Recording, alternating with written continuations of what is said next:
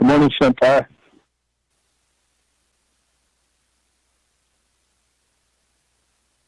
Hey, good morning, brother. This is Daniel. Hey, Shana, ya te bina. Hey. Or buenos dias. Good morning. This is Delegate Shell.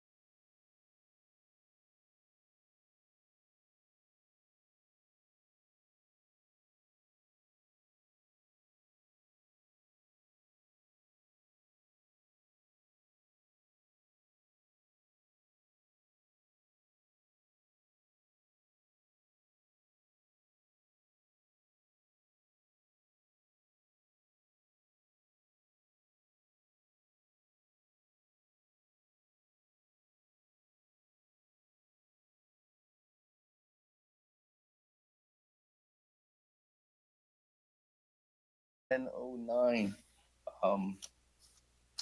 a.m. And presiding is by myself, Seth Damon, Speaker of the 24th Navajo Nation Council. We did call this meeting to order. Next, we'll move on down to roll call.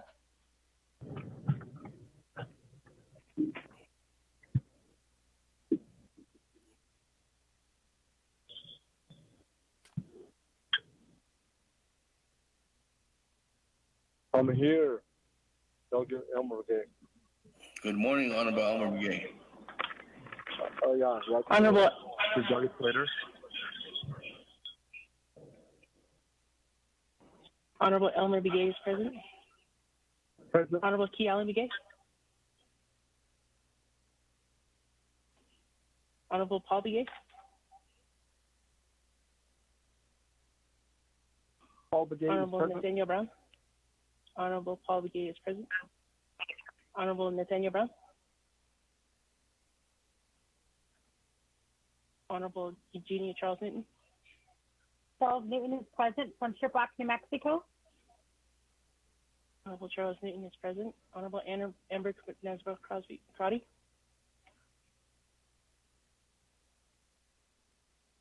Honorable Herman M. Daniel.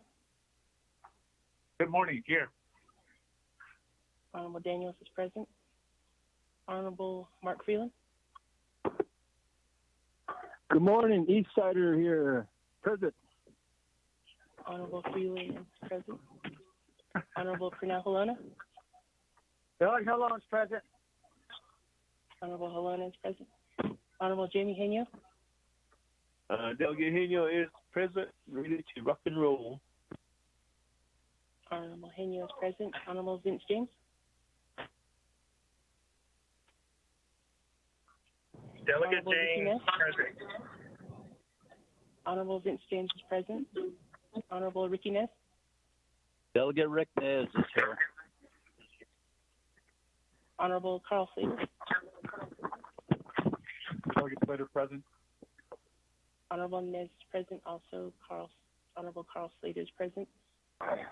Honorable Raymond Smith. Present. Good morning. Honorable Raymond Smith is present. Honorable Wilson Stewart. Present. Honorable Stewart is present. Honorable Charlene So. Present. Honorable Charlene So is present. Honorable Otto So.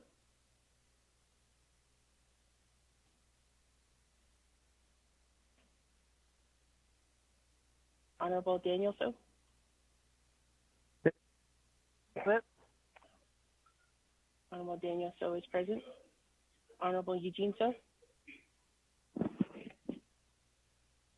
I'm here. Honorable Eugene So is present. Honorable Thomas Walker.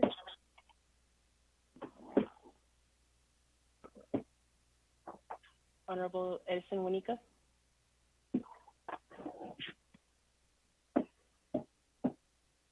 Honorable Edmund Yazzie.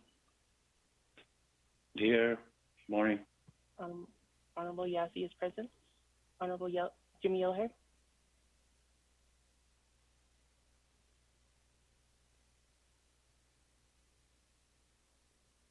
Honorable Key Allen Begay.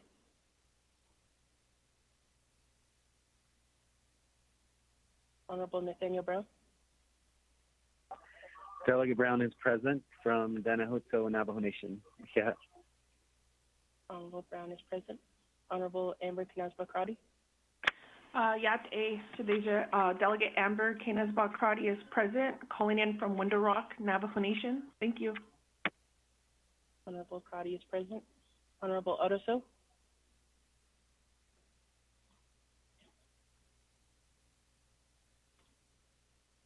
Sorry. Honorable Seth Damon. Present. Honorable Thomas Walker. Thomas Walker is present. Honorable Walker is present. Honorable Edison Wanika.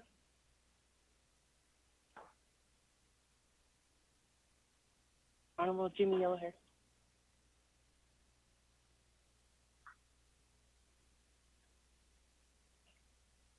Honorable Kiala Miguel did not answer roll call. Honorable Autoso did not answer roll call. Honorable Edison Juanita did not answer roll call. Honorable Jimmy O'Hare did not answer roll call. Mr. Speaker, you have 20 present. Hey, thank you. We have 20 members present this morning. Colleagues. With that, let's move on down to invocation. Honorable Slater, you mind doing an invocation for us this morning? Absolutely, Shana.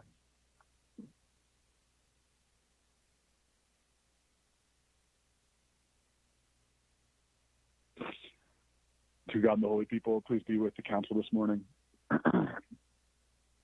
Support the minds of each of the legislators who are seeking to better the Navajo Nation and align us with Israel. Please give them strength. Please give us strong mental acuity to appreciate and empathize, and to extend our love via legislation, oversight, and action to our people, whether they're in the womb, whether they are confronting school right now and running through difficulties in the home between not having internet access, or whether there are elders who had to deal with so much over this past summer and breakdown in the services to them. Let us give them strength.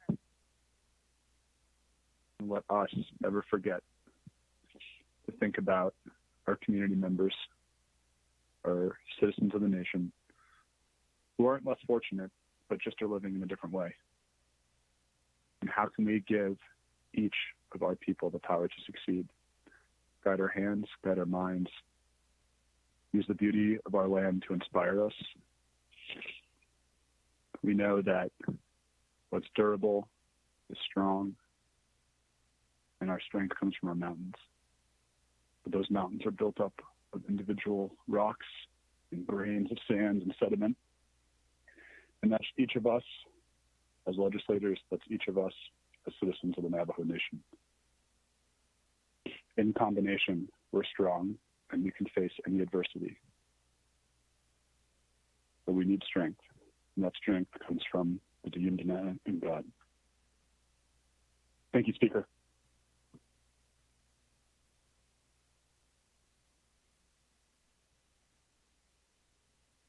Thank you, Honorable Slater, for that invocation this morning. Thank you again, colleagues. Thank you to everyone just joining us. Thank you to all our usual listeners. If we have some new listeners today on YouTube, Vimeo, or Facebook, good morning. I've been here from Window Rock, Arizona. Thank you very much for listening in this morning to our Navajo Nation Council special session. Again, we do have a couple items on the agenda today, so we can go ahead and move on down on that area. But before we get to that, item number 2 on the agenda states recognizing guests and visiting officials of the Navajo Nation. Any recognitions this morning, colleagues? Speaker Kalen online. Thank you. Good morning, Che. Good morning, Chair. Speaker, this is Delegate Daniel. Honorable Daniels. Good morning. Honorable Daniels, you have the floor. Thank you, Speaker. Kodo Shitaya Kodo Arunda Kodo 24th Navajo Nation Council. Yeah, Kodo Shanat Ano Senigi Kodo San Danstwan Kodo Nanat Ani Bano Shanko Kada Na Kanana Kinako Aronana Wishbeda Kodo Shanat Ani no Senigi Aronana Kodo. I appreciate the invocation that is rendered by Delegate Slater. Thank you very much for the prayer. I just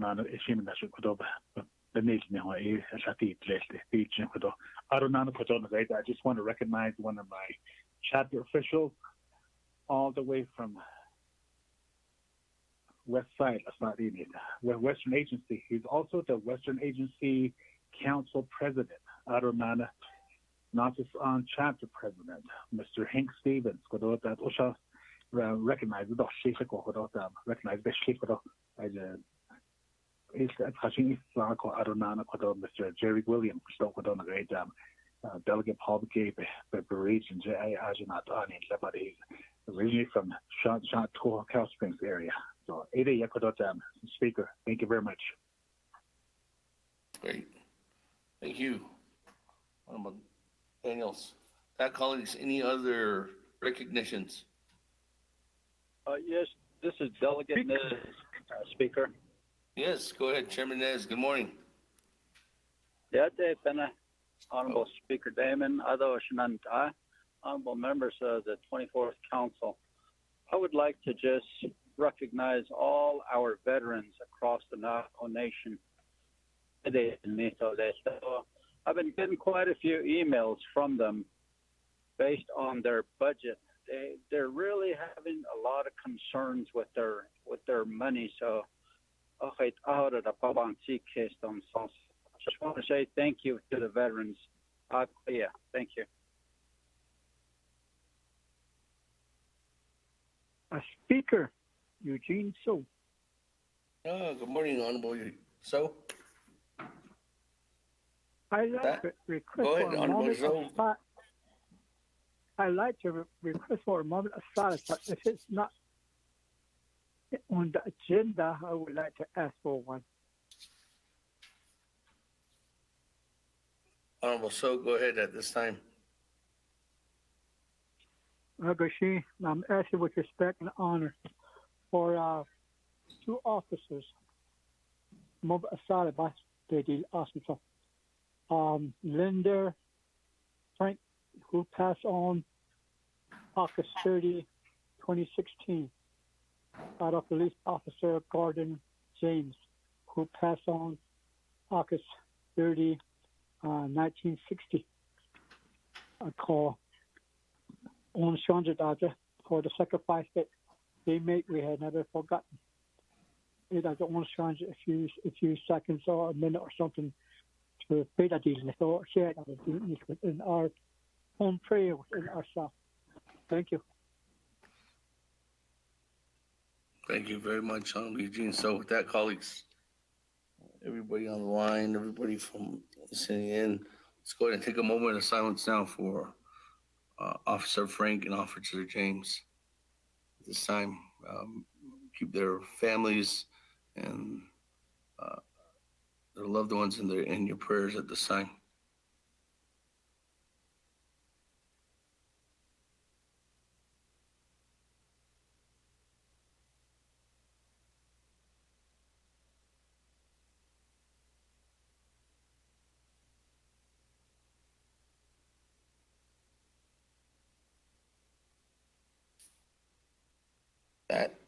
Thank you, Honorable Eugene So, for remembering those individuals and all our law enforcement members that we've lost over the years. Thank you very much. All our first responders that we've lost over the years. Thank you very much for recognizing that and keeping that memory alive.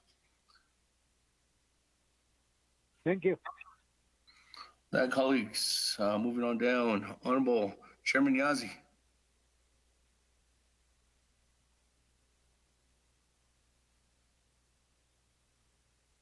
Speaker? Yes. No, I did not ask to speak, but just want to say good morning to everyone, sir. Okay. All right. Well, good morning, Chairman. That, colleagues, if there's no other further recognitions, I don't have anybody else on the line or on the board, so we can continue on. Review and adopt the agenda. With that, I'll refer over to Sir Platero, if you could read the agenda into the record. Mr. Speaker, For the members of record, the council. Miller's on the line. For the record, good morning, Honorable here.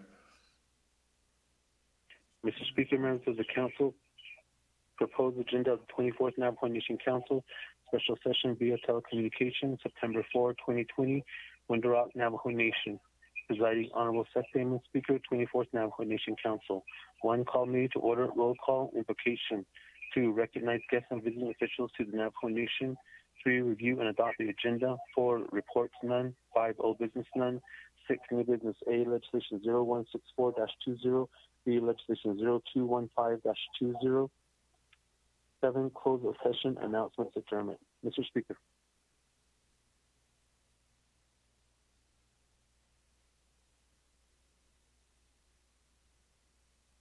Thank you, Mr. Otero. With that, colleagues, is there a motion? Motion by Charles Newton. The motion by Madam Chair So. Charles Newton, second by Honorable Eugene So. That, colleagues, any comments, questions, additions, deletions to the agenda this morning? Going once. Speaker. Going twice. Speaker. Yes. Honorable Freeland. Honorable Freeland, go ahead. Thank you, Speaker. I know this is kind of a huge request, but wanted to see if we could, if I could ask for an emergency legislation.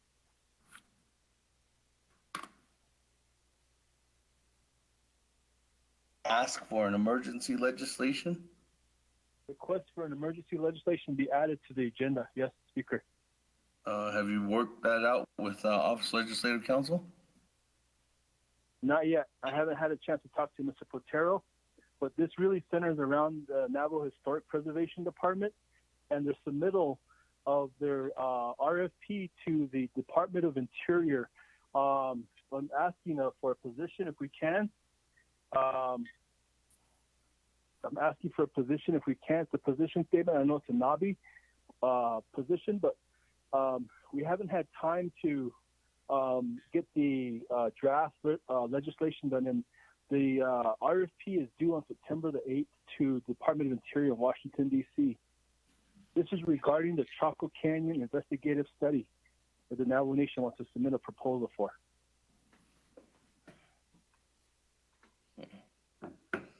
Honorable Freeland, unfortunately, at this time, if I don't have a legislation or if I don't have a legislation in the hopper or even posted online, I can't accept your request for an emergency legislation.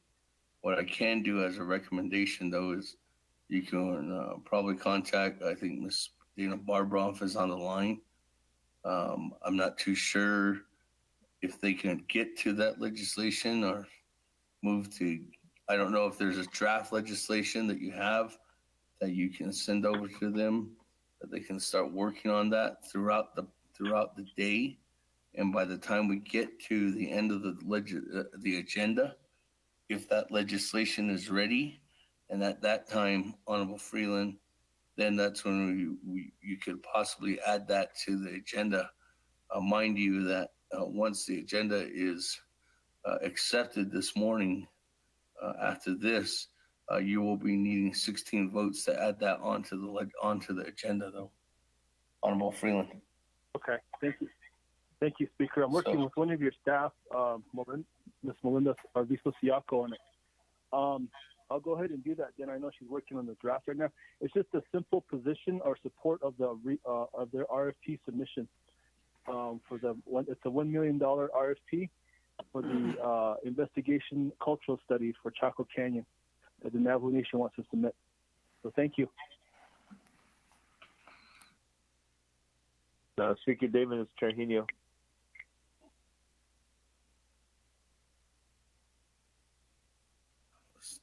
Talking to myself. Good morning, Chairman. Good morning, Speaker Damon. I'm Shananta. 24th Navajo Nation Council. I'd like to add the resolutions to the agenda that we took action on last evening at Nabikioske. Legislation 182-20, the 197-20, and then 198-20.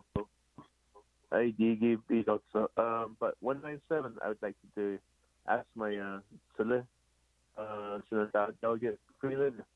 This is Ray. He had some concerns last night, so but for sure 182-20 and 198-20 gave these also.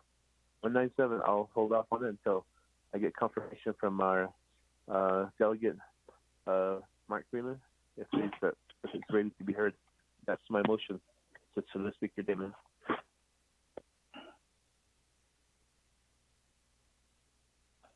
That I'll go to the sponsor of legislation for direction on 197, Honorable Freeland. Thank you, Speaker. Yate 24th Navajo Council, visiting chapter officials from Western Agency, Yate Bina Ana Toigi. Good morning to our relatives out there. Speaker and my colleagues, I'll go ahead and agree with that. I don't want to say move, but that amendment request.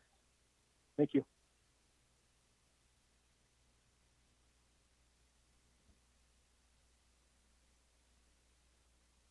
Yeah, Lashana.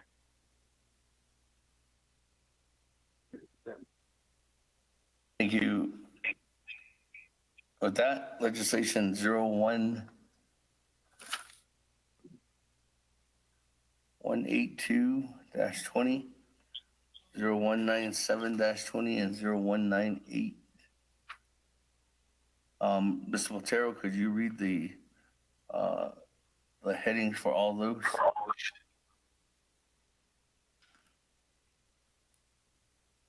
Mr. Speaker, members of the Council, legislation 0182-20, an action relating to the Navajo Committee and the Navajo Nation Council overriding the Navajo Nation President's veto of Navajo Nation Council Resolution CJY-62-20.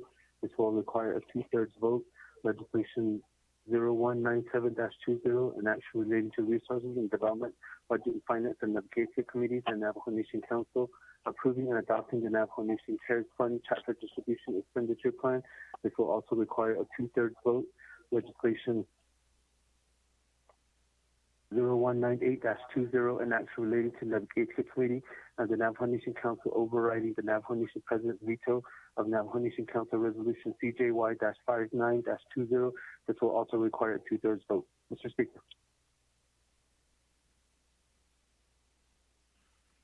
Thank you, Mr. Botero. With that, motion by Honorable Chairman Hino to add those three legislations on. Is there a second? Second, Delegate Daniel. Second by Honorable Chairman Daniel So. Colleagues, any comments, questions on Amendment 1 to the agenda? Honorable Slater, go ahead. My request would be to place the items that were already posted on the agenda into a consent agenda. Is that how the consent works? And then for the remaining items, have we determined in the past that it's not possible to do a consent, or that once they're posted, then we would vote to do that? I mean, once they're added.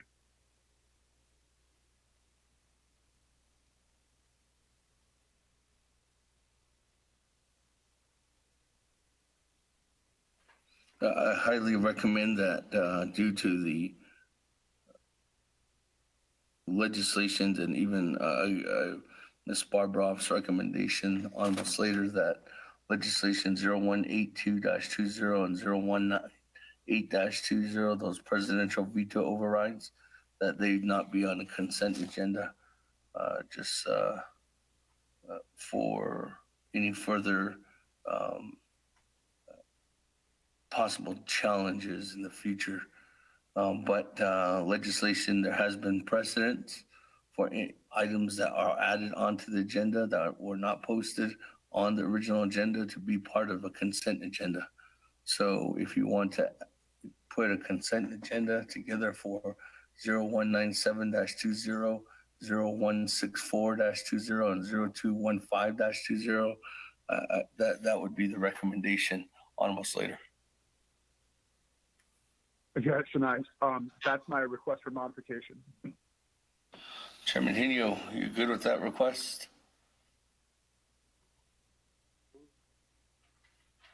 Speaker Damon, Adjournment, Delegate Slater. If there are no objections from our colleagues, the 24th Navajo Council, I'll be the That, Chairman Daniel, so you good? I'm good. Second. Okay, colleagues, on the motion now, legislation 0614-20 and 215-20, line item, well, actually, 0182-20 and 0198-20 are the presidential veto overrides. Those two would go first because they're 2/3 majority. The next one, Question of privilege, Paul Begay.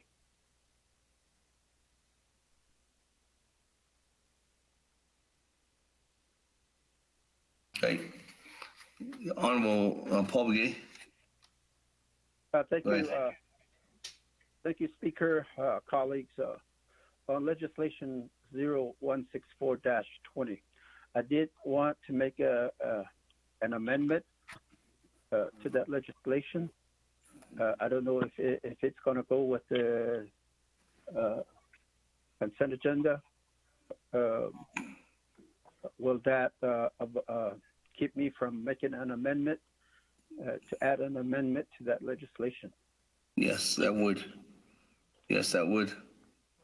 Because it would just go straight to the vote. So you don't want that part of the consent agenda? Yes, I would like to make an amendment on that legislation. So I would prefer that to stay on the separate agenda. Thank you. Hey, well, there's no consent agenda then.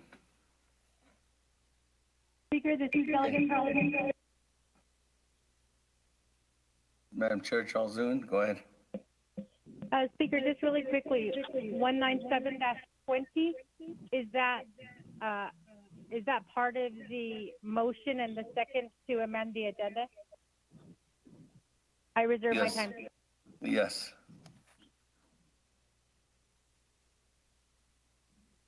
Reserve your time at 4 minutes and 48 seconds. Yes, that is part of the consent agenda. Yes, that is part of the motion to be added on. Sorry, Madam Chair.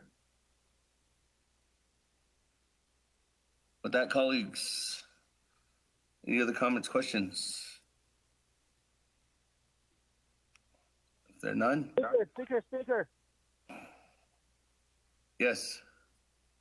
FYI, just let you guys know I'm on the line. That's all. Thank you. Delegate So.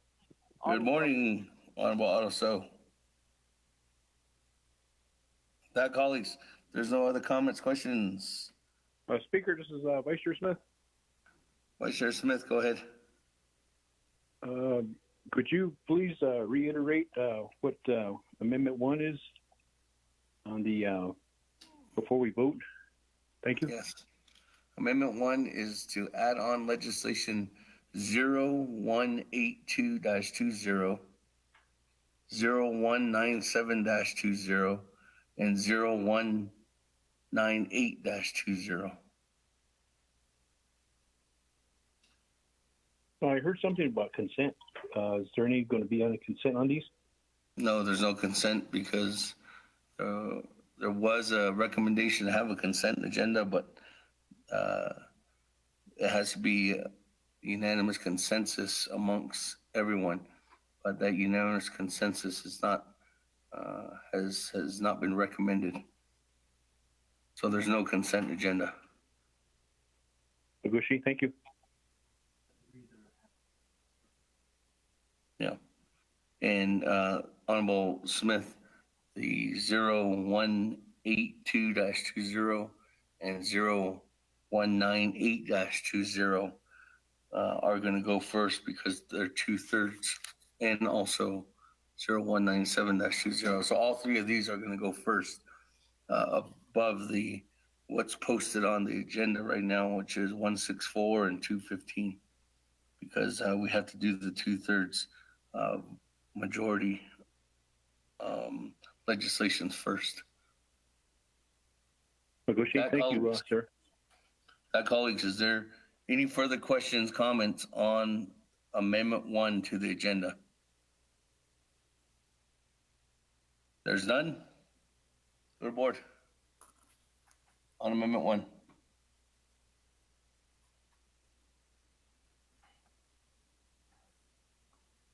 Honorable Elmer Begay. Honorable Elmer Begay. Honorable Elmer Begay did not vote. I vote green. Honorable Key Allen I vote Begay green. Jr. Honorable I vote Key Allen green on Begay Jr. Good morning, Delegate Calvin Gay Jr. votes green. Thank you. Honorable Key Allen Begay Jr. votes green. Elmer Gay votes green. Honorable Elmer Begay votes green. Honorable Paul Begay Jr.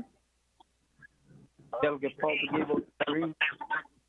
Honorable Paul Begay Jr. votes green. Honorable Nathaniel Brown.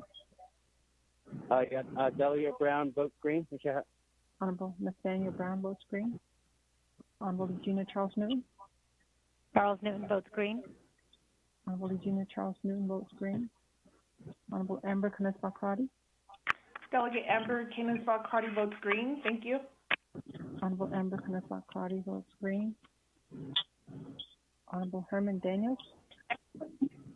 I vote green. Honorable Herman and Daniels votes green.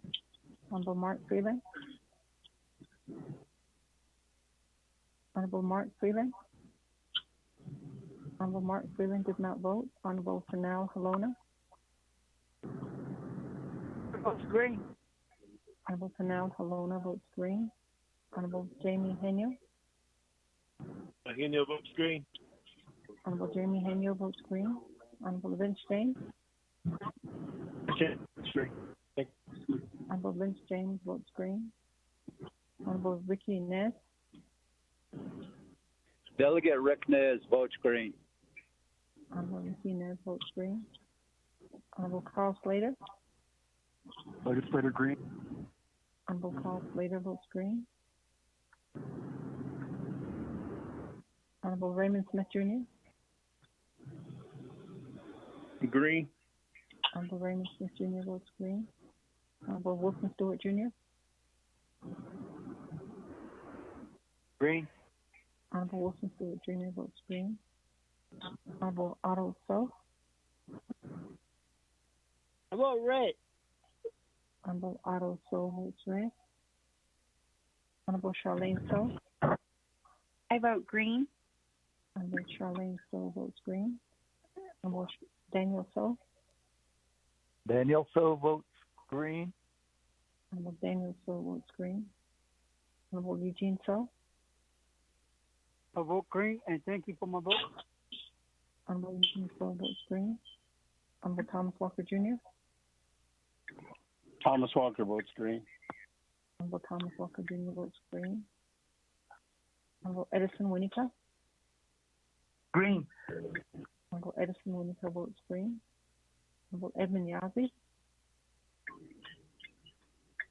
Green. Honorable Edmund Yazzie votes green. Honorable Jimmy Yellowhair. Honorable Jimmy Yellowhair votes green. Honorable Jimmy Yellowhair votes green. Honorable Mark Freeland. Honorable Mark Freeland. Honorable Mark Freeland did not vote.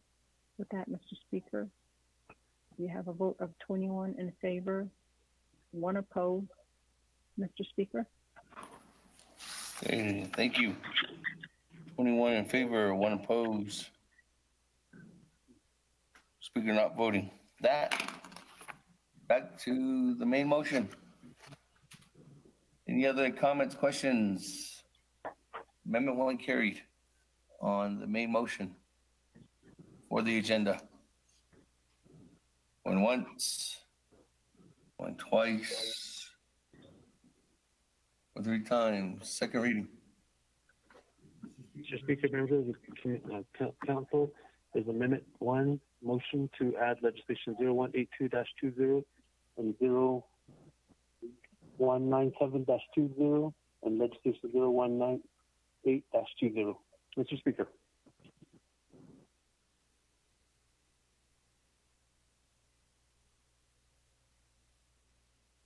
That, move board vote. Honorable Elmer Begay. I vote green. Honorable Elmer Begay. Honorable Elmer Begay Vote votes green. Honorable Kealan Begay Jr. Calvin Gay Jr. votes green. Thank you. Honorable Kealan Begay Jr. votes green. Honorable Paul Begay Jr. Delegate Paul Begay votes green. Honorable Paul Begay Jr. votes green. Honorable Nathaniel Brown. Honorable Nathaniel Brown. Honorable Nathaniel Brown did not vote. Honorable Eugenia Charles Newton. Honorable Eugenia Charles Newton. Charles Newton votes green. Honorable Eugenia Charles Newton votes green. Honorable Amber Canespa Claudia. Delegate Amber Canes-Balcrotty votes green. Thank you. Honorable Amber Canespa Claudia votes green. Honorable Herman Daniels. I vote green. Honorable Herman Daniels votes green. Honorable Mark Freeland. Honorable Mark Freeland. Honorable Mark Freeland did not vote. Honorable Panel Halona. Halona votes green. Honorable Panel Halona votes green. Honorable Jamie Henyo. Henyo votes green. Honorable Jamie Henyo votes green. Honorable Vince James. Delegate James votes green. Thank you. Honorable Vince James votes green. Honorable Ricky Nez. Delegate Rick Nez votes green. Honorable Ricky Nez votes green. Honorable Carl Slater. Delegate Slater green. Honorable Carl Slater votes green. Honorable Raymond Smith Jr. Green. Honorable Raymond Smith Jr. votes green. Honorable Wilson Stewart Jr. Honorable Wilson Stewart Jr. Honorable Wilson Stewart Jr. Green. did not vote. Honorable Wilson Stewart Jr. votes green. Freeland's on. Otto So. I'm sorry. Delegate Otto So votes green. Honorable Otto So votes green. Honorable Charlene So. I vote green. Honorable Charlene So votes green. Honorable Daniel So. Daniel So votes green. Honorable Daniel So votes green. Honorable Eugene So. The chair for exceptional vote green. Honorable Eugene So votes green. Honorable Thomas Walker Jr. Thomas Walker votes green. Honorable Thomas Walker Jr. votes green. Honorable Edison Monica. Green. Honorable Edison Monica votes green. Honorable Edwin Yazzie. Honorable Edwin Yazzie. Green. Honorable Edwin Yazzie votes green. Honorable Jimmy Yellowhair. Honorable Jimmy Yellowhair. Honorable Jimmy Yellowhair did not vote. Honorable Nathaniel Brown. Delegate Brown votes green. Honorable Nathaniel Brown votes green. Honorable Mark Freeland. Green. Honorable Mark Freeland votes green. Honorable Jimmy Yellowhair. I'll vote green. Honorable Jimmy Yellowhair votes green. With that, Mr. Speaker, you have a vote of 23 in favor and 0 opposed. Mr. Speaker.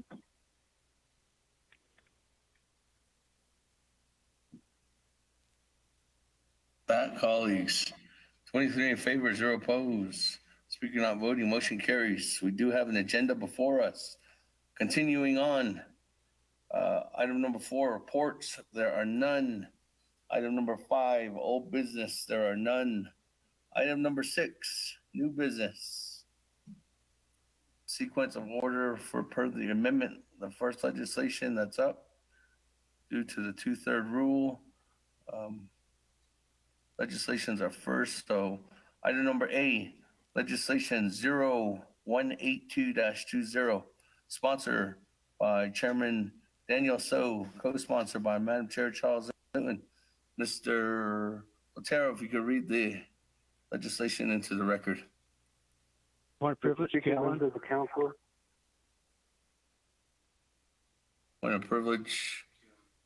Keon Begay, Che. Good morning, Che. Could we get an updated agenda sent out quickly? Thank you. Staff's working on it. Staff's working on it right now, Che. Just for you. Getting it over there. Thank Hey, you. with that, Mr. Patero, read into the record.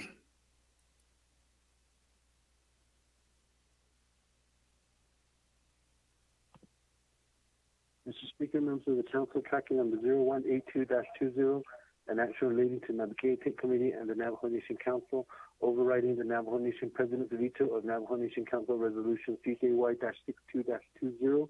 This is final authority. There are no amendments.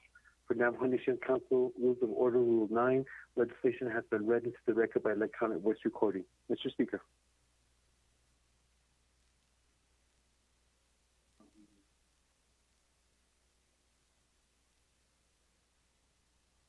Colleagues, legislation 182-20. There's no debate on this legislation. Go straight to the vote. That, colleagues, go to the board. Oh, actually, getting ahead of myself here. I need a motion. Delegate Ricknez, motion. Hermanez. Is there a second? Auto so. Second, Winika. Honorable Otto. So that, colleagues, again, no debate on this legislation. Go straight to the board. Vote.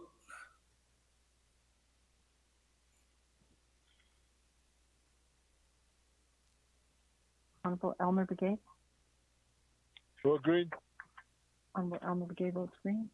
Honorable Kealan Brigade Jr. Delegate Calvin Gate Jr. votes green. Thank you. Honorable Kealan Brigade Jr. votes green. Honorable Paul Brigade Jr. Delegate Paul Brigade votes green. Honorable Paul Brigade Jr. votes green. Honorable Nathaniel Brown. Honorable Nathaniel Brown. Honorable Nathaniel Brown did not vote. Delegate Brown votes green. Honorable Nathaniel Brown votes green. Honorable Eugenia Charles Newton. Charles Newton votes green. Honorable Eugenia Charles Newton votes green. Honorable Amber Knesbach Crowdy. Delegate Amber Canisbach Crotty votes green. Thank you. Honorable Amber Knesbach Crowdy votes green. Honorable Herman M. Daniels. Green. Honorable Herman M. Daniels votes green. Honorable Mark Freeland. Green. Honorable Mark Freeland votes green. Honorable Pernell Halona. Halona votes green. Honorable Pernell Halona votes green. Honorable Jamie Henyo. Henyo votes green. Honorable Jamie Henyo votes green. Honorable Vince James. Votes green. Thank you. Honorable Vince James votes green. Honorable Ricky Ness. Delegate Ricknez votes green. Honorable Ricky Ness votes green. Honorable Carl Slater. Delegate Slater green. Honorable Carl Slater votes green. Honorable Raymond Smith Jr. Green. Honorable Raymond Smith Jr. votes green. Honorable Wilson Stewart Jr. Green. Honorable Wilson Stewart Jr. votes green. Honorable Otto So. Vote green. Honorable Otto So. I vote green. Honorable Otto So votes green. Honorable Charlene So. I vote green. Honorable Charlene So votes green. Honorable Daniel So. Daniel So votes green. Honorable Daniel So votes green. Honorable Eugene So. Green, and thank you. Honorable Eugene So votes green. Honorable Thomas Walker Jr. I vote green. Honorable Thomas Walker Jr. votes green. Honorable Edison Winica. Green. Honorable Edison Winica votes green. Honorable Edwin Yazzie. Green. Honorable Edwin Yazzie votes green. Honorable Jimmy Yellowhair. Delegate Yellowhair votes green. Honorable Jimmy Yellowhair votes green. With that, Mr. Speaker, you have a vote of 23 in favor and 0 opposed. Mr. Speaker.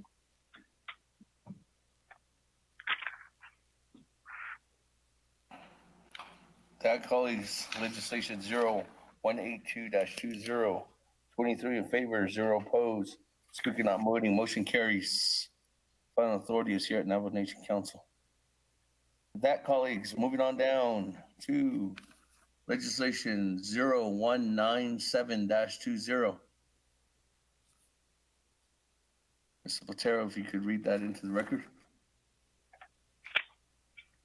Mr. Speaker, members of the council, tracking number 0197-20, an action relating to resources and development, budget and finance and advocacy committees and the Navajo Nation Council, approving and adopting the Navajo Nation CARES Fund Chapter Distribution Expenditure Plan. There was a directive made at the Budget and Finance Committee, has had it under consideration, and reports the same with the recommendation that it do pass without amendment. Directive, the Division of Community Development, to maintain a vendor listing and keep it available for chapters to purchase the listed supplies. The Division of Community Development, Office of the Controller, and Office of Management and Budget to identify their needs while implementing the CARES Act funding. For Navajo Nation Council Rules of Order, Rule 9, legislation has been read into the record by electronic voice recording. Mr. Speaker.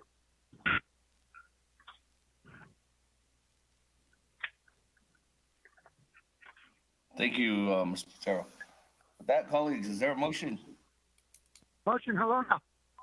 Motion by Honorable Halona. Is there a second? Second, Vice Chair Smith. Second. By Honorable Vice Chair Smith. That, colleagues, is there any questions? This is Delegate Crotty with the question. Hey, with that, Honorable Freeland. Floor is yours. 20 minutes on the board.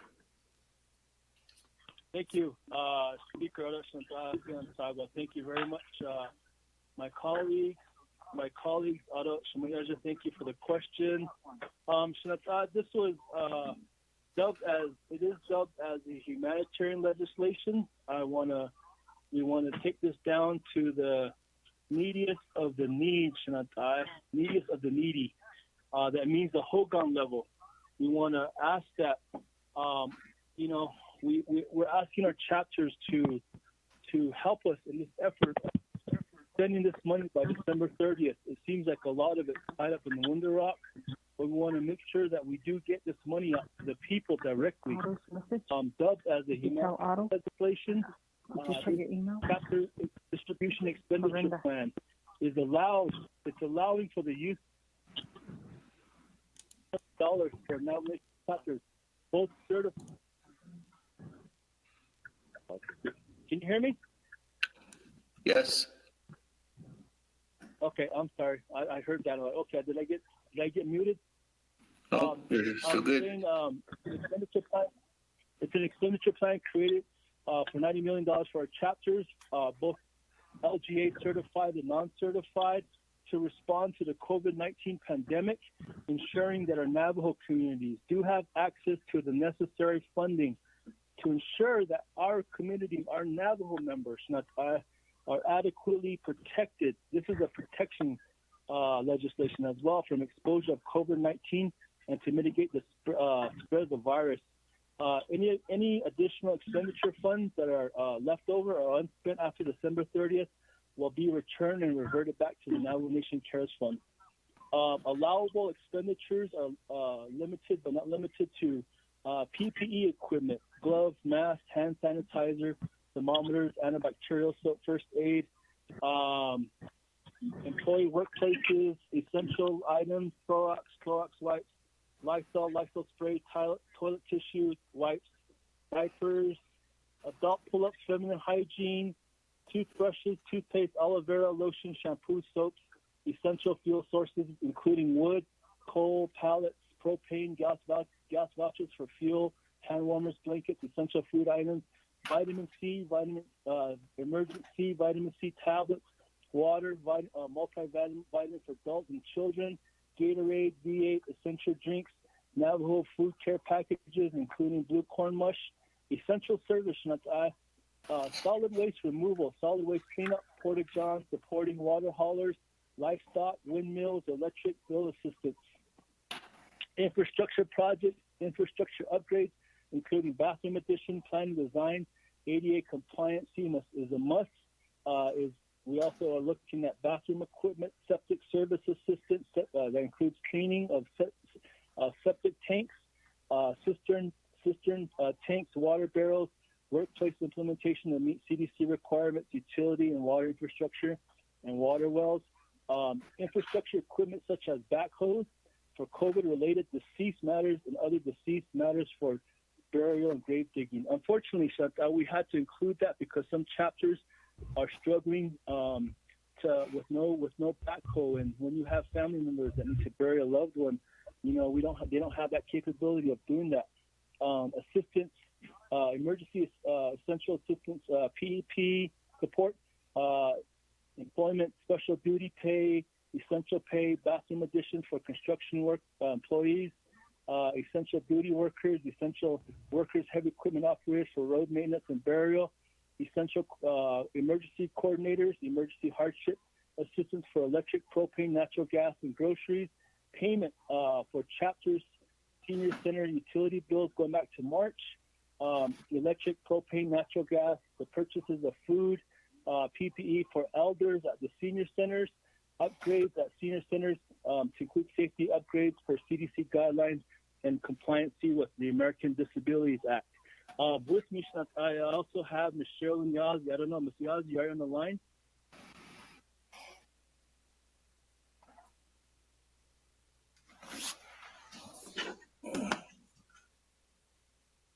I don't think she is, but really that's the gist of it, This breakdown is for all 110 chapters, and it's utilizing the 50-50 formula. In the legislation itself, you will see the 50-50 formula breakdown at the $90 million level. But Speaker, that's my presentation. I ask for your favorable consideration and your favorable vote. I can't stress enough how much our people have gone through at this time. Our families, those who have lost loved ones. It's a time of recovery, it's a time of heal, but it's also a time of preparation. And we need to prepare for winter because we don't know if there's going to be a second wave. We don't know if there's going to be a spike. But now we need to prepare and get this out to the local level, the most local level that you can, and have as much as we can to assist our people directly. So, Eddie, I thank you very much, and I'll be glad to stand for some of your questions. Speaker.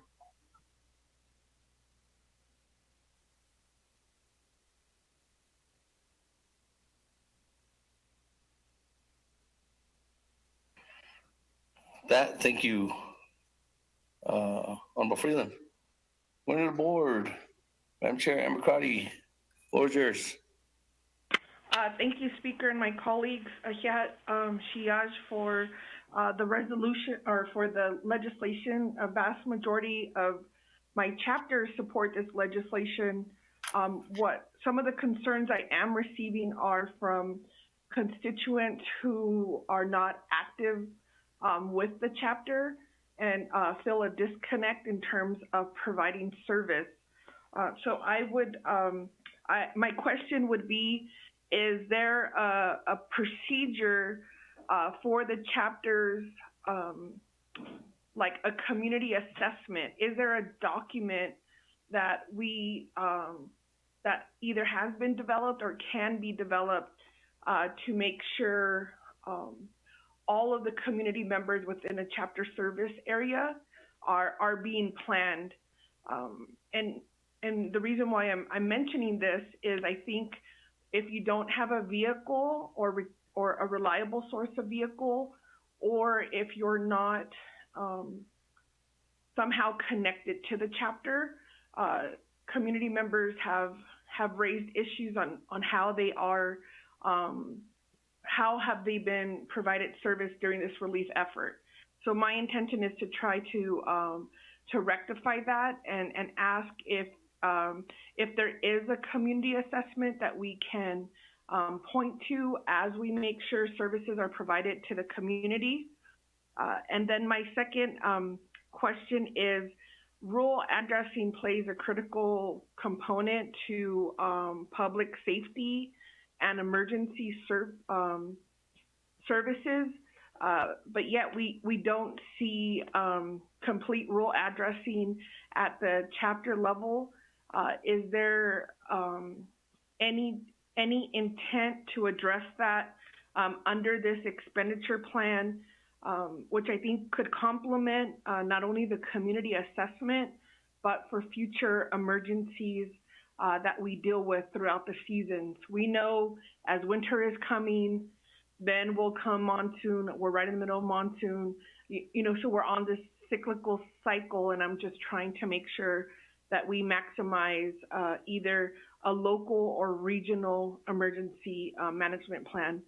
Those are my questions, and if I could have Legislative Council, I would like to amend page 4 of 8,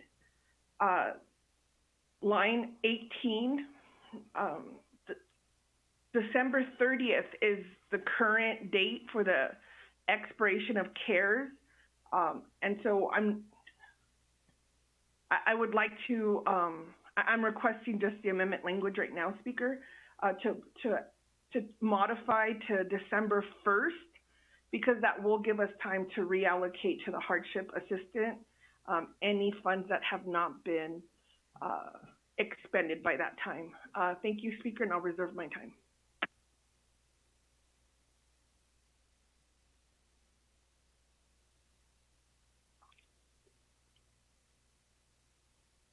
Reserve your time at 1 minute and 45 seconds.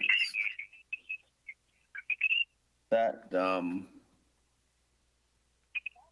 Ms. Barbroff or Ms. Lowell, if you're on the line, there's a request to modify page 4 of 8, somewhere in between paragraph C, somewhere in between 13 and 16.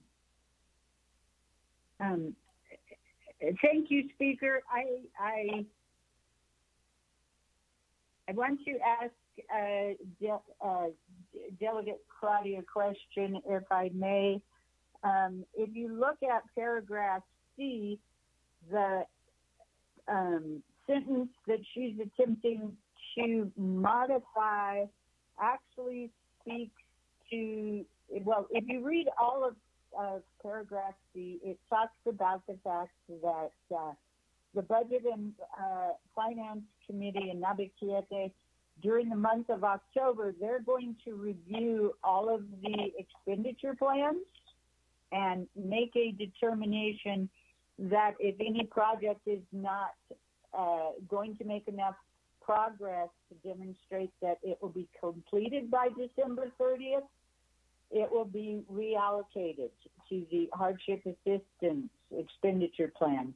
So what's happening in paragraph C is that the committees are going to review progress during the month of October, and then if a project is not going to be completed, it will then, by December 30th, if that's their determination, they're going to reallocate that to the hardship assistance expenditure plan.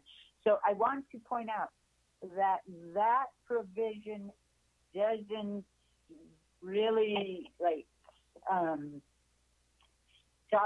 require this expenditure plan to be implemented by December 1st. If that was the intent, to make sure that the funds are incurred, expended by December 1st, you would actually be amending on page 4, line 28. You would be changing December 30th there to December 1st. So to actually provide the amendment, I need a little bit more clarity from Delegate Crotty to determine what her end goal is, and then I can state what the appropriate amendment is.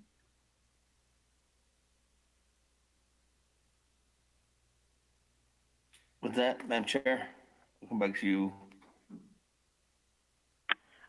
Thank you, Speaker. Thank you, Ms. Barbroff. I now see and point that out. I apologize.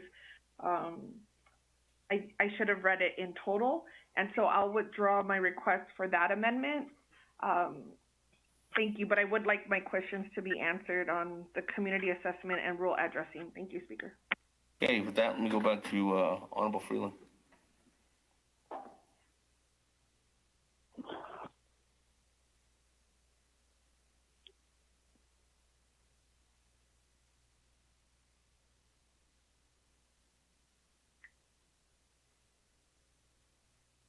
Honorable Freeland? I'm here. I'm sorry, I was on mute. I was really talking, Speaker. Thank you for that question, Shamayaja. I was really talking away. Thank you for those questions related to the legislation, Shamayaja. Speaker, I wanted to let you know that the idea of this legislation, of course, was really taking it down to the local level. But I really I've been mentioning this to my 8 chapters in particular. There's 3 real valuable resources that we could utilize. Of course, it's the administrative staff who do know which homes, as well as the chapter officials, know which homes are in specific and dire need. Number 2 is the community health representative. And the third one is the adult text teams. And the culmination of these 3 resources working together could really work to address, who is a priority and who's really a need at this time. But we have not developed a particular plan. One can be developed, and one probably should be developed, yes. But we're really relying on the administrative staff, the officials, as well as CHR and the Daltech staff as well to work together to really pinpoint who specifically is in need. Now you have medically high risk, those medically high fragile individuals. You also have those with, especially elderly, who there are some elders that live alone still. They're very independent. Who is in specific need? What do they need? How can we address those specific needs for them? We also have single parent families. We also have those who are raising their kids by themselves. Are they in need of specific assistance in particular?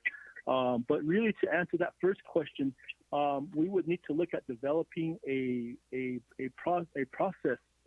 But I'm really relying on, and I'm going to really emphasize this to my 8 chapters, is to work together with the 3 resources to identify it's coming together at the local level.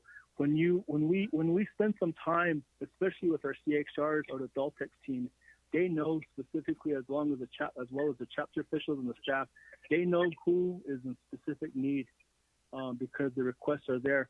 I'm glad you brought up the other question about the constituency related to what about others that don't attend the chapter meetings or others that don't, we need to reach out to those constituents as well and ask them, what specific need do you have? It's going to be a culmination of reaching out and then, of course, them reaching to the chapters as well. So I'm hopeful that will occur. I'm hopeful, that we can get their, participation from the chapter level as well. There was a lot of confusion when the pandemic occurred, and the closure, some chapters were fully closed. I know some staff from CAC from other chapters said, you know what, I'm on an administrative leave. I'm not going to open up the chapter for nothing. I'm not going to be there.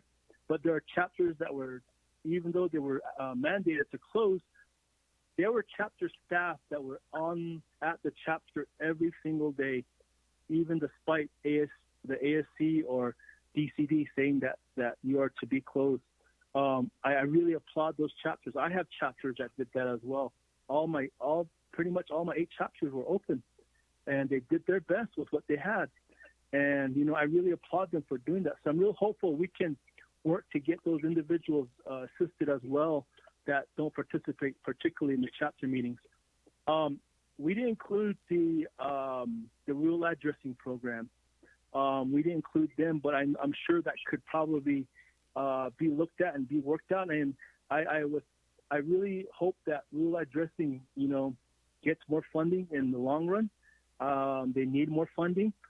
But once again, we go back to the matter of economics and the matter of really looking at what is our plan, what is our long-term economic plan for the Navajo Nation? How are we going to generate new revenues for the future? And this is one of many programs that could benefit from new revenues. The revenue sources are dwindling. We need to overhaul all of our revenue sources right now. And I say this because, do we need to raise the junk food tax 1 cent or 2 cents? I don't know.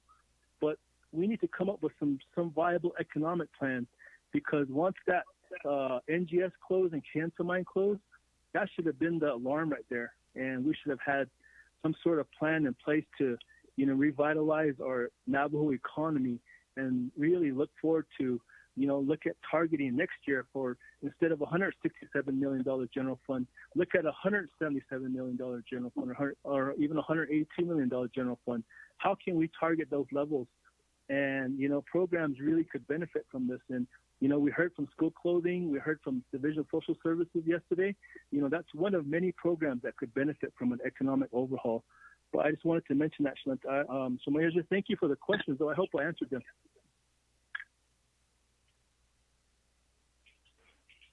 Speaker, this is Delegate Charlton. Speaker, put me into queue. This is Daniel. Thank you. Okay, put both of you in the queue. Honorable Daniel.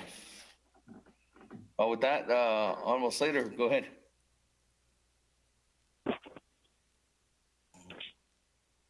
Thank you, Speaker. I'd like to register a few issues, and one of them is that this this package will be more money than has been encumbered or expended by the Navajo Nation thus far with CARES funds. And we've seen, based off the updates that we've received this week on those encumbrances and expenditures, that things take time. And my concern is we're putting money into a system that is then going to, that isn't set up for the sort of quick, immediate release that we need. And the desire, I think, out of all of us is for it to get to the Hogan level as quickly as possible. I see all of the things that my colleagues have spoken about at the chapter level, with selfless service from our CSCs, from chapter officials, and from volunteer community members. But I'm deeply concerned about the size of the package, and this will immediately remove this funding from using it for other purposes. For example, God willing, we have a vaccine sometime soon, and the nation may be able to deploy it faster than IHS or any other services. We won't have the money to potentially purchase those vaccines if we're going to allocate this size of the package. And I think that we need to think that through. In addition, I am concerned that our chapters, while they have a certain amount of support, Speaker, I'm actually going to reserve the rest of my time, and I want to hear the remaining of the conversation from my colleagues there. I'll stick with that point for now. Hey, reserve your time at 2:45. That, moving on down. Che, Honorable Keon Begay. Floor is yours. Speaker, Santana Syndicate, so there's no motion on the floor at the moment, right? I want to make a motion.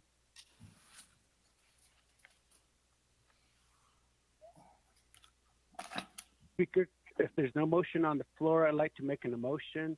No, there's a motion. There's a motion by Honorable Holona, second by Honorable Smith. On the main motion. No, I'm sorry. Amendment. Shinson. Oh, I'm sorry. Okay. Amendment. Go ahead. Honorable. Okay, amendment. Okay, I want to make an amendment, Speaker. I sent an email to our legislative council and staff, and I did send a notice to the 24th Navajo Nation Council, my possibly amendment. I know we're on crunch time here, but we've talked about this yesterday for a length of time regarding the limited service of broadband and cell service on the Navajo Nation. So, Speaker, my amendment is to, this was vetoed line item vetoed from 144 CJY 2720 in the amount of $15 million for the nine non-tribal cell carriers. Yesterday, Donna, we were told by Legislative Council that there's no need for, no documents or budget for them.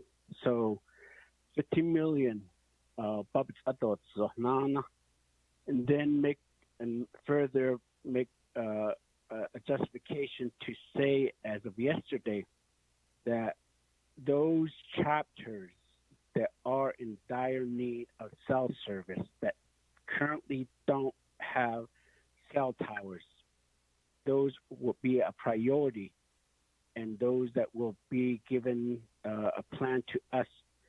And at the same time, each of the cell carriers that are willing to work with the Navajo Nation to provide almost a matching fund in a way that's, and I don't know if that is allowable. So that's my amendment, Speaker. $50 million.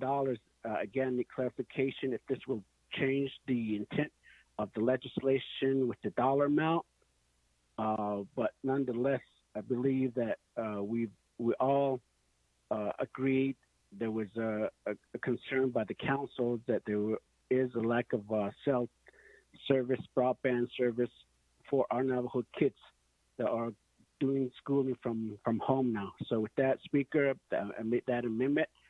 So I reserve the rest of my time, Speaker. Thank you. Reserve your time at 2 minutes, 10 seconds. Question of privilege. Have you been working with Legislative Council on the amendment on McKeon? Do we need an expenditure plan?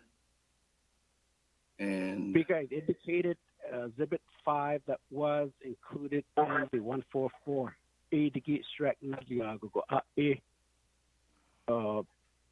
that particular document, Speaker. Okay, let me go to Madam Chair. Honorable Charles Loon, did you say question of privilege? Yes, I did, Speaker. I know that, well, I guess I should say good morning. Really quickly with the amendment, is there an amount that's associated with that amendment? Thank you. I reserve the rest of my time. I think. Well, that's a question of privilege, so I don't use up my time, right?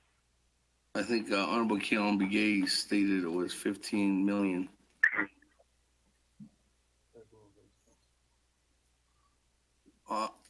Honorable, or let me go to Ledge Council. Thank you, Speaker. That's a very complicated amendment.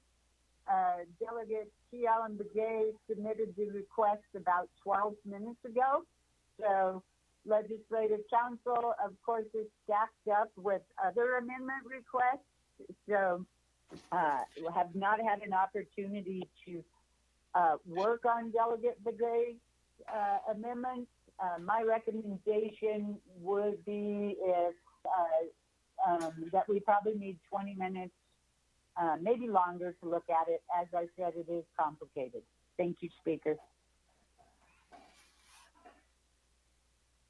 Okay, that on the Keon Begay, your amendment's not ready. Speaker. Moving on then. Speaker. Yes, on the Keon Begay.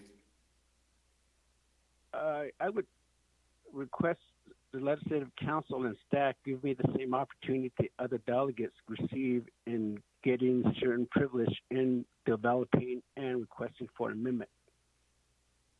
Thank you, Speaker. Hold on. On the Keon Begay, you have the floor. Point of order. Point of order. Speaker, is there a indication that delegates are getting special privileges? And is that in order? Thank you.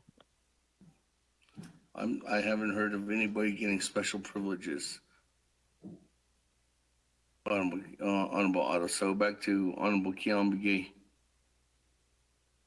So with that, Speaker, I request that our legislative council work with me on this particular amendment request. Speaker. I do believe that they said they will, Honorable Keon Begay. I'll turn it back over to Ms. Barbroff. It's going to take them some time. When it is ready, then I come back to you, Honorable Keon Begay. Reserve the rest of my time, Speaker. I didn't take anything off your time. You're still at 2 minutes, 10 seconds. Barbroff? Thank you, Speaker. All I can say to Delegate Kealan Begay is that nobody is getting special treatment. We handle the requests that come in as they come in. To move Kealan Begay's request up to the top of the list means I have to move other delegates down. I'm not willing to do that. We will handle those requests as they come in. Thank you, Speaker. Point of order, Speaker Kealan. Honorable Kealan Begay, point of order. Speaker, I didn't mean to disrupt or make any direct statements. I apologize if I need to, but I'm just asking for an amendment. Thank you. Okay.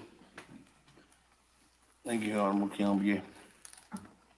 With that, moving on down, Honorable Madam Chair Charles Newton. Question or privilege, Speaker, before I actually take the floor for my comment on the main motion. What's your question or privilege? Speaker, I would just like to ask, is it in order when you have a delegate who's proposed an amendment? I guess in this case, Dana's asking for 20 minutes to put together Honorable Kealan Begay's amendment. I kind of almost feel like if I say something and I ask for an amendment, my amendment, if it's ready, it's going to go before Kealan Begay's amendment. So I kind of almost feel like maybe we're not in order. Maybe we should go into a short recess so that the amendment could be worked on. Because I kind of almost feel like, if I ask for an amendment and my amendment is ready, my amendment's going to go before Kealan Begay's amendment. And he's making a request right now for an amendment. Does that make sense? Yes. Madam Chair, when we were working on the expenditure plan for the last 3 expenditure plans, we did the same thing. Delegates that were not ready, we went on and we came back to them. Other delegates made amendments ahead of them that were ready. If the amendment was ready to go, then it's ready to go. But again, if it's not ready to go, then we just continue moving on. That's why the progress of continuing the dialogue and continue the process of moving forward, of moving this meeting forward is that whole, that's the reason why it's set up like that. So if you have an amendment that's ready, I don't know if you have been working with Office Legislative Council, and if that amendment is ready, I would recognize it at this time, Madam Chair. There has been precedence in this before. Speaker, a point of privilege? Yes. What's your point of privilege? Yes, Speaker. The last time when we were considering Delegate Crotty's legislation regarding the water projects and solar projects, there were all of these amendments that started coming out, and you're right, it was a first served basis. But in the end, we wind up spending more than what we had. And then we wind up, it just turned into what I could only equate as somewhat of a bloodbath, because we were taking money from each other. And I was guilty of that. I took money from Western agencies to give to judicial branch, and I felt bad about that. So is it possible that we can get all of the amendments at this point so that we know going into this particular legislation what people are proposing, so that we have the option of considering all of the amendments at one time, as opposed to the way that they're recognized in the order that a delegate is asking to speak. I would like to ask that we receive all of the amendments beforehand, so that we can consider this before we start voting on these amendments. Thank you, Speaker. With that, Madam Chair, Charles Newton, we can request from Ms. Warbroff right now, if there's usually when we do these kind of legislations, and if there are numerous amendments that are coming down the pipeline, I didn't know. I was unaware that there was any amendments to this legislation. I didn't get a heads up on this at all. Ms. Barbroff, do you have how many requests, I guess, right now, just to give a rundown on amendments to this legislation that you received? Thank you, Speaker. So far, I have received 3, although that may be turned into 4 if Delegate Charles Newton wants the amendment we discussed a week or so ago, but I haven't gotten confirmation on that. So right now, Speaker, 4. I've gotten 3, 2 out. I'm now working on Delegate Keal and Begay. Thank you, Speaker.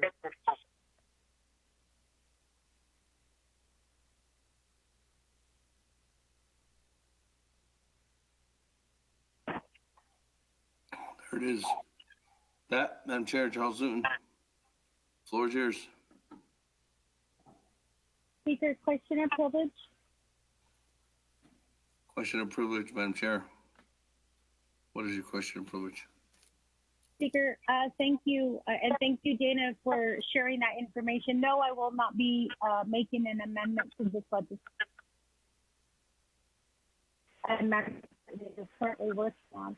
Speaker and colleagues, I guess I would like to ask, can we go into a short recess? And the reason for this request is I'd like a copy of the proposed amendments at this time so that I can consider them. Because right now, the legislation is asking for a certain amount of money to go to chapters. But as we start making these amendments, taken away from the chapters and taken away from the actual intent of the legislation. So to me, it would just make sense to have those amendments ahead of time so that I know what we're actually looking at in regards to the money that's available from the CARES Act, Speaker. So that's my request at this time.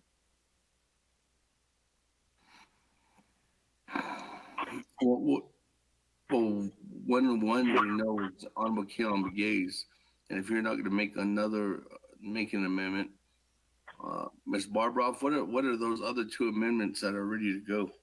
Question of privilege, Speaker. This is Delegate Crotty. Question of privilege, Madam Chair, go ahead.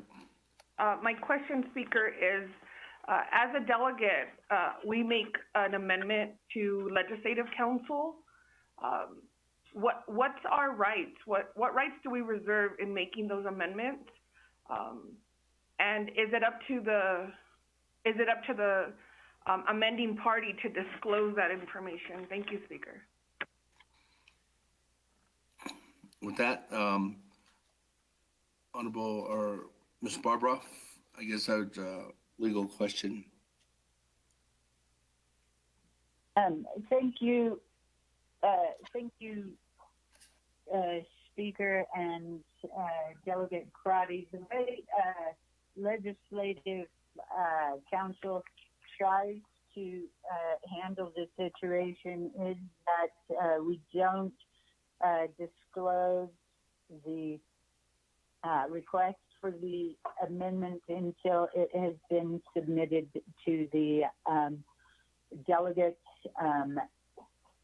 We do copy, when we send it to the delegate, we do copy the amendment section at OLS, but it is the delegate's right to go forth with the amendment or not. And we do try to keep that information between the request between ourselves and the delegate until the amendment is final. Thank you, Speaker.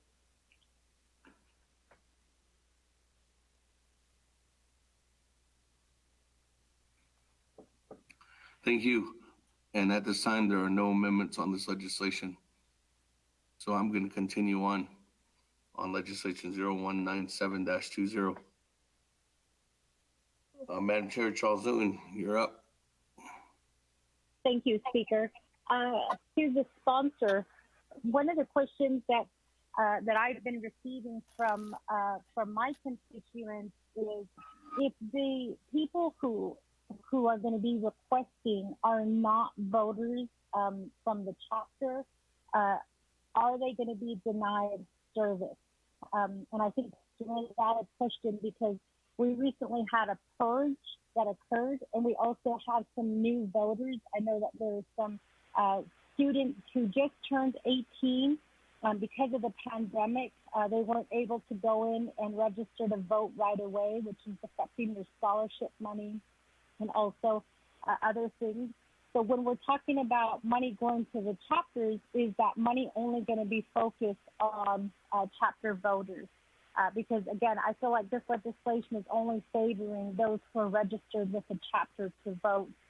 And then the other question that I have is most chapters only help 1 or 2 times a year, and it's usually stipulated in their policies and procedures. If they received assistance during this pandemic, are they not allowed to go forward and ask for assistance? With that, Speaker, I reserve the rest of my time.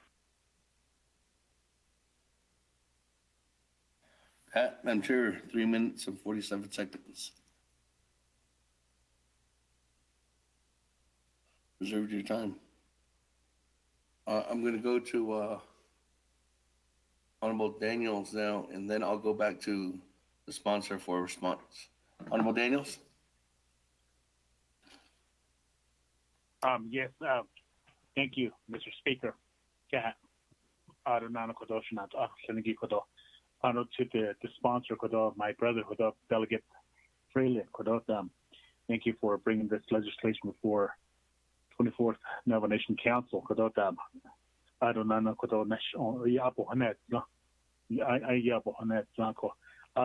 another legislation that is behind this. Legislation 0209-28.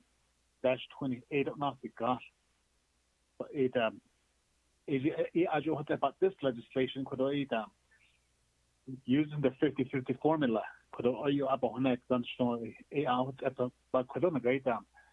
legislation not formed to change the 50-50 formula to 70-30. The delegate yellow here.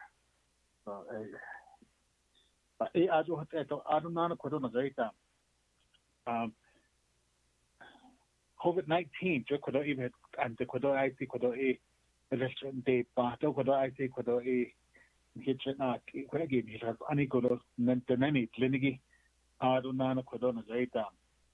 I know in the not all chapters are the same throughout the Navajo Nation. 110 chapters. Some are in remote areas, like my area.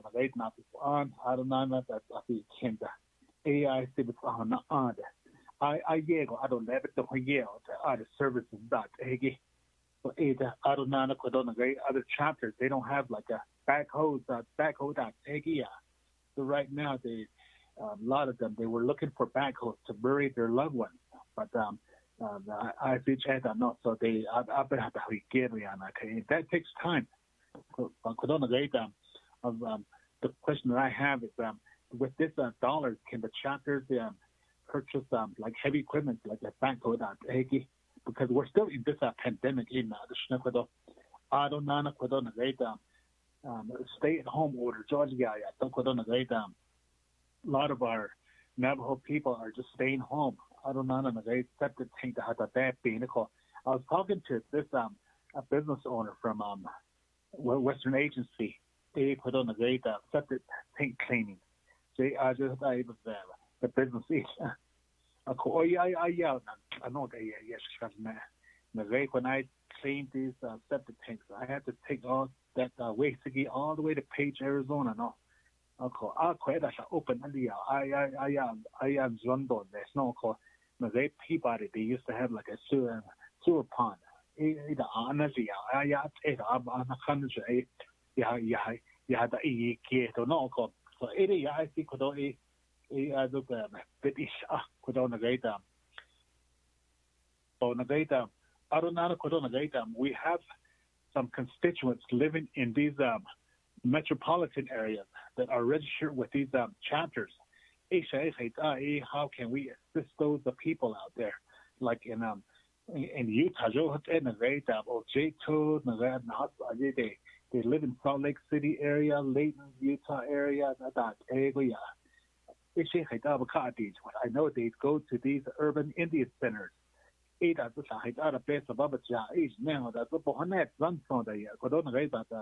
Amendment but this 50-50 formula. So I know big chapters and like Chinle, Arunana, that ego they're gonna get more. It's probably over $1 million. But it's a net live kill either than cut or what's it called. So these net chapters which has make each the car when you get down at the chair. At the local level, the grassroots level, I see that no, question there, able to hold on, naturally out of the kite or what. So that's the intent.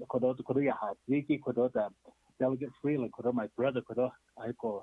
I see that the case of I don't understand legislation 0209. 8 of Keronasi article, so AIA co-sponsor is shot. But without the side, it on the president, Johia, I have a lot of the German Johia, she's on the side, a hate on later. So it is about seat on the Speaker, reserve my time.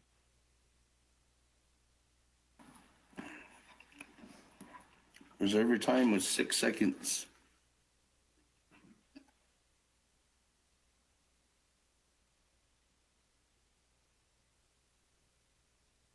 We go back to Honorable Freeland, sponsor. Some questions. Thank you, Speaker. Members of the 24th Navajo Nation Council, thank you for the questions. I wanted to go back first to Honorable Slater, to Liege. Thank you for the concerns. I'm thinking in terms of the LGA certified chapters will begin to cut checks, will begin to start processing payments. Because they have the 5 management system in place, that will give them the advantage over non-certified chapters. Now, non-certified chapters is, that we're going to have to work with Division of Community Development, ASC, to get these payments processed. So it might be lengthy, yes, but we did have a talk with Division of Community Development. Dr. Yeoman, her team has asked for support, and of course, we got to support all of our Navajo Nation travel divisions and programs as much as we can. But particularly if this legislation does pass, and then of course it's signed into law, a huge emphasis of support would need to be given to Division of Community Development and ASC. In regards to my sister from Shiprock, its questions and concerns, there has been, in Crown Point, we have the same scenario. We have a lot of non-registered voters that live in Crown Point from other chapters. They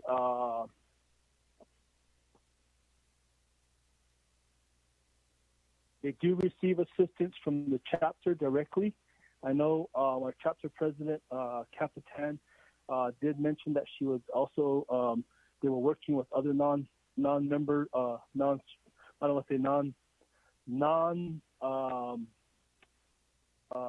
voting members in the Crown Point area. There's no stipulation in this legislation that says that chapters are to help their membership only. Like I said last night, and I'll say it again, when when you're Navajo, you're Navajo. If you have a census number, you should be counted. You should be able to receive any assistance. Our goal is to spend this money, Shanata. Our goal is to get this out the door. We've got less than 4 months to get this done. And we really need to start spending. We've got a report from the controller of how much has been expedited right now, how much has been encumbered but not yet spent. And of the $714 million, I would hate to return $500 million of it. And we've got to start spending. So I really want to emphasize that to the non-voting membership, including those, like my brother mentioned, of who are living in the urban areas as well. When I spoke to some members in the Crown Point area who were messaging me, telling me that, do you have to be a member to receive food donations? I said no, and I was asking them, where were they registered to vote at in their chapters? Some of them said, they weren't registered to vote. They don't have a chapter. And I was asking them, get registered with a chapter. I said, more than welcome to register with Crown Point even, just to have them identified or have them belong to a chapter. There was other community members other communities that were asking as well. We didn't exclude anyone during our food assistance. So I really want to emphasize that it's a humanitarian legislation. We've got to help our people. We've got to help those in specific dire need at this time. So how much can we spend? The whole intent is to spend. And I really want to emphasize that. And if you need to make an amendment to include the urban population, which I totally agree with, so be it. I really would support that. I don't have an issue with that.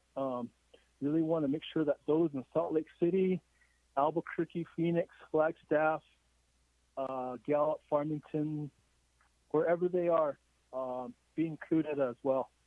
So ADS, I also wanted to emphasize to everyone as well that we have to also think of those who are who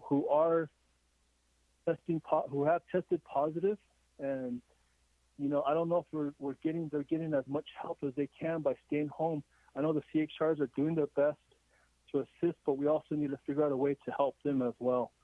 In regards to my brother's question about a backhoe, it is written in the expenditure plan, Shana, to include those chapters that don't have a backhoe to help with burial assistance. Unfortunately, we had to put that in there, but that's the reality. I have one chapter, Crown Point, that's in the same scenario. We have a community cemetery. Unfortunately, we had to have a lot of burials done at that cemetery, but because Crown Point chapter doesn't have a backhoe, we had to call in other chapters to assist neighboring chapters. Standing Rock, Lake Valley had to step up and assist with those burials because they do have backhoes. But that's the kind of scenario we want to avoid, Shinatai, and really help our chapters that don't have a backhoe, that utilize it. That there's a lot of requests for burial, unfortunately, but that's the reality. So it is in the expenditure plan, Shinatai. So I hope I answered everyone's questions and concerns. Speaker.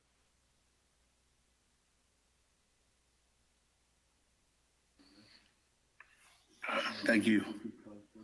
That, let me go back to board. Chairman Daniel So.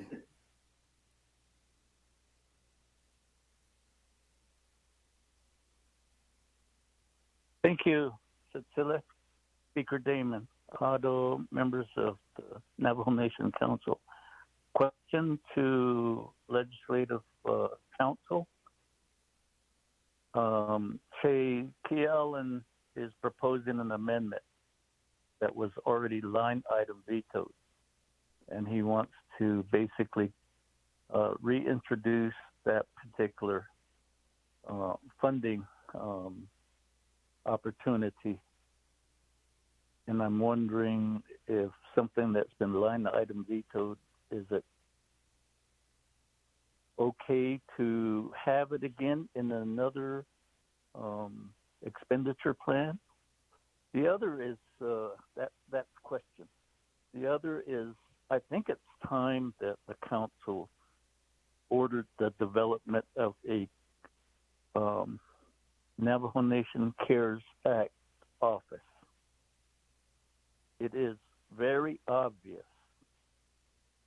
that the executive branch is not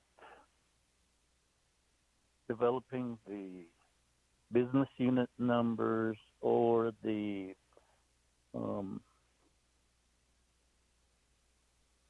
budgets for which the council has approved. And maybe it's time we develop an independent office. And with the adoption of this legislation, Speaker, I'd like to motion that a directive be issued to basically get start the development of a Navajo Nation CARES Act office. And they would basically be empowered to make sure as much as possible that we spend CARES Act monies. That would be my presentation. And I guess a lot of times we say point of privilege or question of privilege, but then we end up making almost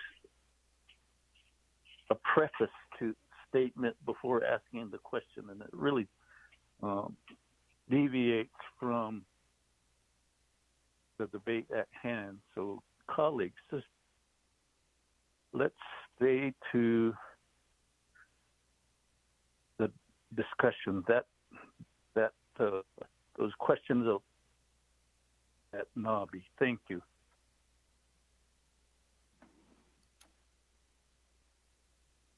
Mr. Speaker, back to you.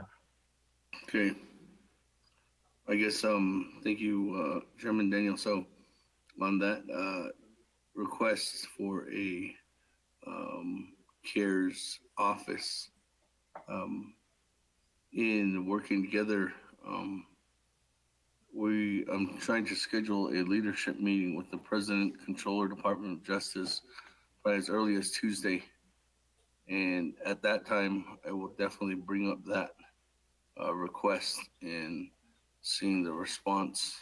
And if there is positive response, I think that's something we can do to really put together. It probably would be something that controllers might be looking forward to as well. But I can definitely work and look in that direction and try to come up with, one is an overall presentation, but the second one is how and what initiatives this office would have. And I think that's something that the meeting with leadership and the Department of Justice and the Controller's Office and OMB, I think that would be a possibility to bring those individuals together to come up with that recommendation too as well. Chairman Daniel So.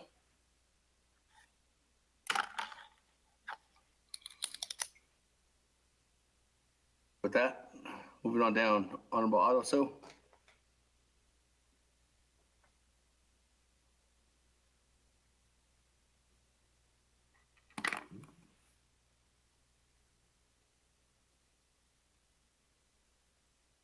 Honorable Otto So. Honorable Otto So going twice. Honorable Otto So going 3 times. That, colleagues, we go back to reserve time. I don't have anybody else on the board. Madam Chair, Amber Crotty, 1 minute and 45 seconds. Thank you, Speaker. I'd like to ask how I can amend Exhibit 2. I'd like to add broadband or internet to the emergency hardship. Thank you, Speaker. And the second question is, what do we do about chapters that are in sanction or on the fraud alert list? I'll reserve my time.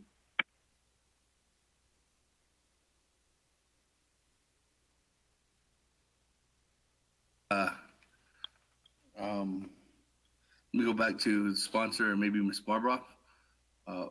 Actually, Ms. Barbara, for that amendment or request for an amendment to Q.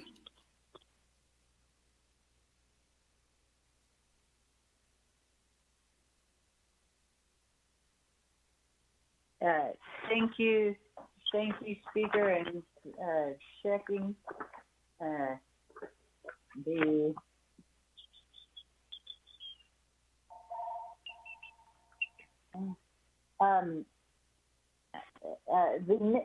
amendment. To begin with, the amendment is actually. There's nothing in the expenditure plan right now, and I'm looking at Exhibit 2, that would prohibit chapters from spending the dollars for broadband, telecommunications, and such. The list in Exhibit 2 is not exclusive. It says allowable expenditures include, but are not limited to, and then it does a listing of possibilities, but that listing is not exclusive. However, if Delegate Crotty would like to make that amendment, it would be fairly simple. And the amendment would read something along the lines of, it would be an amendment to the second full paragraph of the chapter distribution expenditure plan set forth at Exhibit 2. And in the second paragraph, after allowable expenditures include but are not limited to, you would insert broadband and telecommunication needs or equipment, needs and equipment. And I can write that out in just a second if need be. I am, however, in the midst of working on Delegate Kialambade's amendment. Thank you.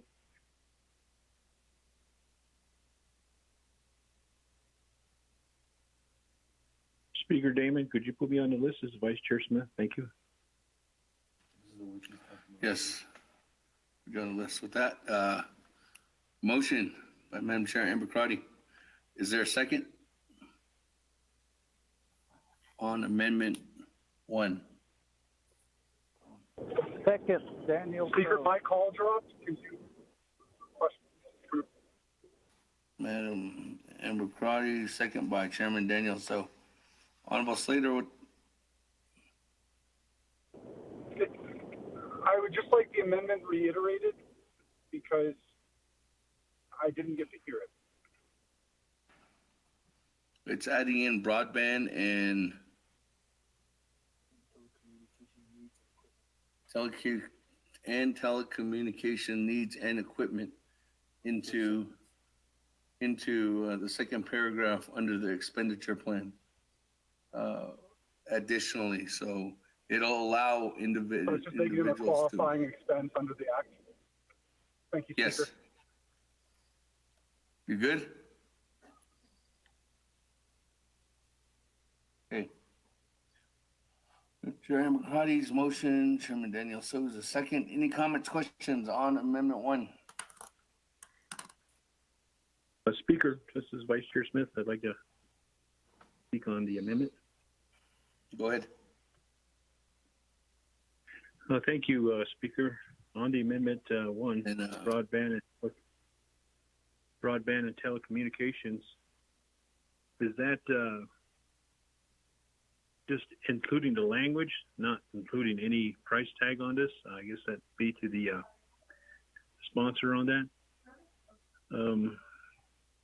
I think I'm getting confused because one delegate was talking about funds, and now we're talking about just adding language. Are we just adding language on this Amendment 1? Could that be a little more clear? I reserve the rest of my time. Thank you.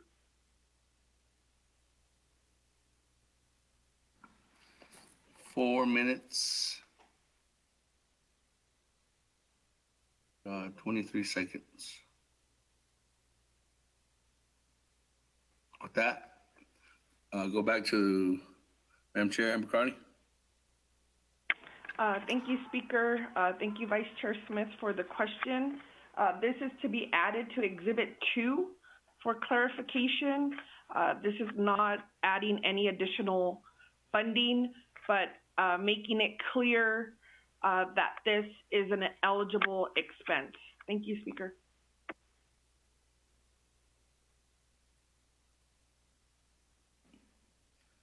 Thank you, Madam Chair. That. Moving on down. Honorable Charlene So. On Amendment 1. Thank you, Speaker.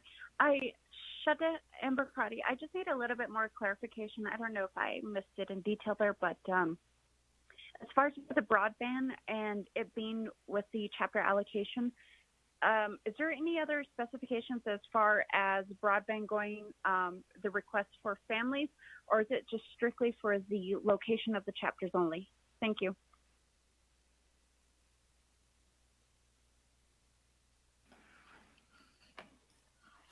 Madam Chair, Amber Carney. Thank you, Speaker and colleagues. My intent was actually to add, so there's not a line, but there's one of the, on purpose for Exhibit 2, second paragraph, the last line says semicolon emergency hardship assistance. That was my intent for broadband and telecommunications. It does look like the chapters are also eligible for their utility cost. So the intent is for the families. Thank you, Speaker. As it does look like the chapters broadband and telecommunication costs are in this expenditure plan. Thank you for the question, Shadeja.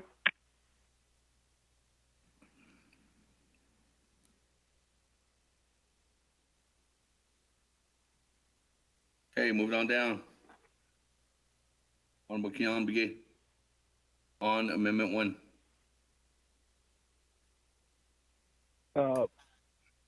Speaker, Ado Kadoshima, Amendment in La Gims Karate.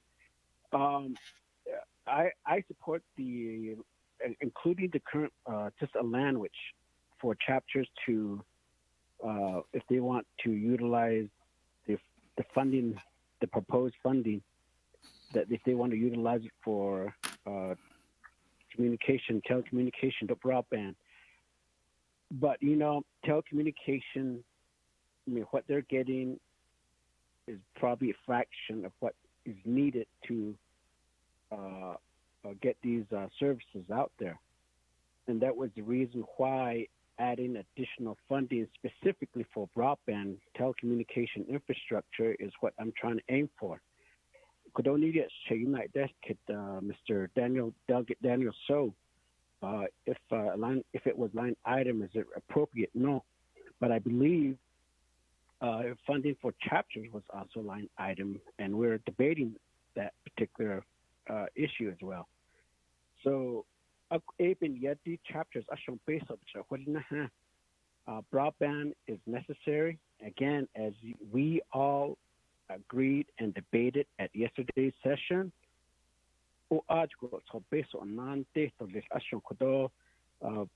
Mr. Delegate Orphelim chapters ashom chodo lesanki. So broadband nan de shani based on benika ye ben yeta de don Mr. Nan Lindiki so only could broadband go on deck go beso. So but just adding the language now is okay with me. but I would request for the council to support my amendment as well, to add additional dollars for broadband.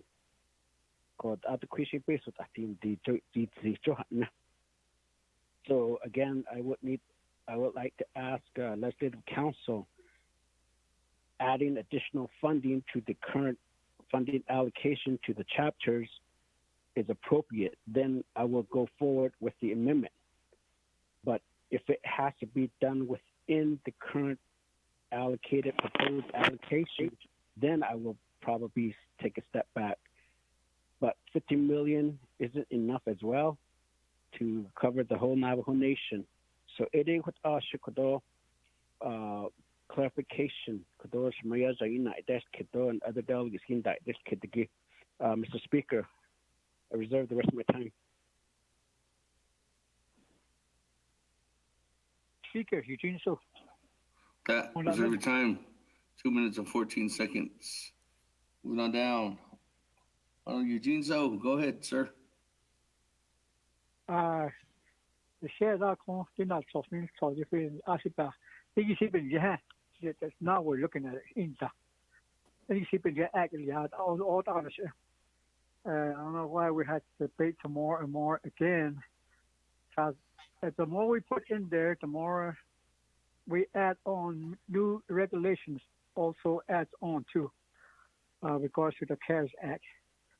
The administrative abazan ko administrative nabe che na hot ibe khat wal wasti no nil chori ai ani bahazan ye ko penna hit and like I'm saying there's only the penna hit and according to the CARES Act how it should be used. It oban this case of key I agree with him. And the could not budget need sabe binane so budget all chapters want to say whoever the chapter manager or the officials are. So good flag or the naba seat so I had to hate add on us that you know what I open this case should have got what feeling is proposing. I want to stop. Thank you. Speaker, Delegate So. Can I go get you guys lunch? We'll be right back. Great. I'm going to lock the front door. Okay.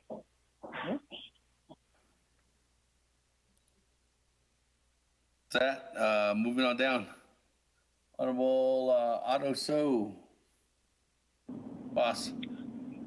Yeah, thank you very much, Member Adult Speaker, member of the Navajo Nation Council, members, and then people listening on the interweb.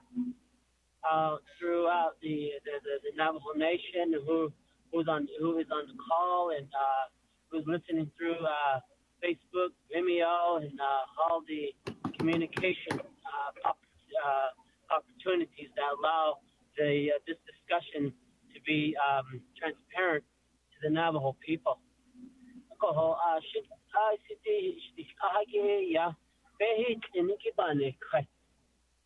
Only alla behi kinobani kako to ya shona ona vesto oyo to khata ile ako ati legislation had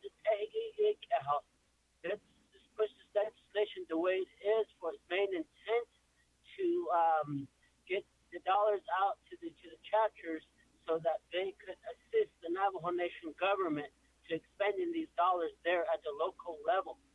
As my brother indicated, the Hokan level. Right now, we have appropriated dollars to these programs in Winter Rock, and spend a day. We appropriated millions of dollars, and yet, I thought it. Ako China's didn't he cut off. Che apa dinch. So ba hatli ko oyo got sad at it na hisen. Kana zene disha. He says it the chapter could help and assist the Navajo Nation in spending. That's all that's all I want to say to you guys here. And at the amendments,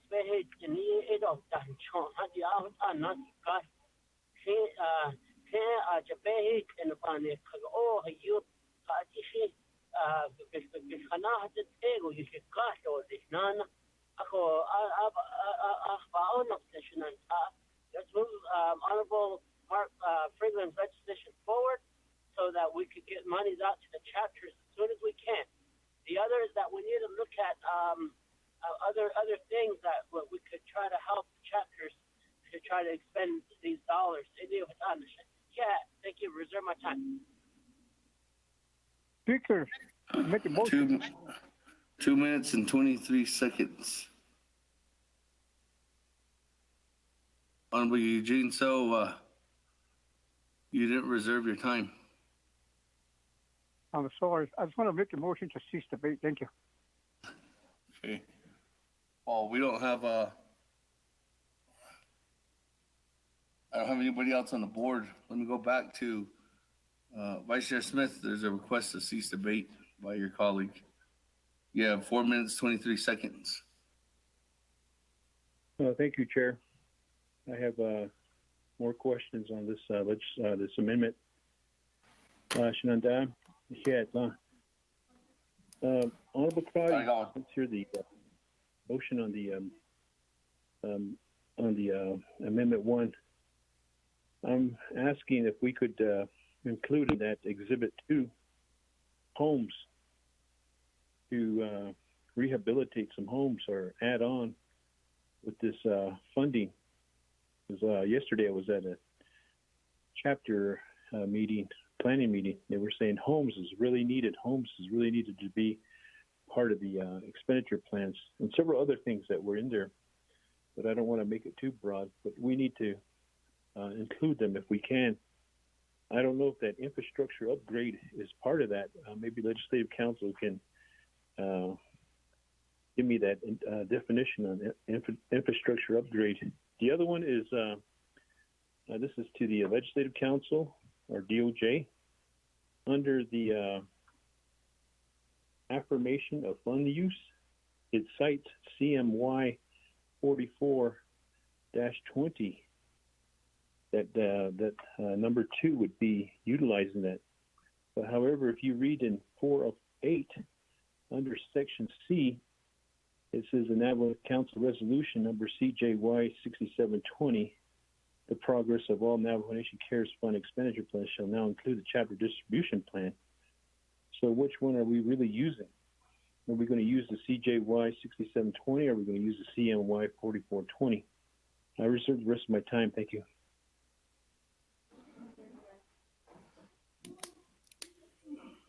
That reserved time, 2 minutes, 39 seconds.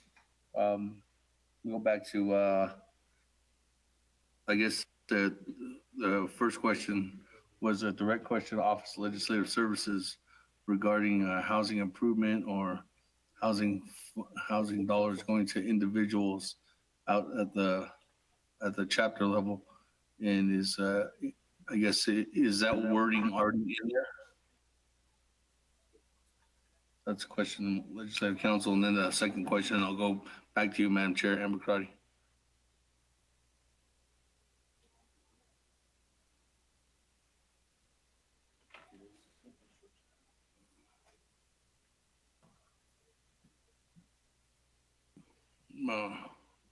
Ms. Barbara?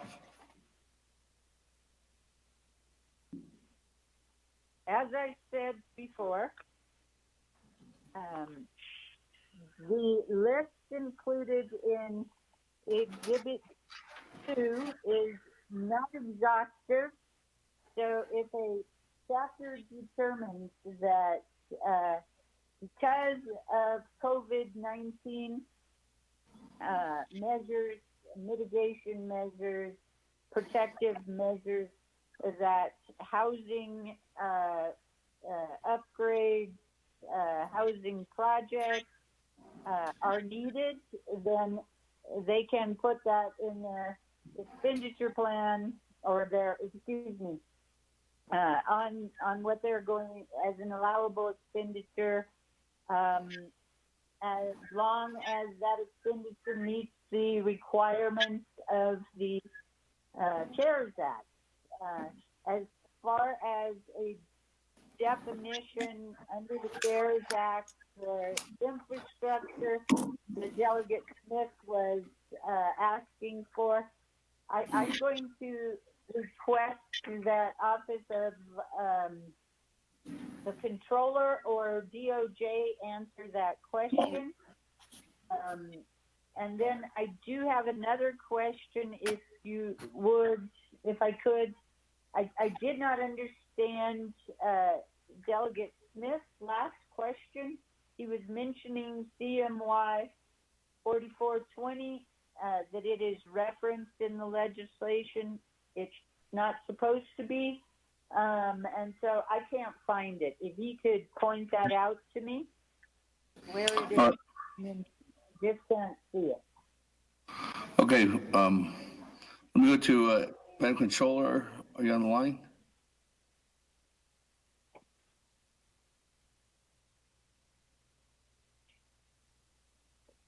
Madam Controller, or anybody from the Controller's office, Mr. Willie, Ms. Loretta.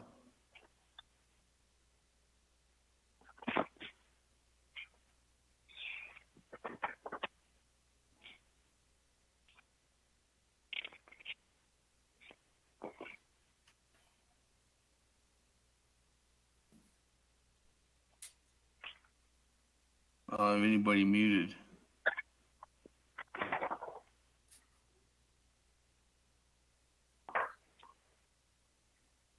Let me go back to Ms. Barbara about the second question. Let's go to, well, I think they're probably getting on the line. Your question back to Vice Chair Smith again was? Yes, thank you, Speaker. Vice Chair Smith mentioned a reference to CMY 4420 in the legislation, and I'm not able to find that reference. I'm just probably, I don't know, not seeing it as I look through. If he could just point out where that reference is. Okay. Vice Chair Smith. Thank you, Speaker. It's within the Exhibit 2, Ms. Barbara, under page 1 of 3, under Roman numeral 2, affirmation of use of fund use, and it cites CMY-4420. Would that be contradicting with what the legislation is saying under CJY 6720? That's my question, because they go through this like a fine-tooth comb to find anything to line item veto or make this a legislation that's going to be, they find anything to fail it. That's what I'm trying to prevent. Thank you. Thank you very much, Vice Chair Smith. I could just not find it. That is a typographical error for the reasons that you just set forth. So I would request that the following amendments be made, and that would just be to delete the words in CMY-4420 and. If you delete those words, we should be fine, and that is consistent with the reconciliation amendment we had made prior. Thank you. Right there. Madam Chair, Amber Crotty, there's a request to modify. Thank you, Speaker. If I can just, I accept. I just need that to be restated. Thank you, Speaker. Manny. Very cool. Thank you, Speaker. It would be on page 2 of Exhibit 2, and it is on page 2. It's in the very first paragraph. And on the second line after it says, it says, we'll use these funds in accordance with the purposes set forth, then delete NCMY-4420, and that would be the amendment. Thank you, Speaker. Hey, you got it? Oh, we got it. That, Madam Chair, you good? Member Cardi? Yes, thank you, Speaker. Okay, with that, Chairman Daniel So is holding the second. I'm good. We agree. Everyone's good to go. That, moving on. Honorable Keon Begay, 2 minutes, 14 seconds. Waive the rest of my time, Speaker.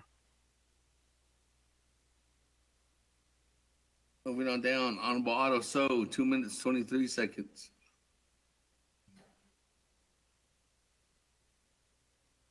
Waives his time.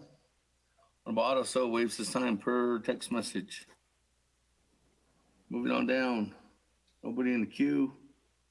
Going back to reserve time. Vice Chair Smith, 2 minutes, 39 seconds. Thank you again, Speaker. Also, thank you, Legislative Chief Counsel, for following along and getting that clarified. My question goes to Honorable Karate. I mentioned homes in that. If we could put language into Exhibit 2, so that would be a mechanism for the chapters to utilize home improvement. That was one of the big topics. They were saying, we appreciate my brother's legislation and we support that, but we want to make sure that, Mr. Smith, you speak on behalf of our needs down at this level, and our needs are homes. And most of it is put in perspective within that paragraph under page 1 of 3, but I just want to make sure that we can include homes in there. I see bathroom additions, but that's not part of renovation of a home. That's just an addition to bathroom additions on behalf of the homes that need bathroom additions. I support that. So I don't know where we could put that wording in there to ensure that it is in there, Speaker. I reserve the rest of my time in case I need it. Thank you.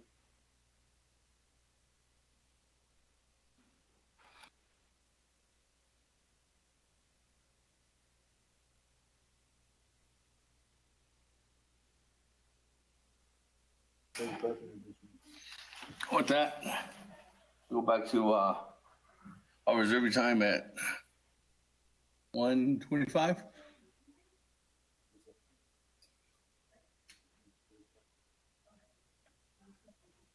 Okay.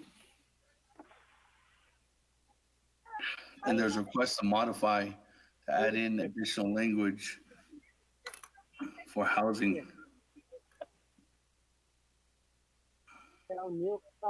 Hello. What about so? Can you mute your phone?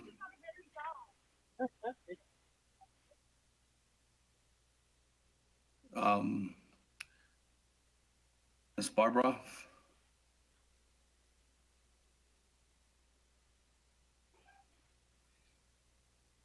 Thank you, Speaker. I'm drafting it up right now, but it is actually a very simple amendment. So on Exhibit 2, on the second paragraph, we would be adding, I believe the verbiage would just be home improvement. So would be what you were adding. If that satisfies Delegate Smith, if that covers what Delegate Smith is looking for. Okay. Thank you. Well, is that at the end of the paragraph? Thank you, Speaker. It can be at the beginning of the paragraph, right after the other additions that Delegate Crotty was making. So it could be broadband and telecommunication needs and equipment and home improvement. So you can just amend that portion, just add it on right there after equipment.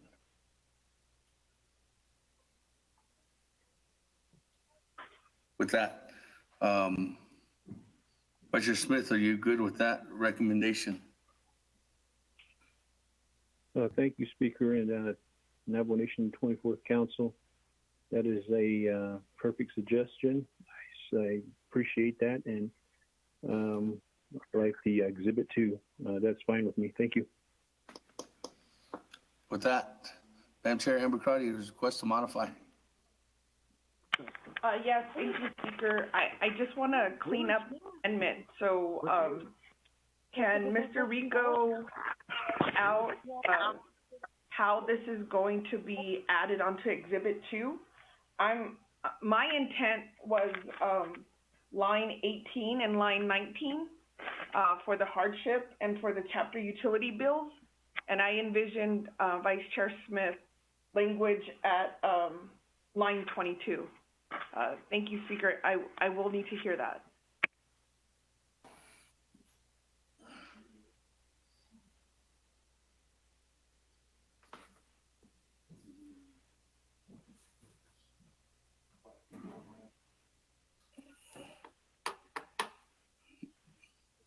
Having Mr. Rico read the amendment back now.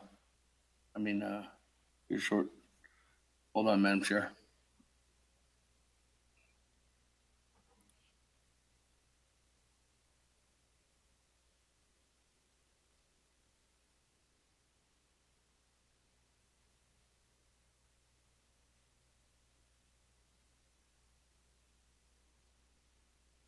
Mr. Speaker, members of the council, the modification that Honorable Crotty would like to make would be adding broadband and telecommunications to, it's the 18th sentence down after natural gas. You would add comma, broadband and telecommunication needs and equipment.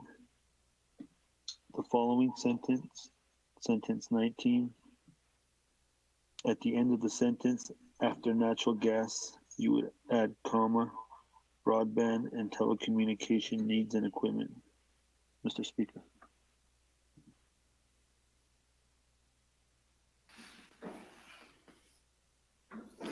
Madam Chair, you good? Modification? Thank you, Speaker. Where is the housing sentence going to be located? Thank you. Mr. Rico.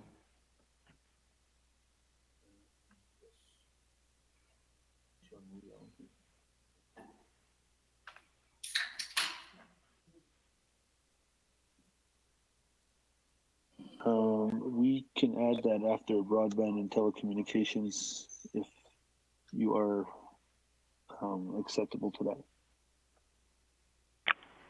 Yes, thank you. Okay. That, Chairman Daniel, so you good with the modification? I'm good with the modification. All right. That, everybody else in the queue, go back to reserve time. Vice Chair Smith, 1 minute, 25 seconds. Speaker, this is Delegate Slater. I'd asked to speak on this. Okay. Vice Chair Smith, 1 minute, 25 seconds.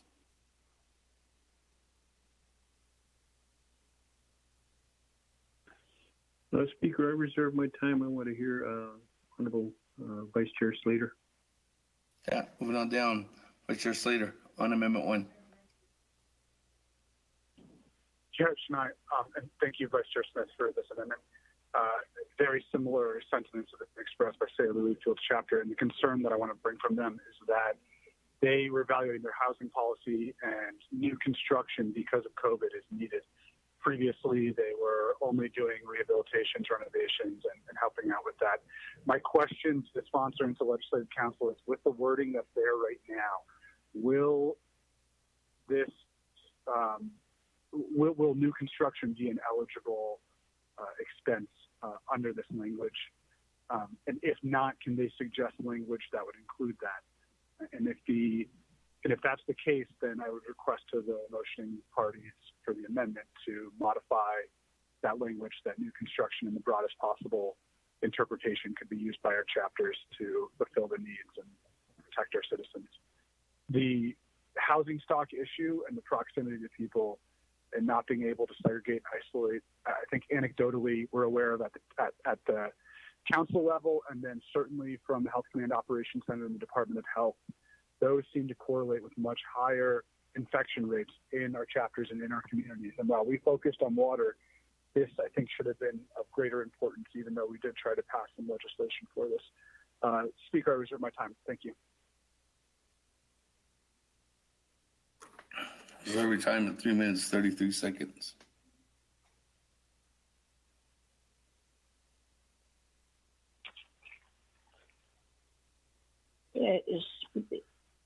Speaker, this is Dana. Would you like me to respond to Delegate Slater's question? Ms. Barbara, the floor is yours. Thank you, Delegate Slater. As you're quite aware, any construction has to be fully completed by December 30th. So, and that is expressed throughout the expenditure plan that the Federal CARES Act has to be complied with. The Federal CARES Act, of course, includes that expenditure deadline. If so, technically, the change to the housing not necessary, but if you would like to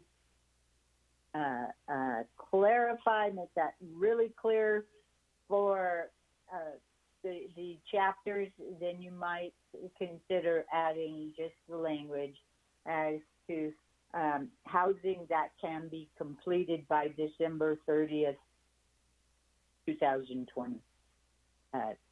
Thank you, Speaker. Thank you, Delegate Slater.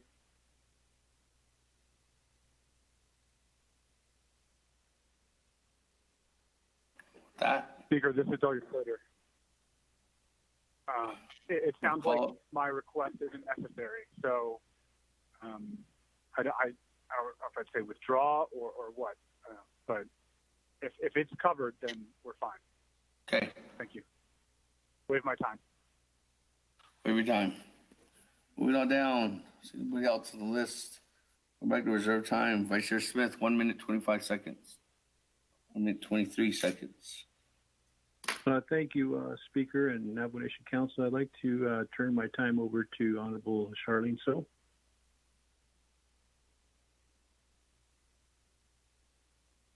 Okay. Honorable Charlene So, 1 minute, 20 seconds. You good? Okay, thank you, Delegate Smith and Hiash for the time. I know that there's water infrastructure on the on Exhibit 2, and I know that some chapters do face the difficulty as far as the clarification of water infrastructure and specifically, I want the term in their water heaters. So if we can put that in, and I know that one of the others is electricity. I know that I'm trying to review this as much and thorough as I possibly can, but with the electricity, could we have specifications specifically for solar repairs? We have many families, especially within my district, that have solar panels, and they just don't have the means to get these repairs done because they're so costly. And majority of these chapters will argue that that the fund isn't for that purpose. So even and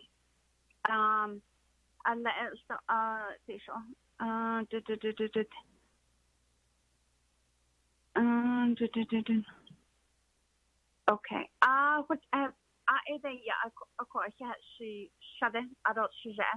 Thank you, Delegate Smith.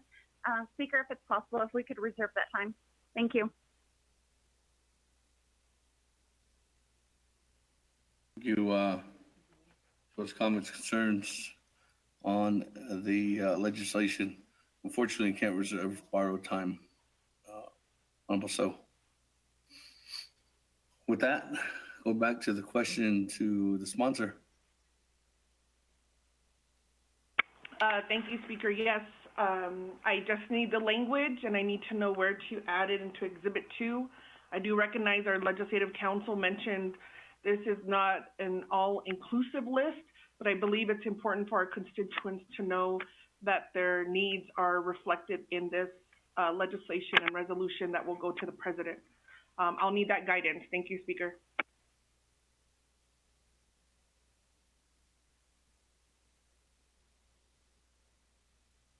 I heard two things: water heaters and solar panel repair.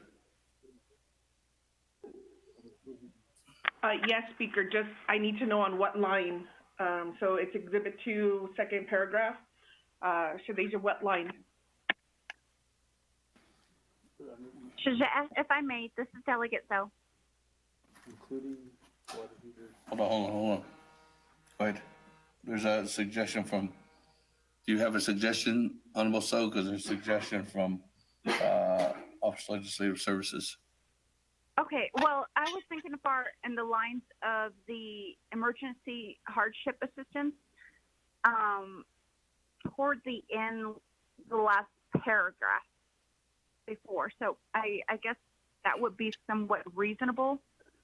Yeah, that's exactly where they're thinking too. So that's where we go. That recommendation, Honorable Madam Chair, Amber Crotty. Yes, thank you, Chair. Thank you. That Chairman Daniel So. I concur. All right, he's good with the modification. Okay, that I don't have anybody else in the Speaker. In the lineup. Ready. Anybody else with reserved time? Go back to the sponsor, Madam Chair, Amber Crotty. Thank you, Speaker. There was language to be requested to be added on.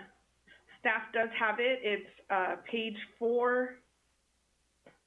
I'm pulling it up. Page 4, line 5, insert new C. Chapter distribution expenditure plan shall not be released to chapter, including LGA certified chapters, until the respective chapter has submitted a community needs assessment to the Division of Community Development. Speaker, I'd like to add that to modify. Thank you.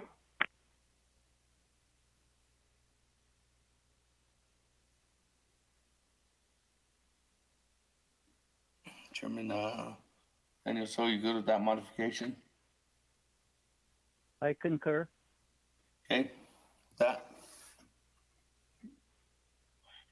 Nobody else on the board, nobody else for reserved time, going once, going twice. This is on Amendment 1. Going 3 times, second reading.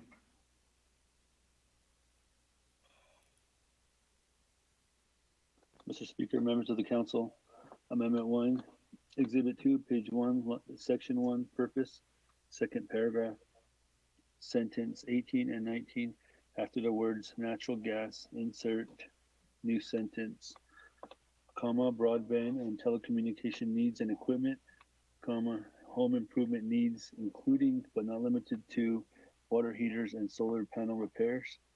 2, Exhibit 2, page 2, Section 2, strike CMY 4420 and overstrike. 3, on page 4, line 5, insert new paragraph as follows. Underscore C, chapter distribution expenditure plan funds shall not be released to a chapter, including LGA certified chapters, until the respective chapter has submitted a community needs assessment to the Division of Community Development. And underscore 4, renumber, reletter succeeding paragraph sections or exhibits accordingly if necessary. and this amendment shall supersede inconsistent language containing any other committee amendment which shall be conformed to the intent or language of this amendment. The Office of Legislative Services, with notice of the sponsor of the legislation, is hereby authorized to make necessary grammatical changes. Mr. Speaker.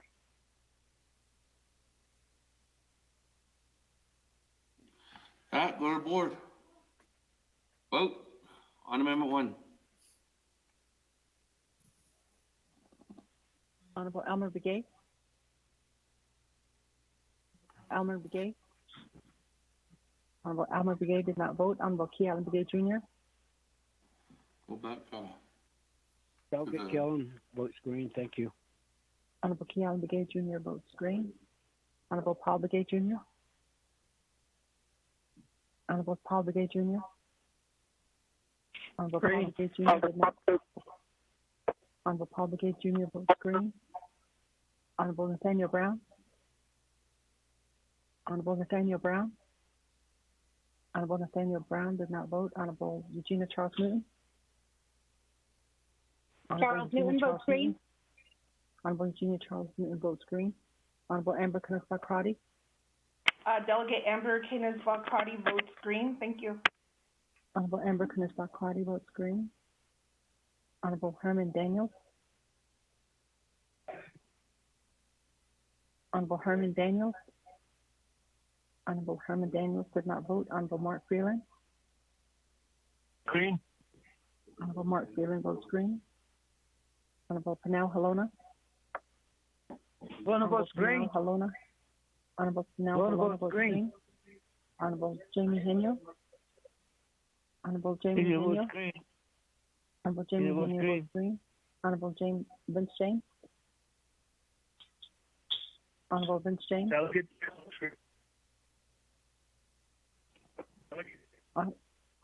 Honorable Vince James. Delegate James votes green. Thank you. Honorable Vince James votes green. Honorable Ricky Nance. Delegate Rick Ned votes green. Honorable Ricky Nance votes green. Honorable Carl Slater. Honorable Carl Slater.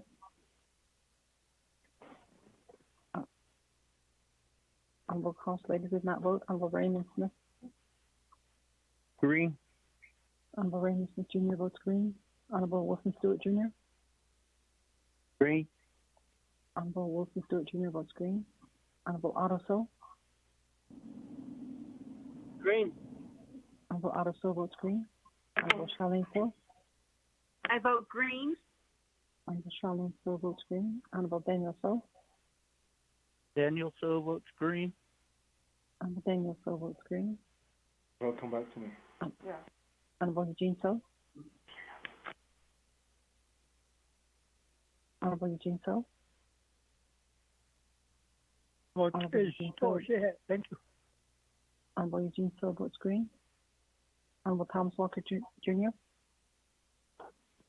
I vote green. Thank you. Honorable Thomas Walker Jr. votes green. Honorable Edison Winica. Green. Honorable Edison Winica votes green. Honorable Edwin Yazzie. Green. Honorable Edwin Yazzie votes green. Honorable Jimmy Yellowhair. Delegate Yellowhair votes green. Honorable Jimmy Yellowhair votes green. Honorable Elmer Begay. I vote green. Honorable Elmer Begay votes green. Honorable Nathaniel Brown. Honorable Nathaniel Brown. Delegate Brown votes green. Honorable Nathaniel Brown votes green. Honorable Herman M. Daniels. I vote green. Honorable Herman M. Daniels votes green. Honorable Carl Slater. Honorable Carl Slater.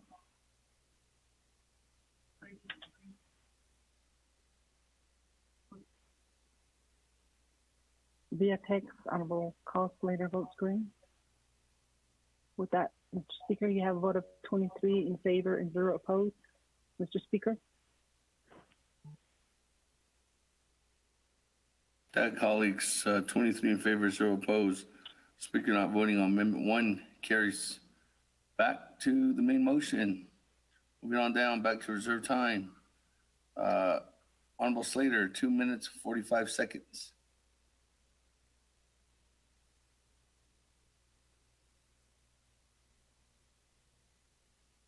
Honorable Slater.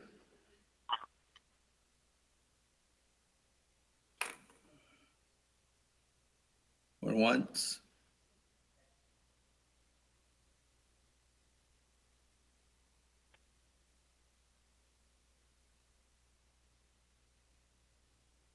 Honorable Slater's texting that he's in a bad service area. So moving on down. Honorable Keon Begay, Jay, 2 minutes, 10 seconds. Speaker, Santana Flinigi Kodo Benan Statole. I believe Legislative Council had produced the amendment language, and I'd like for the staff to forward that document to the council. So that would be my motion, Speaker. I reserve my time.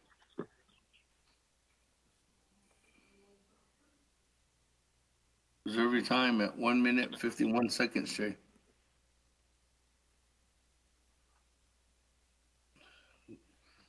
It's forwarded out. Want to read the amendment into record?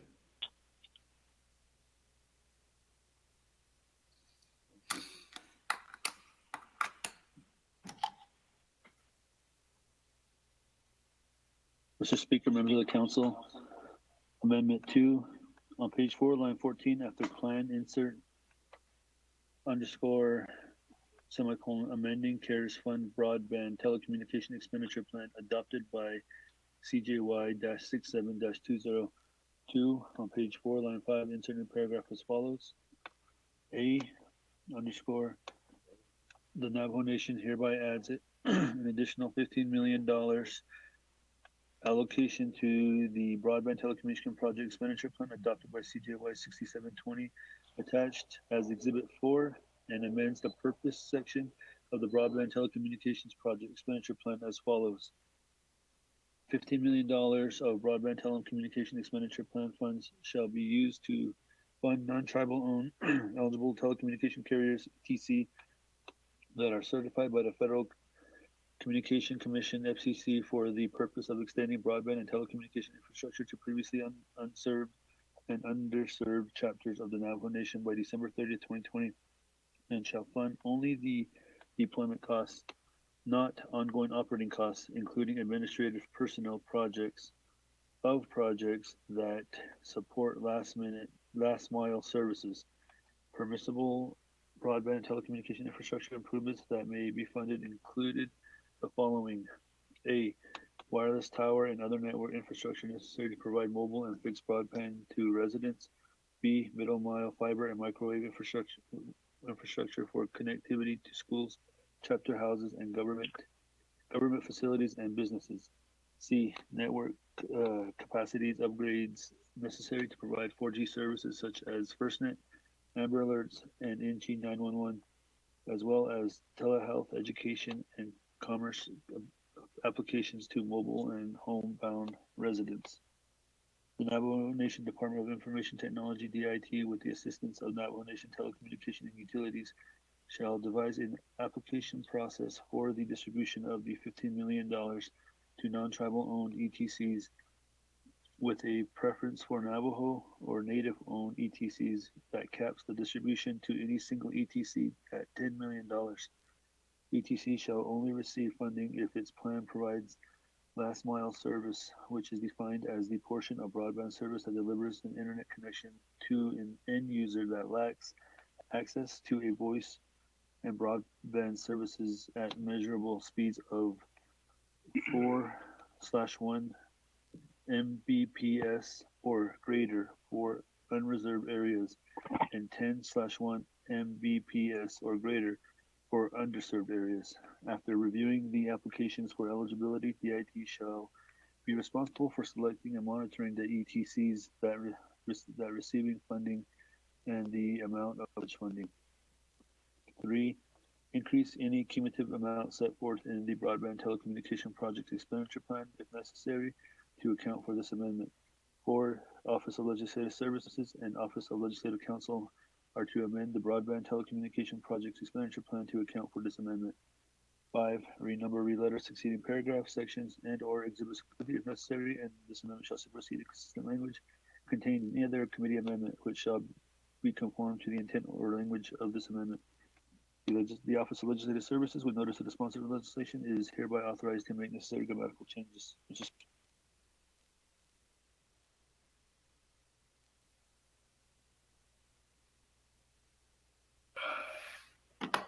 That. Begay, you good? Speaker, again, this is yes, that is the amendment I like to make, and this is additional, not to the current amount, but additional $50 million to the legislation. Speaker, thank you.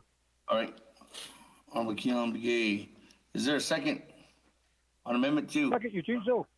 Honorable Eugene Zo, comments, questions? Once. Question. Vice Chair Walker, go ahead. Floor is yours. Speaker, thank you. Although members of council, although everyone that's on this call, although Delegate Begay, your amendment, did you class? I have a question to that. I'd like to ask you. I don't know if you're able to respond to this, but it has to do with data. Areas of data usage by the users, are full, in this case, students, using the data that are allocated to them by various providers. So, I understand it's a challenge for our students to constantly be on the internet with limited that they may have, or they may purchase from providers. So this amendment, I was trying to look through the verbiage and see where it may relate to data. The concern and I guess the need would be to increase data by providers. I don't know if we are in a position to request that, or that's just the industry's ability or services that they can provide, and that it's as a government, by requesting such, maybe that's not doable at this time. But does your amendment, does that speak to that? I reserve my time. Thank you. Thank you,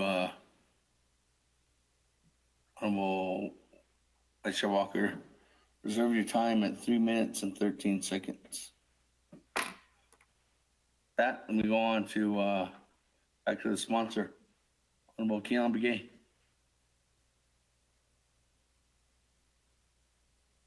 Speaker, brother, Delegate Walker. If you look at the language towards the end, after in paragraph C at the bottom, I believe that any carriers is able to develop an updated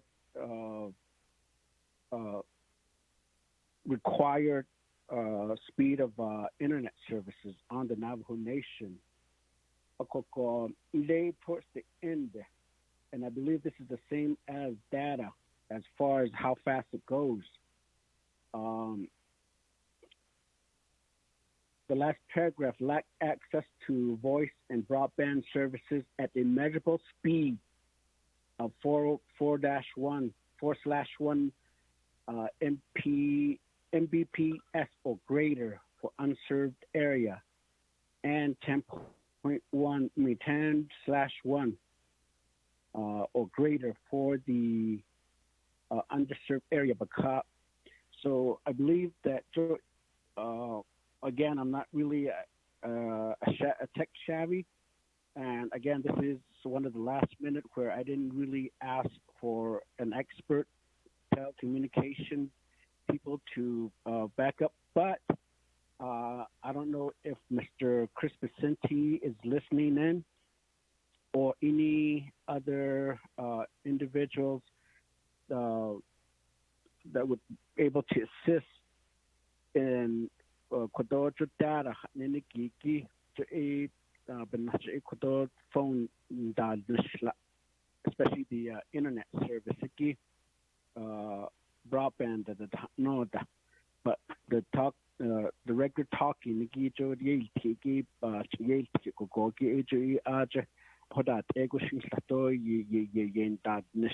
unless you also have a local service where you can utilize the internet on your phone, where you don't have to utilize your own data on your phone. So, Asian Haki after Shanant and Fliniki, Jordan and Gobe has what it wants to achieve. The cyber team. I don't know if any of the cyber teams are listening. This would boost their directive Elian Bitchebeton Audit Alcodo Nahaben Dosh Nishota need ko Obit Nail Alco Lan Dit on Hail Napa what in the base of non needs non he don't need or stop Jay about to know what are there. Dana what Egon has met your brother. So that would be my response as speaker, unless there needs to be a clarification that this particular service, the telecommunication infrastructure, and again, it is very obvious that data service could also be included if there needs to be a clear indication that data is the intent for our young kids, those students that are doing their schooling online. But then if you further expand it out to the general population, the first responder, the public safety, the educators, even the department, hospitals, so with that, brother, so again, speaker, if I would be able to see if Mr. Vicente or other cyber team members are listening and could be able to help me relating to the data question, speaker.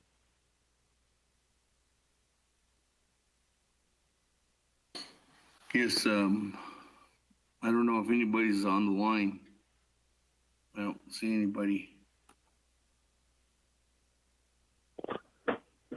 Good afternoon. This is Vernon Livingston from the Navajo Cyber Team. There it is. They heard you.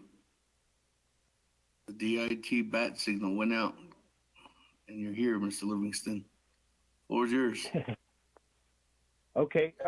So could you rephrase that question again around the one that Kealan McGay wanted us to answer?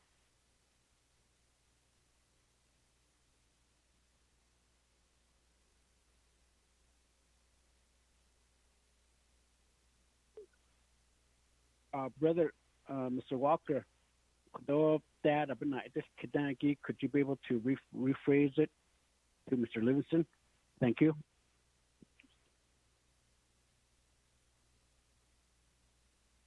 Okay, Speaker. Yeah. Go ahead. Should I answer? Yes, go ahead. Okay, thank you, Speaker. Though, council members, though, sponsor of this amendment, then Mr. Livingston. So I had just trying to develop a question that makes sense so I could articulate into this discussion for meaning and, of course, for effect. And not being tech savvy like my brother, Kealan Begay, but I'll give it a try. It has to do with data usage. The reason I'm asking for this is Flagstaff Unified School District. They contacted me and asked what is the Navajo Nation doing or what can they do as far as students using the internet services at various places like chapter houses or other places that provide internet services. Students having hotspots computers, iPads, and so forth, but have limited data. Okay, I get to increase that data, and the legislation that we're considering that's before us right now, and then there's an amendment to include $15 million in telecommunication to go towards telecommunication broadband infrastructure development and services. So my question is, in the areas of data usage, is it possible as consumers or on behalf of our constituents to our consumers as a government, can we ask the industry, the providers, the different non-tribal private sector providers, can we request them to increase data usage? And I guess more appropriately will be on an emergency basis. After the pandemic, then of course we're back to normal times and normal usage of internet. But right now, the internet usage is on the increase, especially in our communities. Yeah, that's basically my big question. It's open-ended, but you can make sense of that. I would like a response. Therefore, then ask the sponsor of this amendment to include words or language that can help provide more data to our users on the nation. Thank you.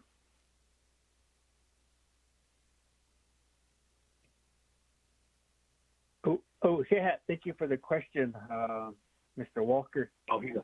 So when the pandemic first started, when CARES Act was issued, the FCC issued a Keep America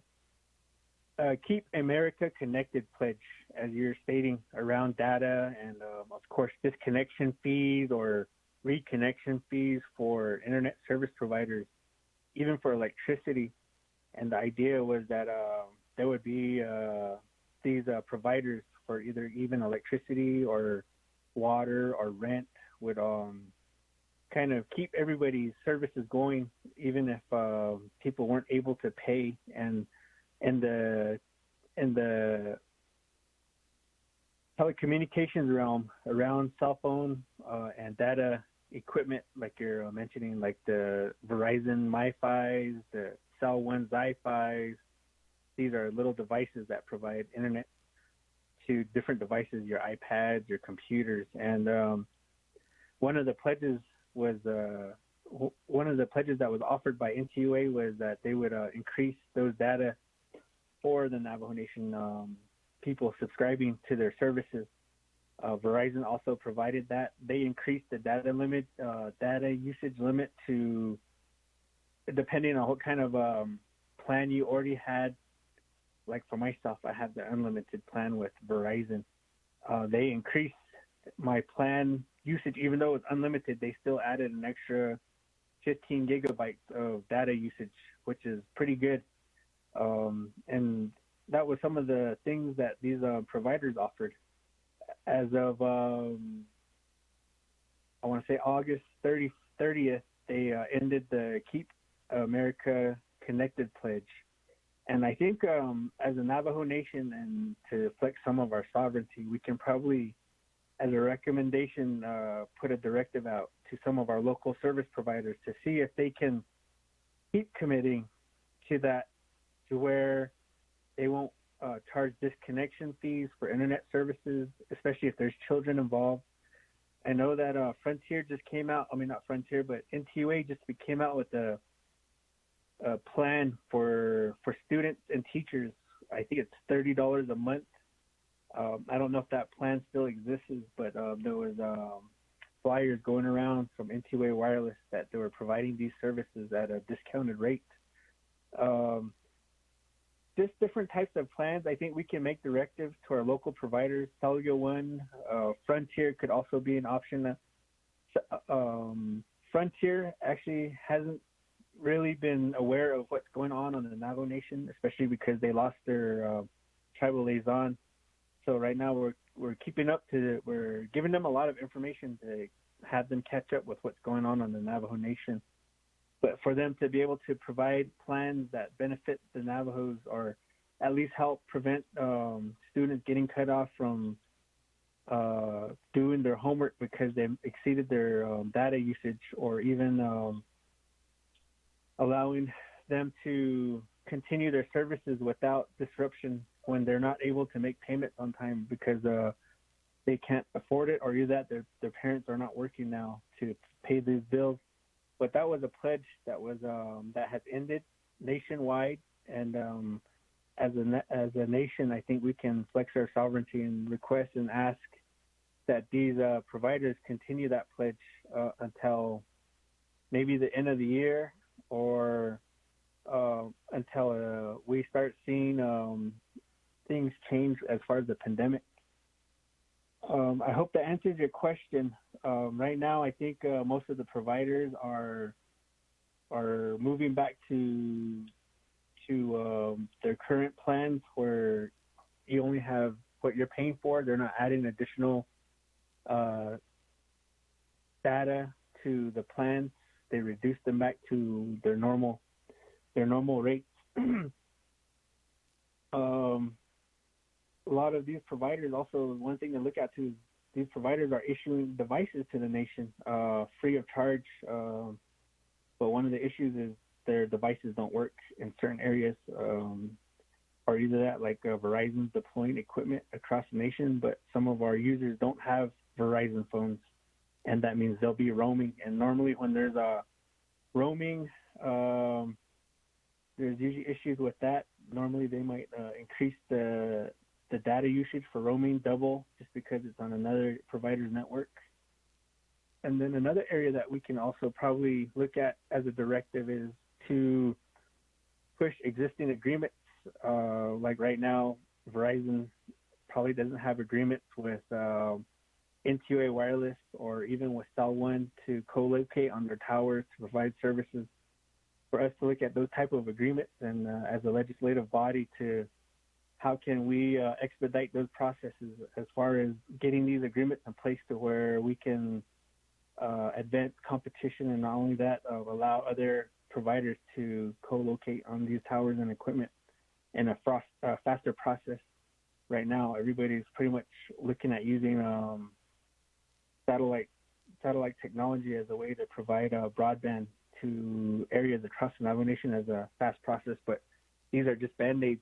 And how can we fix these agreements that allow them to put permanent solutions on all of these towers across the nation? That's probably where legislative can help fill those gaps in those areas. Thank you.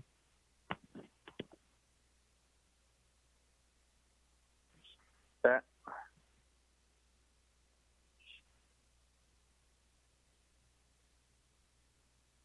Thank you. That, I don't have anybody else on the board, so go back to reserve time. Speaker, put me on. This is Vice Chair Smith. Put me on. Vice Chair Smith, go ahead. Thank you, Speaker Hados and Schaefer, for entertaining the Amendment 2 on this. The question I have, which is was that on the amendment, it has sponsor, and it should be T. Allen DeGay, but that's nothing really important though. What I want to speak about was the Exhibit 4. And I was looking at Exhibit 4. That was line item veto. Are we going to put Exhibit 4 as it is stricken out in the amendment? Or are we going to have a clean copy? That's my question. Maybe I should go to Legislative Counsel, Ms. Barbara. I see the Exhibit 4, but it has that line item veto. And I was just wondering if that's how we're going to pass that and just keep it as is. That's my question, Speaker, and I reserve my time.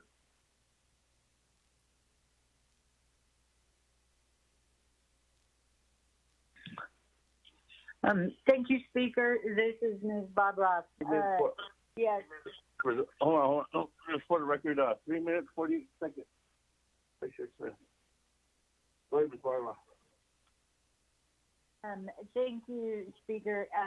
The goal is to notice on the amendment to have legislative council with legislative services update that expenditure plan with the new language. Right at the moment, we needed a placeholder. I cannot seem to locate an electronic copy of that expenditure plan right now. Thank you, Speaker. It will be updated before the legislation is finalized and sent over across the street. Thank you, Speaker.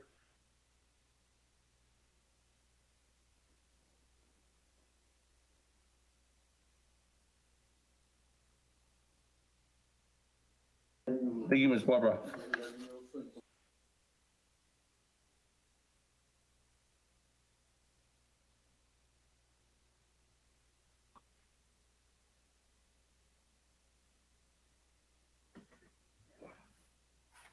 That, colleagues, let me go back to reserve time. Vice Chair Walker, 3 minutes, 13 seconds. Thank you, Speaker and members of council. The sponsor of this amendment, key Invocation. I would need some assistance in developing a directive through this amendment. I don't know if that's doable, but an amendment about the directive to the earlier discussion on data usage and how the nation can advocate for more data from providers. We are offering this amendment to pay funding for services. It's a large amount, $15 million. In exchange, we could get these kinds of considerations. Did I get that assistance, legal assistance, Speaker? I reserve my time.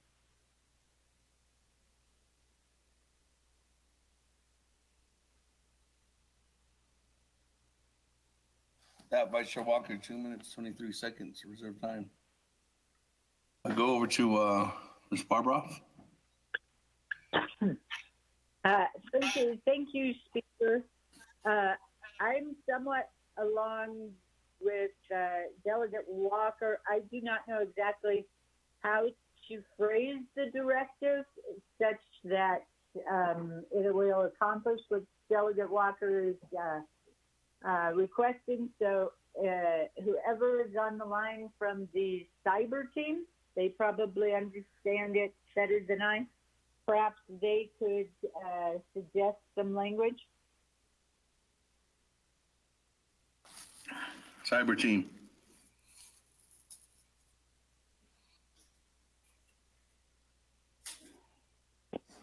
Oh, yes. Good afternoon. It's Vernon again from the cyber team. Go ahead. So you guys want some suggestive language around proposing increased data limits for local subscribers. One of the things that is probably a big issue even around these data limits is the underlying problem, which is the backhaul. Backhaul meaning the connection from the Navajo Nation to the outside world, or they call them gigapots. And right now we're really lacking in that area. That's why we see all of these saturation issues or low internet speeds or slow data on our phones, whether it's we're in a meeting or we're streaming videos for class. But Frontier just recently put a proposal out to increase their backhaul, and that would pretty much increase our data speeds throughout the nation. It would also connect with providers they're co-locating equipment with on these different towers.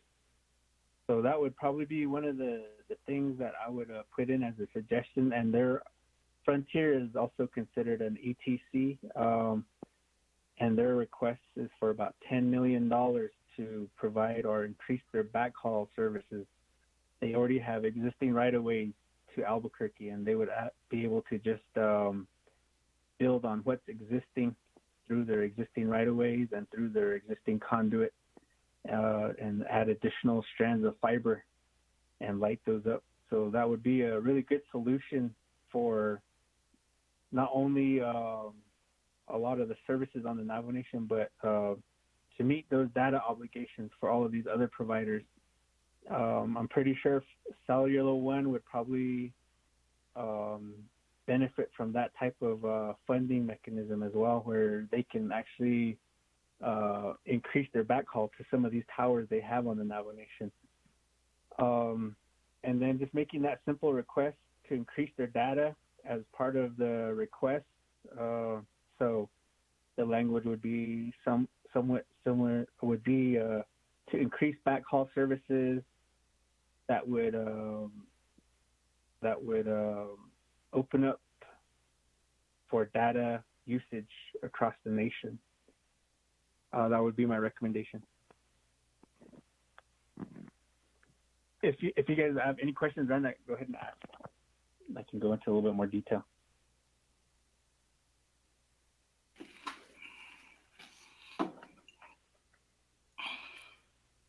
With that, I can go back to Ms. Barbara from Cyber Team's recommendation. Speaker, I really appreciate all of what the cyber team said, but could I get them to just tailor it down so we can issue a directive? That was way too much info for me to put into a directive. Thank you. Okay. This is Bernard again. Yeah. So I think a directive would be to kind of create a pledge similar to what the national level pledge, maybe a Keep Navajo Connected pledge, where we can ask of all of our local broadband providers, our internet service providers, to keep our Navajos connected and to also increase data usage limit for I wouldn't say to the end of the year, just because we can't identify when this pandemic is going to end, but for the term of the ongoing pandemic, it can be another year out. Like one of the delegates mentioned earlier, that we don't know when this is going to end. It could kick up, and we might need to bring all of our kids back home, or even the employees back home. So to create a pledge for our local providers would probably be my recommendation on the language, and then just have them commit to certain services, either reduce fees or increase data usage limits. And then on the back end of that, we would say what kind of funding would be needed for backhaul services, or maybe even increasing their range on some of their equipment, or even providing new equipment in areas where there's dark service areas, or even looking at providing services in dense areas where there's dense populations and there is barely any good service. So we run into a lot of those types of issues, but to provide that sort of language in the proposal that would benefit all of those areas. Thank you.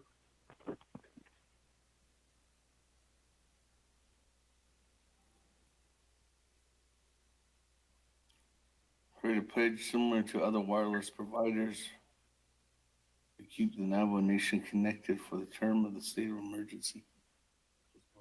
Oh.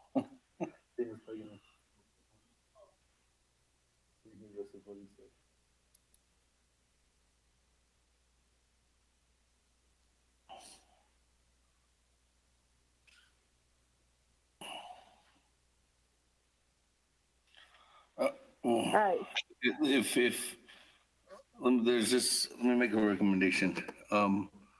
If there's no we can't come to a recommendation today, Vice Chair Walker, what we can do is we can sit down with Mr. Livingston and Ms. Barbroff and come up with that recommendation and move forward with it. It does look like we are going to be having new another special session maybe as early as next week for other recommendations for the CARES funds. So we can have that available at that time. That's one recommendation. I don't know if you want to wait, Vice Chair Walker, but that's just a recommendation too as well. So we can get an accurate directive. Unless Ms. Barbroff has something right now. Thank you, Speaker. As far as a directive would go, if you wanted to do it today, I would say that the directive would be to the Department of Information Technology to ensure that any ETC receiving funding makes a pledge to the Navajo Nation to increase connectivity, to increase and maintain connectivity of the Navajo public through the public health emergency period, through reduced fees, increased data usage limits, etc. And so that would be directive if you want to do it today. If you want to wait, I'm sure working with Department of Justice, with the cyber team, we can come up with something that's a little better tailored. However, since it is a directive, it's not amending the legislation, so it could be made anytime today. So maybe be to ask the cyber team members to get that directive today. Get the directive composed today, and then it can be done at a different time during the council session. That's just a suggestion, Speaker. Thank you.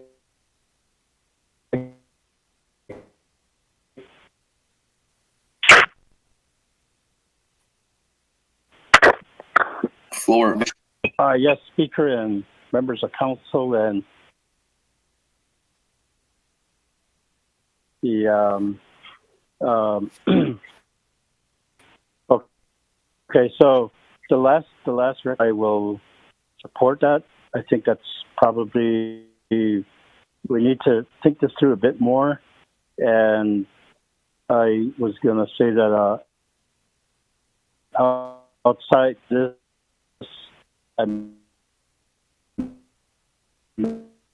and outside this legislation is better, because or line item veto. So to make this a separate directive outside this legislation may be better. So I would support that and wait off on it. Speaker. Thank you. Reserve my time.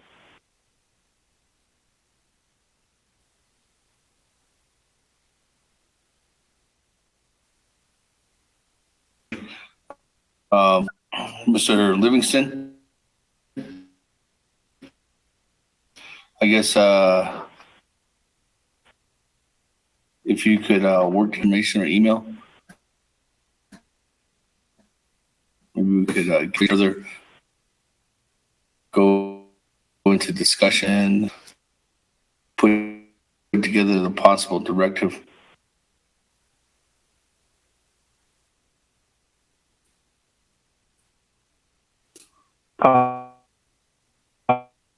Mr. Speaker, this is Mr.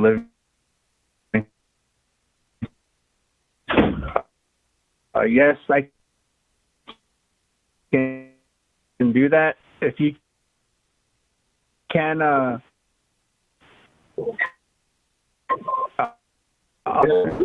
remember to help.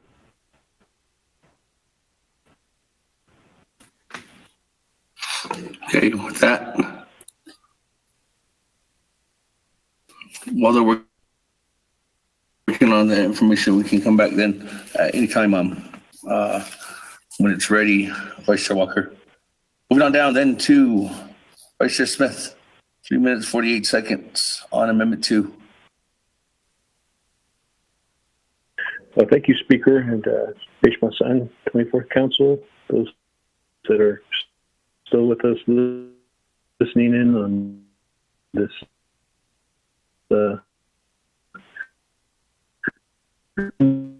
two. My question goes to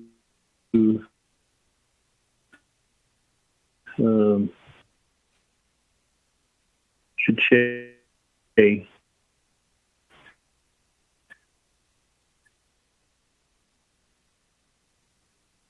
on Amendment 2.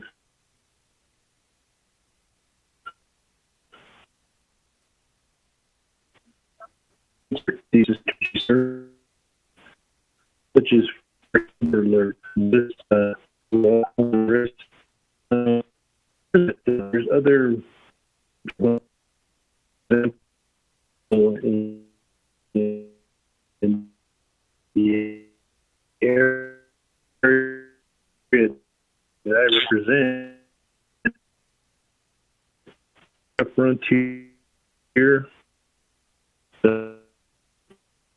company tabletop develop an application process, and I just hope that the application process is not going to be too lengthy with all that red tape again.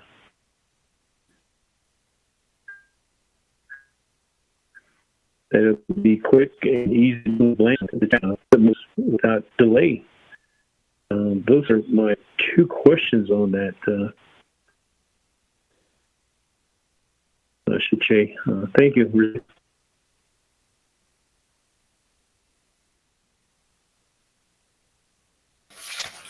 202.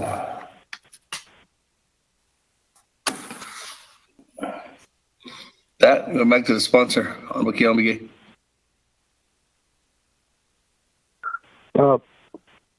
Speaker, Delegate Smith, di job il ado koto ada plan ki cuido this. Just any other amendment, as you know, that we really don't want to confine specific, but the necessary that is needed to implement services for this one, which is telecommunication. That other area is also is a need to upgrade. Namely, you know that some of these other carriers, I think Cell One and then Verizon and others have powers already established. So maybe to some extent, they could be able to utilize some of these funding for an upgrade. And I believe that's what this particular paragraph is alluding to. But as I indicated earlier, the main purpose of this amendment, like for example, I always hear Mr. Freeland, Delegate Freeland, in certain chapters and some of the eastern area really don't have cell towers within the chapter.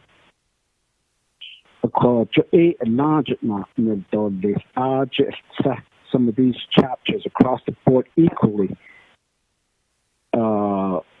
Which chapter doesn't, as we speak, don't have cell towers or telecommunication those of the areas could be a priority within this particular amendment, and then others.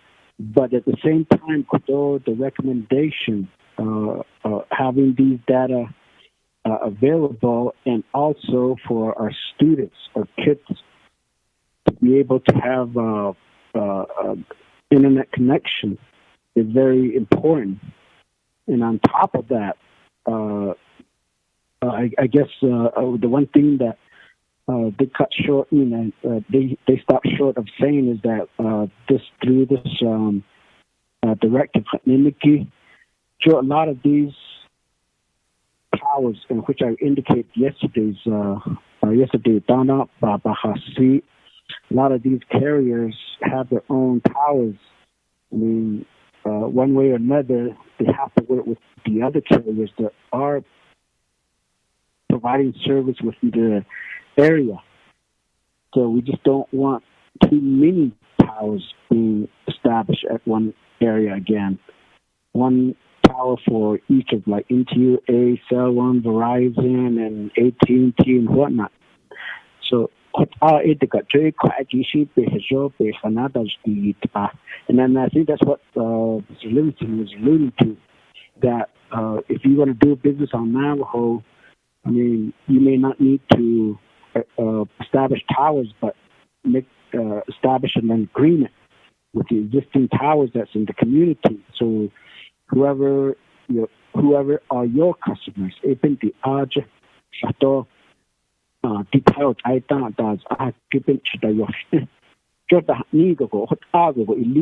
eliminates a lot of these construction costs.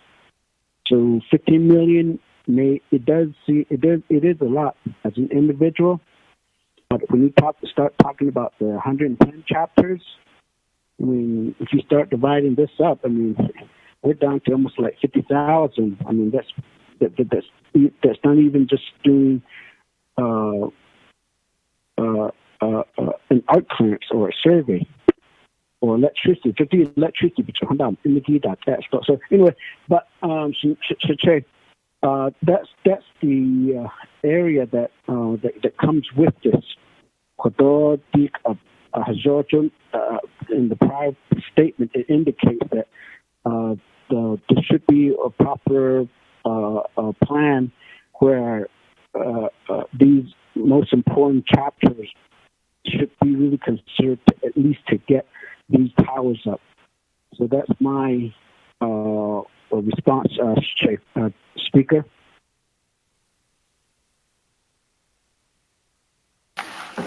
Thank you, Jay. Moving on down. New individuals on the board. Madam Chair, Amber Crotty. Thank you, Speaker. Thank you, Delegate Kellen McGee, for sponsoring this legislation or this amendment. My question is, I'm also not a technical person, and I'm Googling a lot of the terms, but I did hear the term backhaul that would help the speeds on Navajo Nation, which is an issue. In reviewing the amendment language, is this reflected in the amendment language? I don't know if it's considered last mile. I would need to know and be reassured that that would be eligible for this amendment. Thank you, Speaker, and I'll reserve my time. Reserve your time at 4 minutes, 20 seconds. Back to you, Honorable Kellen McGee. Mr. Livingston, and then other cyber team, if you could be able to help assist, get the response by some of these terms or questions that's higher than me as a low echelon delegate in technology. Could you be able to refer some of these questions to Mr. Livingston, Speaker? Okay.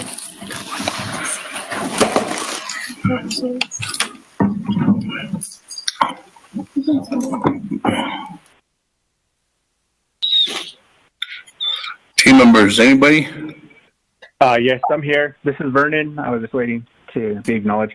So on the document, I read that it says the ETC funding would go to last mile projects. Last mile is from the middle mile, which is the main, or they call it the backbone, to the connection point, which would be the school or the house or the office.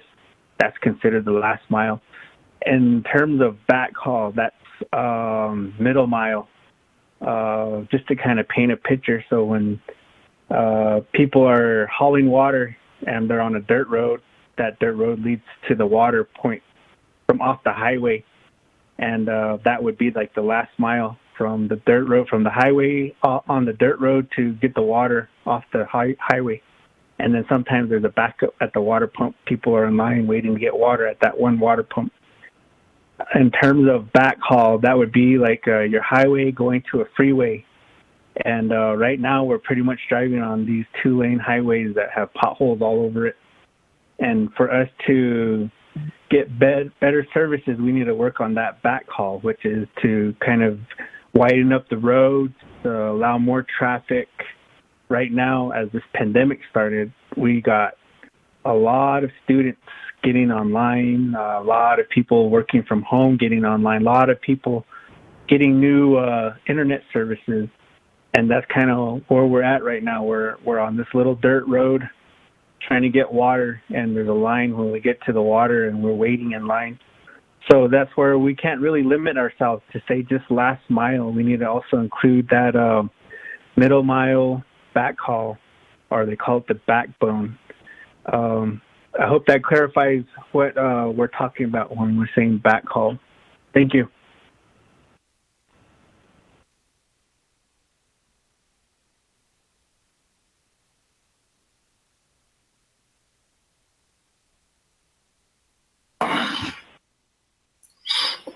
Thank you. With that, moving on down. Honorable Otto, floor is yours. Thank you very much, Speaker. You guys hear me? Yes, we can. Oh. Okay. My concern is the issue of this backhaul. This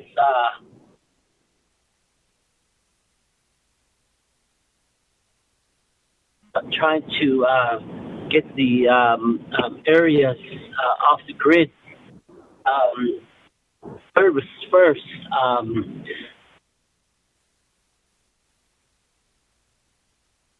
And these have sufficed time.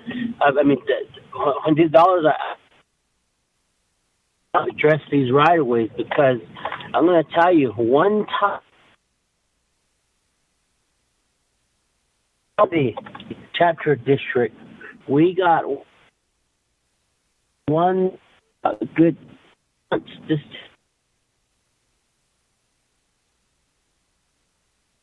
It came down to grazing consent holders and so forth, holding up all of these requests. And I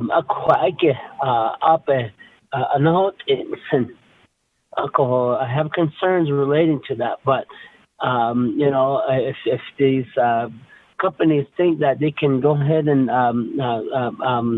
go through it and things like that, I guess I do support you, but we have those issues of grazing permittees.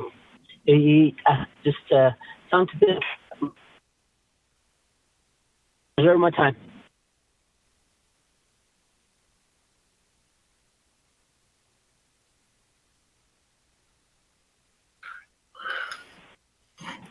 Okay, thank you. Reserve your time at 2:31, 3:31. 3 minutes, 31 seconds. Back to sponsor, Honorable Keon Begay.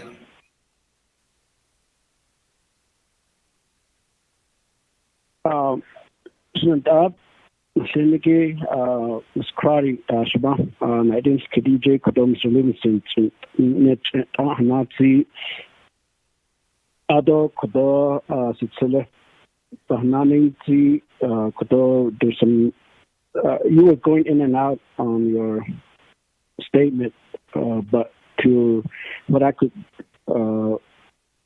understand is that local chapter get on the whole list because there's grading permittees consent to Ninigigi. So actually we do come in as a committee. I mean, as local officials and the chapter. Joe Kodo, Bala Bahanit, Bahanat, chapter Bazini, Glido, other chapter, Joe Kodo, even our grazing official, no Bayat here.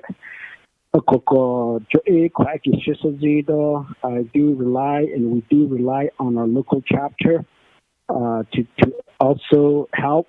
If that's the case, so why do we even talk about broadband on this and telecommunication? So but I'm sure local chapter or now the people probably are realizing the importance of having telecommunication on the Navajo Nation.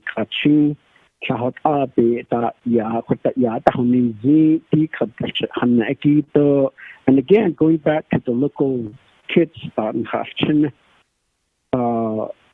effectively we can have them be connected to school. And we don't know. Yeah, I mean, there's another way. I know the Bayat, God forbid it happens, but I mean, the prolonged next year, several years, and so on. Then there's with the missing these schools and even we're going into a month. I mean, a lot of our students don't have access to internet.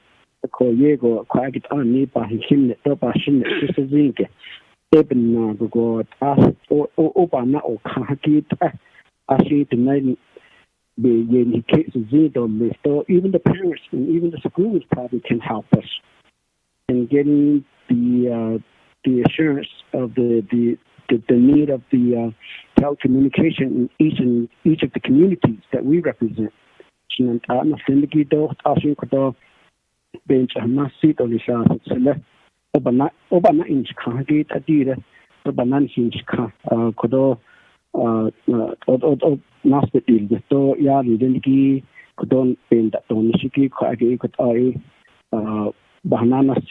Speaker.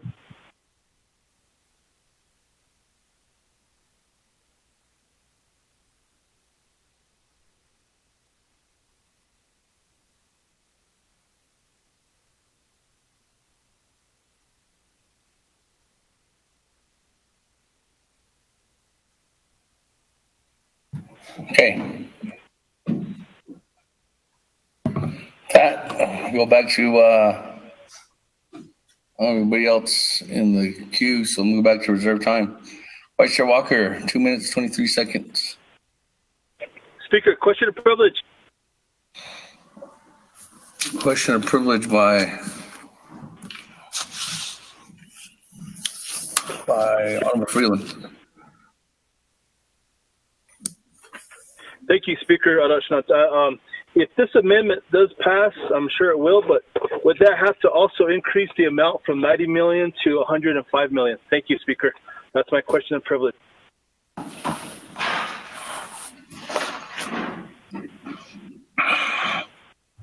Yes, it would increase that amount to 105 million. Okay, so my other question is, would we need to amend the language in the legislation to reflect that as well? Thank you. It already does that in the amendment under 3 and in 4. Honorable Freeland. Thank you, Speaker. Thank you. Okay, with that, Vice Chair Walker, 2 minutes, 23 seconds.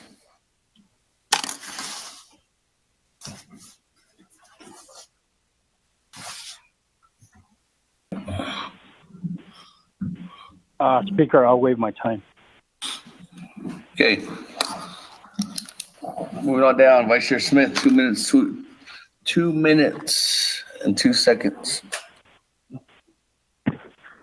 Well, thank you, Speaker. I'll just waste my 2 seconds, and the rest of it I'll waive my time. Thank you. Moving on down, Madam Chair Amber Crotty, 4 minutes, 20 seconds. Thank you, Speaker. In hearing that, I'm going to ask for a modification. Sorry, I muted myself. I'm going to ask for the sponsor, if we can just, I support this resolution, if we can just modify, because it looks like when we say last mile, we're days, right? We have to spend this money in days. If we could include that broad language recommended by Cyber Team, if I could defer to them for the language, what needs to be included, so we're not just restricted to what's considered last mile, middle mile, backbone, backhaul. I don't know these terms, but our people need better internet, and I think that was what Vice Chair Walker was trying to ask, Speaker, and I'll reserve my time.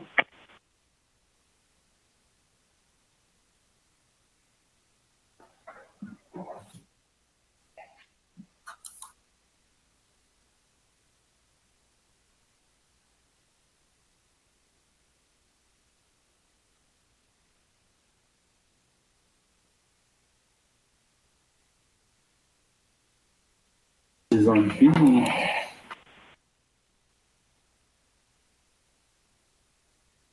With that, Honorable Keon Begay. Speaker,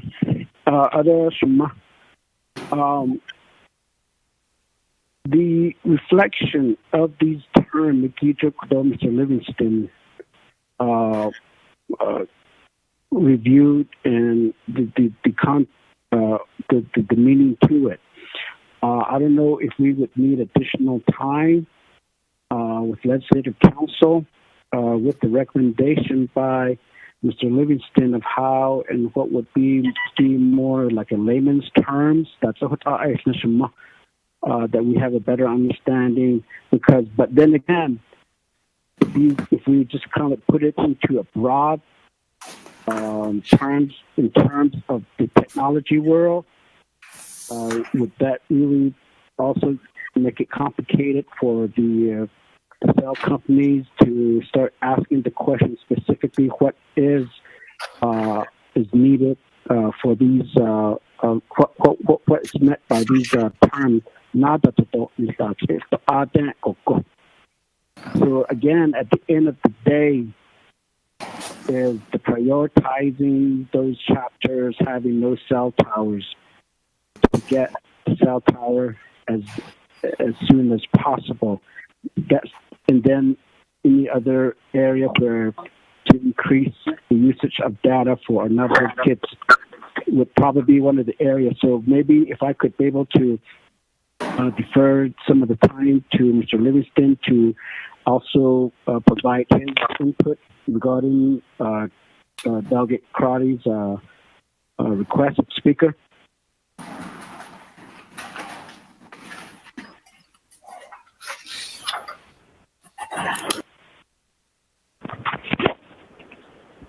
Yes, this is Vernon, and I've been reviewing the document, and as Ms. Crotty had mentioned, there's some language in there that can kind of be confusing, and I think if you can give us maybe an hour or two, we can kind of break it down to where it's more into layman terms, I guess, so it's more understandable. And then a suggestion that I'll probably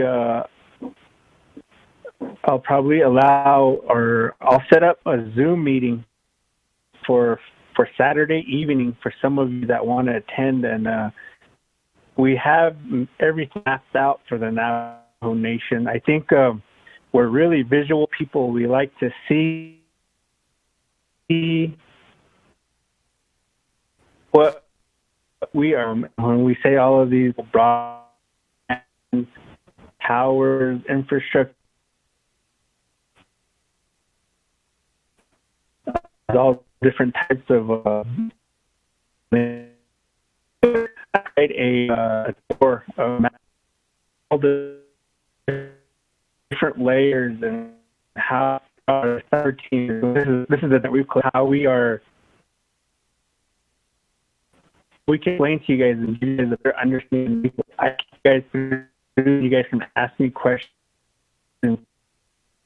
I'll send out a Zoom to you and there'll be that form. Ask me questions and it'll be sort of like a one-on-one, delegate deal with a lot of other issues, and just eye opener for you guys and help you understand the terms and.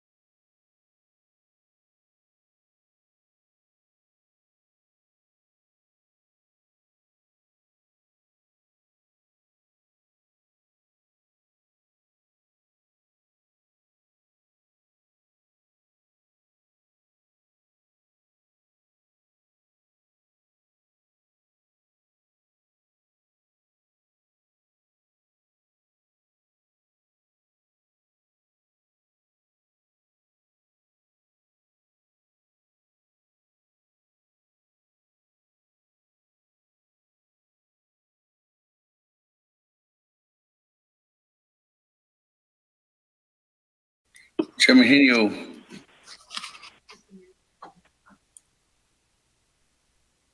Do I have the floor? Yes, go ahead. Speaker Damon, Che, KL and Kodona sponsoring Lagi with this amendment.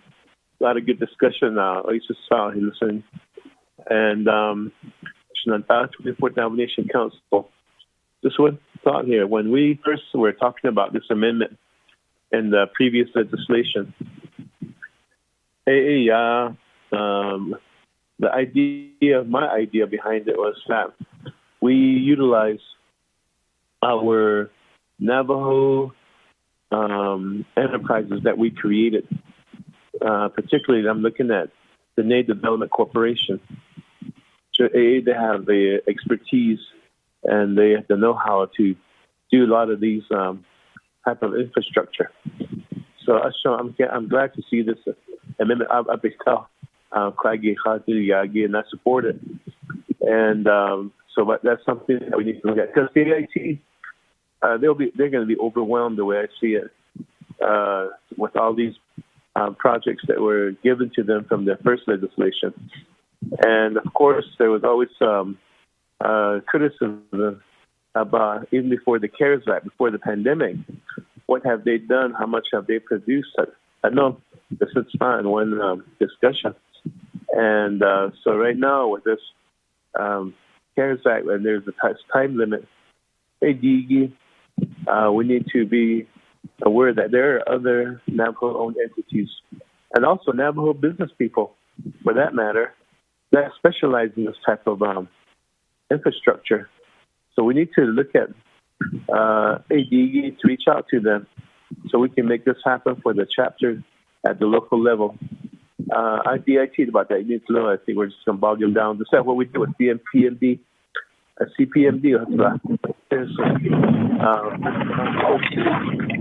They're just overwhelmed, understaffed, and dragging on right now. So I just wanted to bring that out. I reserve my time.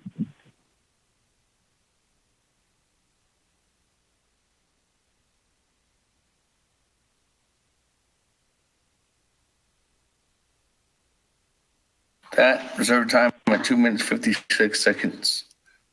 Moving on down, Chairman Nez, new player. Floor is yours. Thank you.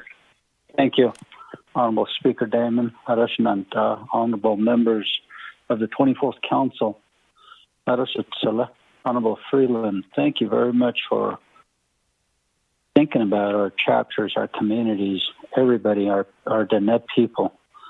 Boy, they have really struggled through all this, and so the switching from livestock owners, artisans, and everybody, people getting laid off, and I'm glad you have this legislation. But to the amendment here, 15 million, a lot of money. I support broadband telecommunications, and here it says that this expenditure plan fund shall be used to fund non-tribal owned eligible telecommunication carriers that are certified by the Federal Communication Commission for the purpose of extending broadband and telecommunication infrastructure. I would like to just express my concern. I forward you an update from Vertical Bridge. You guys probably received that. On there's a company that owes approximately $1.9 million to the nation. And there's an inventory that's perpetual. Now, with that, how much do some of these carriers owe the nation that has yet to really surface? They'll provide us a more updated list here soon. And to give people money like that, we need to be very careful. Some of them owe the nation some money. What do we do about that? Do we make them pay first and then give it to them for the infrastructure, or should we just give them this money so they can build towers and build out on it? So perhaps Honorable Begay, you might give me some insight on this. So and I reserve my time. Thank you.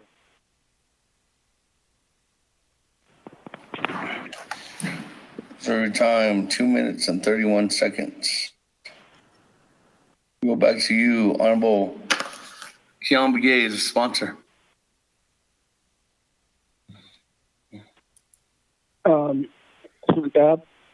Speaker, 24th Navajo Nation Council.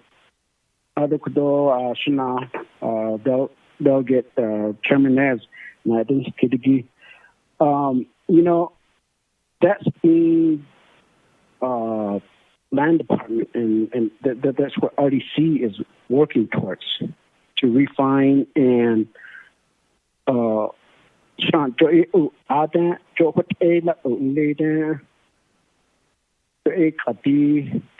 company is looking into it for us. So we've got the word from the land department to say that this is how we're streamlining it. And there's quite a few of them, probably, and probably that needs to be shared with the council. And let it take its course. Whoever are in that situation, the nation has to, the appropriate entities will need to deal with these particular companies. Mr. Lona,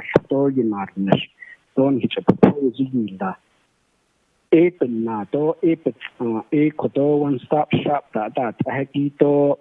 remodifying some of these policies, especially those entities that are willing and want to do business on Navajo.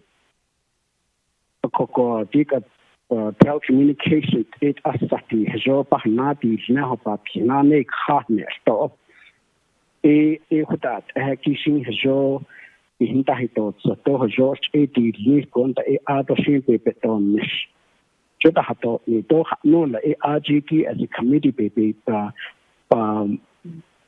bin de mishna do bet on arj akoko.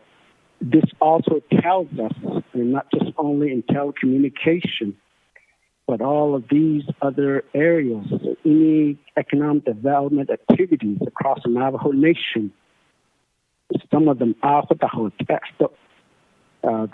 provide payments to the Navajo Nation government. But that's what the RDC are looking into and making sure that whoever does business on Navajo according to what the contracts or the MOU or MOA are in place to able Hokodona Mishiki by Catholic Johatno able Babanate open the Amish. Other outside company Miniki to a hit a hotel. It has on if Okojin dot Akoko. Binti Appens in it on Edo, this Edo, what Ada to take up his army and me, AJ Sato, hook at paragraph yet. And that's where I'm sure the Regulatory Commission will start coming in to provide their specific recommendation that probably needs to be developed into the Title 21. That's where the telecommunications and other areas in the Navajo Nation Code. Has Ani, Jok at Hota, Ape has Ani. To be because at the end that we have a situation in Shipra. So Joanne Hotahot at the Joanne Satoshi, in a way we don't enforce a lot of these policies on Lady Hikashi has Anika Atalian able with the Jo and Sisato to enforce any ship in Nati the Hota.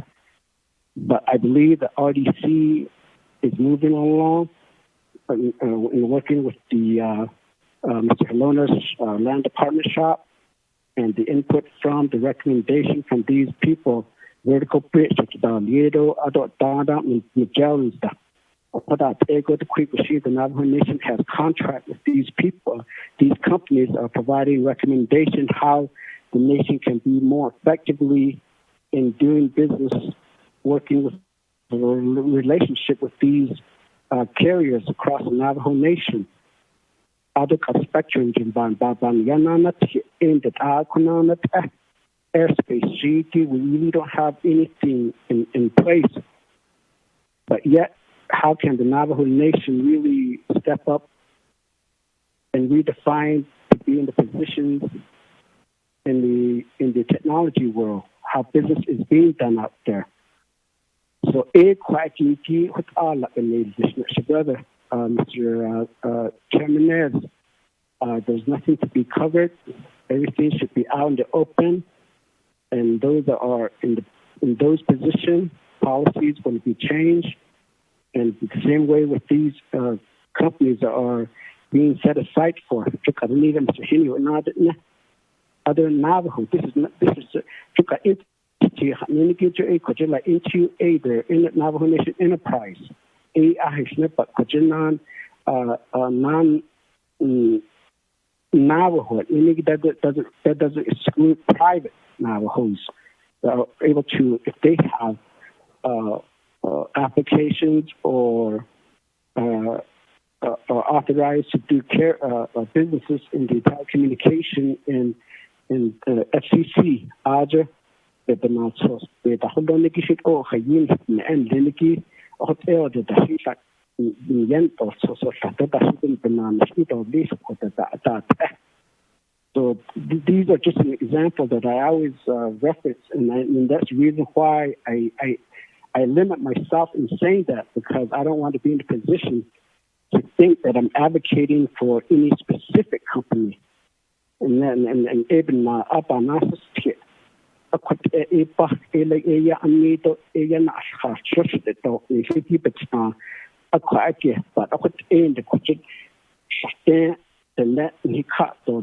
that's what we're saying to Mecca. And hit it upon that the court or you put it, Sehiki, Shaton, Hikaichi, or dancing shop.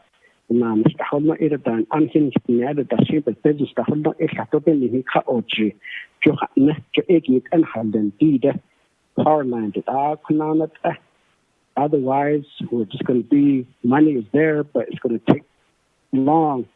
Oh, you must all a sharp I get one bit. I want to live my no oh, that or she took the dog. You see, yeah.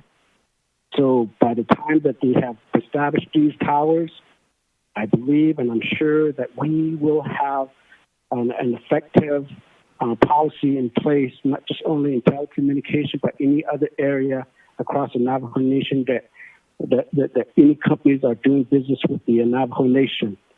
So it is Bahanasit or Mr. Nez and then council members. So these are situations that we deal with, and these are areas that we deal with. But the service that's needed to give, that's what it comes with. I mean, you know already. They're indicating that they've already listed only a few, but those communities, again, I always say this is my prime example. Telecommunication, every single day. Yesterday, NTOA didn't even consider one of my chapter, Low Mountain, that they didn't even put that particular chapter in their plan. So I kind of got upset about it, but I said, okay, but let me continue to advocate for funding for my chapter. So that ego quote our own enterprises, I guess, neglect to consider those communities that don't have towers and so on. So it is open night kind of with chairman, the other speaker, again, I'm just pleading and asking the council modify if needs to be, but that's I don't mean to complicate the process. I support the legislation, but I believe that based on yesterday's discussion about telecommunication and its recommendation and its directive, and I believe that this is where our talk needs to take into action to allocate a certain amount of funding for others could be able to help build infrastructure, telecommunication infrastructure across the Navajo Nation. Speaker.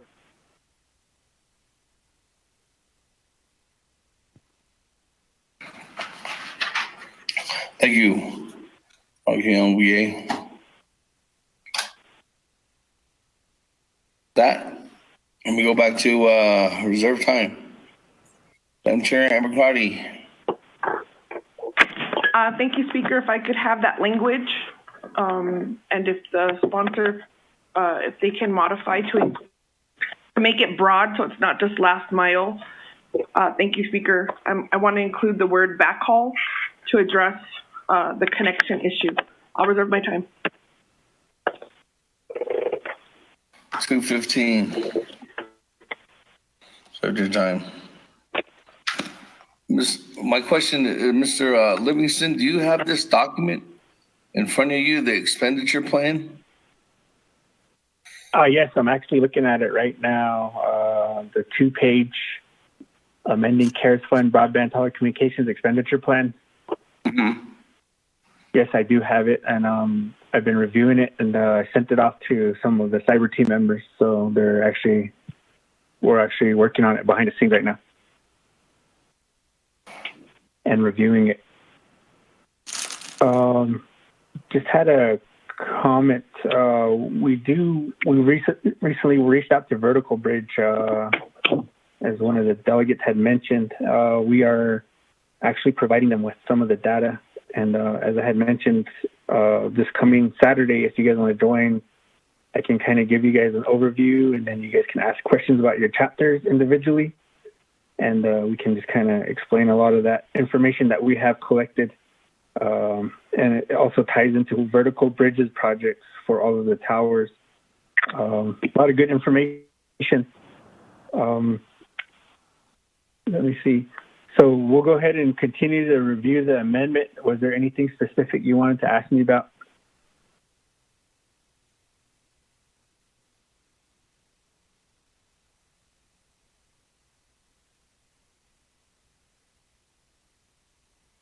Well, the recommendation is from Madam Chair Amber Crowdy to put those other technical terms in the expenditure plan. So it seems like you guys are working on that, right?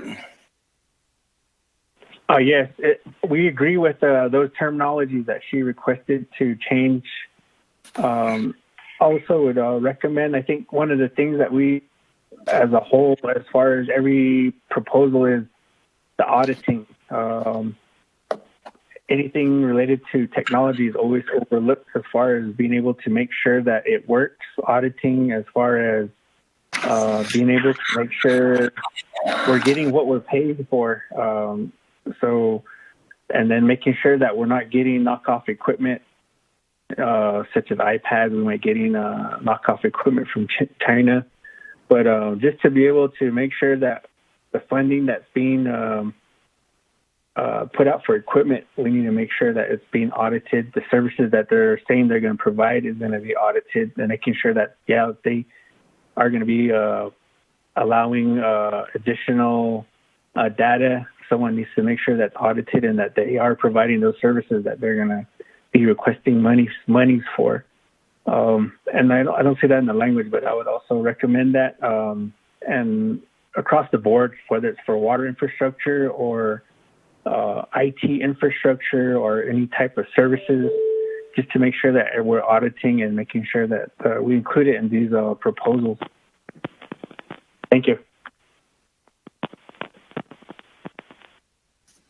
Well, Mr. Livingston, is that what your team is doing right now? Is going to provide that language and recommendation, or are you looking for that as part of another document for the auditing? Well, we can include it in this just as part of as a service. But I would just recommend it be an outside agent providing that, and they're probably somewhat similar to an ETC, which is a non-Navajo or even a Navajo-owned business that can provide those services. I'm going to go ahead and work on this with my team, and then we'll add in the language, and then we'll provide that document in about 10, 15 minutes while you guys continue conversation. Thank you. Okay. With that, Madam Chair Amber Crowdy, your amendment or your modification is not ready. So I'm going to continue on. Honorable Audit, 3 minutes, 31 seconds.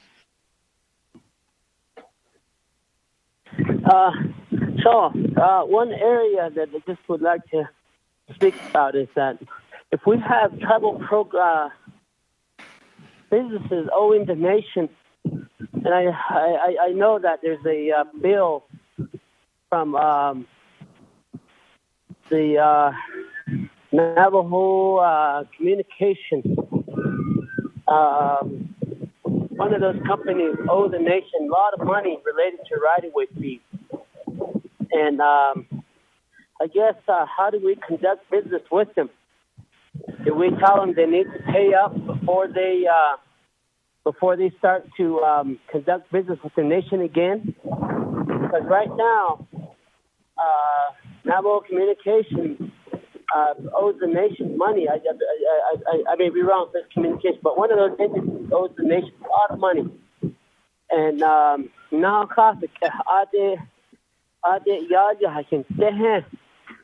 to service the general fund.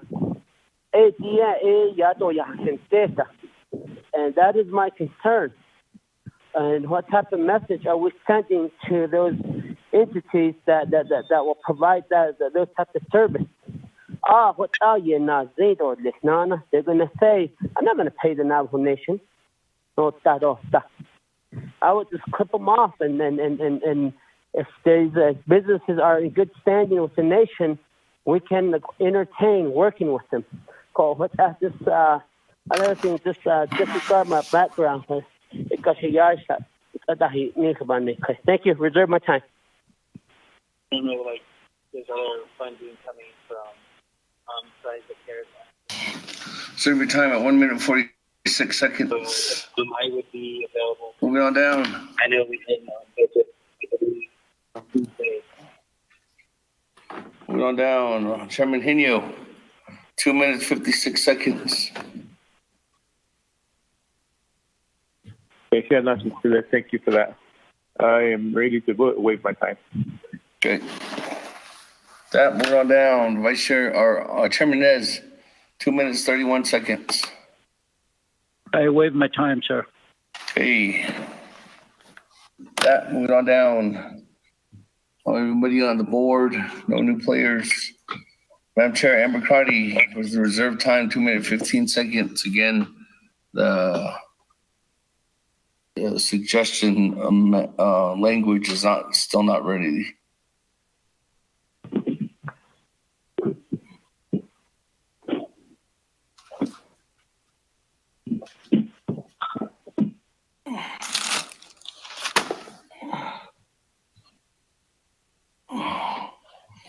Colleagues, no one's on the board. No one. We have the reserve time. We still need to wait for individuals. We're going into recess for 15 minutes till 2:35. Thank you. Okay, 2:35.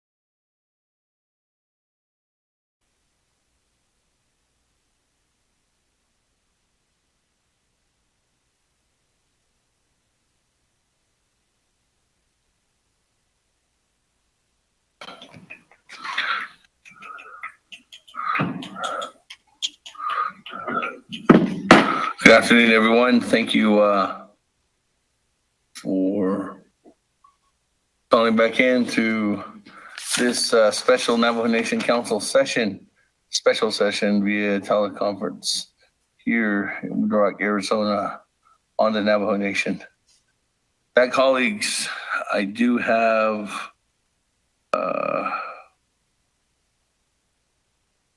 probably about 7 delegates on the line. Let's give it another 3 minutes, and then we can go from there. Is Haney on the line too? Thank you, Speaker. Give me time to eat.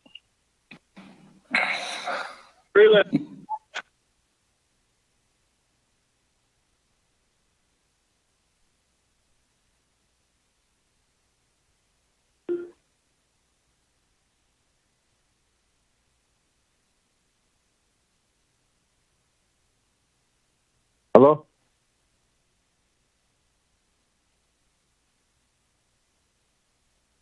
Hello? All right. Good afternoon, everyone. Thank you for calling back in. Looks like we got a quorum. So let's go ahead and go back to getting back into session. We need to do a roll call. So I'll go ahead and forward that over to Ms. Uvella. Roll call. Honorable Elmer Begay. Present. Honorable Elmer Begay is present. Honorable Kealan Begay Jr.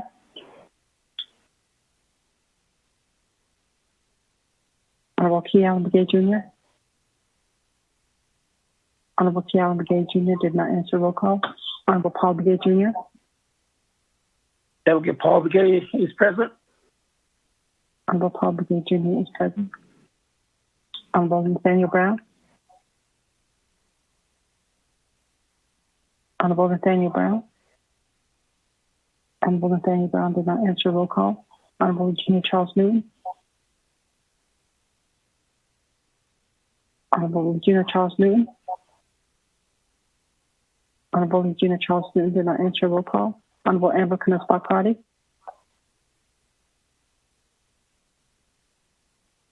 Honorable Amber Knussbach-Carty. Honorable Amber Knussbach-Carty did not answer roll call. Honorable Speaker Damon. Present. Honorable Speaker Damon is present. Honorable Herman M. Daniels. Honorable Herman M. Daniels. Honorable Herman M. Daniels did not answer roll call. Honorable Mark Freeland.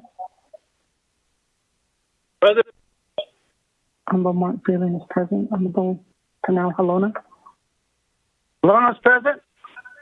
Honorable Canal Halona answered roll call. Honorable Jimmy Henyo. Henyo's present.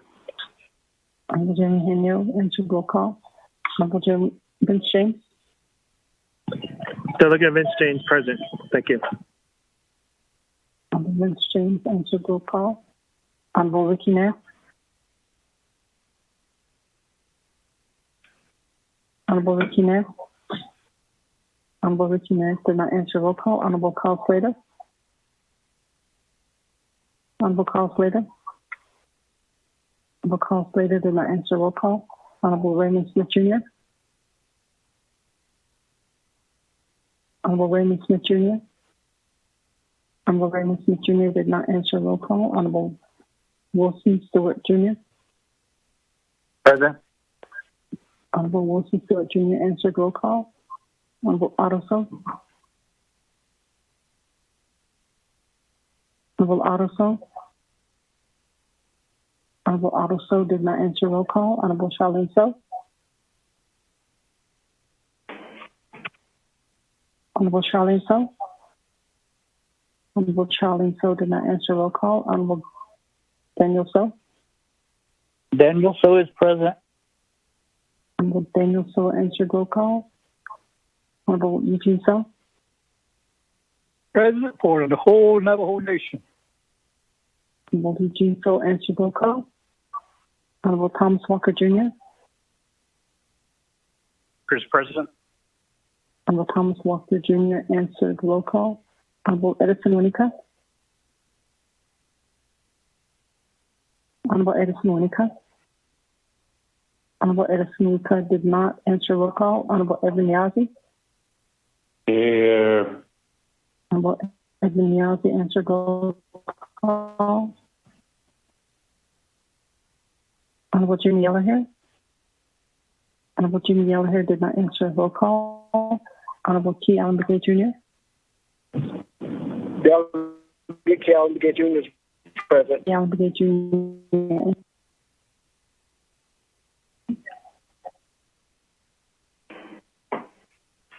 Honorable Nathaniel Brown. Honorable Nathaniel Brown did not answer roll call. Honorable Regina Charles Newton. Charles Newton is present from Shippack, New Mexico. Honorable Regina Charles Newton answered roll call. Amber Canas Balcrotty is calling in from Window Rock, Navajo Nation. Thank you. Honorable Amber Canas Balcrotty. Honorable Herman M. Daniels. Yes, I'm here. Honorable Herman M. Daniels answered roll call. Honorable Ricky Nass. Yeah, Jay, I'm here. Honorable Ricky Nass answered roll call. Honorable Carl Slater. Delegate Slater, present. Honorable Carl Slater answered roll call. Honorable Raymond Smith Jr. Present. Honorable Raymond Smith Jr. answered roll call. Honorable Otto So. Honorable Otto So. Honorable Otto So did not answer roll call. Honorable Charlene So. Honorable Charlene So. Honorable Charlene So did not answer roll call. Honorable Edison Monica. Honorable Edison Monica. Honorable Edison Monica did not answer roll call. Honorable Jimmy Yellowhair. Honorable Jimmy Yellowhair. Hello, Delegate Yellowhair, drove in from Black Mesa, so I'm here in Window Rock. Can you get attention now? Honorable Jimmy Yellowhair answered roll call. Mr. Speaker, you have 20 that answered roll call. Mr. Speaker.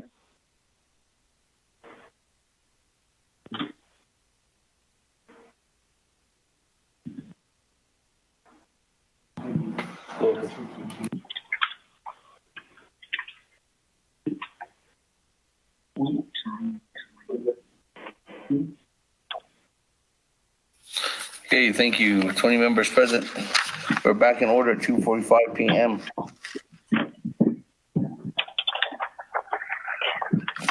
That, colleagues, we are back at the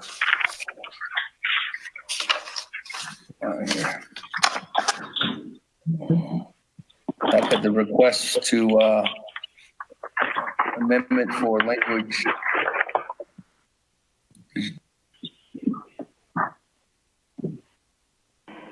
Yes, sir. This is Vernon from the cyber team. Okay, go ahead. I sent the copy over to Amber Crotty, and then she can share it with the rest of the delegates. We did make some minor changes. Kind of conferred with one another. Let me know when you guys have the document in hand, and then I can just kind of go over the minor changes that we made. Madam Chair, do you have the document? Amber Carney? Yeah, thank you, Speaker. I'm going to send it over to your team.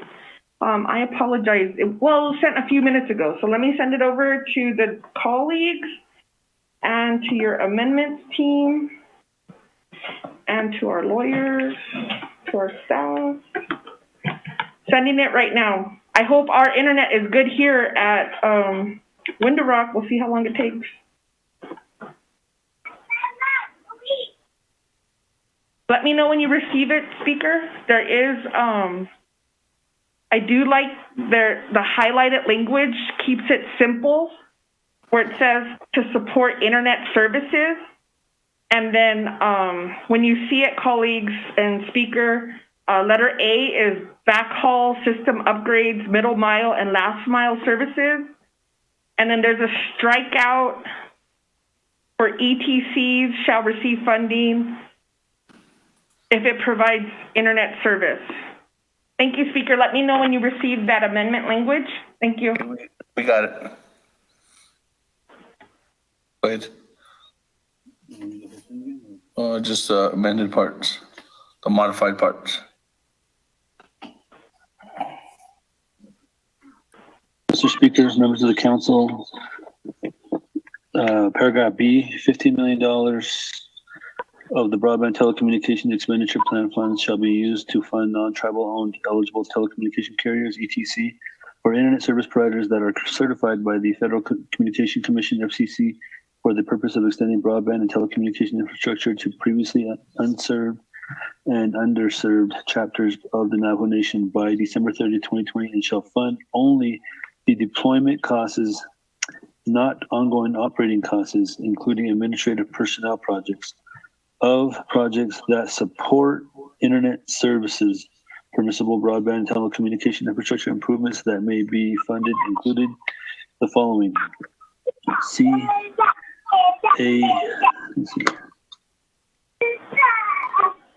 Wireless tower and other network infrastructure necessary to provide mobile and fixed broadband to residents, including backhaul, system upgrades, middle mile, and last mile services. Going down to paragraph F, the Navajo Nation Department of Information Technology, DIT, with the assistance of Navajo Nation Telecommunication and Utilities, shall devise an application process for the distribution of the $50 million to non-tribal owned ETCs, overstrike with a preference for Navajo or Native owned ETCs that caps the distribution to any single ETC at $10 million, and overstrike. ETCs shall only receive funding if it provides internet service, which is defined as the portion of broadband service that delivers an internet connection to an end user that lacks access to a voicemail and broadband services at measurable speeds of 4/1 Mbps or greater for unreserved areas, and 10/1 Mbps or greater for underserved areas. After reviewing the applications for eligibility, DIT shall be responsible for selecting and monitoring the ETCs that receiving funding and the amount of such funding, Mr. Speaker.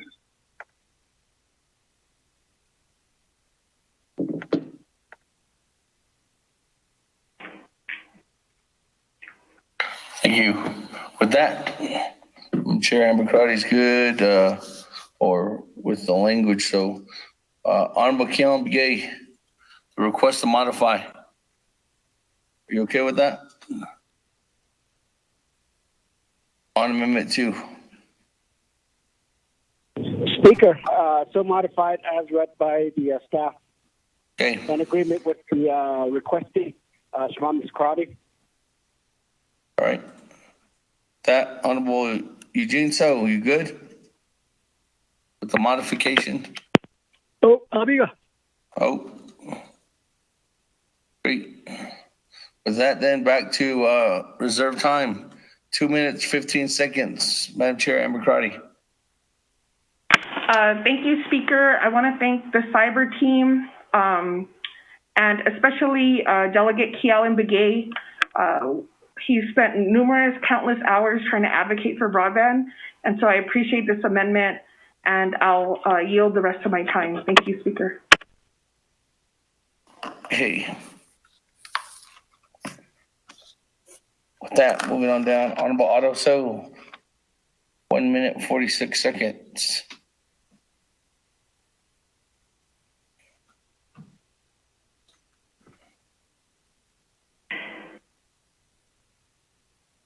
Honorable Otto So.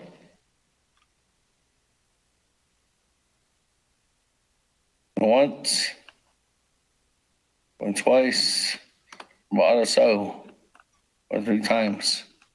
There's no more discussion. Everybody on reserve time or anybody in the queue.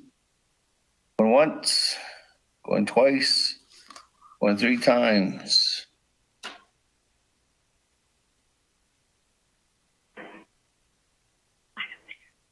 That, go to board on Amendment 2. Vote. Honorable Elmer Begay. I vote green. Honorable Elmer Begay votes green. Honorable Kealan Begay Jr. Delegate Kealan Begay Jr. votes green. Thank you.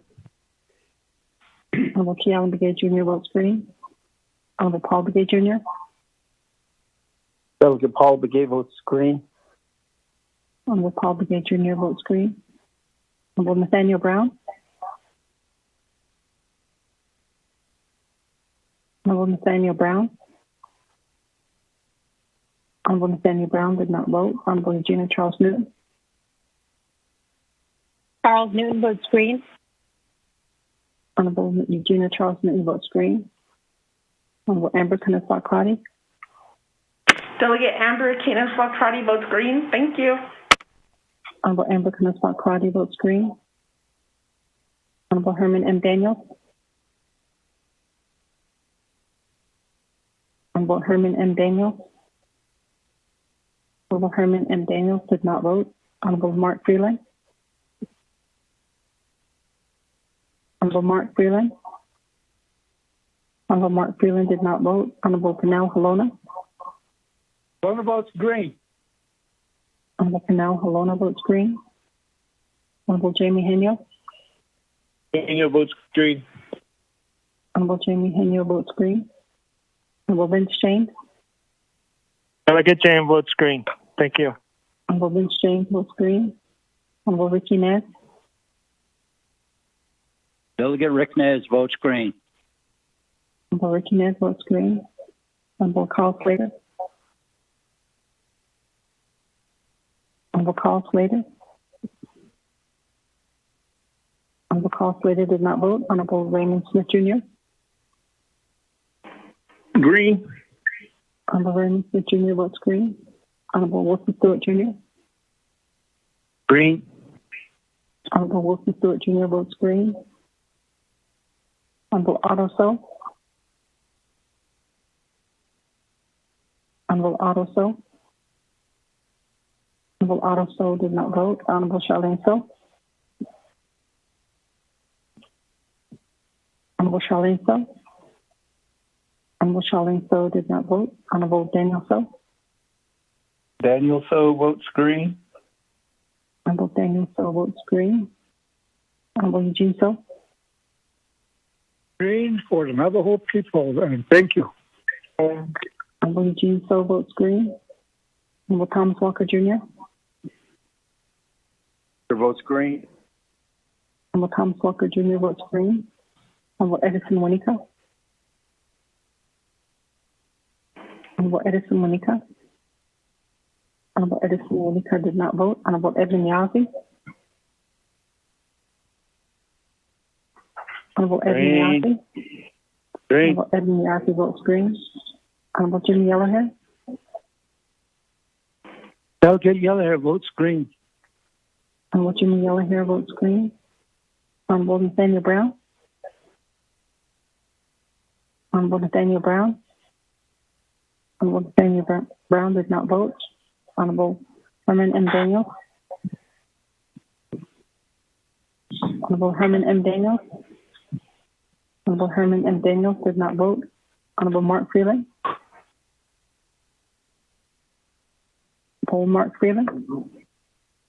Honorable Mark Freeland did not vote. Honorable Carl Slater. Honorable Carl Slater. Honorable Carl Slater did not vote. Honorable Otto So. Honorable Otto So. Honorable Otto So did not vote. Honorable Charlene So. Honorable Charlene So.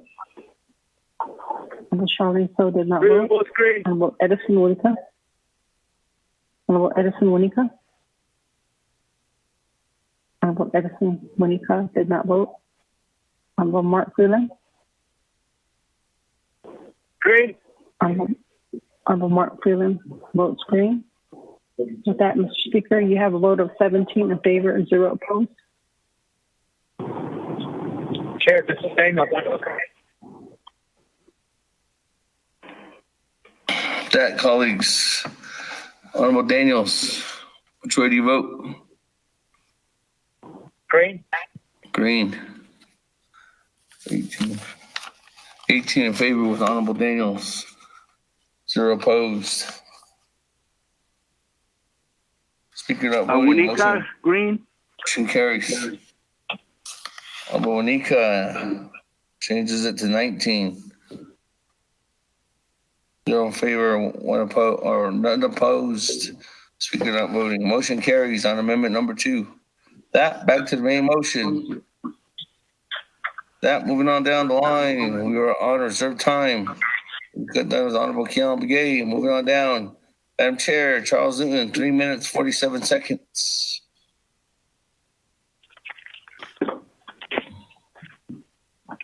Thank you, Speaker. I am working on an amendment right now. Dana, I don't know if it's ready. Reserve my time. What is it? That reserved time, 3 minutes, 41 seconds. Thank you, Speaker. This is Dana. No, it's not ready. I have once again got slammed with amendments, so it will be a few. Thank you. Okay, with that, moving on down.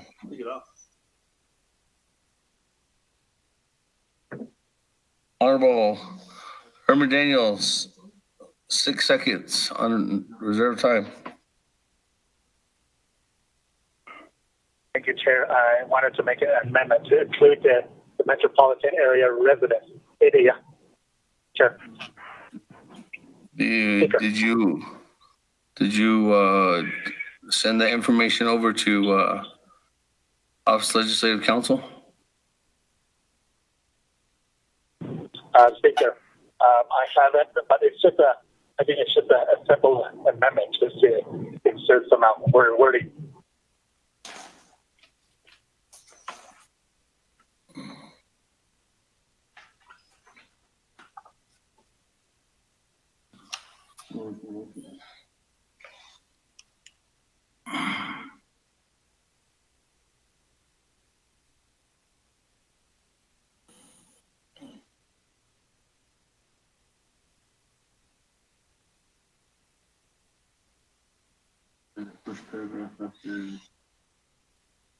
Speaker, this is Dana.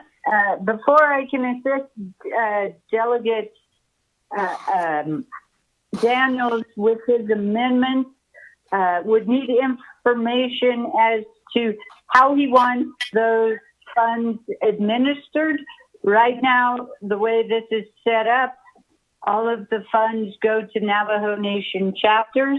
So I'm presuming that people who he wants some mechanism in urban areas to receive funding.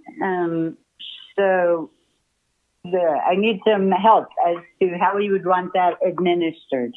Thank you.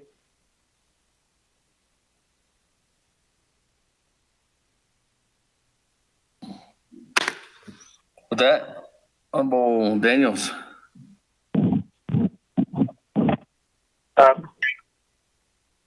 Speaker, let me go ahead and do this withdrawal date. Thank you. Okay. Trying the motion. That moving on down, then Chairman Daniel So, 2 minutes and 2 seconds.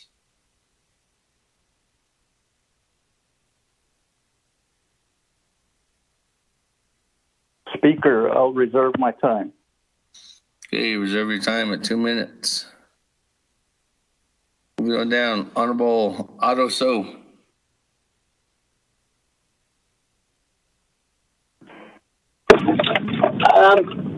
I'm sorry, Mr. Speaker. Do you hear me?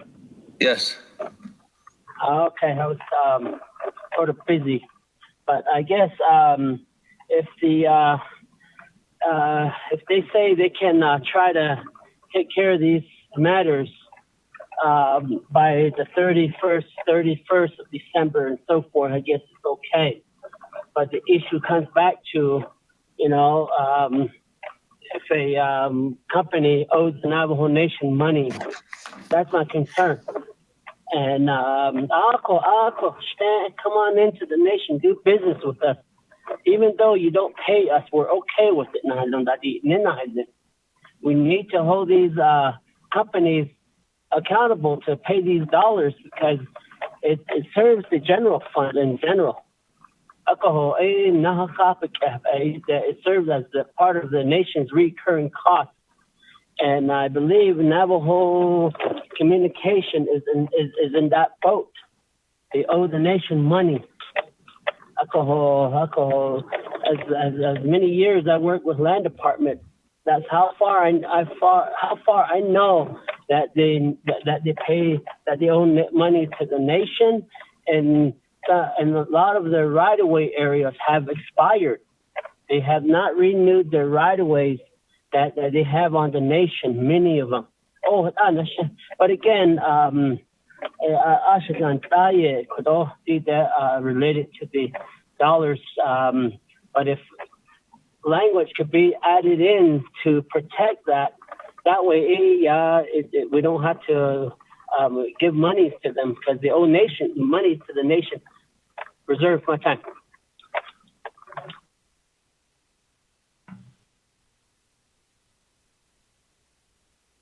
Reserve your time at 3 minutes, 16 seconds. Moving on down. Vice Chair Smith. Thank you, Speaker.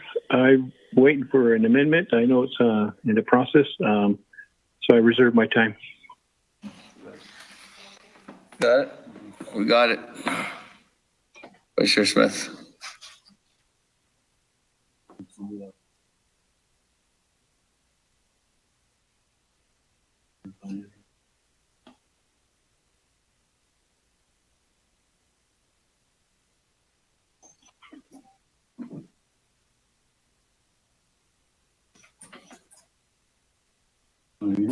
Speaker, will you call me back on the floor? Yeah, you got it, sent it out.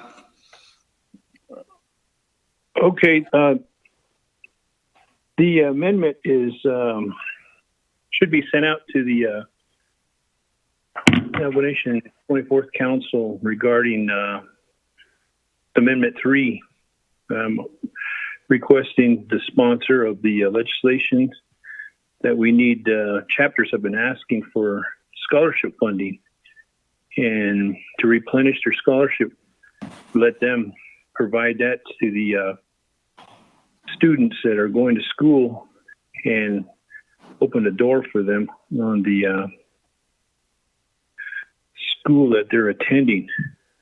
So with that, Speaker, I'd like to entertain amendment number 3 regarding the amendment to 0197-20.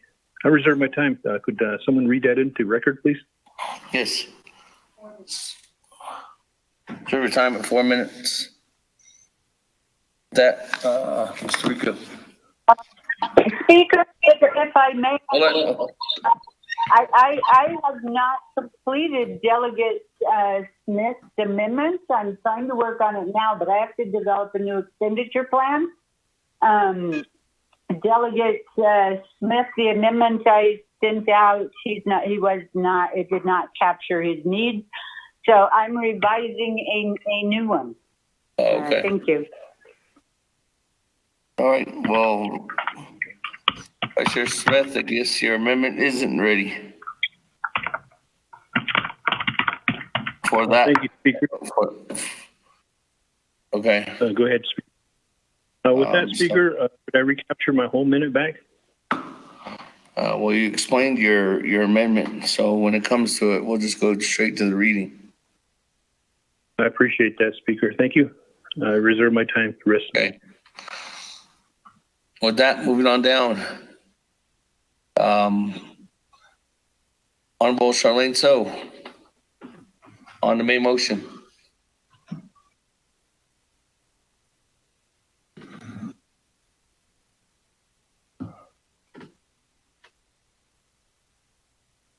Honorable Charlene So.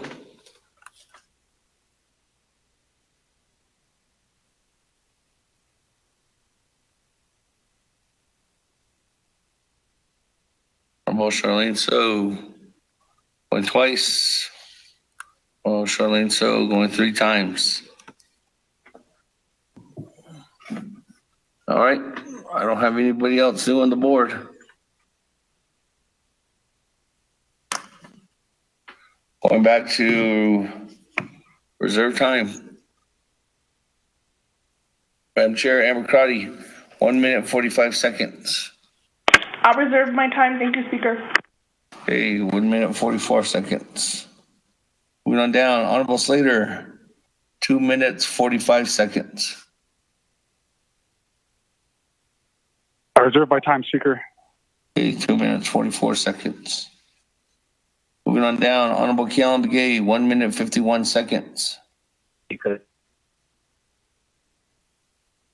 Reserve my time. Yeah.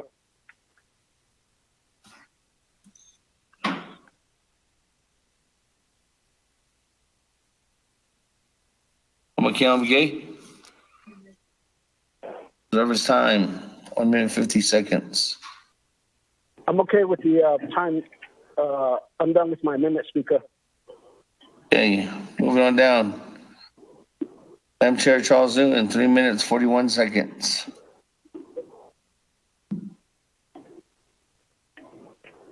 Is my amendment ready? Reserve time. 3 minutes, I 40 apologize. seconds. Your amendment is not ready yet. Speaker, if you want to make this simpler, as I said, we got lots of complicated amendments here. You might want to recess for a little bit. I don't know, but I'm thinking it'll be 20 minutes, maybe a little bit longer to get Delegate Charles Newton's amendment and Delegate Raymond Smith's amendment finished. Okay, We're working as hard as we can. There's 2 options, colleagues. One is we could go into recess. The other one is that we could table this legislation and go forward and address the other legislations and then go on from there. Speaker, Delegate Paul Begay, I'd like to motion to table this legislation. Second, Delegate Slater. Second, Juanica. Okay. What's the time frame, Honorable Paul Begay? It's about 2 hours. So back today, right? It'll come back Yes. today. Okay. Yeah, safely say. Question privilege. Honorable Paul Begay motions to table, second by Honorable Carl Slater. Question of privilege, Honorable Freeland, then Honorable Madam Chair Karate. Honorable Freeland. Thank you, Speaker. Would this mean that this legislation would go back to the end, towards the end of the agenda? You can bring it up at any time during this agenda. When my brother says 2 hours, we could be done with all the other legislation within 2 hours, and we have to wait. That's why he changed it, Honorable Freeland, to back to any time during the day, but it has to come back today. Okay. Thank you. Okay. Madam Chair, Amber Cardi, question of privilege. Thank you, Speaker. Can you just cite that rule that allows us to table a legislation at council and then recall it later in our agenda? Thank you.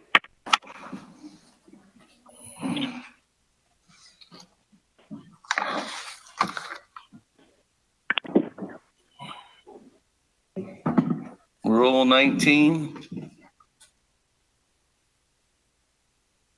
Hold on, I know it's rule 19 is the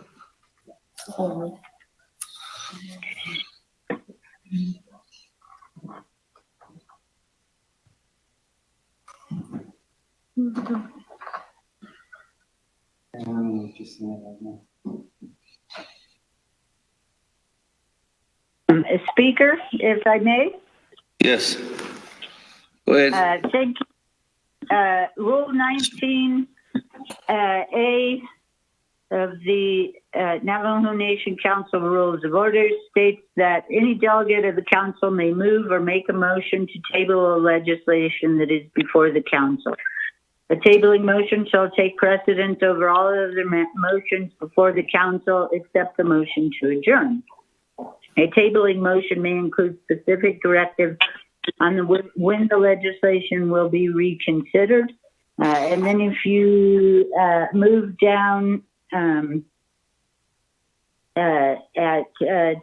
Rule 19, G, it says any legislation may be taken up from the table during the same session at which it was tabled or at the next subsequent regular session of the council as old business unless otherwise directed by the council. So I think that this situation is covered by your rules. Thank you, Speaker.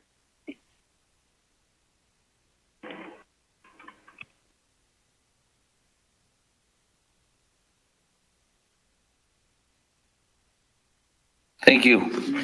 That, colleagues, motion to table by Honorable Paul Begay, second by Honorable Slater, having legislation 0197-20 to come back no later than today, which is September 4th, 2020. Colleagues, this is non-debatable, but I'll go ahead and go to Honorable Freeland. You have 3 minutes on tabling motion. Yeah, Honorable Slater. Honorable Freeland, you have anything to say? What was that, Speaker? You have 3 minutes to debate or say your piece on the motion, because this is your legislation, or you can waive it.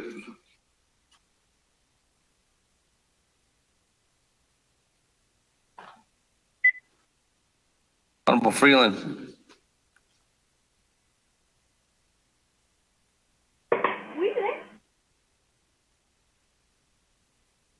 Honorable Freeland.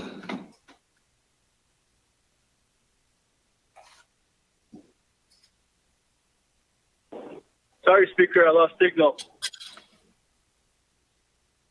Honorable Freeland, what do you want to do? That's fine. If we're still waiting on an amendment to get produced, that's fine. We can go ahead and table it to the. I'd like to get this legislation through as possible, though. But we can move on. I know, but okay. So you waive your time then? On the main motion? No, for your 3 minutes. Presentation. Yes, on the debate. On the presentation. On the table. I'll waive it. Okay. Sorry. That, colleagues, go to the board on legislation 0197-20. Honorable Elmer Begay. Speaker, question on privilege. Vote green. Question of privilege, Madam Chair, Charles Newton. Speaker, I apologize. I got kicked off the phone and I missed what are we voting on? I apologize. We're voting to table legislation 0197-20 until later on in the day, and then bring it back because Ms. Barbara's needing time to do amendments for the legislation. Thank you, and I apologize, Speaker. I did get kicked off the line. Thank you. Okay, with that, continue on voting. Honorable Elmer Begay votes green. Green. Honorable Kealan Begay Jr. Delegate Kealan green. Honorable Kealan Begay Jr. votes green. Honorable Paul Begay Jr. Delegate Begay votes green. Honorable Paul Begay Jr. votes green. Honorable Nathaniel Brown.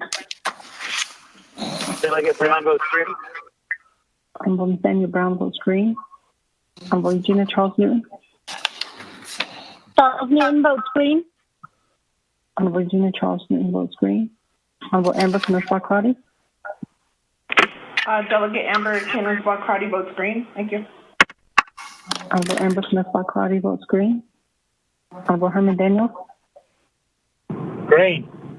Honorable Herman Daniels votes green. Honorable Mark Phelan. Green. Honorable Mark Phelan votes green. Honorable Pernell Halona. Halona votes green. Honorable Pernell Halona votes green. Honorable Jamie Henyo. Yeah, votes green. Jamie Henyo votes green. Honorable Vince James. Delegate Vince James votes red. Thank you. Honorable Vince James votes red. Honorable Ricky Ness. Delegate Nez votes green. Honorable Ricky Ness votes green. Honorable Carl Slater. Honorable Carl Slater via text votes green. Honorable Raymond Smith Jr. Honorable Raymond Smith Jr. Honorable Raymond Smith Jr. did not vote. Honorable Wilson Stewart Jr. Green. Honorable Wilson Stewart Jr. Green. Honorable Wilson Stewart Jr. votes green. Honorable Otto So. I vote green. Honorable Otto So votes green. Honorable Charlene So. I vote green. Honorable Charlene So votes green. Honorable Daniel So. Daniel So votes green. Honorable Daniel So votes green. Honorable Eugene So. I vote green. Thank you. Honorable Eugene So votes green. Honorable Thomas Walker Jr. Thomas Walker votes green. Honorable Thomas Walker Jr. votes green. Honorable Edison Winika. Green. Honorable Edison Winika votes green. Honorable Edwin Yazzie. Green. Honorable Edwin Yazzie votes green. Honorable Jimmy Yellowhair. Honorable Jimmy Yellowhair. Honorable Jimmy Yellowhair did not vote. Honorable Raymond Smith I vote Jr. green. I vote green. Yellowhair. Honorable Raymond Smith Jr. Third time. Honorable Raymond Smith Jr. Green. Honorable Raymond Smith Jr. votes green. Honorable Jimmy Yellowhair. I vote green. Honorable Jimmy Yellowhair votes green. With that, Mr. Speaker, you have a vote of 22 in favor and 1 opposed. Mr. Speaker. 22 in favor and 1 opposed. Speaker not voting. Motion carries. Tabling motion carries. That is on legislation 0197-20. That continue on our legislation on our agenda. Moving on down, legislation 0198-20.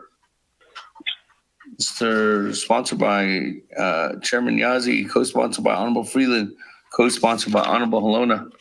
Ms. Patero, if you can read into the record.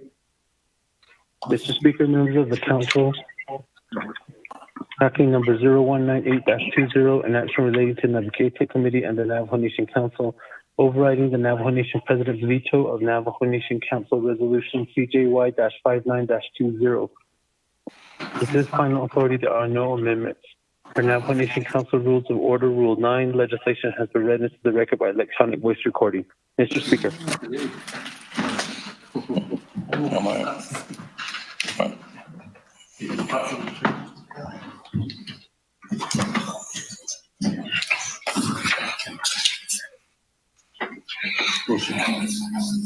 That, colleagues, is there a motion on 0198-20? Delegate I'll motion it. Delegate So. Delegate Otto So, is there a second? Henyo. Chairman Henyo. A second. With that, colleagues, legislation 0198-20. There's no debate. Go to the board. Vote.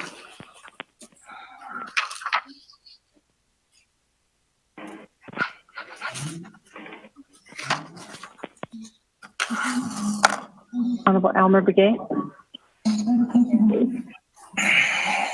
Honorable Elmer Begay. Vote green. Honorable Elmer Begay votes green. Honorable Kealan Begay Jr. Delegate Calvin votes green. Honorable Calvin Begay Jr. votes green. Honorable Paul Begay Jr.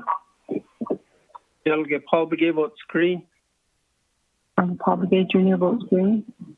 Honorable Nathaniel Brown. Honorable Nathaniel Brown. Honorable Nathaniel Brown did not vote. Honorable Eugenia Charles Newton. Charles Newton votes green. Honorable Eugenia Charles Newton votes green. Honorable Amber Knutsbach Crotty. Delegate Amber Knutsbach Crotty votes green. Thank you. Honorable Amber Knutsbach Crotty votes green. Honorable Herman M. Daniels. Honorable Herman M. Daniels. Honorable Herman M. Daniels did not vote. Honorable Mark Freeland. Green. Honorable Mark Freeland votes green. Honorable Pernell Halona. Halona votes green. Honorable Pernell Halona votes green. Honorable Jamie Henyo. Henyo votes green. Honorable Jamie Henyo votes green. Honorable Vince James. Delegate Vince James votes green. Thank you. Honorable Vince James votes green. Honorable Ricky Nez. Delegate Rick Nez votes green. Honorable Ricky Nez votes green. Honorable Carl Slater. Honorable Carl Slater votes green. Honorable Raymond Smith Jr. Green. Honorable Raymond Smith Jr. votes green. Honorable Wilson Stewart Jr. Green. Honorable Wilson Stewart Jr. votes green. Honorable Otto So. Green. Honorable Otto So votes green. Honorable Charlene So. Honorable Charlene So. Honorable Charlene So did not vote. Honorable Daniel So. I vote green. Honorable Charlene So votes green. Honorable Daniel So. Daniel So votes green. Honorable Daniel So votes green. Honorable Eugene So. Vote green. Thank you. Honorable Eugene So votes green. Honorable Thomas Walker Jr. Thomas Walker votes green. Honorable Thomas Walker Jr. votes green. Honorable Edison Winica. Green. Honorable Edison Winica votes green. Honorable Evan Yawzi. Green. Honorable Evan Yawzi votes green. Honorable Jimmy Yellowhair. Jimmy Yellowhair votes green. Honorable Jimmy Yellowhair votes green. Honorable Nathaniel Brown. Delegate Brown votes green. Honorable Nathaniel Brown votes green. Honorable Herman M. Daniels. I vote green. Honorable Herman M. Daniels votes green. With that, Mr. Speaker, you have a vote of 23 in favor and 0 opposed. Mr. Speaker. That call is 23 in favor, 0 opposed. Speaker not voting. Motion carries on legislation 0198-20. Final authority to chair at Navajo Nation Council. Speaker, this is Vice Chair. I got a question. Question privilege. Let's go ahead. Thank you, Speaker. We just tabled legislation 019720, which requires 2/3 vote. And we got done with our 2/3 vote for legislation 182-20, 178, I think it is, or the one we just did right now. Do we go back because of its 2/3 to the legislation on 19720? That's the clarification I'd like to have on that, because the rest are simple majority, like 16420 and 21520. Do we have to stay within that parameter to make sure that we close 2/3 vote? Thank you, Chair. Speaker. Honorable Vice Chair Smith. we took action on legislation 0197-20. And once we took action on that, in the tabling motion stated that we can come back to this legislation anytime throughout the day. So in that, we already had taken action. We followed the procedures in the code, and we did take action on all 2/3 legislations prior to moving on to legislations with simple majority. So to answer your question, we can continue on to simple majority legislations right now and bring back 0197-20 at any time. Okay, thank you for that clarification, Speaker. Thank you. Yeah. Okay, with that, moving on down, legislation 0164-20, sponsored by Honorable Paul Begay, co-sponsored by Honorable Daniels. Ms. Platero, if you could read it into the record.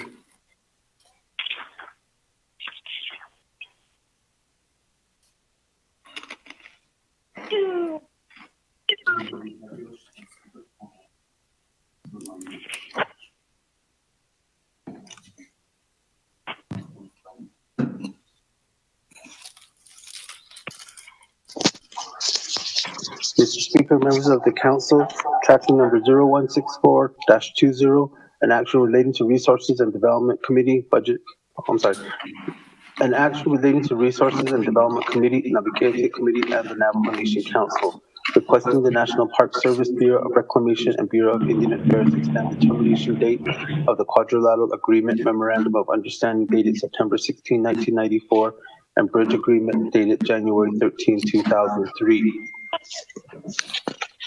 Council is final authority. For Navajo Nation Council Rules of Order, Rule 9, legislation has been read into the record by electronic voice recording. Mr. Speaker.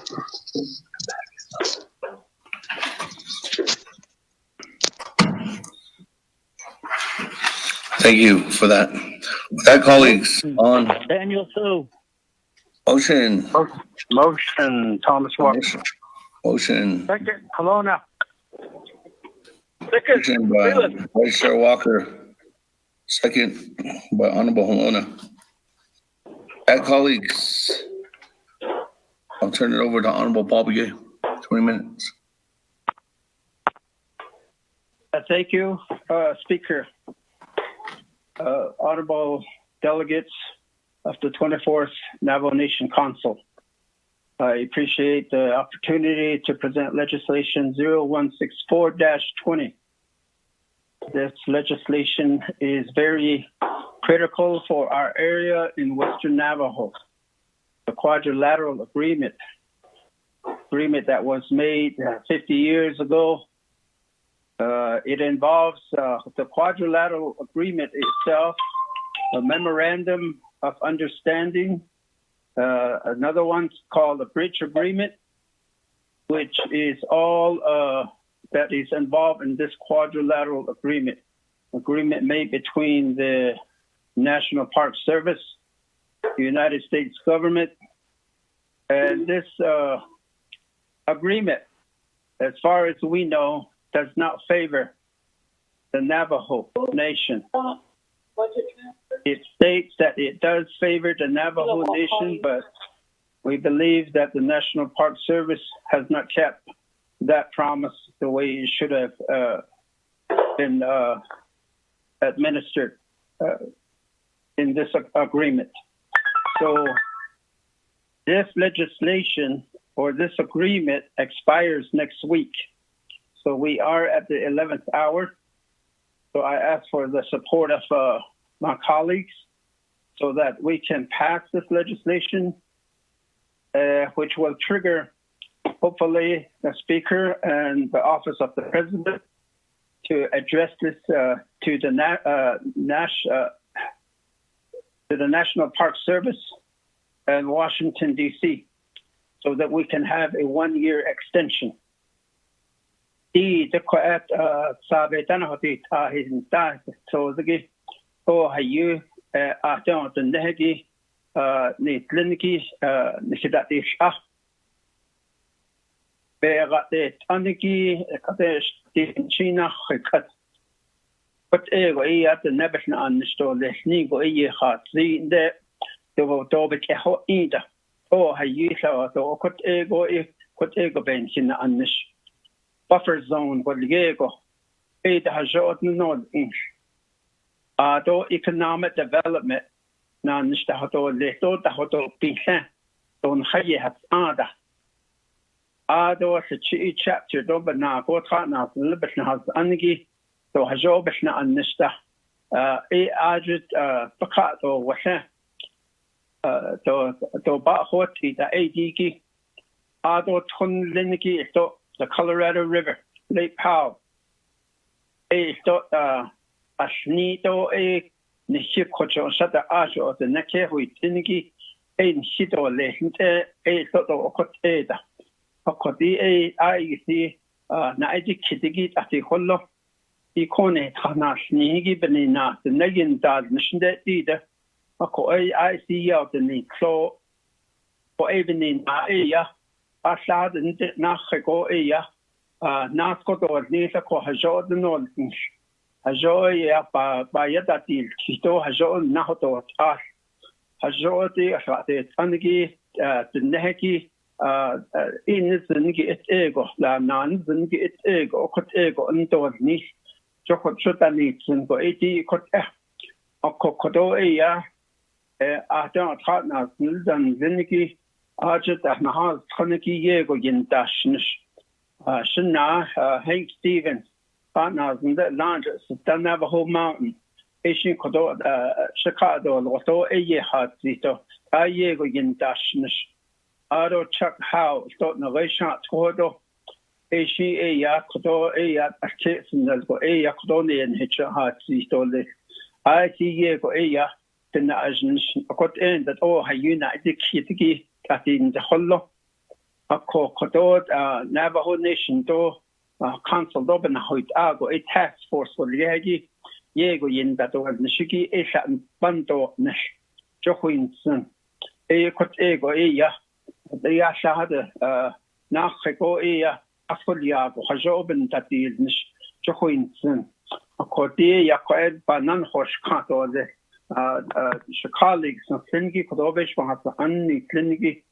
ko Bella that the Clayto asking so Naso that the Nito Yego ben not on this Archon Kiskahot Sogi to and Sibin Sidet Ita Ani so net the Nebekaya and Kita has Kaya that's Angit Ani and Sidet he got Ado deepish was Anni Klingi that some keep an ebonate Jashi Kodot was Tochahot, so they wish for the Anni cleaned way your Torjahot, so Gito, a sheep eat Toja Ajahot, so he ate up a fish from the Anni clip, a coeban, so case of quack, discard each and some additional Ado here into the dish, Nico quack, Dina Sabe, Danobit, I not for the deal.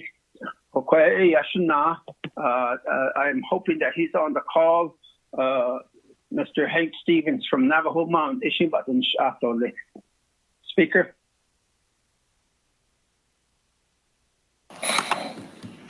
Thank you, Honorable Paul Begay. That, I guess going over to Mr. Stevens.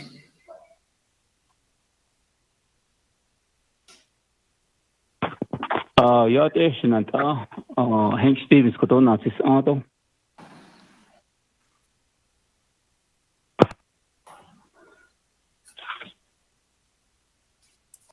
Recognize this lay here out of your heart all this.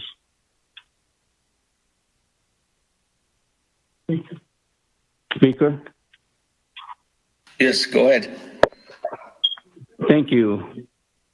Speaker, Aro Sinanta no Fingi Quepes on no Fingi Aro Hinanta and Lengi seems to think so in whole town, yes, seems so equal. No, so tons of Arpe office up.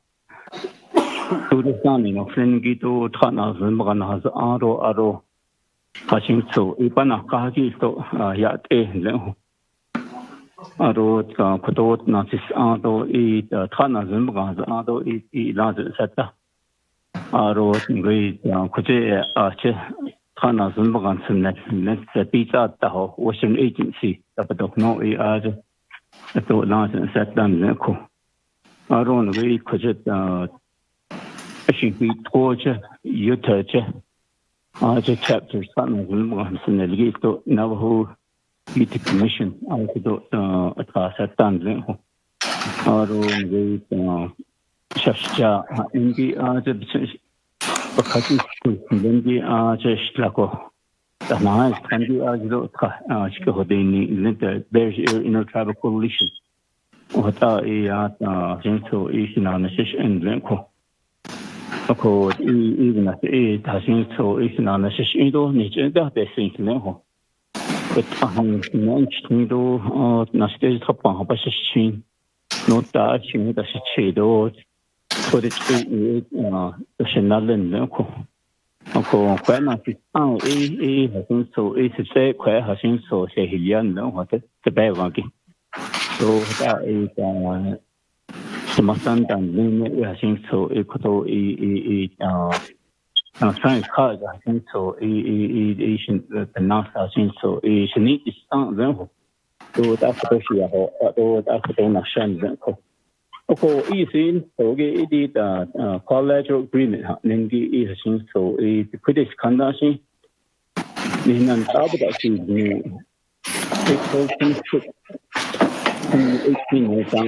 so it's Washington agency. Though I think so. In the Washington agency, other business undone. Then I think so. It also suggests that equal agreement, they have seen so in our source out as the yin laco, not anarchy, not harsh, love it.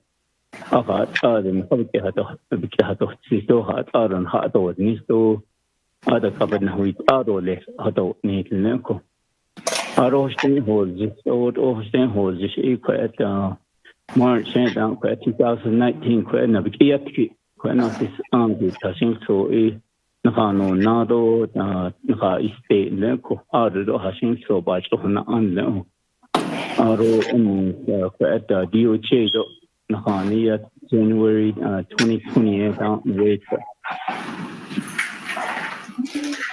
Mexican waters, the Hashing so is because the Hasis in Lenko. So for Ado Stem for the she so in Lenki, I think so. It's not a late, though. I think so. It with the better than the lane. Okay, all about this. I can't have the lane.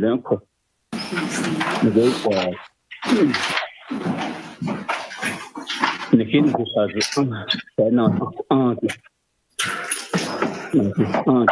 I don't wait or jet towards the door. I don't traffic can do get total. I don't wait. You don't let base out here to go. I think so. It's hard now. Remember, uncle. Okay. Then she took out the she's in local. Seeing the way so then Bigger.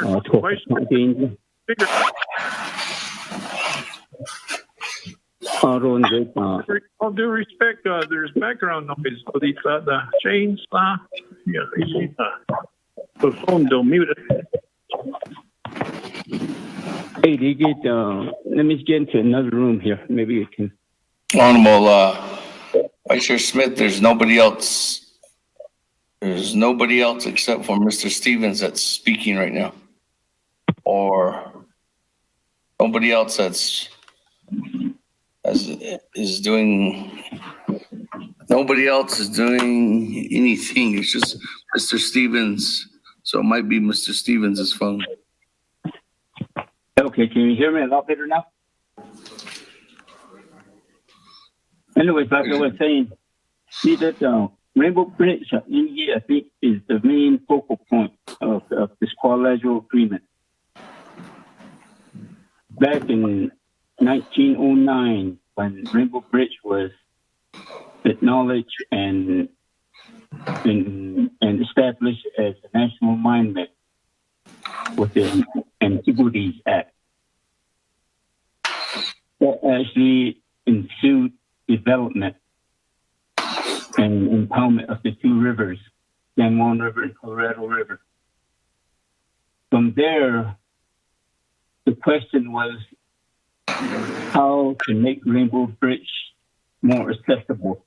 How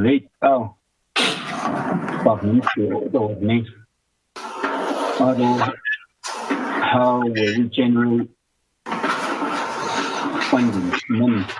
And this is all under the federal government. And we have to be mindful that our ancestors really didn't understand the English language. In a sense, a lot of agreements were made prematurely without their input. We had Indian commissioners. In 1933, we had an Indian commissioner by the name of Norman Litkow, who actually initiated talks for the Navajo Nation and the federal government. So these talks continued through the years and into the 50s and 60s. And a lot of agreements and MOUs and whatnot were actually implemented. But it was all done at an upper level without the Navajo people's input.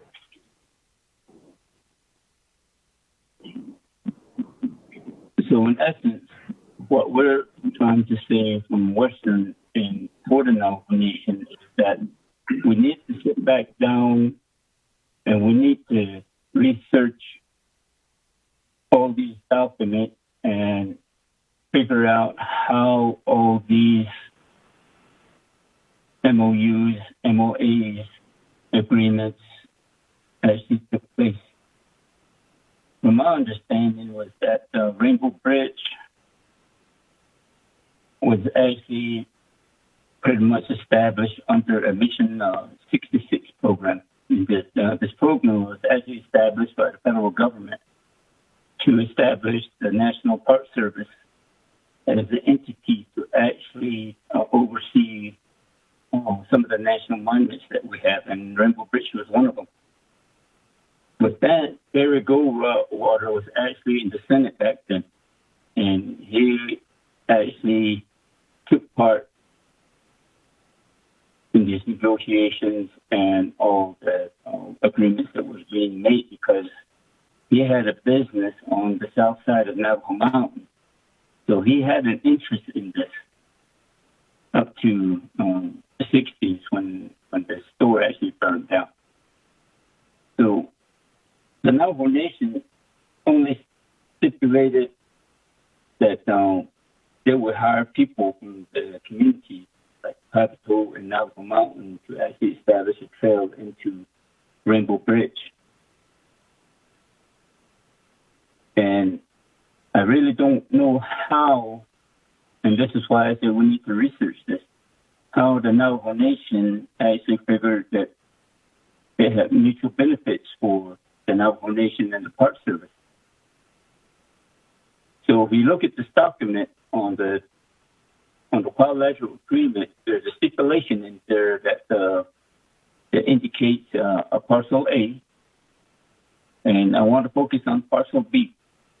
Parcel B is an elevation line just above the Glen Canyon Recreation Area. So anything beyond the 3720 is still tribal land. But if we're not privileged for it, yes. So anyways, I think... Speaker Damon, point of privilege. Point of privilege. Is that you, Chairman Henio? Yes, it's me. Is it 20 minutes yet, or I'm waiting to vote on this one? So we have 3 minutes and 17 seconds. Okay. So anyways, our objective is actually to we wrote up a document and Delegate Paul Begay's LDA has this document, and we call it the Objective and Initiative of the Quadrilateral Agreement. And what we want to do is we have a specific to create and determine a coordinated task force comprised of Navajo Nation Council delegates, Navajo Nation departments, local chapters, elderly community members, practitioners to evaluate studies, document regions of the Glen Canyon Recreation Area, and to orientate the Navajo Nation and the public of Public Laws Memorandum of Understandings, MOU, Memorandum of Agreement, MOA, to present and or for present and future generations. So on the on the upside of this is we need to put together 3 Western Agency Council delegates for one. 2, we need Department of Justice involved in this. We also need an independent legal counsel involved in this. We need 2 Department of Natural Resource employees, which will comprise of historic preservation and maybe the Department of Land Office. We need 3 Western Navajo Agency officials involved in this, and 7 elected official or chapter officials from affected areas or impacted areas. So, and then we'll need 2 audio and recorders, and that will actually do the documentation. So this group will actually be the task force that the Navajo Nation will put together.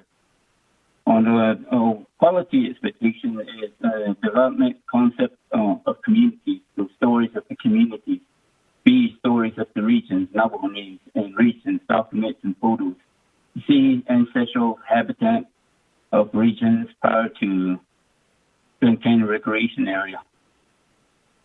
3 is frequency expectation, meeting every other week with updates. B, task force data collection prior to meetings, periodically. C, task force interviews and documentation periodically. 4 is cost expectation. Cost expectation will actually pertain to the independent legal counsel, and also we would ask the Navajo Nation Council to maybe appropriate a certain amount of funding for the project. We'll also approach other nonprofits to be involved in this for funding. The chapter's own resources will also be used in this. And we feel that it's achievable. There's knowledge of the attorneys that are qualified, chapters oriented with their areas of the community, departments have data. They have the skills, abilities, and experience. As for the relevancy, I think traditional values restored to the Navajo Nation is essential, and it's imperative that we actually establish a sustainable opportunity for the Navajo Nation. And with the time, I think we're requesting 1 year, so time is very critical in this an extension of the quadrilateral agreement request, and 1 year I feel is an adequate time, enough time to actually put this task force together and actually get the plans in place for the lucrative quadrilateral agreement for at least 5 years. With that, Speaker,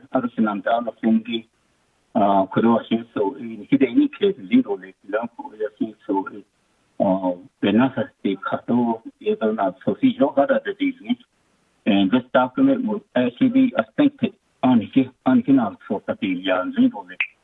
we won't have Indian commissioners involved in this, or the BIE. With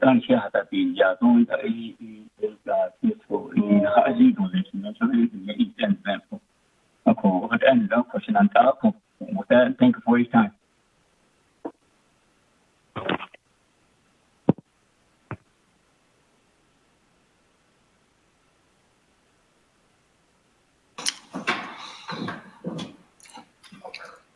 Colleagues, that time's up. Colleagues, I refer to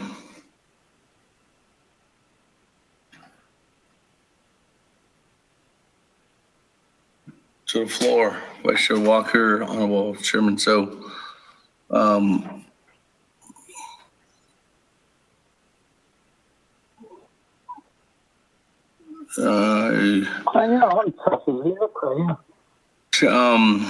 don't know if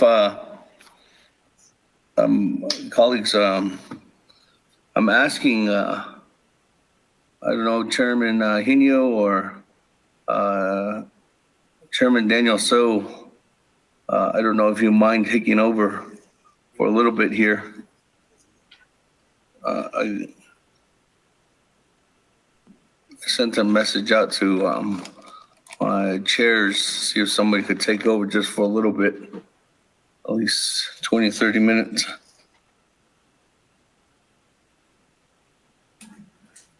You hungry, Speaker?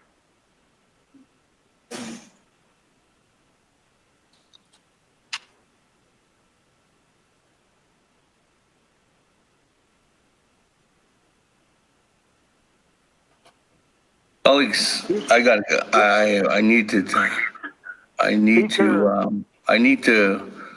I'm going to ask for a recess for 30 minutes then. If no one wants to take over, I'm sorry. Speaker. I'll take over. Speaker. Chairman So? Yeah, You don't mind, Chairman So? it's only for 20 minutes. No, I'm gonna run the fort and I'm gonna run back. Okay. I just gotta go. I really gotta go pick up my prescription at the hospital.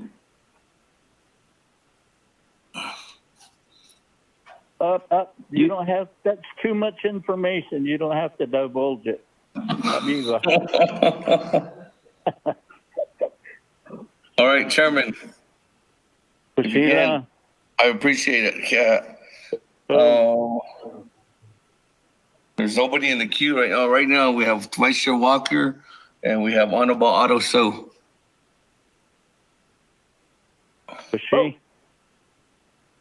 All right. Okay. Yeah, members of the distinguished and honorable 24th Navajo Nation Council, the 24 members. We have on the table legislation 0164-20. We have a motion and a second. The sponsor has spoken the 20 minutes.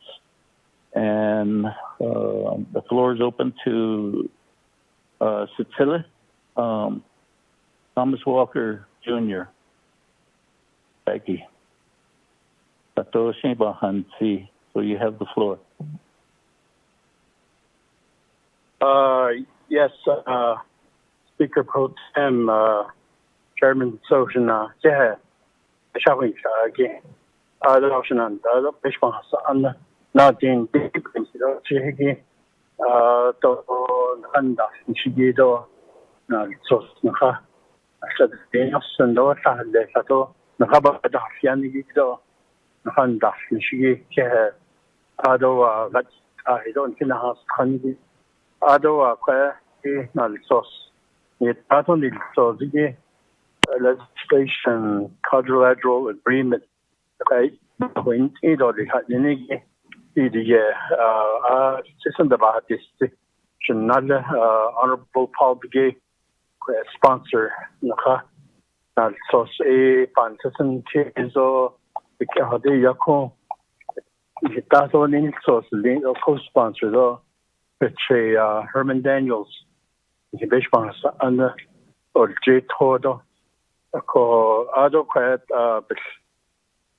by yadan si gido shi Hank Stevens in what did that legislation we get the benefit adjustment benefit adjustment the kato the how na when it on habit ordinance be cannot extension okay benefit is it national public ya hati ke personal in the adult and wait the chi do quite house not just under the whole yakaya dojeko personal little kada wisto nakat niki benedi hajo yandat ado benedi hajo ko yandat so ko what ado benedi najon ko yandat so yoke even na extension so that neko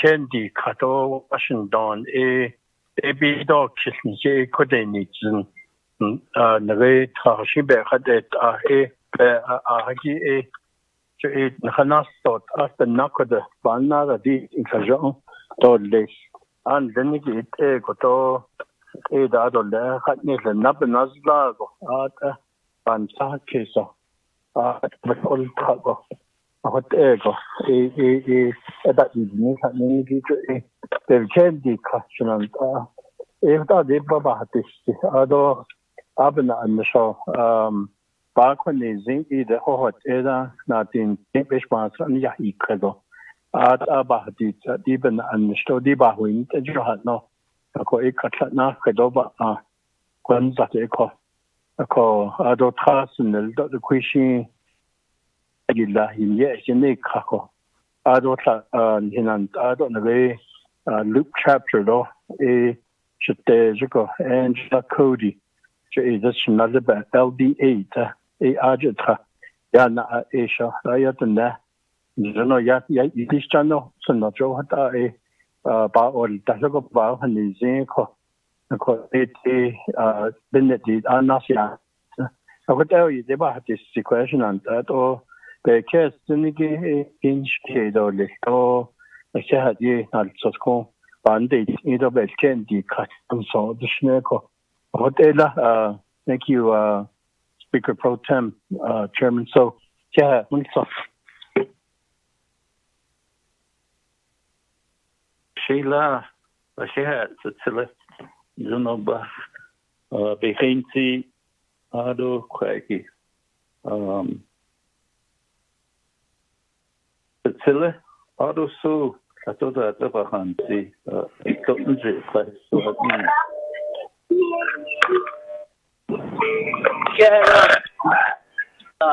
sinanta to there is no to Mr. Pro Tem Kudo Che, Mr. Stevens, thank you for being on the line. Be part of the conversation. I don't know Che, Mr. Paul Begay. I did not.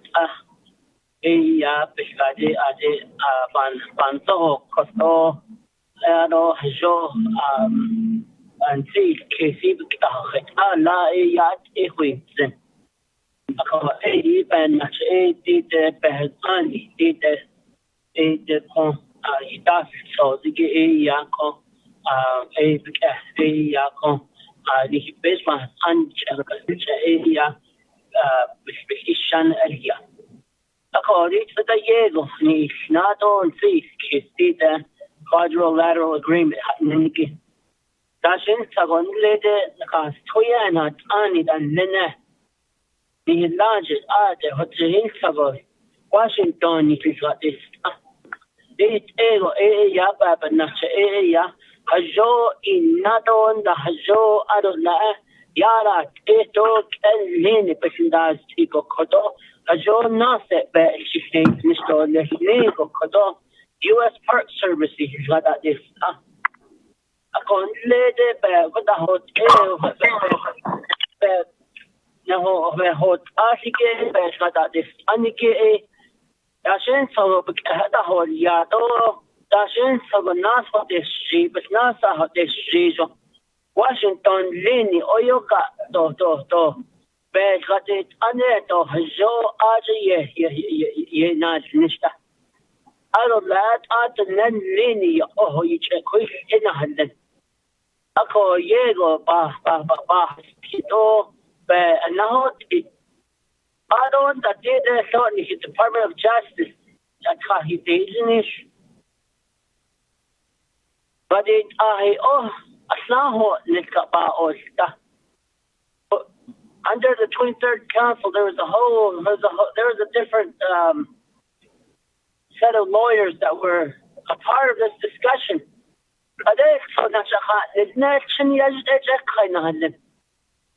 Ako Diego bata has agoko Diego kwaige oyo hashit Audit nakahit inin hako da jinsa to listen. Ako audit hana selini ya audit aro layin audit kito. So audit ego da nat asa doiche yekishande ida. That's another area that we need to get the Department of Justice to fully work with those parties directly affected from the Navajo Nation. The G chapter, the people, Abato chapter, Nansis an Ojetko, Aje what neket inigego, be in na ajiego be bitadit it. Ako apa hastio hot ego gadi ahe. Not nisoto jo. The nan lin aket inito yaho nizda. So ahadit ada kodo sheya kodo commit that I will get the Department of Justice since I'm part of the oversight to get adequate lawyers on this agreement. Ado so did this. Ni beshma has an kodor khata nan tahido aje ni nan ada satahi benna hat yego biti ya it benna hajel gado on lele on chil salo do na hat yeda chili khaje ashe ko hatni. We need the Navajo Nation leadership a part of this discussion. Very important deal. And I support what Honorable Paul Begay has brought forth.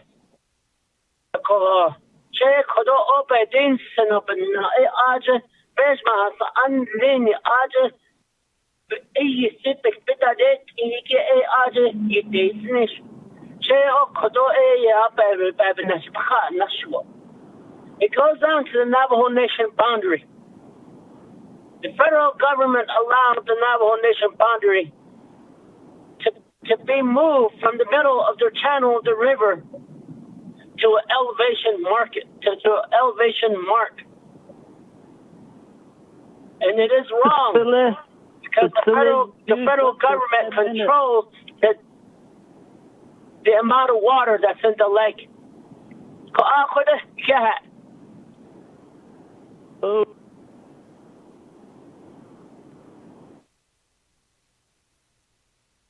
Ape is only Yazra Quaggy Kaho, Gatligi, Quaggy, Slet the Halginger.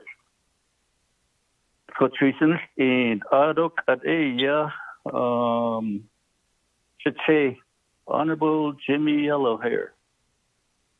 Quaggy Naho G's. He thought they said the negate. Oh, yes, too. Very much being a pro temp. Congratulations to you.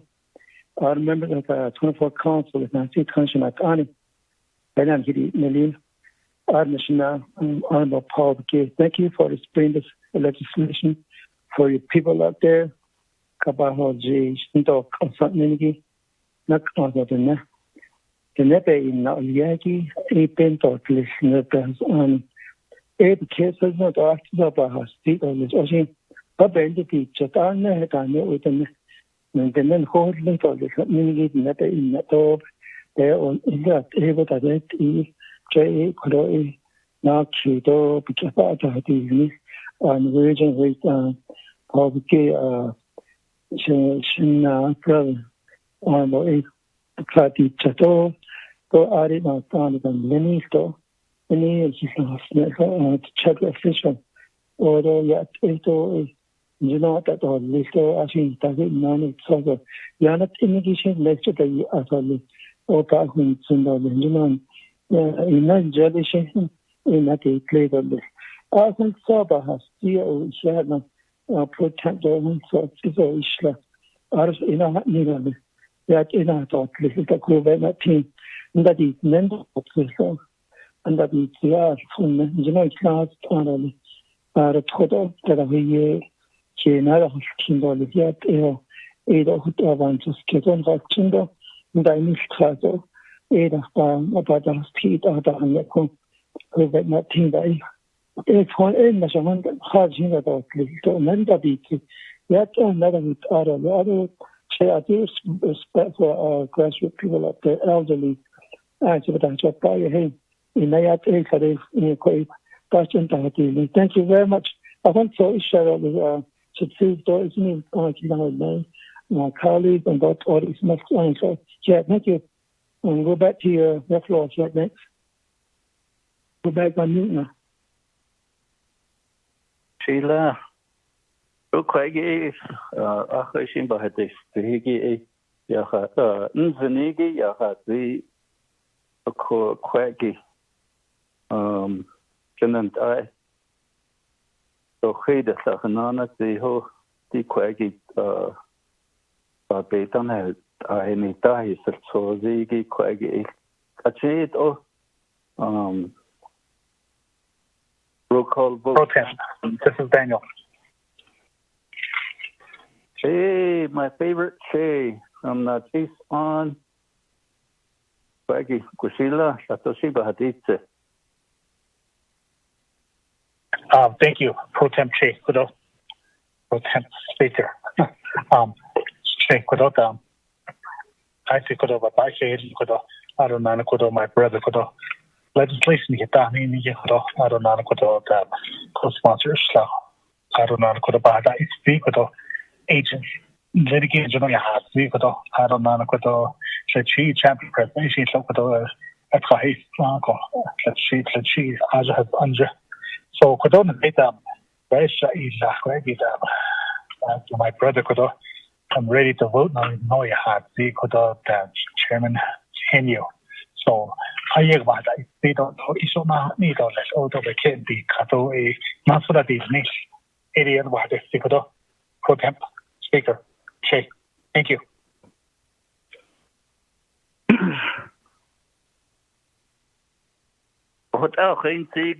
I'll take it as a call for the vote. Che, Honorable Paul Begay, Ado Che, Hank Stevens, Ecuador, Bahasi, 1994, Yanta, Leslie, Dorney. Ita, she in Chaka. Response on the country. I don't Honorable Floyd Stevens, the Che, Ayla, I serve with him. So, Yahanatseho, Itan, a lot that say clean as a background information, though, could we have the roll call vote? Che, this is Delegate Yell here. I called for the vote. I called for the vote, Che. Before you vote. No reserved time. Green. Yes, no reserved time. You didn't reserve any time. Okay, Quaggy, let's go to the roll call vote. Honorable Elmer Begay. Vote green. Honorable Elmer Begay votes green. Honorable K. Allen Begay Jr. K. Allen Begay votes green. Honorable K. Allen Begay Jr. votes green. Honorable Paul Begay Jr. Delegate Paul Begay votes green. Honorable Paul Begay Jr. votes green.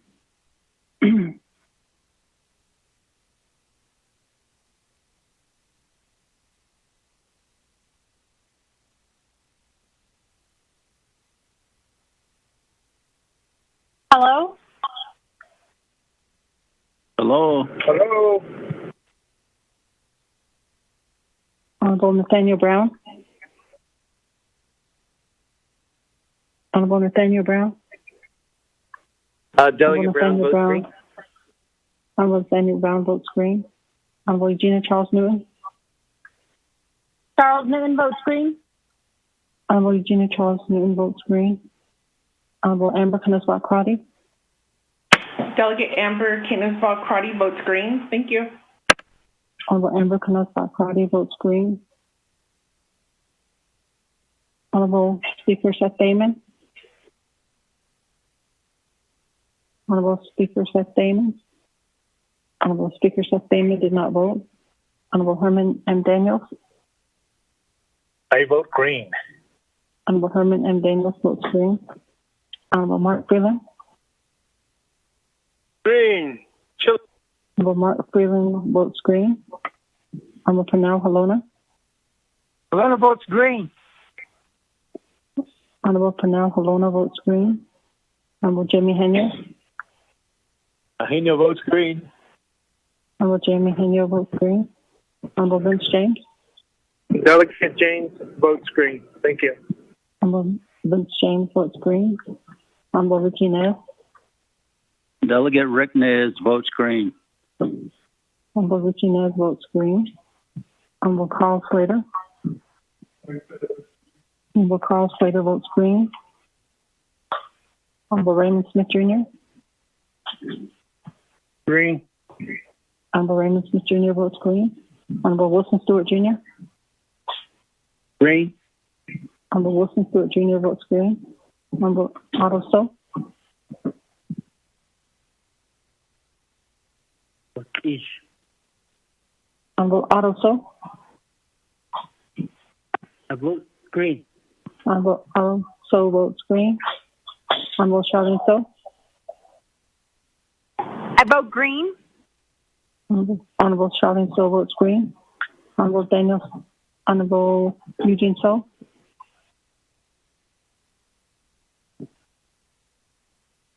Honorable Eugene Stowe. Honorable Eugene Stowe did not vote. Honorable Thomas Walker Jr. Thomas Walker votes green. Honorable Thomas Walker Jr. votes green. Honorable Edison Winnica. Green. Honorable Edison Winnica votes green. Honorable Edmund Yazzie. Green. Honorable Edmund Yazzie votes green. Honorable Jimmy Yellowhair. Delegate Yellowhair votes green. Honorable Jimmy Yellowhair votes green. Honorable Speaker Damon. Honorable Speaker Damon. Honorable Speaker Damon did not vote. Honorable Eugene Stowe. Hey, green. Sure. Honorable Eugene Stowe votes green. With that, Mr. Speaker Pro Tem, you have a vote of 22 in favor and 0 opposed. Mr. Speaker Pro Tem. Thank you, Ms. Uvella. Otto, distinguished members of the council, thank you for your vote. Let the record reflect that the Speaker Pro Tem didn't vote, and just let the record show as what Ms. Uvella put on the record. Shache, thank you for this very important legislation. I'll call to the table legislation 0215-20.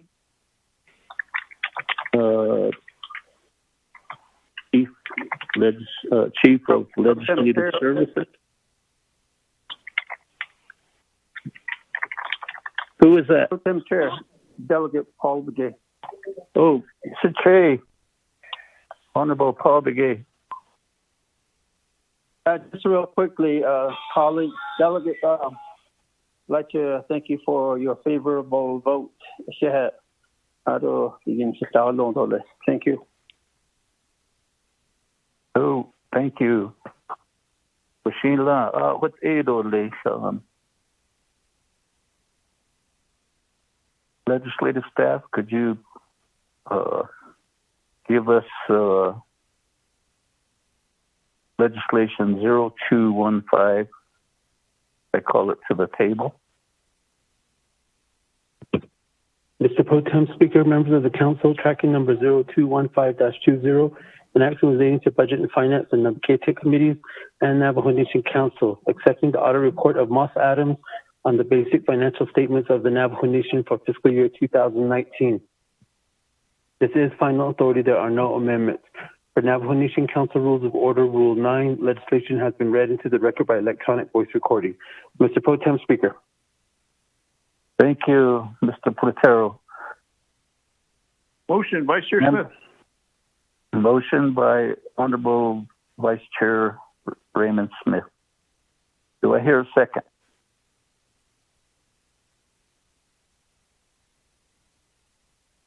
Delegate Nez. Priscilla, Attila, both little brothers are KEs. Honorable Chairman Ricky Nez seconds the motion. Vote. There's the call for the vote. Yellow hair. Chair. Pro Tem. Che, Honorable Jimmy Yellowhair. You have the floor. 5 minutes. Pro Tem, good evening. Excuse me, I'm sorry. Point of order. Oh, because you have a question or a statement, then we give the presenters motioning our sponsor, Jamie Hino. You and your agents have 20 minutes. Chairman Daniel So, Audit, 24th Navajo Nation Council, our annual audit, present the Lieto. It takes Navajo Nation Council action. The Moss Adams, young Fundas, Kyle, the Pixel, Bahayani, the report the Laho, Tandam, Navigator, the by the skip. The Koya, Bendy Jacob. So even the Jay, the Quaggy, Bendy teacher. Passes the bill. So the 2021 budget date take off. So even the Jay, the Navajo Nation Council, this was unaccepted the law. So even the Jay, we can move forward with our budget hearings and our deliberations. This budget needs to be actually need to continue resolution over idea, but let's do our jobs, Nanda. Our job is to pass the budget in a timely manner. So even the JAD code timeline, actually need President Nez veto illa. But you guys can finish the budget if not, and let's show that. Let's finish this budget.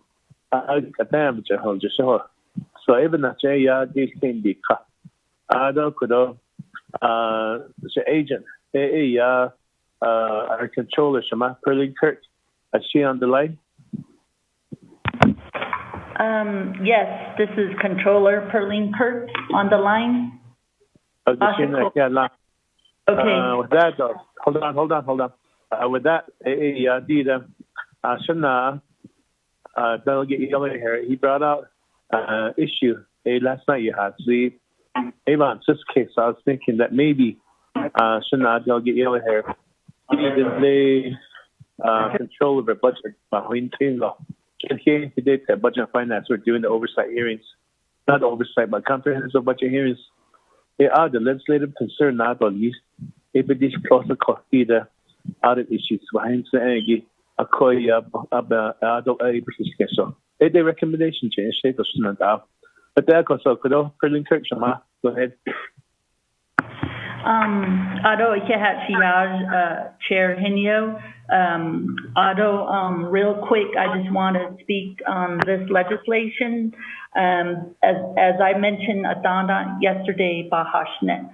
This is the nation's annual financial audit, which is attached to the exhibit. The audit itself is twofold. The financial audit, in this case, we had a bond covenant that we needed to meet. The audit had to be done in June 30th, but we did have a 60-day cure period, and so we were able to get the financial audit done issued on August 26th. We did meet the requirement for the bondholders. If we didn't, that would have cost the nation millions of dollars in default interest and et cetera. The other part of the audit itself is the single audit. The nation does have an extension granted by federal OMB up to December 31st. In this case, we have single audit presentation, which Zaida, Delegate Yellow Hair was talking about yesterday.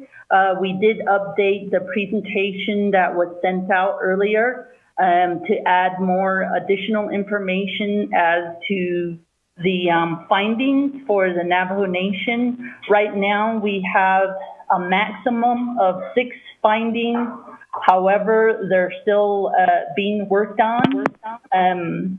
So that number may go down, dependent on our programs and departments. We did have a timeliness issue due to the Navajo Nation governmental shutdown. Some of those programs were shut down, etc. So they were unable to respond until, I believe the deadline is today. Moss Adams, well, given their timeline, next week we'll put the package together that will be uploaded or submitted to the federal clearinghouse, a comprehensive report. And once we are able to do that, we'll issue we'll have the financial statement and the single audit report all bound and printed out and so forth. So I just want to make everybody aware of.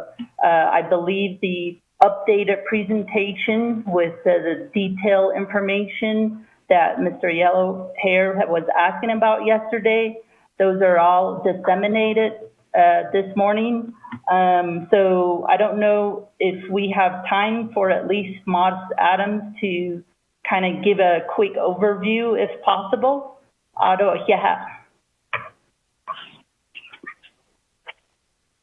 Kushila, thank you. Sterling Kirk, Otto. I forget the name of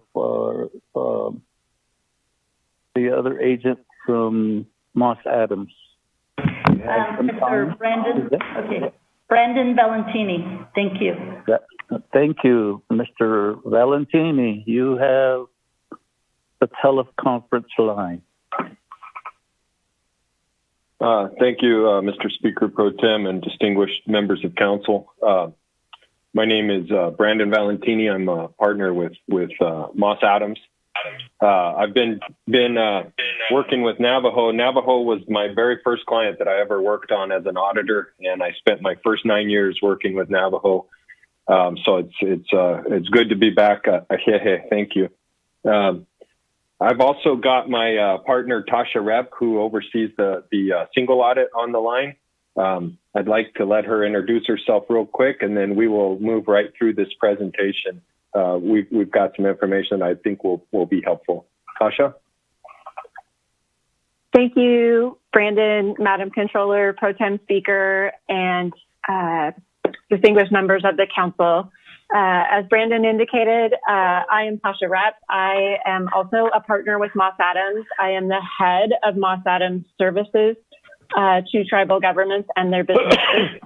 I have been working with tribes professionally now for about 23 years. I myself am a citizen of the Samish Nation of Washington and clearly provide some of my own perspective as a member of a nation, and I'm happy to share the results of our audit with you. Thank you, Tasha. So on the presentation, I'd like to move through what we're going to cover on the agenda. Being that this is Moss Adams' first year, I wanted to just share a little bit of information about the firm. I wanted to talk about the COVID impact to the audit, and we've got some slides discussing that. We'll go through the basic financial statements, an overview of the financial statements. As Madam Controller mentioned, there's really different parts to the financial reporting package. The first part are the financial statements. That's what we'll go over today. The single audit reporting package includes that along with the report on compliance, schedule of finding question costs, summary schedule of prior findings, and information related to that. So moving along. Just real quick about our national tribal practice. We work with over 130 tribes across the nation. Been doing it for over 40 years, and the professionals in our tribal practice are 100% dedicated to serving tribes. We're a tribal advocate on a national level through our involvement with NFOA, the AICPA, the Gas Act Committee, and GACQ committees. Moving forward on the slide deck to the audit timeline and the impact of COVID, I really want to take this opportunity to stress, to really thank the nation, the controller, the controller and her staff, the programs, all the staff. Changing auditors is a challenge. Changing auditors when you've never experienced that is a big challenge. A global pandemic in the middle of the audit created a huge challenge that we never would have overcome without the cooperation and truly just spirit of teamwork with everybody that was encountered. And so if you see the slide on the timing, you can see that we were right in the middle of wrapping up the single audit and right in the middle of our financial audit work when COVID hit. We were able to complete all of that work, meet the bond deadline as the controller mentioned, and now we are wrapping up the final piece of the audit with the single audit. So moving to the next slide, I want to reiterate the deadlines that we're dealing with. Due to the pandemic, the federal OMB issued basically guidance that extended the nation's original June 30th, 2020 deadline an additional 6 months to December 31st, 2020. So that is when the single audit is technically due, that extension. You also have another financial reporting requirement related to your bonds. And in the bond agreement, there was the 60-day provision from June 30, 60 days beyond June 30. So usually the financial statements in the past have been issued, the basic financial statements along with the single audit reporting package. However, due to the pandemic, the closure of the programs and our their inability to get us the responses to the findings, what we've done is we've broken out the reporting package to meet the bond covenant deadline, which had to be done by the end of August on the basic financial statements. Those were issued. And next we're following up on the, basically once we get management's responses to the findings, we're able to validate those. We will move right through with issuing the single audit. So moving to the next slide on the summary of audits, I just want to go through this real quickly. Again, we We perform the audits in accordance with generally accepted government auditing standards. We issued an unmodified opinion on the primary government modified accrual basis of accounting. That opinion date again was August 26, 2020. On the federal grant compliance side, there were 11 major programs tested. These programs were the Food Distribution Program, Services to Indian Children and Elderly Families, Water Resources, Indian Education Higher Ed Grant, the Assistance to Schools, Water Supply, Navajo Gallup Water Supply, Formula Grants for Rural Areas, Special Education Grants to States, the CCDF Cluster, the TANF Program, and Head Start. So moving along on the financial statement overview, I just wanted to point out a few of the key statements themselves. Again, the full financial statements are included in your legislation. On Exhibit A, the statement of net position, this statement details the total assets, liabilities, and net position of the governmental activities and the business type activities of the nation. Total assets at the end of September 30th, 2019 this is page 10 on the PowerPoint, PDF page 10, Exhibit A. If you're on the hard copy included in the legislation, it is page 5, Exhibit A. So at the end of the year, the governmental activities had $5.2 billion in assets, and the total primary government had $5.4 billion, including your business type activities. Moving to the next slide, slide 11, statement of net position continued. The second half of the statement of net position is your liabilities and deferred inflows of resources, basically related to your pensions.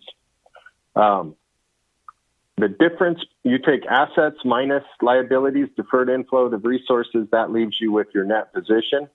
Total net position for governmental activities was $4.4 billion. If you look right above that total, you can see what areas, whether it's unrestricted, restricted, expendable, non-expendable.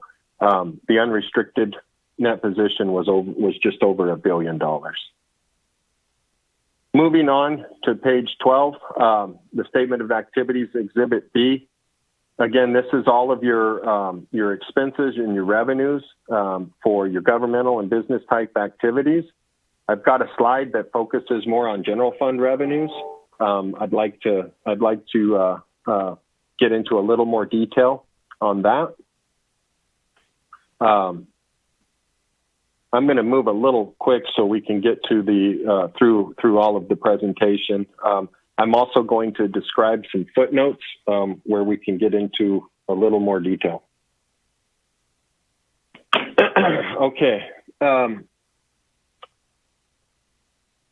If you go to slide 14 of 42 in the presentation, this represents the governmental activity statement of revenues, expenditures, and changes in fund balance. And so I just wanted to point out a couple of things, namely, if you look at the general fund and then the grant fund, you can see total revenues, first two columns, total revenues of $251, grant fund of revenues of $340 million, just under $340 million. This statement describes all of the revenues and expenses of the governmental activities with fund balance at the end of the year at the bottom. So fund balance at the end of the year for governmental funds was $3.9 billion. I want to cover some of the main general fund revenue sources on slide 15.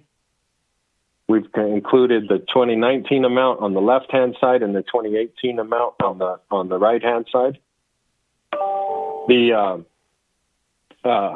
total revenue was $276 million. Your three main revenue sources are taxes, mining, and land revenues.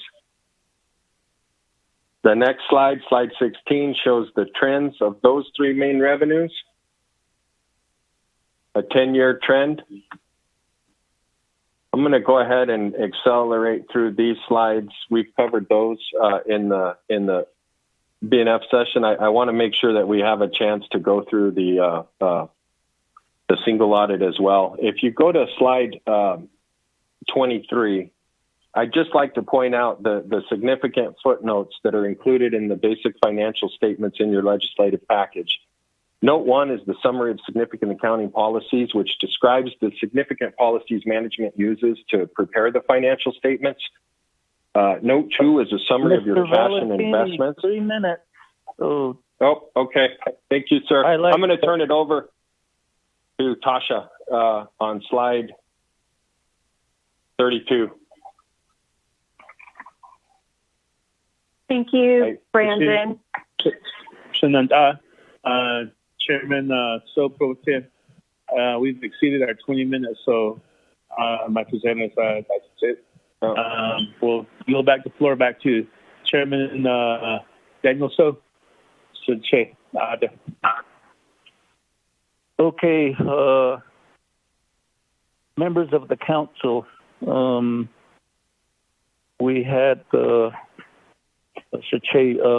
Honorable Jimmy Yellowhair was the first one to want to speak to this presentation and to the legislation.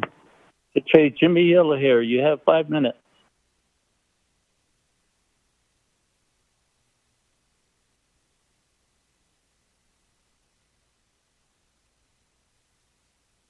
Can you hear me? Am I on mute? You're good. Okay, I'm back. I'm back. In there. Oh, Che, Nahol G's. Question. Okay. Yate is to protect Chinat Ani Sicily. Sicilia's Honorable Henry Chair. Thank you. On the Moss Adams share below Nagi. But era a bias Chinat Ani. Chittis Irony Nahat Ila Ebony Navajo Nation leadership a yesterday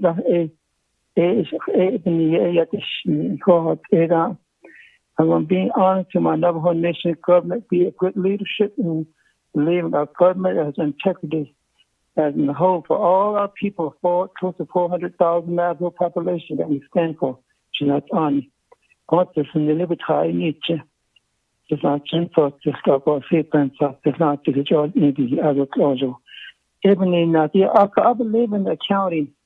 I believe in accounting, and let's do our best as we can from Budget and Finance Committee. Your area, should be shot when so I'm letting us have Shabbat Homerson. Not only others of the Bahun to go about it. In Hanan, the city, other dark image. This is it all you can on the short, not on. Even in that paper on Shigi, as in Noto, he's a even other outside or could over other level or a hot eye or even to Zinda.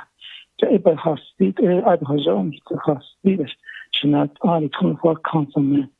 He could only cut away she made it even in addition to her show and the thing. A cocoa is Sibaho and on the song edition. A cotic in media, in it, and he auditors. That's car, business hundreds car handling in it, and the sheet glaze. I don't know how about this and the lesson on. The person just in intermediate, just what I was for the other. Jilling on the outside the mouth, totally artist for the judging. In a cover, a killer by a teacher by a stick, never peso, not China Freda 2018. The yard that she made in national army and or that 22 council the yard on it. ADK one are close national army. These are not the Bishop Branchiki وبأي شأتاليا ندعى تشأليا it all the ibn Nashalit اللي كانوا على ابن نشأ ابن عن شيناس إيدي نيد نشيسمس ناجي لكن شيء being a committee members أكوهتو أبا خمسن ديبا يشتكي أكوهن خاص نبا إتشنات آمي There are a single number of single audit findings by compliance required in the show in being a committee that are automatic in compliance requirements or numbers that are eight of them.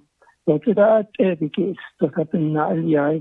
But that then could questions cost happens in the total questions cost for the Navajo Nation program. The FDA additional question cost greater that either the non-adequate quality your question cost yeah. There's a better eat all I be kitchen here not the kid na no sa with bahanagi bahatan even attend and talk shitini when even hitchakasti has edition at on to ya to ben edition at on chakot the resolution to ka o ka sa hot ito dito alin the din sa tobi dito la ni up and ko adide ko ti ko sa pandi sa tabi ko de ko to that epi dati to hot in 2018 at do but data o to hot alia beso to chidas in it about the hon to be the evening na this kidin na to turn and deal session John Megan his hot as not on next week that also question not on a so la lanta the table that is missing some addition or if it art or listening is that is a show the non host can the non host can and then she or the it are not for it machine Topa upon it in the last need or listen on evening the better but then you check our sweet around correct on and that is something the next week at all listen the out of an ignority person makes car out and then it and then he would on success or they did not be hola or the other been success up to the whole dealer means on success only so I was very much time right now Pro Temp should thank you very much. And International Hospital, Macaulay, thank you very much. Here, I'm Robert Stewart, Eddie, President about the whole name, not only to a what chair, thank Dr. Stewart, Eddie. International Hospital is to Chair, Pro Temp Speaker. Time. 0 on your reserve time. Okay. Question of privilege, Delegate James. Chair, Honorable Vince James. We have the floor. So it's not us, Honorable Jimmy Yellow here. Kodona the discussion so are there by budget and finance but that on dash in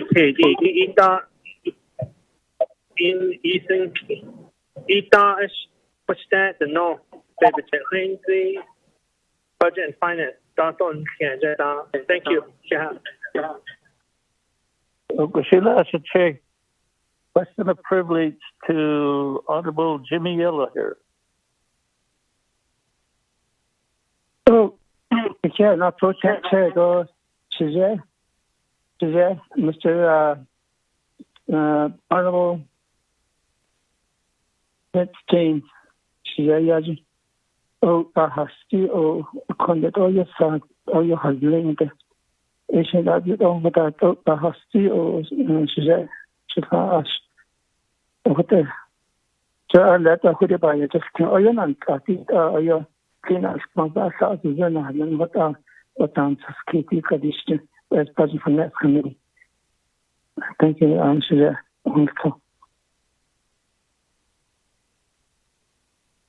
So, Quaggy, Sache, Quaggy Bahin, Zeta, Bonnet and all sustain.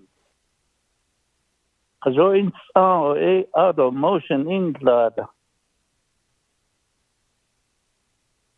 But the Haljan not it, and I don't know much old kid. They Quaggy, what?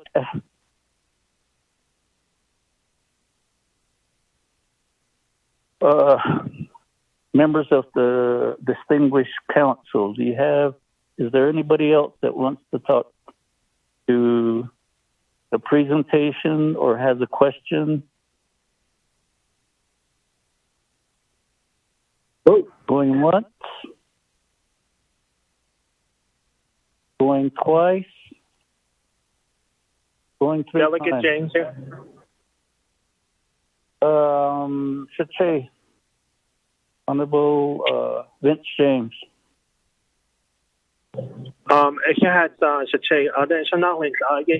In regards to the question of Honorable Jimmy Yellow here, can we hear a response back? Reserve my time. Thank you.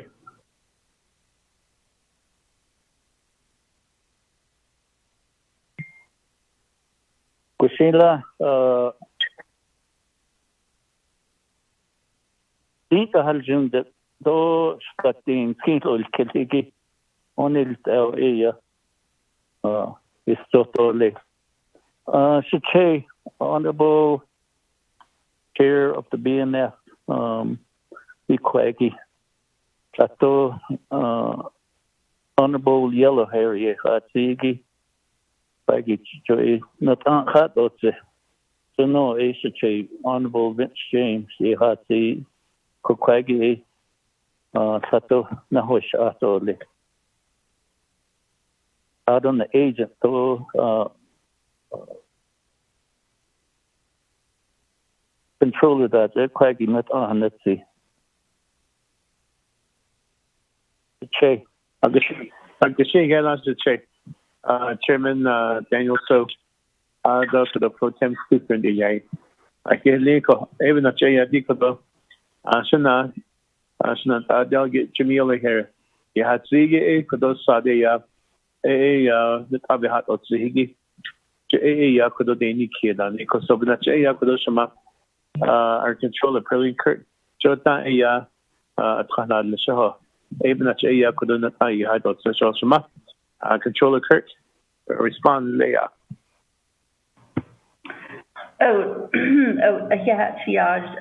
Chair. Pro tem speaker Audit, so Ados the United Kidos respond indeedly. No, so there's a few things. Last year's audit findings. So last year's audit findings presented those reports, we have those have been issued specifically to the single audit issued once they're issued, they're uploaded to what's called the Federal Clearinghouse, and essentially they become public. So those cohort finding they're open for the public. If you had asked our office, we could provide that. We have those electronic copies. So because once they're issued, they essentially become public once they're uploaded to the Federal Clearinghouse. All our federal funding source, they look at those single audit reports. So it's not just the public, it's our funding sources. So as we talk about the deadline for that is this year. Due to the pandemic, the deadline is not the June 30th. It is actually December 31st. So So if we get it issued here shortly, then we're early. The Navajo Nation will be early in uploading that because the deadline's December. So last year audit finding those are available. They have been, whether you're requesting it from myself or my staff, or whether you look it up at the Federal Clearinghouse.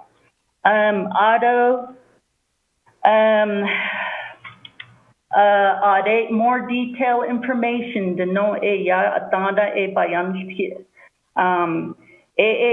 we did change the PowerPoint presentation.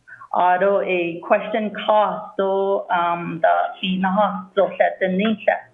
so we do have that with the PowerPoint that got sent out this morning. So on pages 37, 40, the hospital, there are question costs and so forth. So there is additional detail from the PowerPoint presentation that we had last night. So we had the auditors add additional information, including question costs as to the findings. So in terms of any concerns, I just want to make clear that there are two parts to the nation's audit. The first one is the financial. So the financial statement audit, because Anita bond covenant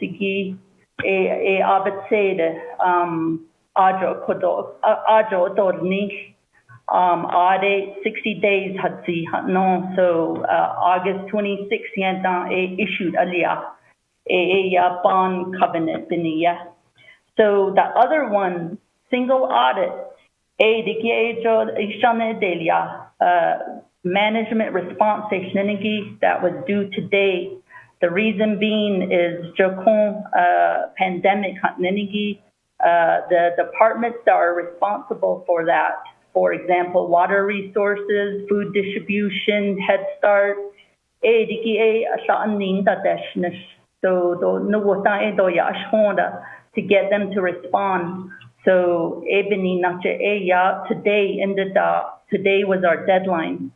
So we're pretty much just waiting on the management deadline. But once that's done, the auditors will prepare all of this for myself to upload this to the Federal Clearinghouse. That is the process. So one part is done, the other one is not. But what the critical point I want to make is under Navajo Nation law,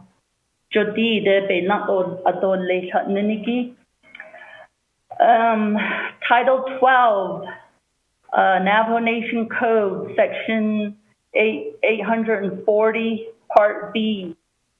The reasons why the audit, especially, most specifically, the basic financial statement audit of the Navajo Nation, it has to be approved before the comprehensive budget is deliberated on. So you'll see that on the last second sentence of the citation I just gave. So every year this audit comes before this body. So it is specific to the financial statement audit. Single audit, so therefore, regarding this legislation, the exhibit has the basic financial audit. And as I mentioned, that's already been issued. So I just want to make that clear. Auto, in terms of the single audit, next week, the Federal Clearinghouse upload reports, as well as the basic financial reports, those all get disseminated. Also, the single audit, again, it gets uploaded to the Federal Clearinghouse, and essentially the public has access to that, and as well as our federal funding agencies. So, that is my response.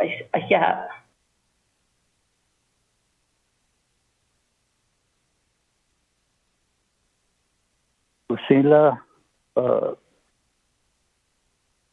Miss Herling Clerk. She said, say, that's our response. You're back to you. Okay. What Ayla should say, Honorable Protect James. Protect. So it's all 17 minutes.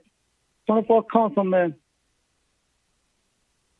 Protect to you, here. It's that minute. I mean, let's our job. Honorable Vince, 50 seconds. You have follow-up. Chairman, so this is Monica. Oh, شهد شيء ده شنو هنك إيجي كدور شيء نت أو تيجي بنحشن clearing house نه أكو أدو أجد إيه كدور نهتنا بجن كليا نت أيدا أكو إيشين بيتديش أدو شيء كيدو دا نادش كيدو list. So with that, I'll go ahead and reserve my time. Thank you. Sheila, staff, what is his reserve time? 4 minutes and 23 seconds. Cecilia, Honorable Edison Wanika. And FYI, Speaker Damon is back on the teleconference. At this time, I'm going to relinquish the pro temp chair and give him his chair back as Speaker of the Navajo Nation Council. Honorable Speaker. Oh, thank you very much. That I just wanted to make sure everything was in order regarding reserve time. Right now, I do have one individual with no time. Honorable Vince James, 4 minutes, 23 seconds. New player. Honorable Edison Wanika. Thank you, Speaker. And thank you very much, Chairman Daniel So, for taking that responsibility. Yeah, I really appreciate it.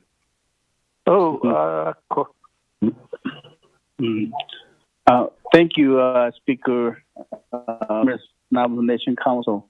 I don't really have any problems with audit, but seems like Delegate Yellowhair still has some concern, and he's out of time. So I'm just going to go ahead and give him the rest of my time. Thank you.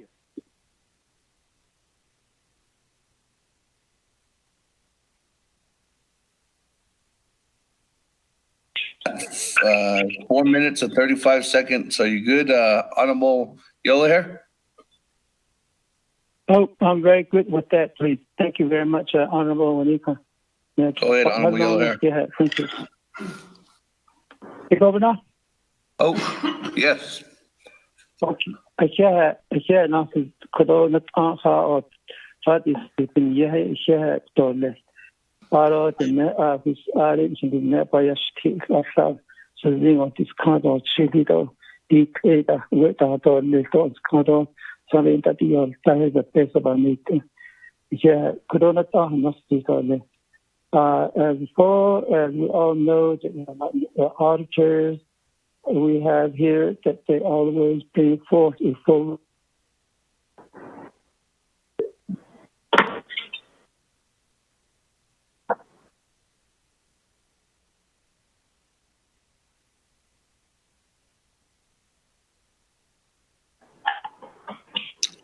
Yellowhair?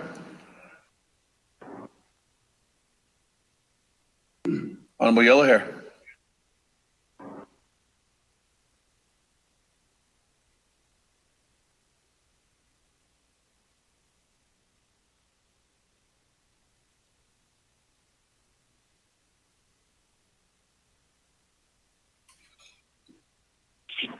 Honorable Yellowhair.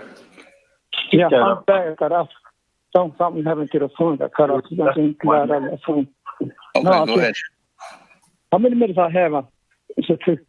Yeah, 3 minutes, 46 seconds.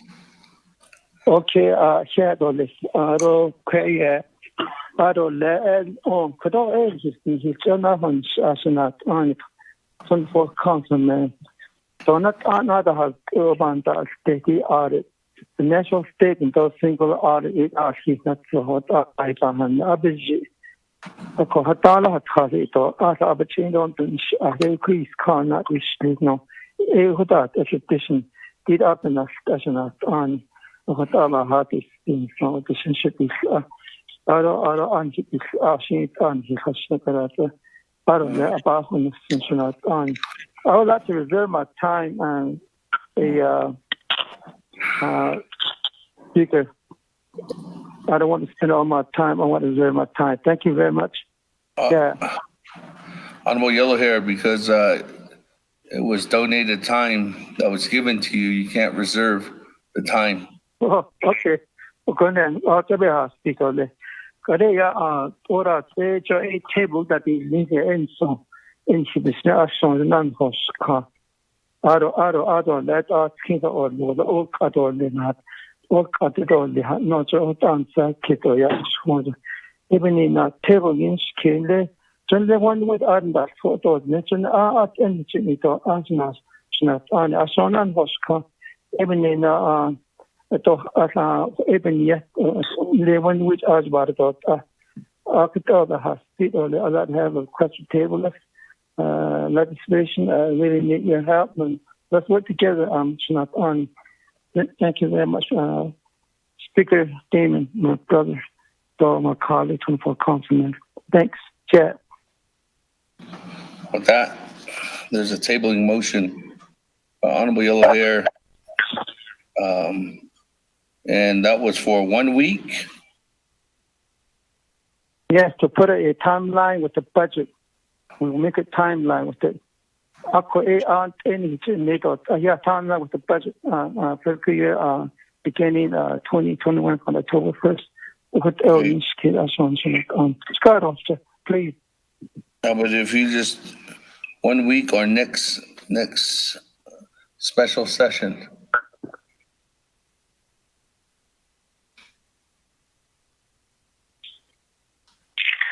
One week. Yes, sir. Okay, colleagues. And we all hear is motion to table legislation 0215-20 for 1 week. And is there a second? Going once, going twice, going 3 times.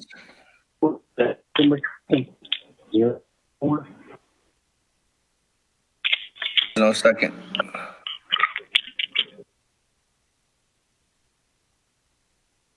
That, colleagues, you go back to the board. I don't have any new individuals on.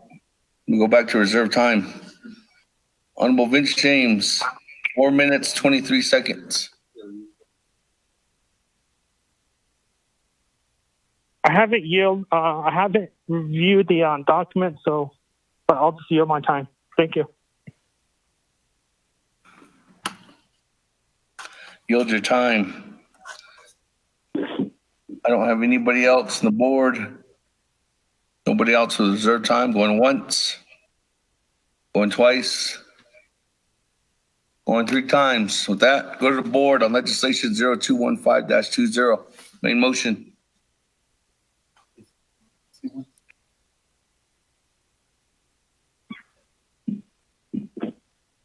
Okay. Honorable Elmer Begay. Vote green. Honorable Elmer Begay votes green. Honorable Kealan Begay Jr. Delby Kealan votes green. Honorable Kealan Begay Jr. votes green. Honorable Paul Begay Jr. That'll get Paul Begay votes green. Honorable Paul Begay Jr. votes green. Honorable Nathaniel Brown. Honorable Nathaniel Brown. Honorable Nathaniel Brown does not vote. Honorable Eugenia Charles Newton. Honorable Eugenia Charles Newton. Honorable Eugenia Charles Newton did not vote. Honorable Amber Peninsula Cardi. Delegate Amber Canis-Balcrotty votes green. Thank you. Honorable Amber Canis-Balcrotty votes green. Honorable Herman M. Daniels. Green. Honorable Herman M. Daniels votes green. Honorable Mark Freeland. Green. Honorable Mark Freeland votes green. Honorable Tanal Halona. Halona votes green. Honorable Tanal Halona votes green. Honorable Jamie Henyo. Jamie votes green. Honorable Jamie Henyo votes green. Honorable Vince James. Delegate James votes green. Honorable Vince James votes green. Honorable Ricky Nez. Delegate Rick Nez votes green. Honorable Ricky Nez votes green. Honorable Carl Slater.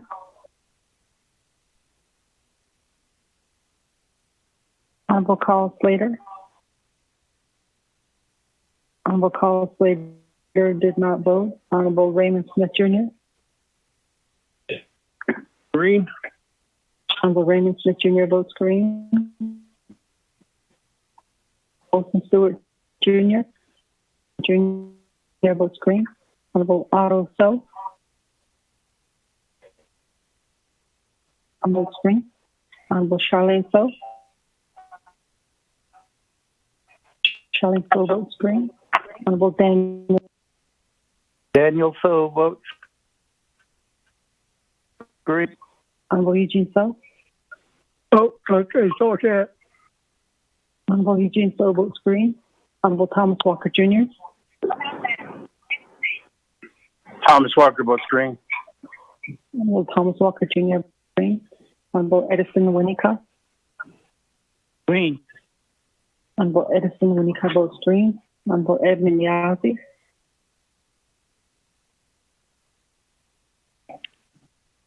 So Delegate Slater. Edmund Yazzie votes green. Honorable Delegate Yellowhair votes red. Honorable Jimmy Yellowhair votes red. Honorable Nathaniel Brown. Honorable Nathaniel Brown did not vote. Honorable Eugenia Charles. Honorable Eugenia Charles.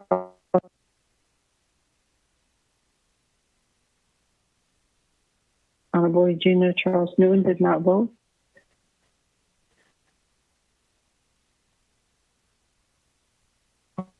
Honorable Carl Slater.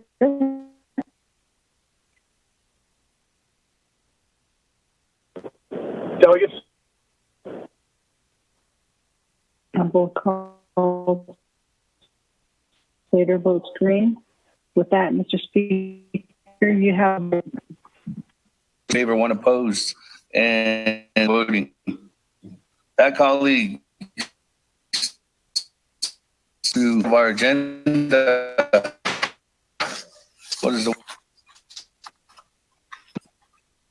Motion. Motion to adjourn, Monica. Point of privilege. Second. Question of privilege. question and privilege? Thank you, Shania. The legislation for the cultural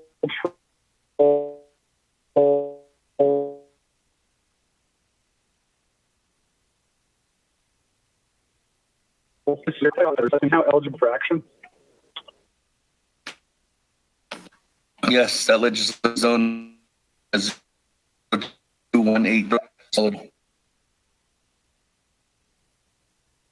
the other motions now. All right, with that, Honorable Wanika, you were the first one. Motion to adjourn. You still want to do that motion, Honorable Wanika?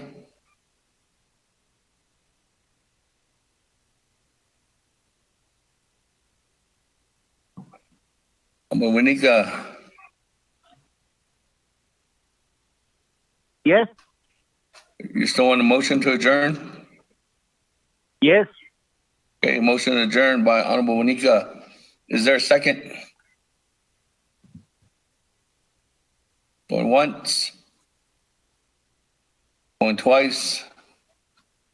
Going three times. Second Vice Chair Smith.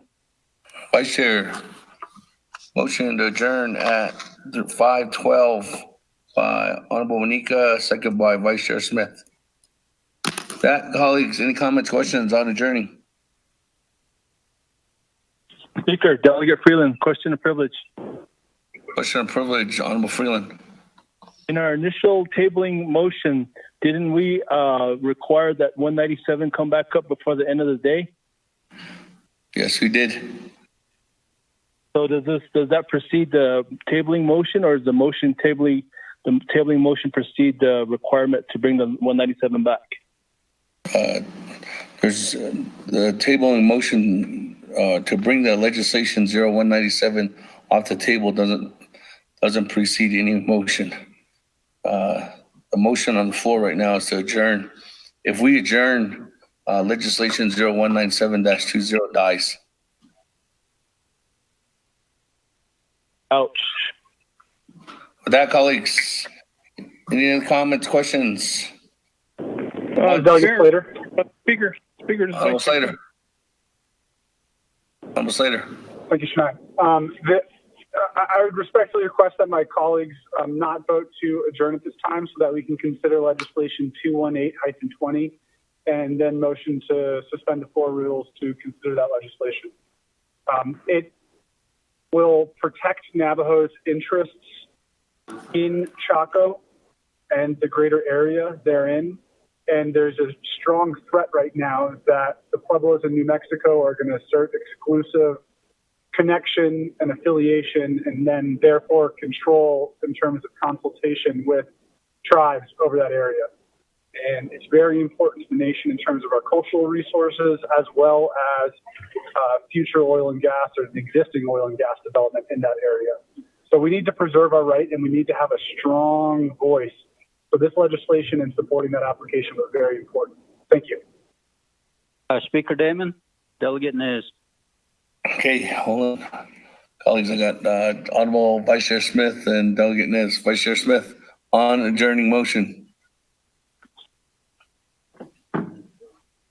Did I hear you say that 197 would be no more? Is that what you said, Speaker? Yes, if we adjourn right now.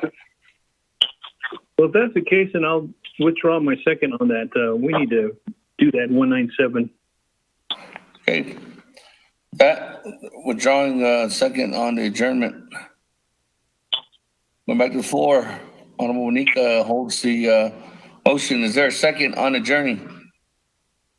Went once. Went twice. Went three times. Honorable Manika, we don't have a second. With that, moving on down. Honorable Alona. Speaker Damon, thank you, sir. I want to make a motion to bring that 197 back to the floor. Second. Chair, I'll second that, Kelly. Motion 197-20, Honorable Alona. Second by Honorable Charlene So. Bringing it back off the table, 197-20. Any comments, questions, discussions? This is Delegate Slater. Honorable Slater, go ahead. Thank you. Colleagues, I would respectfully ask that we pass the non-controversial 218-20 prior to pulling in 197-20 because it should pass relatively easily. And I think that Delegate Freeland can adequately explain the legislation, its purpose and necessity, and that we'll pass this legislation easily and quickly before going into a much more substantial conversation on 197-20. So that's my request. Speaker Gugento.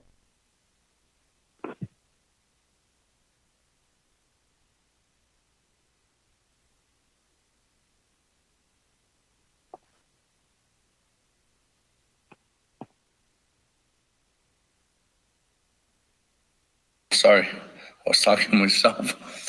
Honorable Freeland, go ahead on the bringing back 197-20 off the tabling motion. Floor is yours. Speaker. And then I I'll just go wanted back to to Honorable Eugene So next. Thank you, Speaker. I just wanted to kind of reiterate what Honorable Slater had mentioned. Thank you for the mention, Honorable Slater. 218 is just a positioning statement supporting a request for proposal submission by Historic Preservation Department to the U.S. Department of Interior, Office of the Secretary in Washington, D.C. for the Chaco Canyon Cultural Investigations submission. It's just a position supporting the Navajo Nation's proposal for that grant. It's $1 million grant, and we want to get that $1 million grant shut down. Thank you. I reserve my time.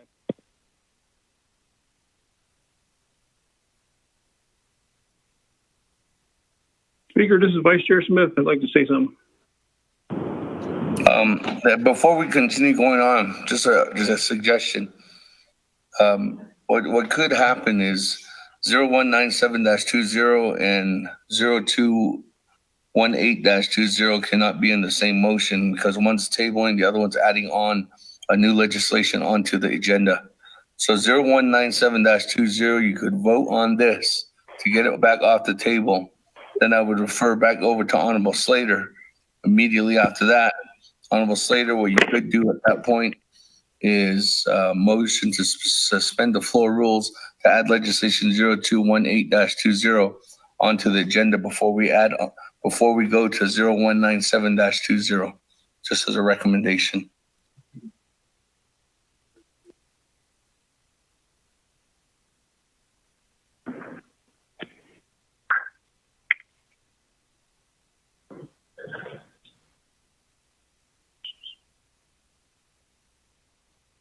Agreed.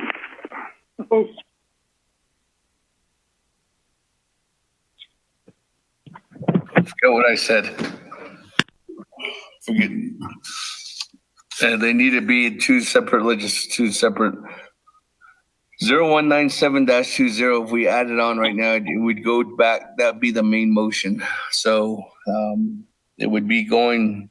Honorable Bologna stays on this route, then Honorable Bologna colleagues would be going straight to 0197-20 immediately. So with that, Honorable Eugene So, floor is yours. Reserve my time.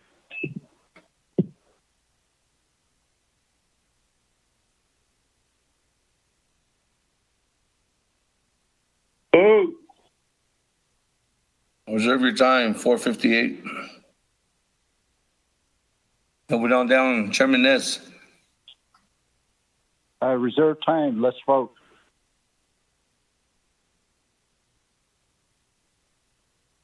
$4:58, Chairman Nez, reserve time.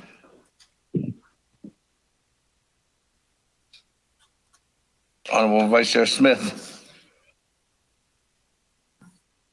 Respectfully reserve my time. Let's vote. 4:58. That, I'll have everybody else on the board. Going back to reserve time, Honorable Eugene So, 4:58. Let's vote. I reserve my time. 4 minutes, 57 seconds. Chairman Nez, 4 minutes, 58 seconds on reserve time. Speaker Damon, we're going to vote on 0197 to bring back for discussion, correct? Yes. Okay. I'll waive my time now then. Well, let's vote. Okay. Waive your time. Moving on down, Vice Chair Smith, 4 minutes, 58 seconds on reserve time. Thank you, Speaker. I'll follow suit and let my time go. Okay. Let's vote. Lose this time. Moving on down. Everybody else on the board, go back to reserve time. Honorable Eugene So, 4 minutes, 57 seconds. Okay, I'll waive it too, since we're going to vote on it. Okay, waiving your time. That, colleagues, I don't have anybody else on the board. Nobody else with reserve time. Going once, going twice, going three times. On the taking 0197-20 off the table. Go to board, vote. Honorable Elmer Begay. Honorable Elmer Begay. I vote green. Honorable Elmer Begay votes green. I'll vote Honorable green. Keon Begay Jr. Honorable Keon Begay Jr. votes green. Honorable Green. Keon Begay Jr. votes green. Honorable Paul Begay Jr. Delegate Paul Begay votes green. Honorable Paul Begay Jr. votes green. Honorable Nathaniel Brown. Delegate Brown votes green. Honorable Nathaniel Brown votes green. Honorable Regina Charles Newton. Honorable Regina Charles Newton. Honorable Regina Charles Newton did not vote. Honorable Amber Knussbach Crotty. Green. Amber Knussbach-Crotty votes green. Thank you. Honorable Amber Knussbach Crotty votes green. Honorable Regina Charles Newton votes green. Honorable Herman M. Daniels. Green. Honorable Herman M. Daniels votes green. Honorable Mark Freeland. Green. Honorable Mark Freeland votes green. Honorable Fennell Halona. Bonner votes green. Honorable Fennell Halona votes green. Honorable Jamie Henyo. Honorable Jamie Henyo. Honorable Jamie Henyo did not vote. Honorable Vince James. Delegate James votes green. Honorable Vince James votes green. Honorable Ricky Ness. Delegate Rick Nez votes green. Honorable Ricky Ness votes green. Honorable Carl Slater. Honorable Carl. Comprehensive. Honorable Carl Slater.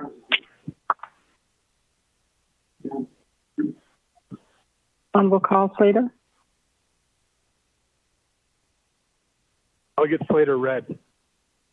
Honorable Carl Slater votes red. Honorable Raymond Smith Jr. Green. Honorable Raymond Smith Jr. votes green. Honorable Wilson Stewart Jr. Green. Honorable Wilson Stewart Jr. votes green. Honorable Otto So. I vote green, green, green. Honorable Otto So votes green. Honorable Charlene So. I vote green. Honorable Charlene So votes green. Honorable Daniel So. Daniel So votes green. Honorable Daniel So votes green. Honorable Eugene So. I vote green. Thank you. Honorable Eugene So votes green. Honorable Thomas Walker Jr. Thomas Walker votes green. Honorable Thomas Walker Jr. votes green. Honorable Edison Winica. Honorable Edison Winica. Honorable Edison Winica did not vote. Honorable Edmund Yazzie. Green. Honorable Edmund Yazzie votes green. Honorable Jimmy Yellowhair. I'll vote green. Yeah. Honorable Jimmy Yellowhair votes green. Honorable Regina Charles Newton. Honorable Regina Charles Newton. Charles Newton votes green. Honorable Regina Charles Newton votes green. Honorable Jamie Henyo. Honorable Jamie Henyo. Honorable Jamie Henyo did not vote. Honorable Edison Winica. Green. Honorable Edison Winica. Honorable Edison Winica votes green. With that, Mr. Speaker, you have a vote of 21 in favor and 1 opposed. Mr. Speaker. That, colleagues, 21 in favor, 1 opposed. Speaker not voting, motion carries. That, going to legislation 0197-20. This is the lineup. Green. We have, correct me if I'm wrong, Melissa. I have,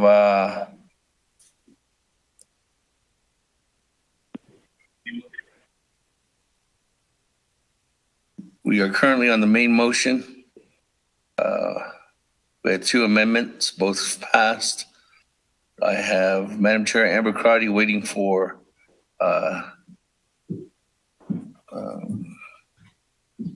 some documents.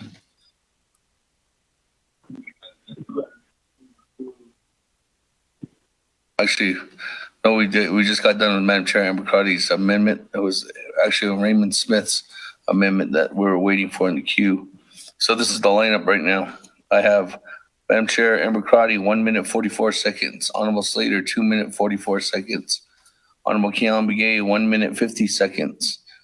Honorable Madam Chair Charles Newton, 3 minutes 40 seconds. Honorable Herman Daniels, no more time. Honorable Chairman Daniel So, 2 minutes. Honorable Otto So, 3 minutes 16 seconds. Vice Chair Smith, 4 minutes. Next one in the queue that was up was Honorable Charlene So. So I'm going to go back to Honorable Vice Chair Smith. Is Vice Chair Smith's amendment ready? Ms. Barbara?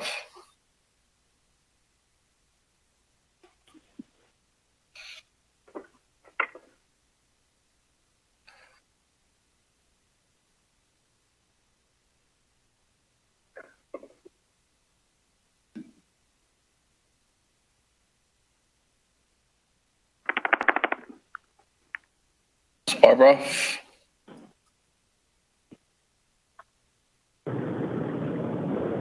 Hello. Yeah. Speaker, I'm sorry. I must have lost connection or something. Can you repeat, please? Oh, I was just checking we're on actually Vice Chair Smith now. I don't know if he had his, I have, thank you, Speaker. I sent out all the amendment requests that I had. Okay, you got it? Okay, with that, we go to, I want to read Vice Chair Smith's amendment into the record. Mr. Speaker, members of the council, amendment number 3, page 1, line 14, after plan insert underscore and chapter higher education emergency relief expenditure plan. 2, page 3, line 24, add new paragraph as follows. Underscore the purpose of the Navajo Nation Cares Fund chapter higher education emergency relief expenditure plan as outlined in Exhibit 5 is to provide Navajo Nation chapters LG certified and non-LG certified with emergency relief and assistance for their Navajo college graduate and undergraduate students to respond to the COVID-19 pandemic and ensure that Navajo college students have access to funding necessary to ensure that they have adequate resources to continue their education during this pandemic. And underscore 3, page 4, line 5, insert new paragraph as follows. The Navajo Nation hereby approves and adopts the CARES Fund Chapter Higher Education Emergency Relief Expenditure Plan as outlined in Exhibit 5 and hereby allocates $35 million to Navajo Nation chapters LG certified and non-LG certified, distributing using the 12 NNC Section 820 50/50 formula to provide emergency relief and assistance to Navajo College graduate and undergraduate students. 4, page 4, line 14, delete chapter distribution expenditure plan and insert expenditure plans approved herein.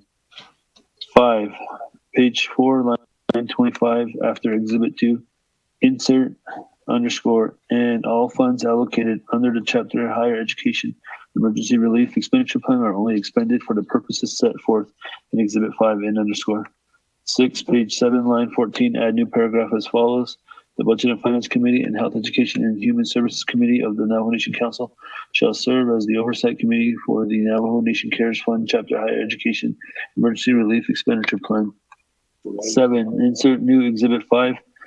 8, Office of Legislative Services and Office of Legislative Counsel are to make any changes necessary to the Emergency Relief Education Expenditure Plan to effectuate the intent and purpose of this amendment. 9, renumber or reletter succeeding paragraph sections and or exhibits accordingly if necessary, and this amendment shall supersede a consistent language containing other committee amendment which shall be conform to the intent or language of this amendment. The Office of Legislative Services, with notice to the sponsor of the legislation, is hereby authorized to make necessary radical changes. Mr. Speaker.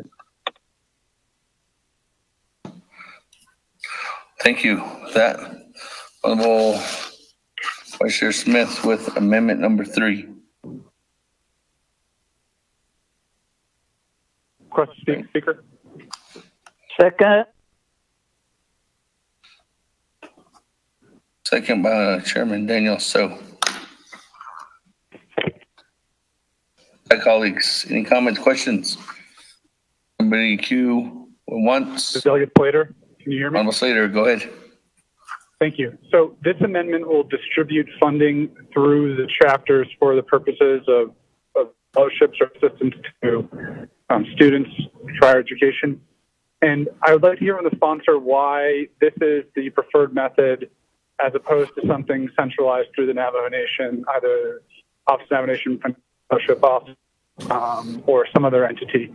And the reason I bring that up is I'm thinking about how many students have returned to school in many instances or are working from other places away from the nation, and this may require them or add an extra burden, whereas some sort of other, I don't know, like a portal or something through the government may have offered some assistance options.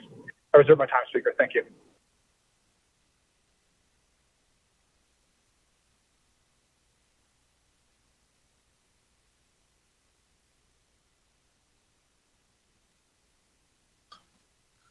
Okay. Let me go back to you. Let me go back to the floor real quick. Vice Chair Walker.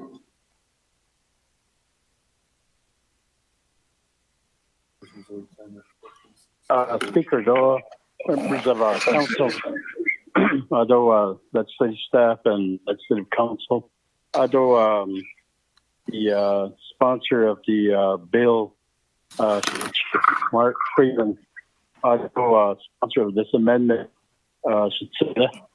Delegate Smith, just for clarity. One of the questions was what Delegate Slater had asked, going through the chapters for distribution of their expenditure for higher education purposes. The chapter versus through the scholarship office. I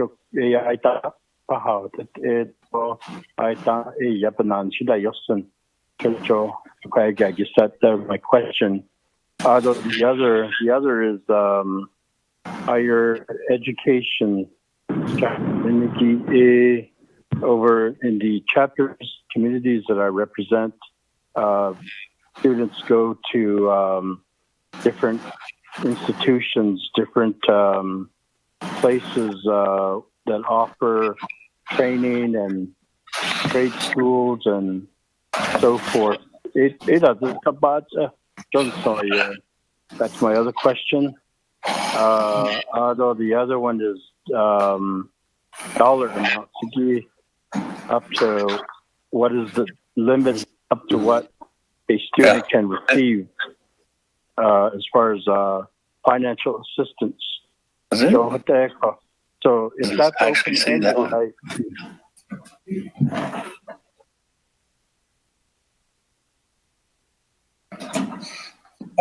Vice Chair Walker, that was me. I'm very sorry. Wasn't on mute. Okay. Sorry. Okay. So we're trying to get things done. Sorry. Okay. So the last question is the dollar amount. Always as when we're appropriating money, there's always a limit to what can be offered in terms of financial assistance. If that's open-ended, I always think it poses, some issues, especially at the local level, where local chapters, they go through the vetting process. They go, like, say, the LGA chapters, they set their own dollar amount as to how much financial assistance they can provide to college students. Those are, I guess, items I'm curious about. If someone can help me on this with these questions that I have. Although sponsor of the amendment,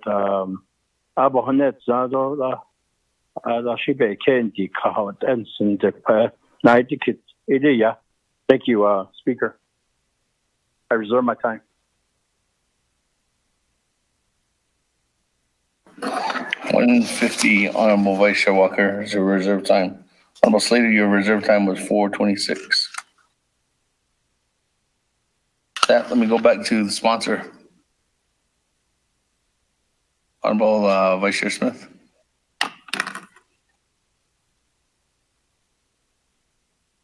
Okay, Speaker Dodd, Shananda, Dean Ishmasan.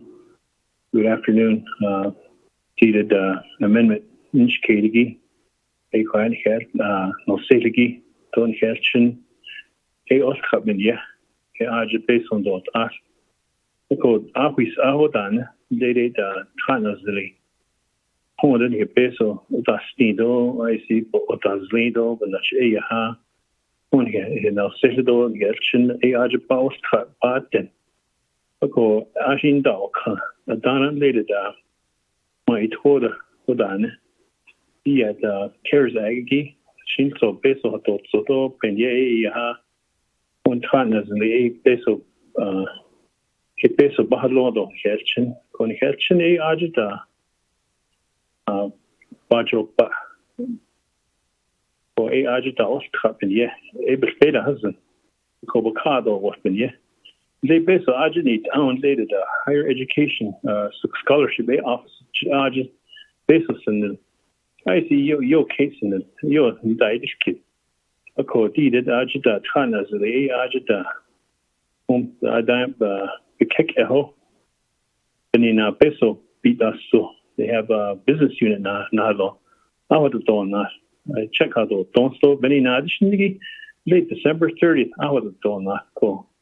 What now they see that Carl Slater, Honorable Vice Chair, they late she lated chapter the basil Lodo when ye Ajit Hotabans this case needed Benina Hodan late chapters the basil I see Yahutzado Cabinato Soto when ye Ajita das Herchen be has a seed needed a call.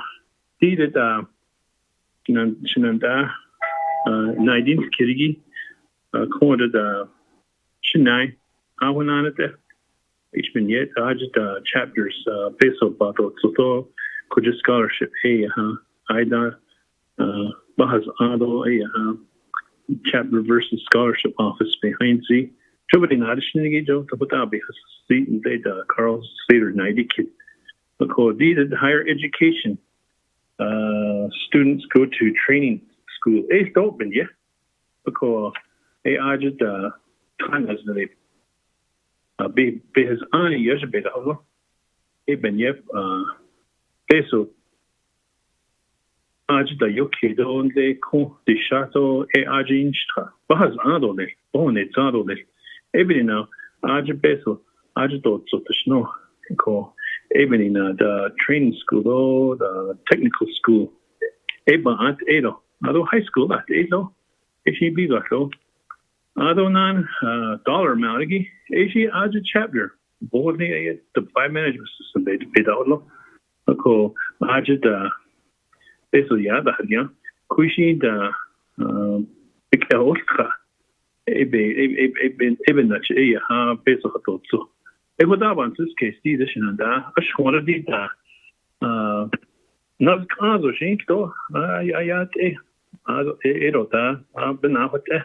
Because Chicago Chateau, Benache, Ajit based on dot Ato, Fala Ea, no settled on Herchin, and yet to the men Yagi Ea, always out by Yoshki. They the Asan is not in the one, is not. Chapters given by Yoshki LGA certified though non-certified. Ego ben a ajit peso podlondo. Yes, chinajita peso podlondo. Cool. Are you put there? They have this decision and not here now.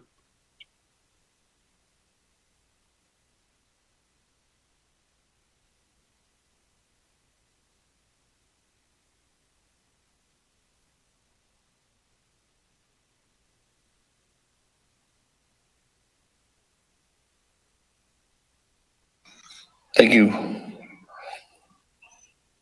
Vice Chair Smith. That response, let me go back to the floor. The new player, Honorable Otto. So. Thank you very much, Speaker. One area that I have is that was related to the amount, and each chapter has a cap within their own amount. Whether it's some chapters I hear it's 300, some chapters I hear it's 200, or even 500. I don't know. And I guess that's something that I think we should give to the scholarship office, because the scholarship office already works with these universities and has their information to make sure that they validate that these students are going to school at these institutions. And there's already some sort of communication and APAG, but I think it's more acceptable to go to allow it to go to the Navajo scholarship office. Oh, hold on. I'm gonna speak about some of the process. I guess I hear that the current some chapters still request some students to come before the chapter to request for these scholarship monies at the chapter level. And I guess with the COVID issue, what type of what does that bring up for that student or for that student? So in lieu of it, I think if we just allocate it to Department of the Education Department, you know, and allowing it to go to institutions that you know, whether it's an educational institution or a job training institution, like a training for heavy equipment, and that way, you know, they can work with those institutions to get these dollars out there. And but that's just what I'm thinking. Reserve my time.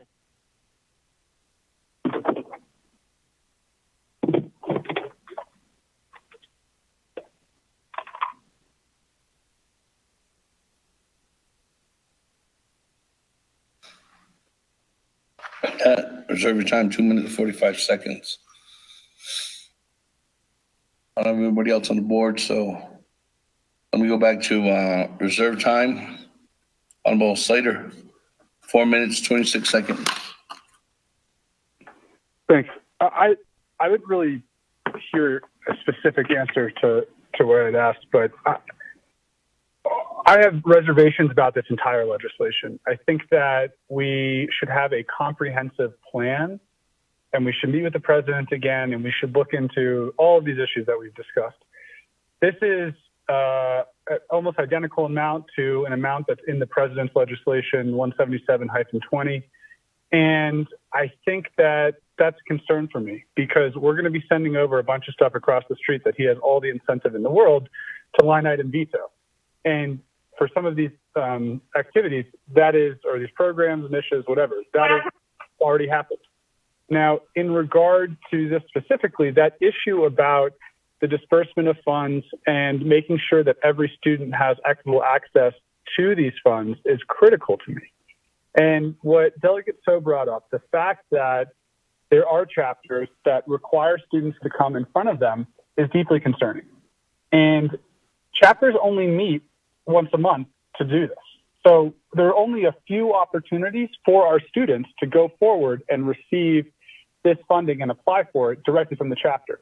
Now, if it's through the central government, there should be an opportunity to provide this. But again, assistance has to be voted on by the chapter. So everyone is not equally entitled to this. This is not an entitlement with this legislation, as it should be. It should be equal access through the Navajo Nation government. We have entities through DOTI that are responsible for these activities. And every time we start moving around responsibilities, moving on the character of these programs so that they move to the chapters, I agree, it's critical that this get to our students, get to those who need it. But I think we're trying to force something here that was just developed today. I mean, there was no expenditure plan before today. And that is another thing that's deeply concerning. Like, if this is a very serious issue that we want to devote the time to, then we should have had an opportunity to discuss educational expenditure prior to council. Just because in principle we can offer these amendments and we can provide them here doesn't mean that that's the best course of action, because I don't think we've thought through all of these externalities related to the expenditure of these funds for our students. I know this is an unpopular opinion. I know that the momentum for this whole legislation and for this particular thing is, a particular initiative is not in the favor of what I'm saying. So to that speaker, I'm going to yield the remaining time on the amendment so I don't waste the council's time further. Thank you. Speaker Wanika. Thank you, Honorable Slater. Honorable Wanika, put you in the queue.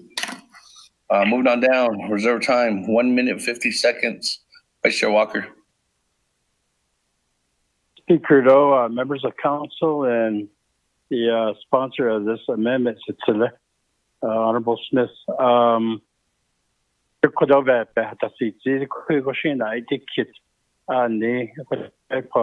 I would tend to agree with colleague Slater's comments and questions and concerns. There we're kind of just making things up as we go along, and as responsible leaders, if we're going to make decisions like this, otherwise I support the idea that we provide financial assistance to our students. I know that the other legislation, 0209-20, it proposes to provide financial assistance to Head Start, grade level students, meaning elementary or junior high students. So it shares the same questions, because I haven't seen an expenditure plan for those legislations either. So a little cautious here. Thank you for this time, Mr. Speaker.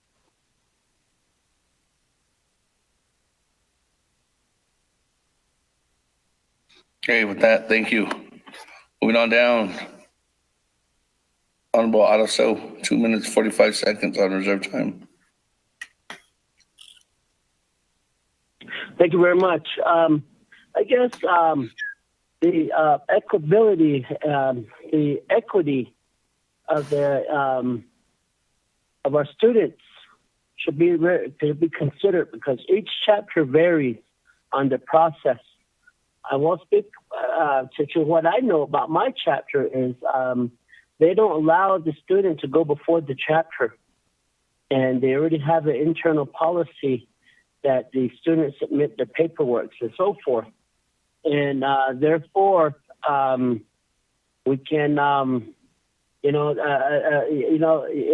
therefore they can process their paperwork without the student coming to the chapter. But if you allow it to happen this route, the chapter will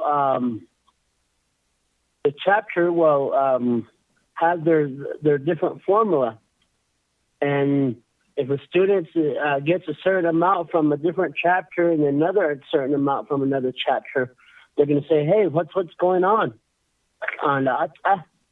So I feel comfortable working with Dodie relating to this matter, and they have personnel to work on this. We pulled a rabbit out of the hat. Reserve my time.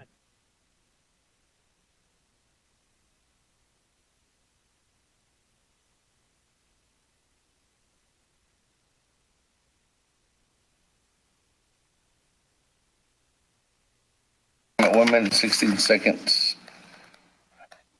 That, moving on down. Players. Chairman Nez, floor is yours. On Amendment 3. Thank you, Honorable Speaker Damon. Honorable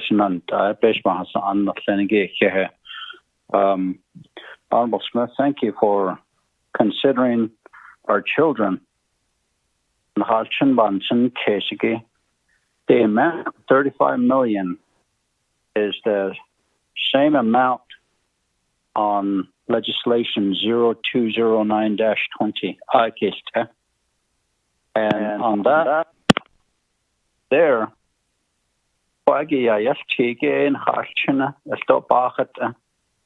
is for our children. Also, Navajo College graduate and undergraduate students, because same as yours, so one has to be line item vetoed, either this one or 209's. We can't have both, so just thought I'd let you know that.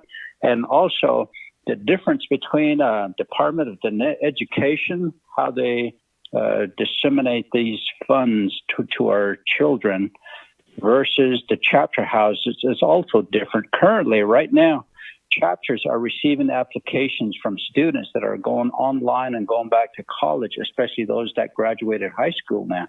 So there's very few that are coming in. I know today we had a planning meeting early yesterday morning, and there was only like 6 at one chapter. So we just really need to look at how these monies are going to be distributed. So with some of them, there's more than one student from a family, and they go through a screening process, also through what's written in the FMS, and there's a cap. They cap it to where, like, if you're a full-time student, you can get up to about $800, and then with a less than, halfway, maybe you're just taking 3 classes, you only get like $500. If you're taking 1 classes, you get about $200. So if you look at this might be way too much money, $35 million for all chapters across the Navajo Nation. So I would just rather, for me, look at the Department of Education, have them distribute to students as well, because there they can apply. The chapters to go, it's just a one-time assistance. So I'd like to reserve my time. Thank you.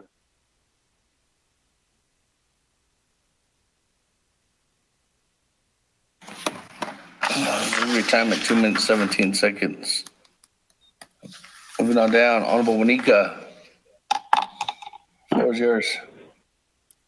Okay, thank you, Speaker, and members of the Navajo Nation Council.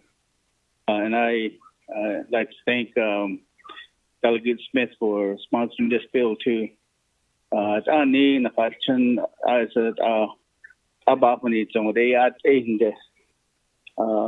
I do agree with Delegate Otto Stowe, and then also Ricky Ness.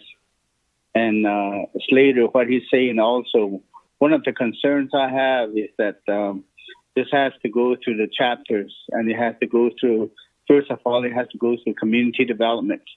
And I think what we're doing with all the allocations that we're working on, we're putting too much on community development.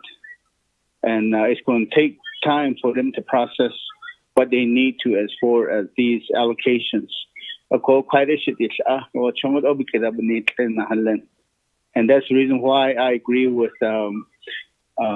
Ricky Naz and Delegate So. But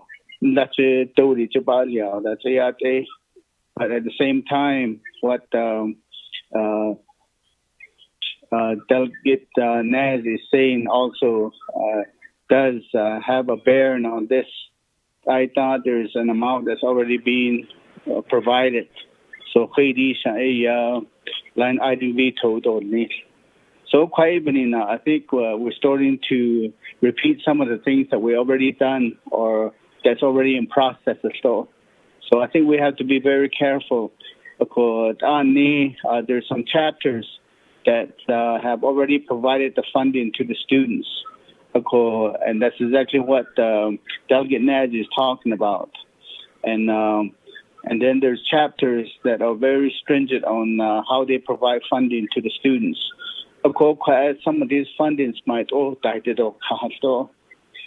of the chapters I have, I know, has over 780,000 carryover. So so peso some of them might just say I students peso so let's just go ahead and put this in our next year budget. I think some of these allocations that we're talking about, I think we need to have response from community development and those that work with the chapters. We're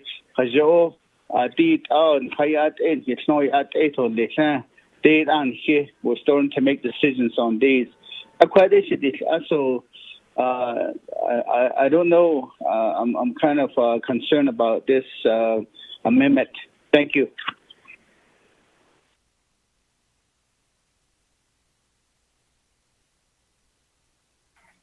Okay, with that, I'll go back to the sponsor. Vice Chair Smith, floor's yours.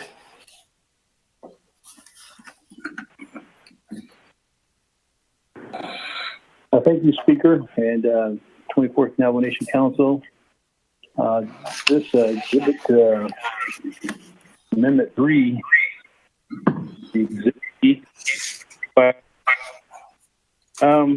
there was early amendment, and here you $35 million. So I hear Paul Slater and also Chennai, Snella, Otto Soto, Chairman Nez, Otto Chennai, Wanika. There was a expenditure plan that Legislative Chief Counsel had developed, and it was for the Department of Education. I know what to provide emergency. Can't hear. Vice Chair Smith, can't hear you. You're breaking in and out, reception wise. How do you hear now? Better. Okay. I was saying that there is a Navajo Nation CARES Fund Emergency Relief Education Expenditure Plan. Maybe we could use that instead of going towards the chapter route. And Ani, Shinaya Hatzi, Community Development, Yunanish, Pedaholodo, Daisy, Spato Kakit, and Hala. Chapters, I see the Peso Bado Sohagi. Ejida, UFB, a Penache, a Beholo, a co Kushine Lat, chapters, but Peso the Holonigi. Of course, I need a little bit of guidance on this, Speaker.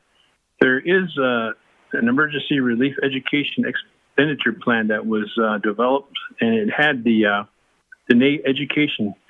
And I'd like to entertain that and remove the one with the chapter under Exhibit 5. I know that Dana did provide that, and I asked her, I said, could you change that to the chapters? And that's why it took some time, because the initial legislation on 019720 was basically for the chapters and help the chapters. So if the body of this 24th Navajo Nation Council would like to see it go to Dene education, I can work with that. So I need a little help on that, Speaker, on behalf of getting the right expenditure plan in there so that we'll be all on the same page with the $35 million to help our students and help our education.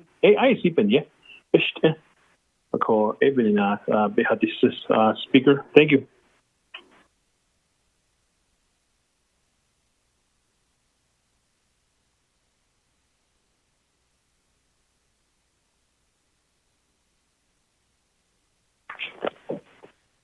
Speaker, this is Legislative Council.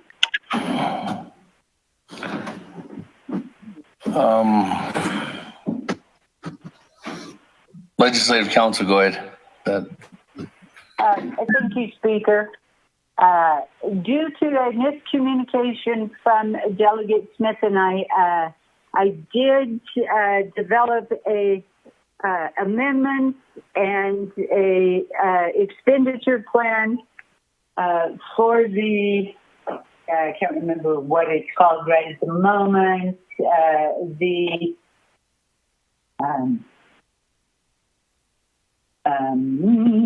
just a second. The higher education relief expenditures, and that was, I pulled that out from what was proposed in 0209. And so I can resend that if you would like. Well, I will resend it, and then everyone can determine what they wish to do with it. I'm resending now. Thank you, Speaker.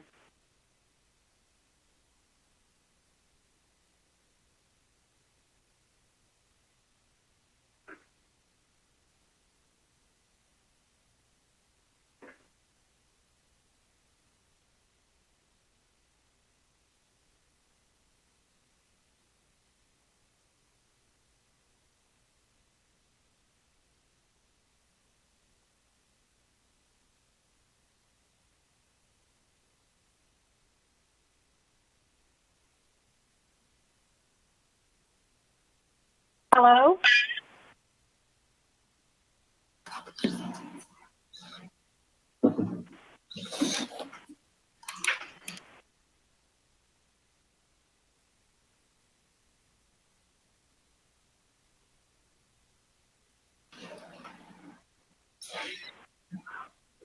Okay,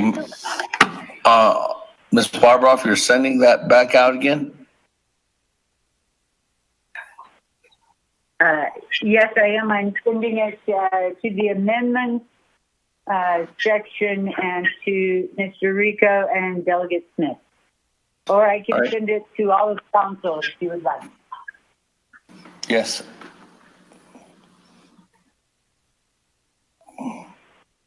With that, Vice Chair Smith, so you're going to request to modify, or you're going to modify your amendment now? Yes, Speaker, I'd like to modify that so that it reflect that Dene Education would be receiving the funds and the scholarship in the amount of $35 million rather than the chapter and community development on behalf of that. Thank you.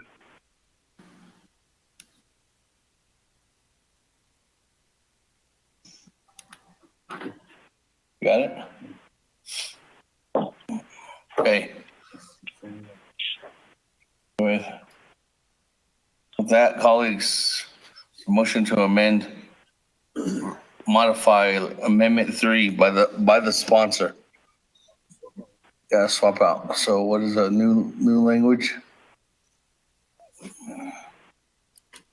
Mr. Speaker, members of the council, page 1, line 14, after plan, insert an emergency relief education expenditure plan. 2, page 3, line 24, add new paragraph as follows.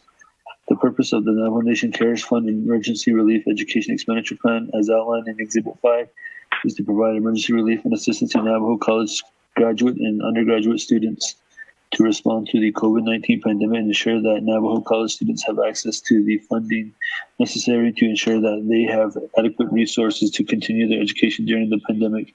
3, page 4, line 5, insert new paragraph as follows. The Navajo Nation hereby approves and adopts the CARES Fund Emergency Relief Education Expenditure Plan as outlined in Exhibit 5 and hereby allocates $35 million to Department of Dene Education to provide emergency relief and assistance to Navajo College graduate and undergraduate students. 4, page 4, line 14, delete chapter distribution expenditure plan and insert expenditure plans approved herein. 5, page 4, line 25.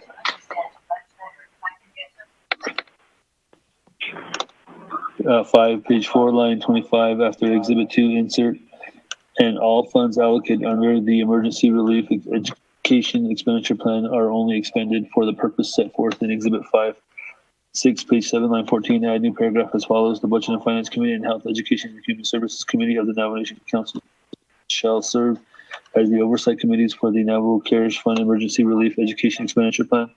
7, insert new Exhibit 5. 8, Office of Legislative Services and Office of Legislative Council are to make any changes necessary to the Emergency Relief Education Expenditure Plan to Effectuate the intent and purpose of this amendment. 9. Renumber, re-letter succeeding paragraph, sections, and/or exhibits accordingly, if necessary, and this amendment shall supersede the consistent language contained in any other committee amendment which shall be conform to the intent or language of this amendment. The Office of Legislative Services, when notice to the sponsor of the legislation, is hereby authorized to make necessary grammatical changes. Mr. Speaker. With that, Vice Chair Smith, Chairman Daniel So, are you good with the modification?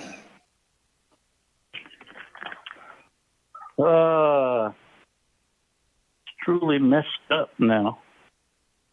But I guess we'll keep going.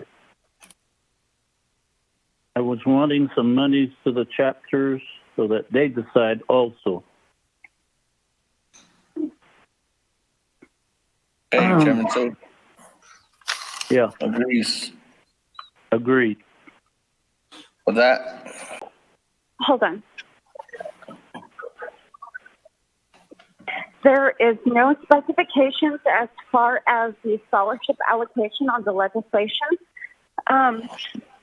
One of the problems that we do face in my area is that one chapter allocates $75 and another chapter allocates $500. So I don't think that a lot of fairness will come from this legislation if it were to just pass without a specific amount allocated to each student.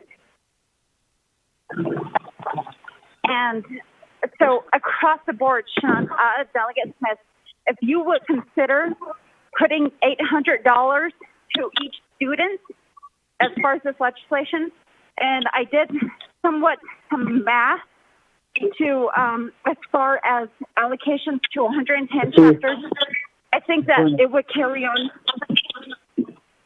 for more than 3 to 5 years. And I apologize for the noise in the background, my colleagues. Thank you. And I reserve my time.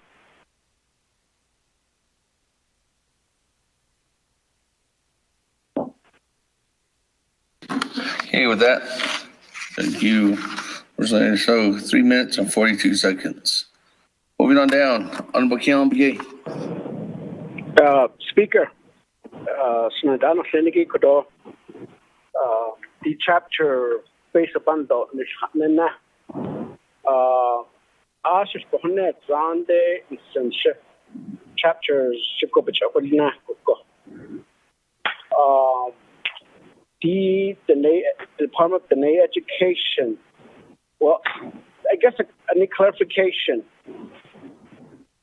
CARES funding, not the Haki. We should provide specific expenditure plan to say that just so long that there are in school that they should be entitled to a certain amount of funding, period. Because the education, they go through an application process, so that's why a lot of our Navajo students, they get denied and they resort to chapters just to get a little bit amount.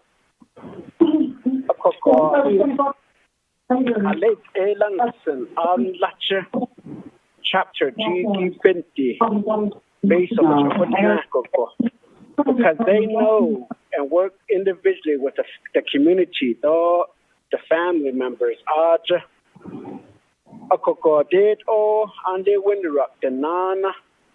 So we got a lot of our Navajo students that will be, I don't know if they're going to be traveling back and forth, especially these outlying chapters on the eastern and the western. There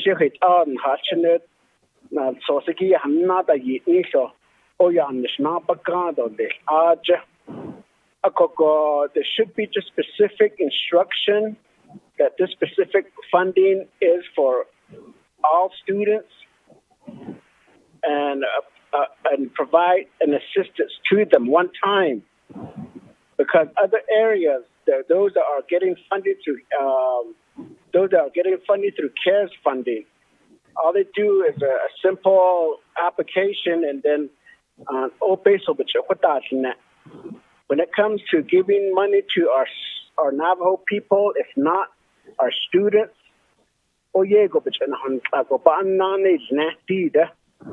Accord over zone last chapters, and then send them over to the chapters, and then with certain instruction, and then the chapter can just distribute these to the local chapters. To the local students.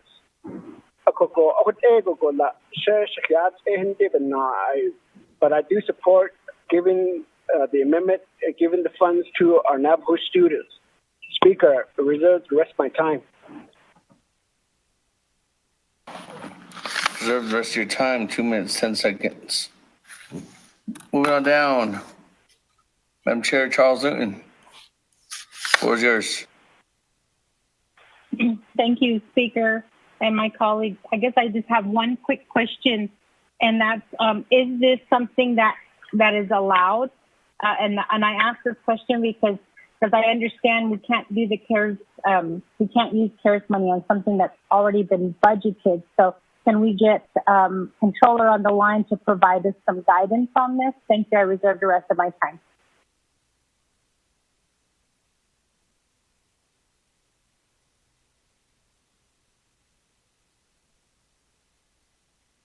Hey, that question is over to Madam Controller. You're on the line.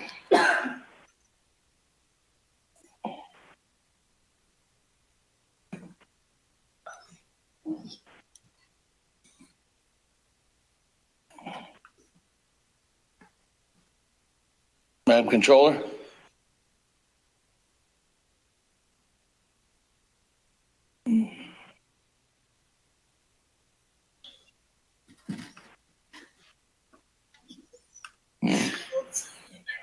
Madam Controller or anybody from the Controller's office?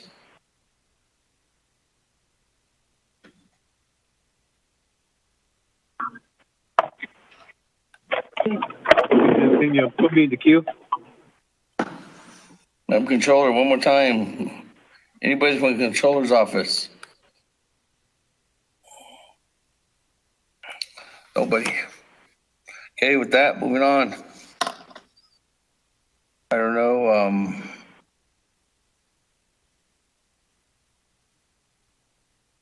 Was there another question? Or that was just specifically to the controller? Okay. Let's move on to new individual, Chairman Hino.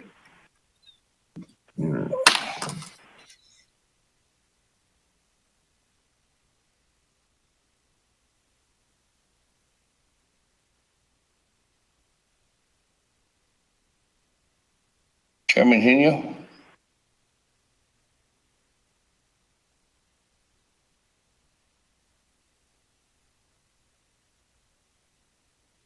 Can anybody hear me? Maybe the controller couldn't hear me. Chairman Hino can't hear me. Chairman Hino, are you there? Yes, I'm here, Speaker. Go ahead. Just a question on this amendment. Does it change the intent of the legislation? Because the way I look at it is this were chapters only. It was going to go to chapters, but we're starting to put in amendments that takes away that focus to chapters. And in my opinion, I think we're setting it up for a veto right now. We're just muddying it up right now. So that's my question, Speaker. I reserve my time.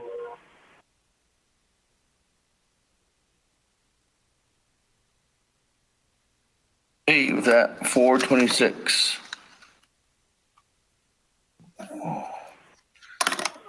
I have to refer that question, Ms. Barbara.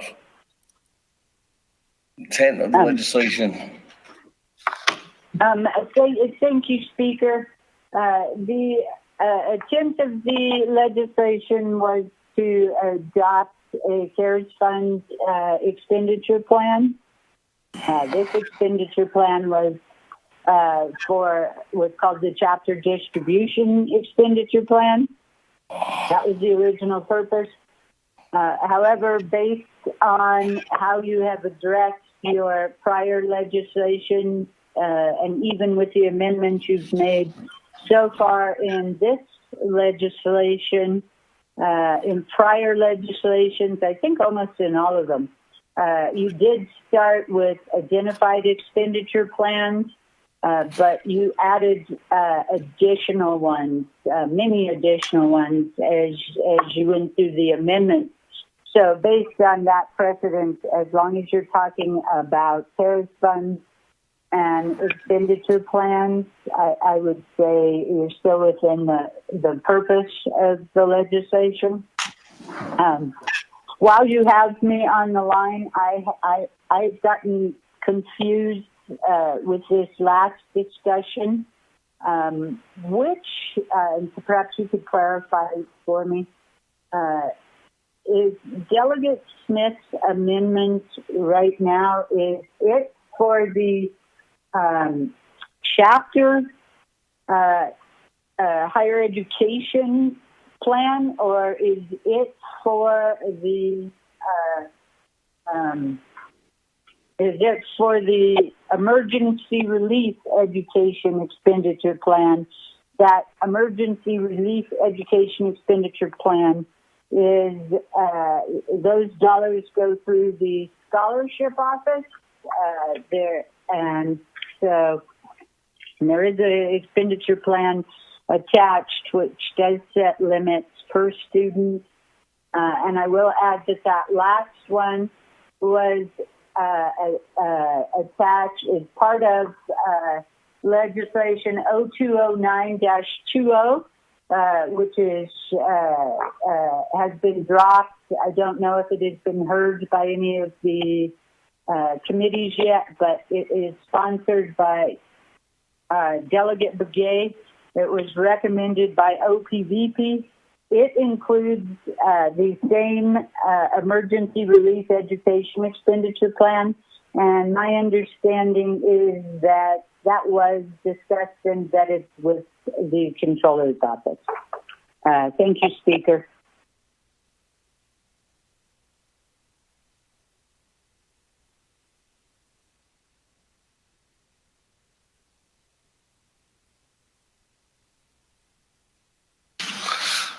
It's my understanding it's the second one. We're not talking about the chapters no more. These dollars are going to the overall, right? Doty, these dollars are going to the Department of the Education. That's the one we're on, Ms. Barbara. Thank you very much. And that one, as I will point out, that one does on page 2 of the attachment to the expenditure plan. It does have a limit of $2,500 per graduate student and $2,000 per undergraduate student. Thank you, Speaker.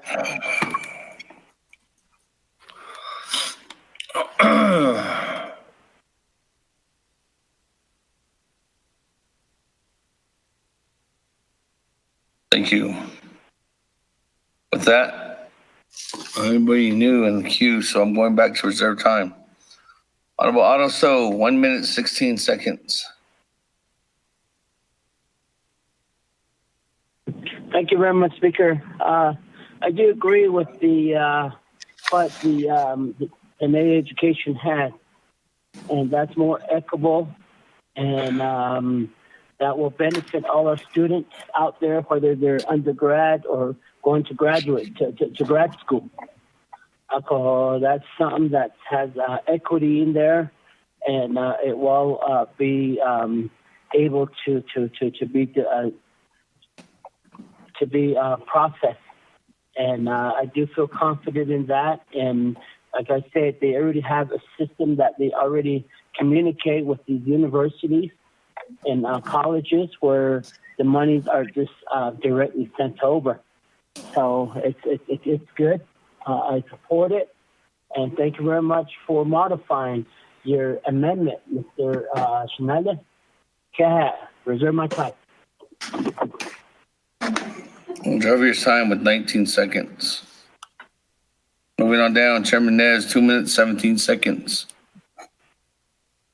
Thank you, Speaker Damon and my colleagues. It would be so wonderful if the federal government says, we owe you a whole bunch of money. We have failed with the Treaty of 1868. We were supposed to give you money for your children's education, to improve your livelihoods, for your judicial system, the buildings, infrastructures, everything. Deo peso. With this CARES Act, let's just give it to you and you spend it without no time limit. I wish they would say that. Instead, we have a deadline to face.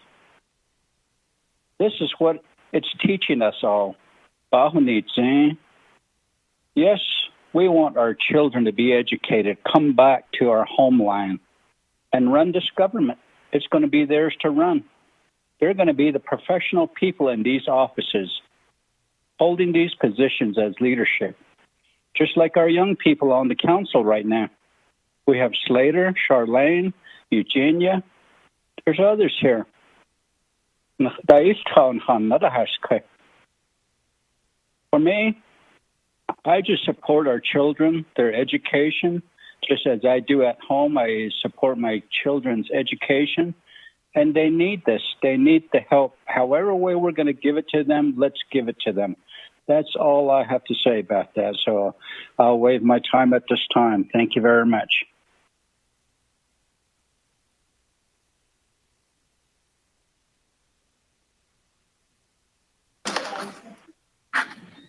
Thank you. Moving on down. Honorable Charlene So, 3 minutes, 42 seconds on reserve time.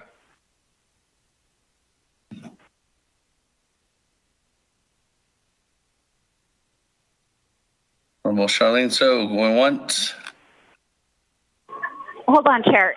Can I call back in? My call keeps dropping. Go ahead.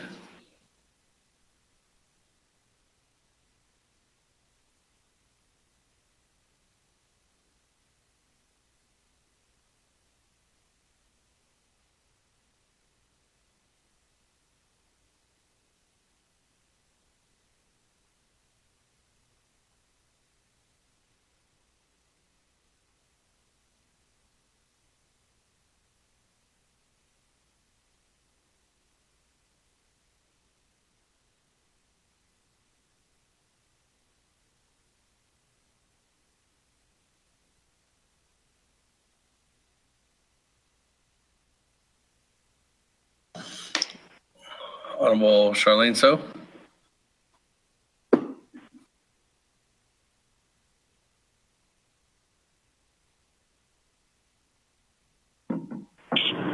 Okay, I'm back. Hello? Yes, go ahead.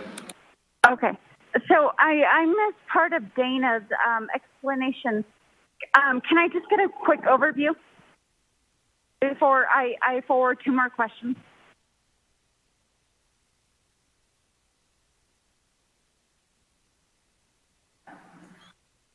I guess, Ms. Barbara, if you want to explain this legislation, this amendment. Thank you, Speaker. So Delegate Smith changed his amendment to include what is called the Emergency Relief Education Expenditure Plan. That expenditure plan was recommended by OPVP and is currently included in legislation number 0209-20, which is being sponsored by Delegate Key Allen Begay and a number of co-sponsors, quite a few co-sponsors actually. And this expenditure plan would provide $35 million to the Department of Education. Essentially, yes. Can I understand that basis? But what I'm asking is, with the added amendments and the suggestions that I put forward, is it suitable to be putting that in although I heard Delegate Begay's argument as far as it being chapter allocations, and the focus should be on that and whether the scholarship should be included. That's what I'm getting at. Thank you. Okay. Now, I apologize for that. I wasn't following. So the question was, if you start adding expenditures that aren't going to the chapters, does that change the purpose of the legislation? As I stated, that the original purpose of the legislation was to adopt CARES Fund expenditure plans, or a CARES Fund expenditure plan. The original one was for chapters. However, what I pointed out was in all of your previous CARES Fund legislations, each of those legislations started out only appropriating to specific expenditure plans. But as amendments were made, you added numerous expenditure plans to those legislations. So in my view, it is not based on the precedents established by the council in adopting CARES Fund allocations. The purpose of this legislation does not get changed by adding an expenditure plan that does not go to the chapters. Of course, that is actually a question for the council as to whether an amendment changes the purpose of the legislation. I hope that was helpful, Speaker and Delegate. So, thank you. Okay, thank you, Dana. Shajay, if I may. Yes, go ahead. Okay. So I'm having a little bit of a challenge kind of comprehending this whole thing. Well, what I would argue is that, yes, chapter allocation specifically, but at the same time, we do allocate funds to the chapters, and from then on, the chapters allocate funding for scholarship programs. So I would naturally assume that that could be included and increased as far as allocations. Is that something that we can look into further? And what does this mean as far if it is suitable and if it is acceptable? What does that mean for the part-time and full-time students as far as them getting equal funding? Again, it's not going to be equal across the board if we just give the chapters the money, and some students get far less than other chapters in different districts. Thank you, and I reserve my time. Students in 2004. Honorable Charlene, so the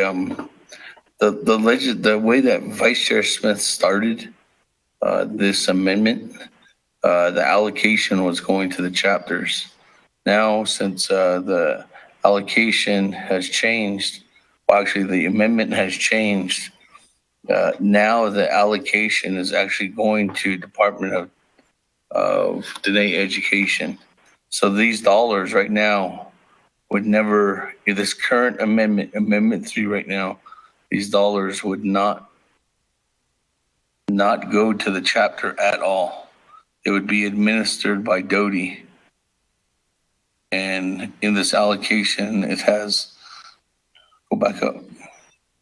I think in this allocation has $5 million for 2,000 graduate students at $2,500 per student, $30 million for 15,000 undergraduates at $2,000 per student. So these dollars would not go to the chapter.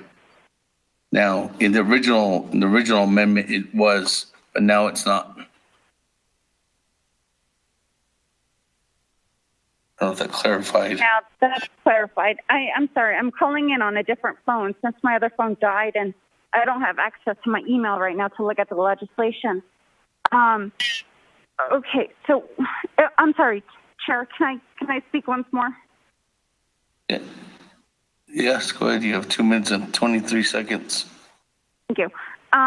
So what I'm worried about is, as far as once it's been the Delegate Smith, when the allocation gets to the Department of Education, I'm worried about the stipulations that they will set forth upon our students, and whether it'll be much more challenging for them to apply for financial assistance, especially when they're facing hardship. And, you know, I was kind of hoping that this allocation would go back for the chapters, because then that will provide some leeway, not only for the college and undergraduate students and graduate students, but also with K through 12. You know, I've gotten several requests from my constituents saying, is there anything from the chapter as far as CARES Act? I have a sixth grader, an eighth grader, and I need help buying supplies. I'm unemployed. If we could sort that allocation also and keep it with the chapters, and also set some sort of funding for family members with students that are in K through 12, that would be something that I would be in great support of.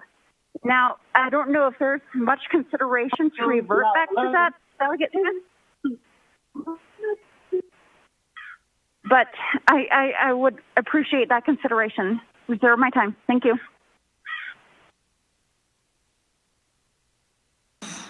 Reserve your time at exactly 1 minute. That, colleagues, moving on down. I'll go back to you, Honorable Honorable Vice Chair Smith. Honorable Kiambige, 2 minutes, 10 seconds. Reserve my time, Speaker. 2 minutes, 9 seconds. Moving on down. Madam Chair Charles Newton, 4 minutes, 37 seconds. Still waiting for my answer. Reserve my time.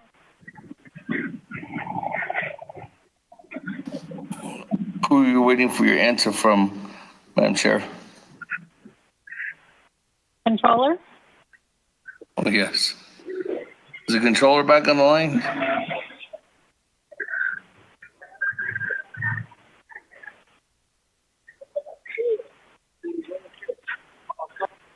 Madam Controller? Speaker, this is Controller. I just got back on. If there are questions, I will need I will need to know what those are. Okay.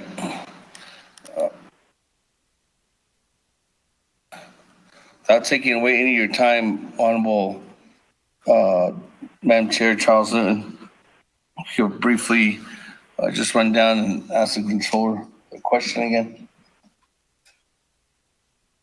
Thank you, Speaker. Madam Controller, thank you for getting on the line. My question was just really this amendment that is being made to put funding in for college students, whether this is an allowable, whether it's something that's allowable, because we have already, I guess, put funds towards the program. So it was just a simple question. Thank you. It's allowable expenditure. That, Madam Controller?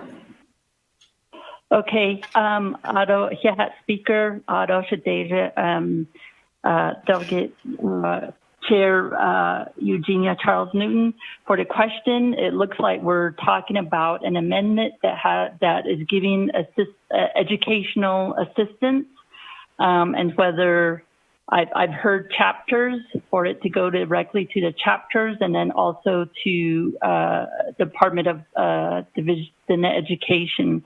So in terms of chapters, we're talking about 30 million, and there's a few considerations. One is for chapters, they will need to go through a subrecipient agreement, which requires a single audit. And as I understand, chapters, in my view, will be high risk. Probably the non-certified, more so than the LGA certified. And then there's the question of essentially how who's going to be responsible, because some of the non-certified chapters, they're as far as their financial system, whether they have the internal control system in place to support a financial assistance program like this. And then also they will be high risk in terms of audit. So when Treasury comes out, or and as well as when we do have questions regarding the single audit component, because your non-certified chapters may not have the financial accounting system in place. So there's a few nuances with the financial audit in combination with a single audit. It might be more of a scope audit. Those are some of the clarifications we're going to have to go through. Again, we're talking about 110 chapters. And then also chapters have to be aware that they will face a single audit. Although recent Treasury guidance says you can estimate what you expect to expend regarding audit costs, that's additional costs that chapters have to worry about. And then as well as if it's given to a subrecipient, keep in mind that if the chapters have issues in terms of audit, documentation, internal controls, all of those things, it falls back on the Navajo Nation. We just got done with the audit presentation. If you've seen the materials, our single audit findings have trended downward. But now we're talking, if we have a high risk, with the chapters, we're going to trend back upward, which for the Navajo Nation, that means we will still continue to be on a reimbursement basis with federal funds. So those are all the considerations regarding chapters. In terms of just a financial assistance program, such as the an education program, regarding CARES dollars, in general, you have to have some sort of criteria, a means testing, and so forth. At least our office, we've been working with regarding the small business program. It took a lot of work to get it off, so that it will go live on Monday. We're talking about similar type of work, but if you're distributing to chapters, we're talking about 110, and how it will be implemented, or all the work that needs to go in. So in that sense, from my standpoint, it's better to keep it centralized. Some of the preliminary work my office has done, we did talk to scholarship office, granted that's higher education. Some of the work we've done is determining how those applications can be accessed from their database, which will be connected to our third-party payment source. But some of the reporting and tracking that will occur if it's administered through the scholarship office, at least for the higher education program, that will be tracked through our portal that we've been setting up, and so forth. So this is a lot of work. So I just want to make sure everybody's aware in terms of how it's administered. Not only do you have to follow the criteria, the allowability under CARES and Treasury, but in the manner in which you structure it. If you structure it through chapters, as I mentioned, high risk, a lot of work. We're talking about 110 chapters and so forth, as opposed to a centralized department division such as DOTI. So those are my comments at this time. Yeah.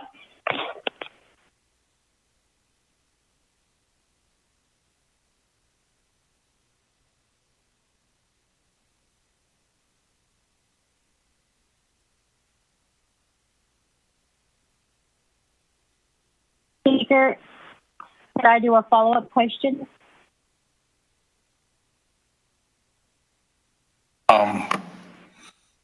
Yes, go ahead.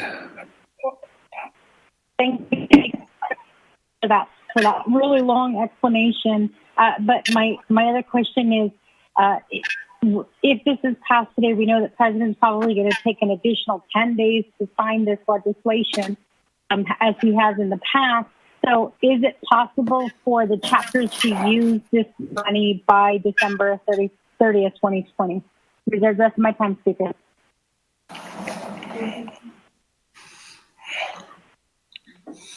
Reserve your time, 4 minutes, 15 seconds. Follow up to the controller, Madam Controller.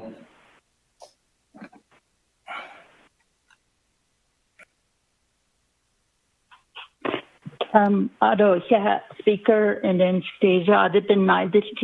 whether it's possible for the chapters to expend these dollars. I cannot speak for the chapters, but as I mentioned in my long answer, that this involves a lot of work, not only for our office at OOC, but for the chapters as well. And regarding making sure that we meet the audit requirements, because this will be audited, and then also to ensure that our office in the Navajo Nation is following the compliance requirements of not only CARES, but Treasury guidance and so forth, and then the uniform guidance and all the rules that applies to this type of this federal financial assistance dollars. So it will take a lot of work. I don't know if they'll spend it by the end of the December 30th. Just to kind of give you an idea, the $60 million we are talking for small business. There's 3 levels of approval for DED. I think they have 12 FTEs, full-time employees, that will man it for 7 weeks, and we're talking about, I believe, between both programs, about 7,000 applicants. In talking with education, with their higher education program, I believe we are talking about 15,000 applicants potentially. And so those are some of the numbers, and then the work it takes. So that's my response. Yeah.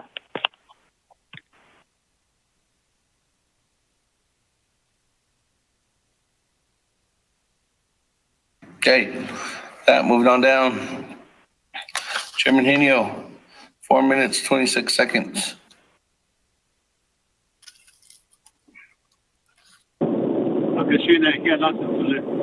Speaker Damon. Just listening to all the comments and presentation. Madam Chair, Charles Newton, I think that does come into your thoughts.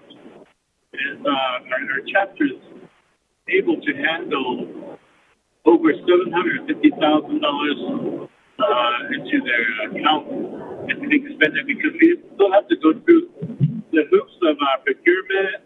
If you want a contract, you have to do the 164 contracting process and so forth. And it's a big task. But what still bothers me is this amendment. Because I think we should let's just give the money to the chapters and move forward. That's what I was thinking. Reserve my time.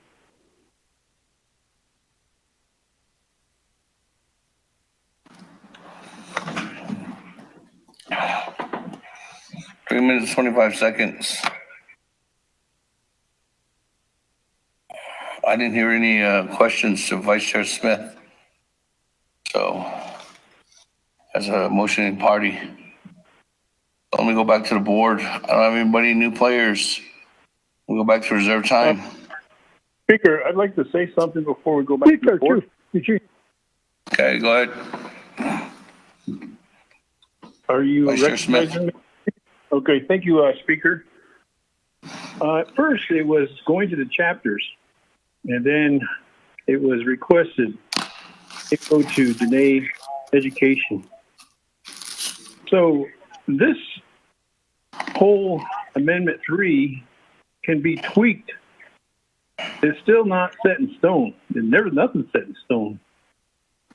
So I hear that we should send it back to the chapter. I'm either way. I can request the motioning party. I heard him saying, no, it should have gone to the chapters.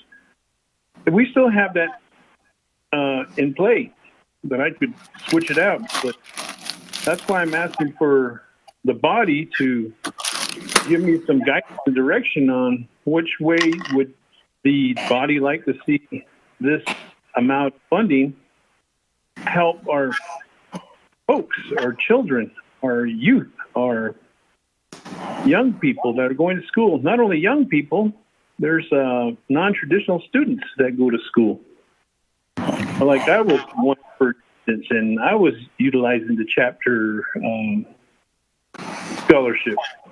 And that was very, very helpful in helping me pay for books and helping me pay for certain things that I needed to go to school. And there wasn't so many parameters as if we would send it to Dene Education. So if you want me to change it back to the chapters, all I have to do is ask the motioning parties, Chair Daniel So, or anybody can ask that, and we'll go back to the avenue of providing it to the chapters. I hear it's easier for the chapters and for the folks who get chapter money, like I said earlier, was that the chapter that I represent down here, and I heard through the Navajo Nation chapter saying, when are we going to get some scholarship money?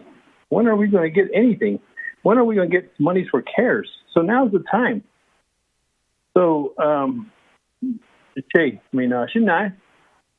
Honorable Chair, So,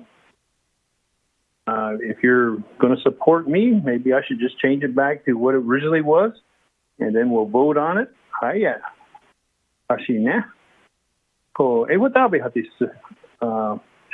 But right now, it's not going to go to the chapters. And I hear that, chapters, pesos, 019720. Chapters, peso bato, so, what about this case? Yanek, could you? Kadeya ha, oban this case. Oh, not others. Oh, the Zubata, chapters, bato, it does a nito peso, batotso. Could you the Ned Education? 17 million batotso. Although chapters, 17 million. 50-50 formula. I'm looking for that. And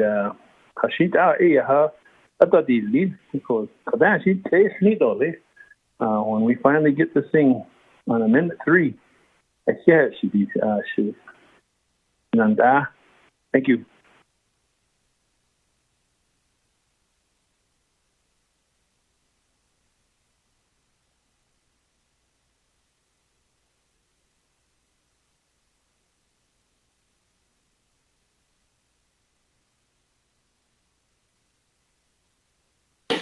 That colleagues, I don't have any, but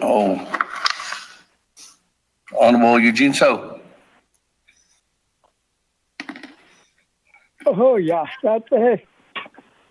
She's kidding. Earlier, when we started on this legislation, Mr. Freeland, I said that what's going to happen. That we're doing it. It's happening. The more we add on, the more regulation adds on.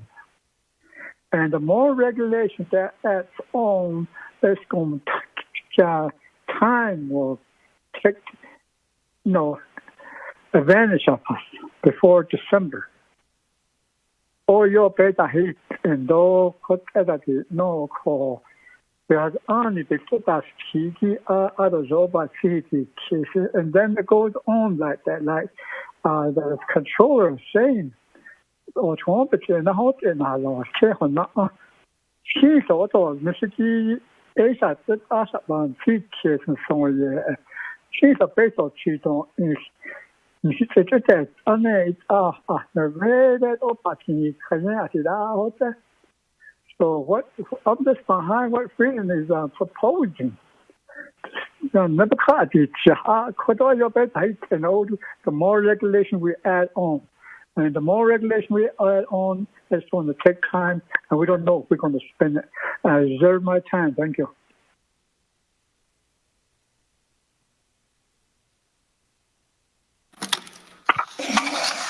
Three minutes, 29 seconds. Eugene, so reserve time. Then I don't have anybody else, and go back to reserve time. Speaker. Honorable Charlene So, 1 minute.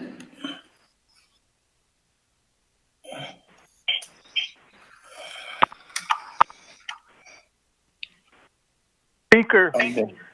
Delegate Daniel So. Yes, Honorable Daniel So, I'll put you in the queue. Honorable. As the second motion on this amendment, Vice Chair Smith asked a question of me regarding this amendment. Yeah. You want to read it again? Read it again, though? Go ahead.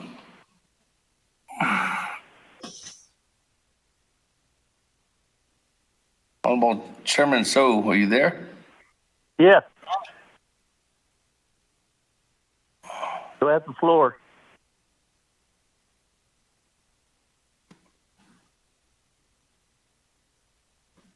Speaker, do I have the floor?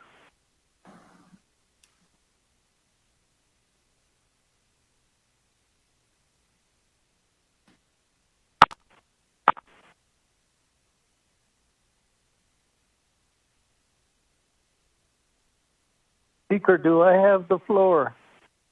Chairman Daniel So, as a seconding motion to Amendment 3, what is you have the floor. Okay, thank you. Cecilia, Raymond Smith, you asked, what shall I do? Quaggy, I'd like to suggest you as the holder of the motion. 7 million captured by the 28,830. Of that 28, then they can divide it up. What was it? 5 million to graduate students and 23 million to undergrad. The 7 million will be it more than likely in 3 months if we give it to the chapters. What it's a little without a means Kato cut.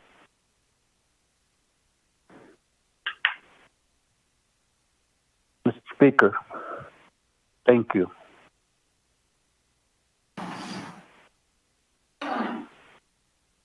As a second motion, Chairman Vice Chair Smith, there's a request to modify.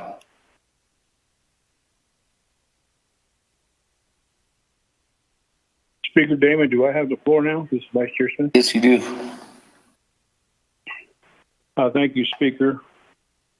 24th Navajo Nation Council. Ocean 9. Name. The Eastern Agency. Deeded 7 million. Chapter 8. Padotso. Zoda. Ogi. Dodi. Natin. Safety. Mitso. I'm in favor of that. So, Speaker, I'd like to have that amended. 7 million to the chapters, 110, 50-50 formula, and also the rest 28 be the Doty.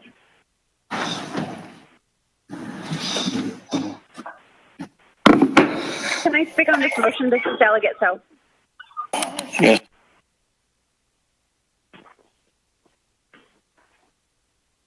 Okay. See, the concern I have with that, again, with Doty. Honorable Charlene, so hold on real quick. The Honorable Raymond Vice Chair Smith, this is the third time you're amending this. And if we go down this path, are you, it seems like I as a recommendation to continuing on the discussion and taking advice from your colleagues, this discussion for normally at this would have been done at NAPKITIC committee. So with that, I just hope to know that this is will be the final recommendation so that we can move forward on this amendment, because there's many more amendments that are on the thing. And we are 1, 2, 3, 4, 5. We have 5 hours left requested for the day on this legislation. So this is you're requesting to authorize this amendment to modify, Vice Chair Smith. Thank you, Speaker. Yes, I'll go ahead and stick with that amendment on 7,028,000 to Doty. Ms. Barbara, how long do you think that's going to take to change the amendment?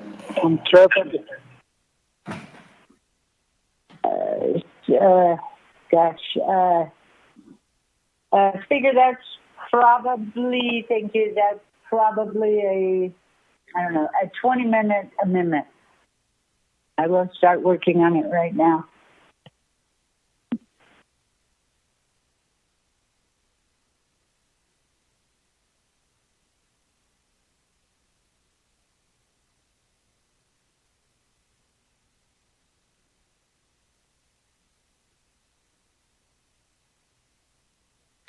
I can't move forward, colleagues.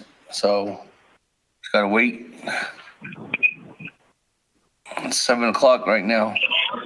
Speaker, point of privilege. Delegate Charlene So. Point of privilege, Honorable Charlene So. Point of privilege. I need clarification as far as with if 20 million or 28 were to be given to Doty and 7 to the chapters. What would it mean as far as with the students if they were to apply with both? Would it be double dipping? And I don't think that would be fair to other students who are seeking scholarship and funding. And I think if the students were to receive 2, and some students would miss out in the future. So can I get some clarification? Would that be considered in that aspect? Thank you.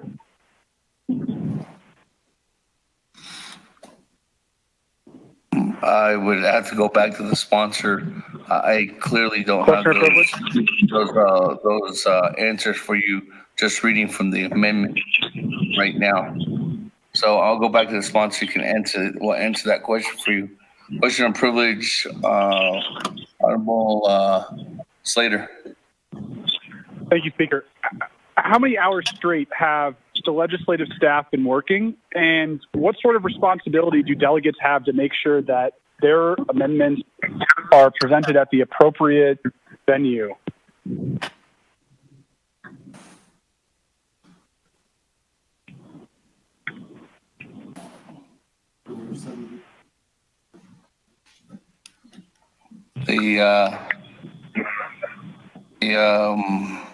I can answer your first question.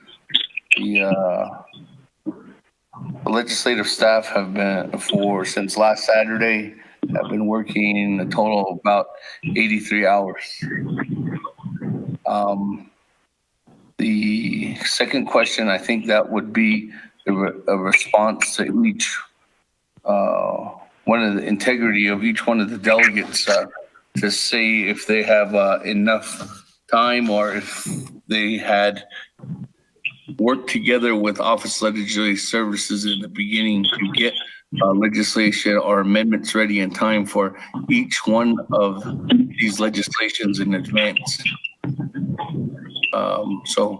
And again, it's up to each delegate to, as per council rules of order, it's up to every delegate to make sure that they can go ahead and have the opportunity to ask for any amendment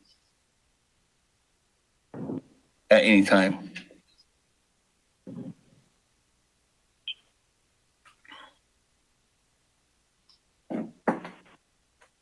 Oh, so let me go back.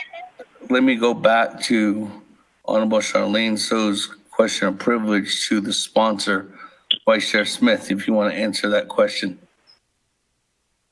Or those couple of questions she had. Here, Speaker, Honorable Charlene So, double dipping. I know that they're separate. Chapters do provide scholarship funding at that level, and it is available through the Dene Education if they and should they qualify under their provisions to get awarded for a scholarship.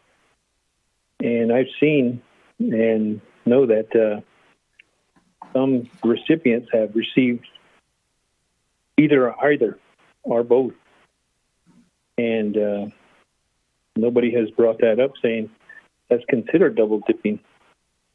So that's why I think Honorable Chair So recommended to give $7 million to the chapters and then give $28 million to Doty.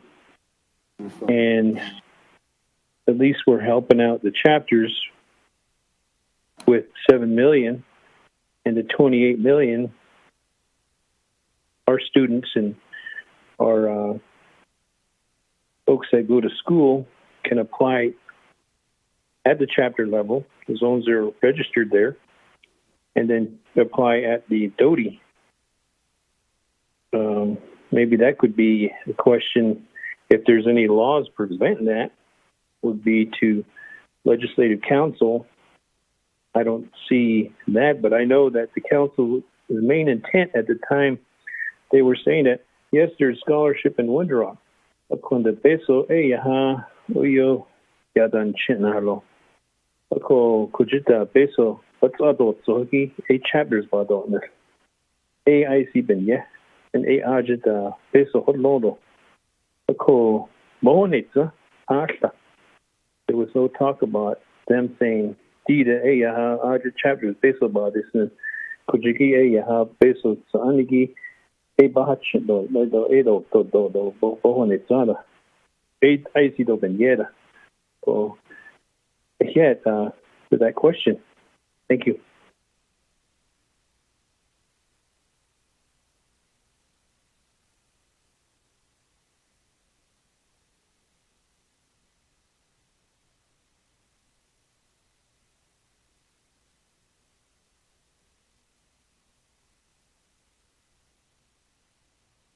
Sorry, I was talking to myself again. Thank you, colleagues.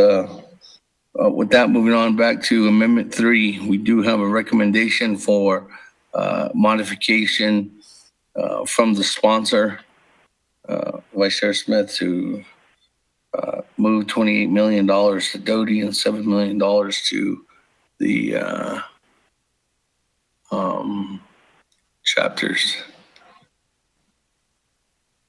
If everybody's okay with it, we can move forward with it without having the language. But if they're not, then we would have to recess until Ms. Barbroff comes back with the language. Speaker, this is Ms. Barbroff. I have a question that perhaps I could get some guidance that might speed things up or slow things down, not sure. Looking at what was suggested with the $7 million to the chapters and the $28 million to Jody, really the easiest way and the quickest way to make that amendment would be to add $7 million to the chapter distribution expenditure plan and include language that $7 million is to be distributed to replenish the chapter scholarship funds. I'm not sure that that's what they call them, but they're chapter scholarship accounts. And then do a separate expenditure plan for the Jody $28 million. Is that an acceptable way to proceed? Vice Chair Smith. Thank you, Speaker. Thank you, Legislative Council. If that's language that can be incorporated and it's clear and we can move forward, I don't have no problem with that. Okay. Thank you, Speaker. If I proceed that way, I can probably cut this down to like 5 or 10 minutes so I have it ready to go. Thank you.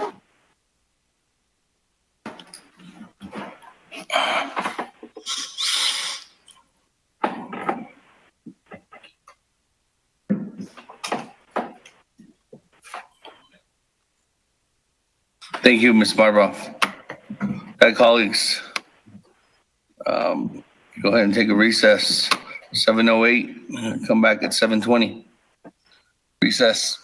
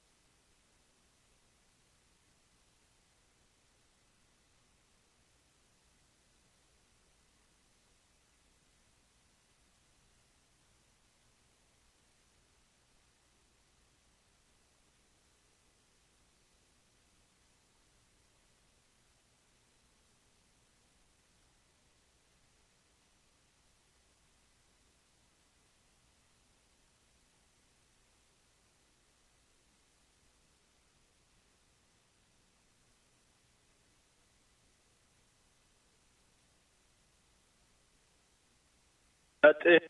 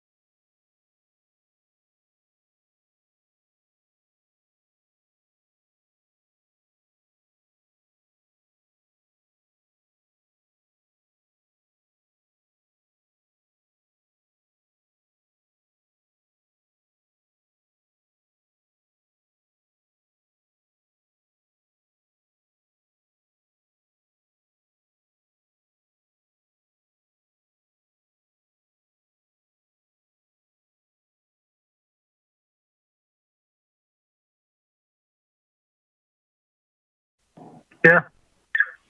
Honorable Herman M. Daniels answered roll call. Honorable Mark Freeland. Honorable Mark Freeland. Honorable Mark Freeland did not answer roll call. Honorable Pernell Halona. Alona is here. Honorable Pernell Halona answered roll call. Honorable Jamie Henyo. Honorable Jamie Henyo. Honorable Jamie Henyo did not answer roll call. Honorable Vince James. Honorable Vince James. Honorable Vince James did not answer roll call. Honorable Ricky Nass. Honorable Ricky Nass. Honorable Ricky Nass did not answer roll call. Honorable Carl Slater. Honorable Carl Slater. Honorable Carl Slater did not answer roll call. Honorable Raymond Smith Jr. Present. Honorable Raymond Smith Jr. Honorable Raymond Smith Jr. answered roll call. Honorable Wilson Stewart Jr. Honorable Wilson Stewart Jr. Honorable Wilson Stewart Jr. answered roll call. Honorable Otto So. Honorable I'm here. Honorable Otto So answered roll call. Honorable Charlene So. Honorable Charlene So. Present. Honorable Charlene So answered roll call. Honorable Daniel So. Daniel So, present. Honorable Daniel So answered roll call. Honorable Eugene So was excused. Honorable Thomas Walker Jr.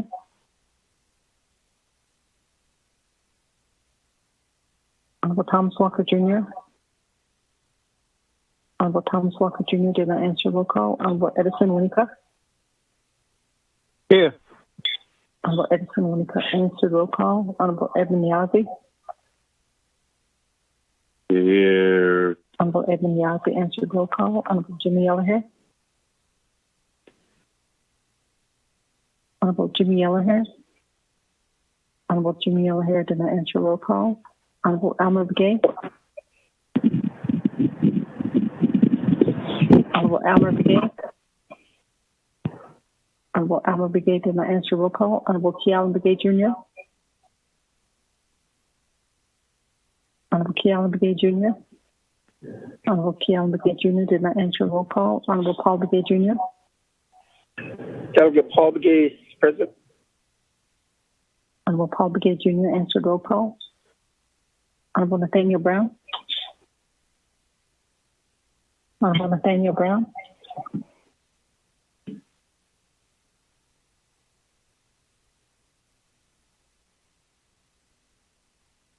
Honorable Nathaniel Brown did not answer roll call. Honorable Regina Charles Newton.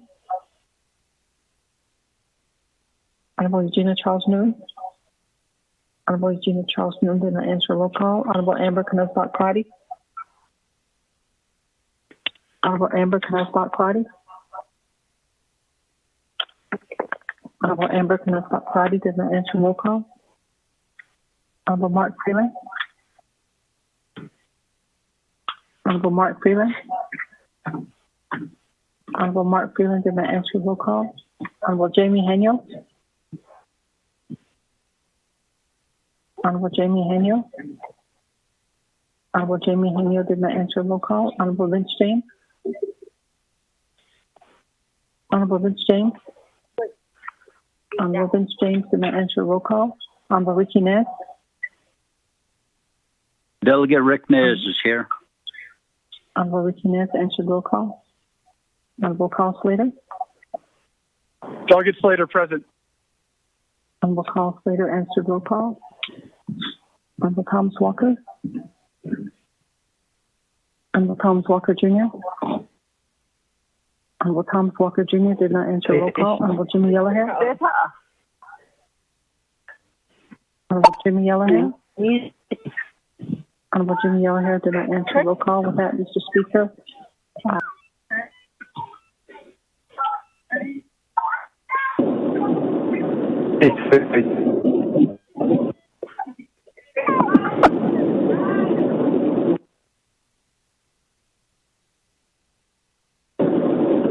Thank you, David. This is Hideo. How are you?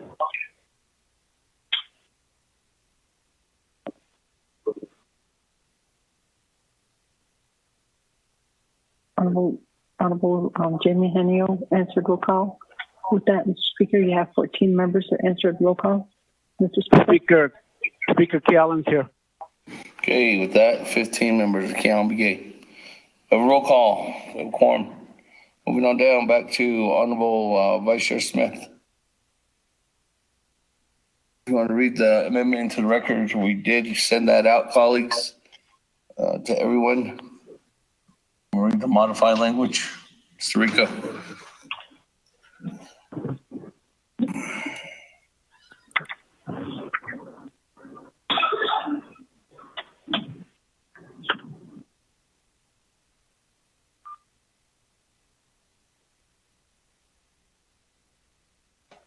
Mr. Speaker, members of the council, there was 2 documents that were emailed out. I combined the second document with the first one, and this is how it reads. Amendment number 3, page 1, line 14, after plan insert and emergency relief education expenditure plan. 2, page 3, line 24, add new paragraph as follows.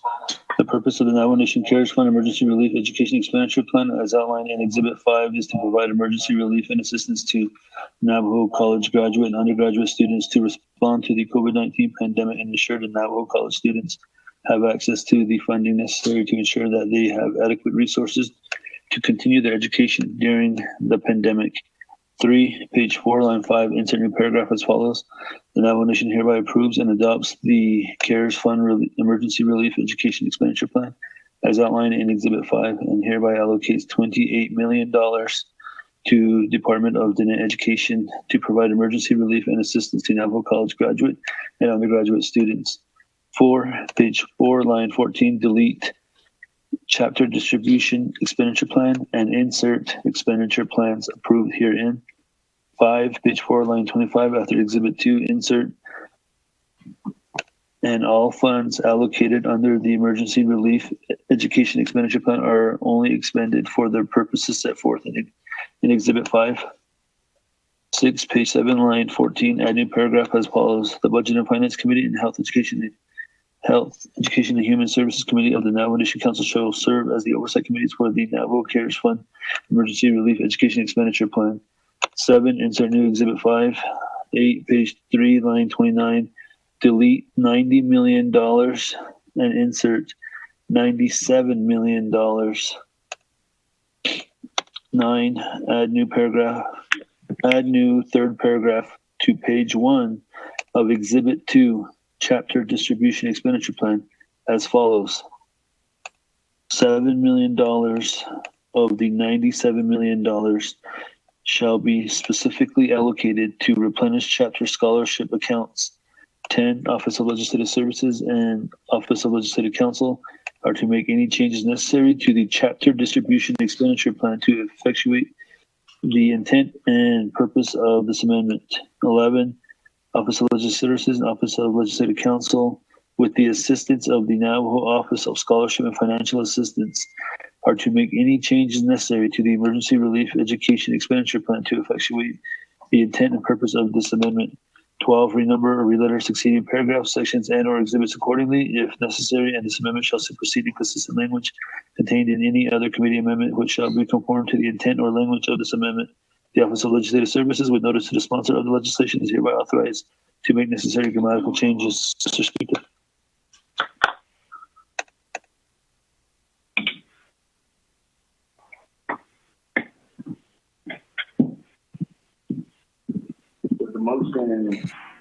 There's a motion by Honorable Chair Smith.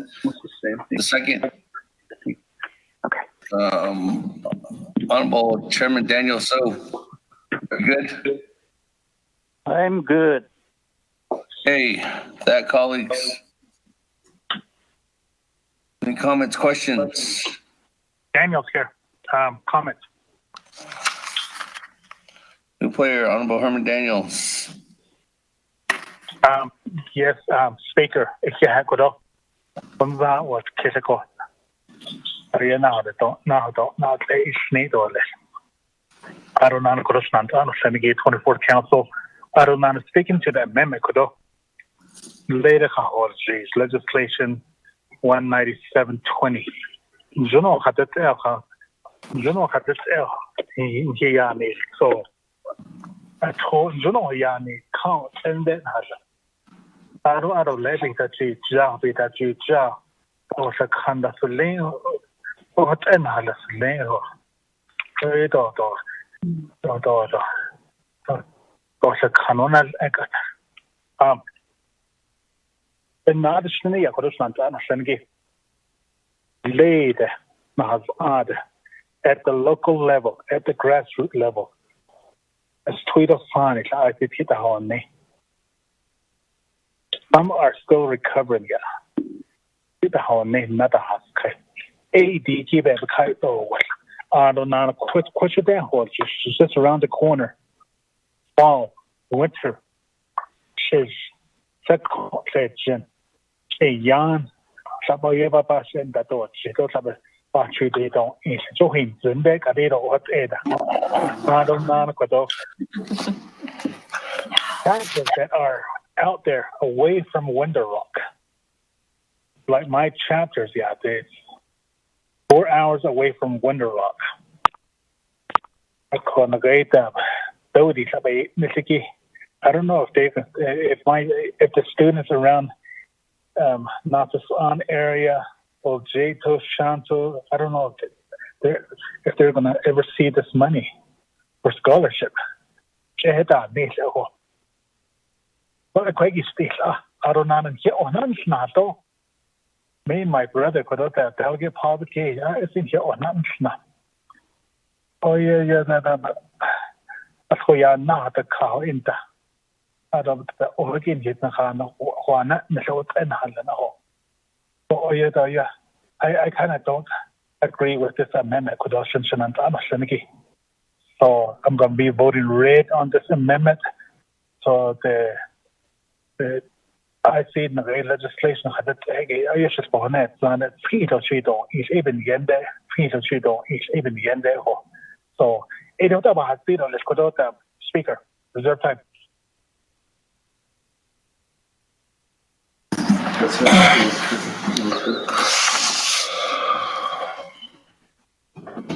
Hey, with that, 2 minutes, 19 seconds.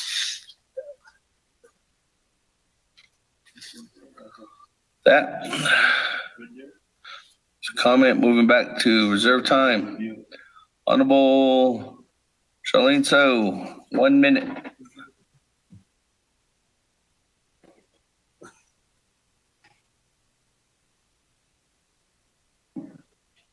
Honorable Charlene So.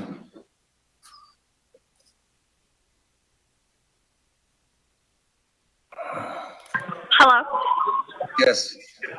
Hi. I'm going to reserve my time. Hey, show time 58 seconds. Moving on down, Che, Honorable Keelan Begay, 2 minutes, 9 seconds.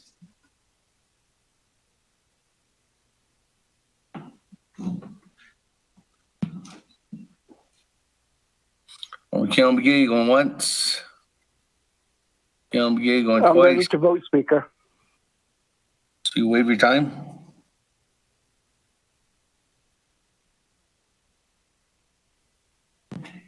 Where's my time, Speaker? Okay, moving on down. Thank you, Honorable Keelan Begay. Madam Chair, Charles Newton, 4 minutes, 15 seconds.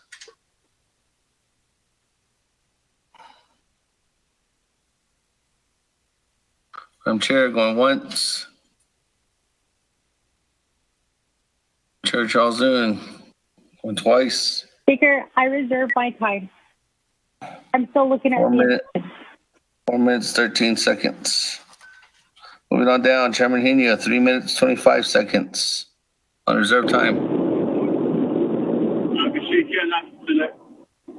Speaker David is not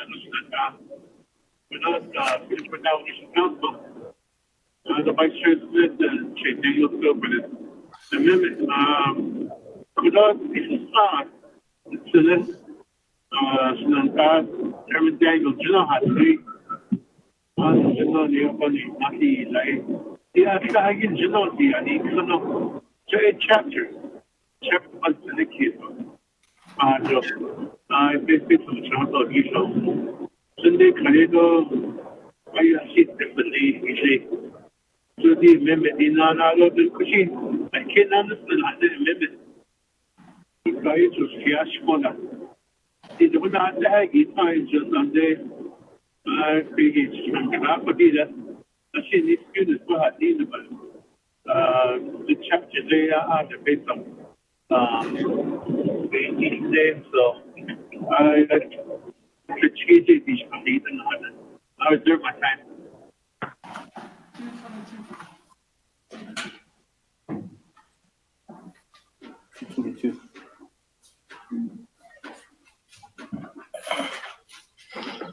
Reserve time, 2 minutes, 22 seconds.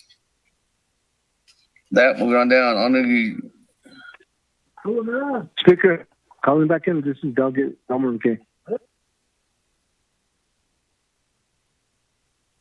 Speaker, I'm back on the call. Thomas Walker. Okay, with that, moving on down. Good afternoon. Freeland's here too. Yeah. Honorable Elmer McKay on the line. Honorable Eugene So. Pass. Give my time to Otto. Thank you. 3 minutes, 29 seconds. Honorable Otto So. Yes, I accept? would probably accept it. 3 minutes, 29 seconds. Honorable Otto So. Thank you. Yeah. Otto, I need, no, shit, yeah. Oh, yo. So I was the no, I like Kate what the hello. I'm a big hajik and beta hajik, and then so I was the Halana Sneh, Halena to Nick had not the Hanatze. Alcohol, to if you don't understand or don't know what direction you want to go, maybe the thing to do is to redo your amendment and represent it later. So without on the Uncle, so I heard the needs of the Uncle, I need to no, that's hikey. Alcohol, to the non day, they need with you support them. But you know, we really need to have our amendments in order before when that horse gets to the starting gate there. I don't know. Honorable Nez, he brought up an issue. He emailed us relating to the chapter officials cannot expend money at a certain time at the end of their term. How will we address this concern relating to that matter? And I thank Honorable Nez for emailing that to the delegates, and maybe Dana and Department of Justice can elaborate on that, because chapter officials, towards the end of their term, they cannot do any financial transaction.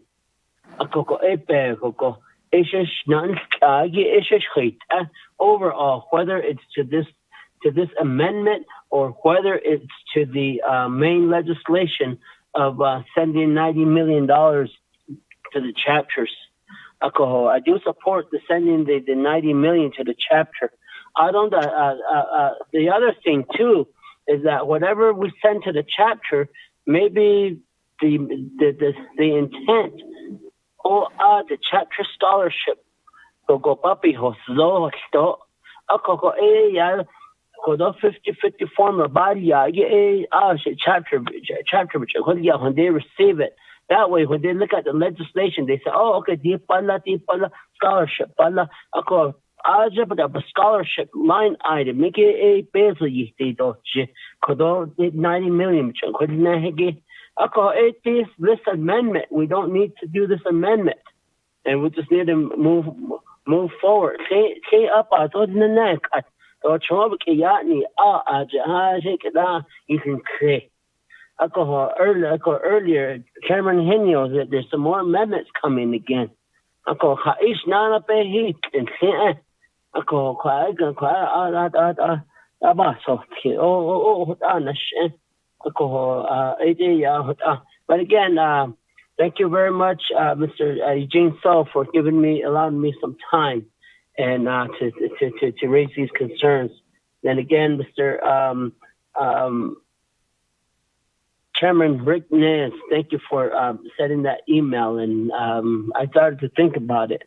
Ako jod aro laban sa bayan so eskezo dapat na technique onsen do joban so eskezo oyo aho zane da hatil ta na hanne ako pa hatki onsen ako o shinan ba ho nosen yeah thank you.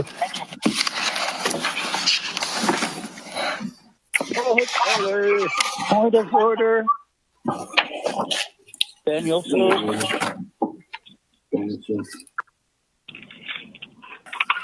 of order, Chairman Daniel. So, based on Chairman Ricky Nez's question to Ms. Barbara, I feel like that particular citation in Title 26 even applies to the total of legislation 197. 90 million would be transaction. So that is unless we put in this legislation a waiver of that particular part of the code. Thank you.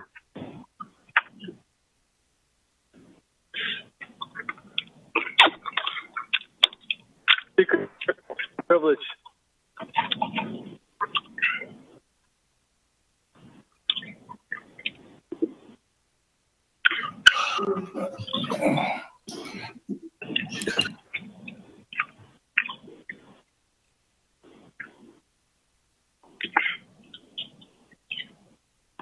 Speaker. That question. Let me go back to Ms. Barbara to answer that question, Chairman Daniel. So,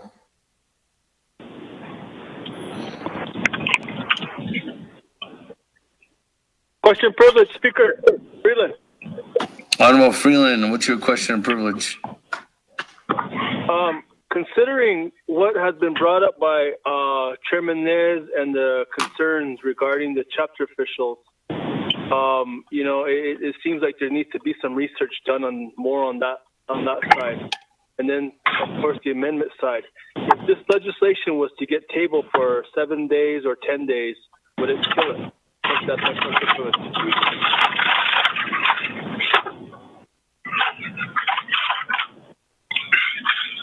Mm-hmm.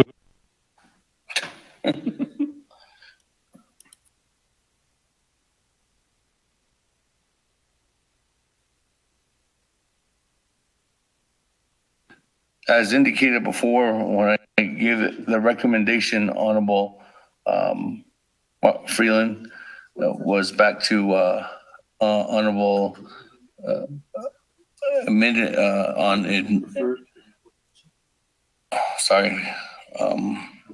Amendment 3 to Vice Chair Smith. If this legislation is tabled once more here at Council, legislation 0179-20 is no more. But if this legislation is referred back to Navigated Committee, which we can have a special one specifically,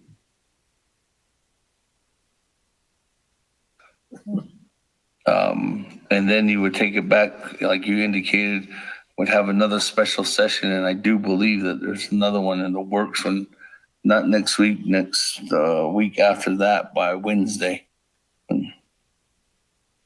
That's a recommendation, or just to answer your question, Honorable Freeland. Back to Ms. Barbara regarding Chairman So's question of privilege.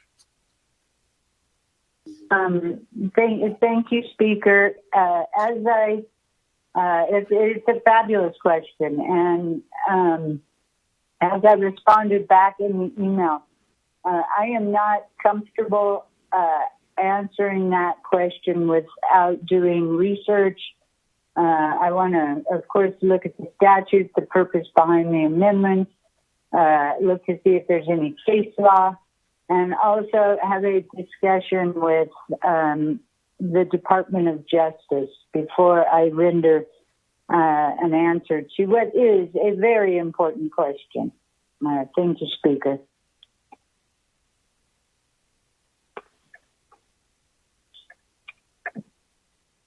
Speaker, question privilege. Freeland. Honorable Freeland, go ahead. So, could we request, or could I request just a special Nabucco committee meeting on this again by itself? Then, if that's the case, it seems like we're just spinning our wheels, and the whole intent was for chapters or for it to go to our chapters. But I mean, there's some legality questions that need to be cleared up. We've been spending a lot of time on this legislation, as simple as it started out to be. Now we're ballooning it, and it seems like we're just spinning our wheels right now, Chantal. I feel like we just need to, get some clarification if that's the case. Thank you. That's my question privilege, Speaker. Can we get it referred back to Nabucco by the body? Yes. Yes, you can. And yes, yes, and yes. First yes is yes, you can get it back to Nabucco Committee with a referral motion. Second yes is that you can have special Nabucco Committee meeting specifically on this, but when we do have a special Nabucco Committee meeting, usually other legislations are added on there too. It's just up to the body to decide that. And yes, you can have a special session after that Nabucco Committee meeting is on. That has concurred. With that, colleagues, moving on down. Back to Honorable Daniels, reserve time, 2 minutes, 19 seconds. Speaker, I'm going to wait. I'm ready to vote. Wait your time. That new player, Honorable Yellowhair. Thank you very much, Speaker. Board or even about the complications over investigation. Depends on a very controller. The controller can set up the count by each chapter without no restriction. This is for college students. They need money for theirs. That way, if it's faster to use, I just count them set up before little every month give information. But they will set up a count by chapters or they'll do by sub-account too. That will be faster to spend with no restriction on your scholarship and not to keep that. All the college students get the money. That's not making what I enjoy, what I know red tape. So this report can come on later on by mother report or the on the budget analysis report by chapter or students to give. What I be for you in this case, not on. What I say, I don't know what now. Not at all. Although I'm a loser, chair to my colleagues. I'm driving in Black Mesa. Quite also me, quite out of yesterday. So I'm hauling water right now. So I'm a loser. If I don't vote, that means I'm somewhere I don't have no signal. It's not on about yesterday. This is my suggestion to you guys, yes. I would talk about this too. I'll keep driving now. Getting started on me. But I'll listen to you guys. You should sound over. Go ahead. I don't deserve my time, so God bless you all. Yeah. Hey, reserve your time. 3 minutes, 15 seconds. Honorable Yellowhair, be safe out there. Thank you. Okay. Thank you. Back to reserve time. No new players. Honorable Charlene So, 58 seconds.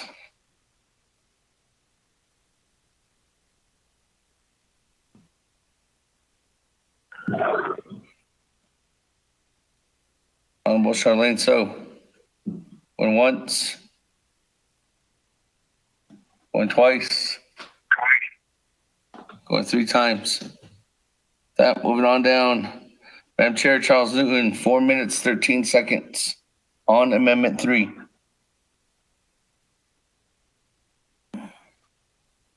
Question of privilege, Speaker. Question of privilege. Go ahead, Madam Chair.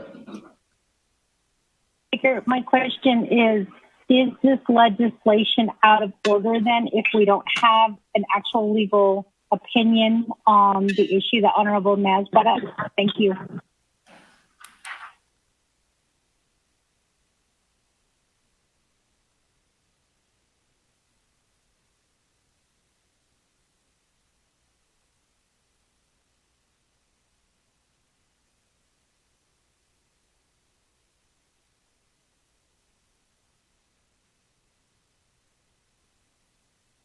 Hello, Speaker. I'm just talking with staff right now. The original intent of the legislation is to have dollars, have an expenditure plan.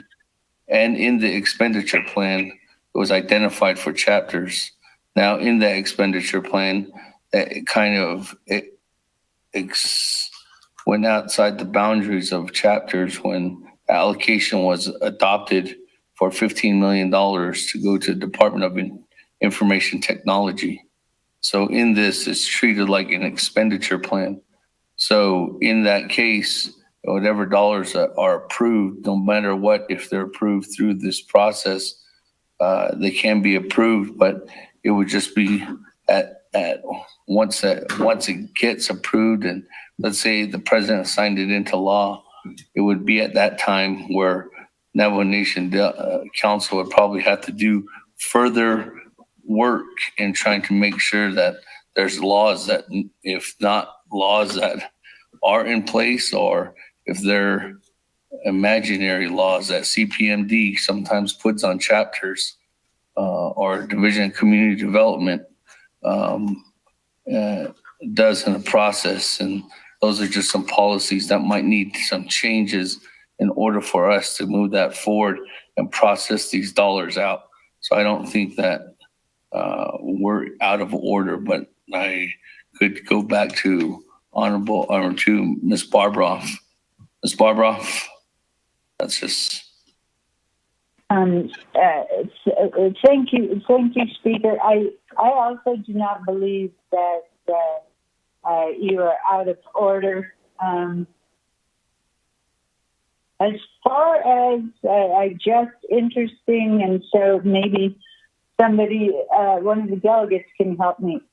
I cannot find the code provision that Delegate Nez is referencing.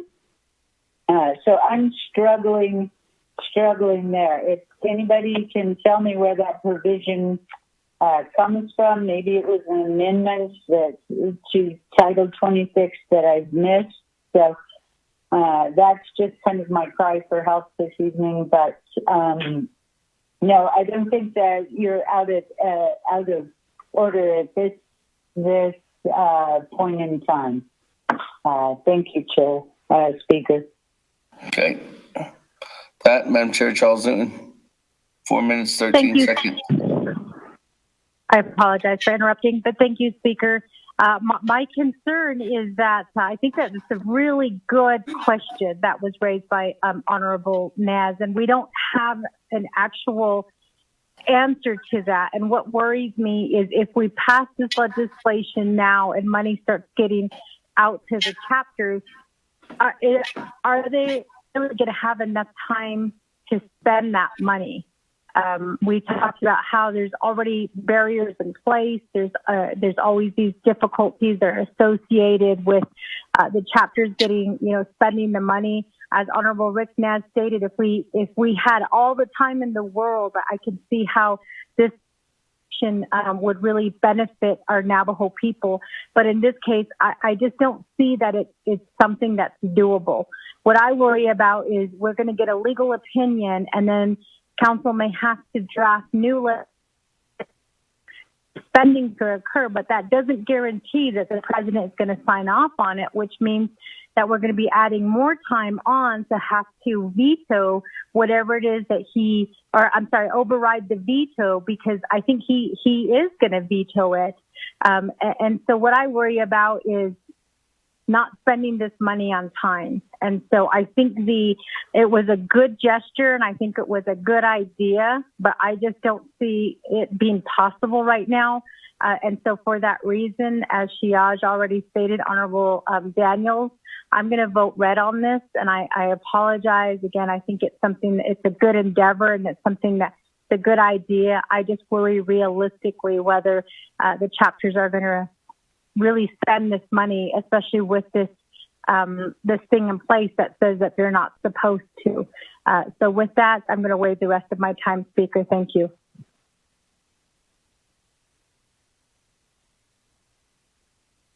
Thank you, Madam Chair. Maybe the rest of your time. Moving on down, Chairman Henio, 2 minutes, 22 seconds. Speaker to the Speaker Damon. Ado to the 24th Navajo Council. The Vayati the amendment yagi. I think it's already the legislation that say Kion the game sponsor lagi it other is money for students. So even in I about hot but when again back to the legislation again is that could Chairman McNair actually point out lagi. So I remember seeing that during my research. I believe it was an amendment that was made to Title 26 back in 2009. It's not all amendment and they were talking about operational money, from what I remember. It's operational dollars.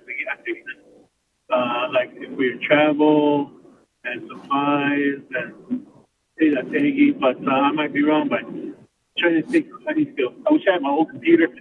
I would easily find it, but again, it's really not settling right with me the way this is going right now. So that's all. I'm ready to vote red. I'll wait the rest of my time. Okay, thank you, Honorable Henio, Chairman Henio. That, moving on down. Honorable Yellow Hair. Okay, 3 minutes, 15 seconds. Okay, make it fast now here. I'd like to probably give the education, then put the money with the controllers or something. Let the authority education officer approve for the students over there. It will be a quick process to pay to the students. They see the call and they need to develop the plan of the expenditures. I'm gonna lose the guy.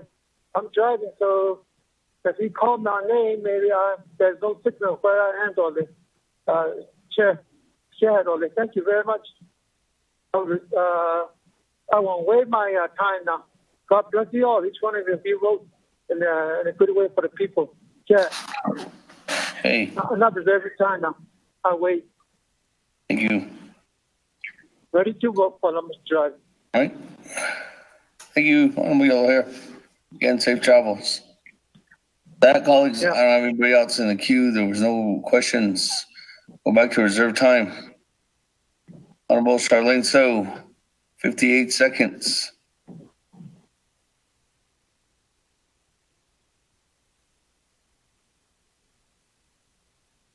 Honorable Charlene So, going twice. Honorable Charlene So, going 3 times on 58 seconds. Colleagues, I don't have anybody else in the queue. Nobody else with reserve time. Going once, going twice, going 3 times. Go to board on Amendment 3.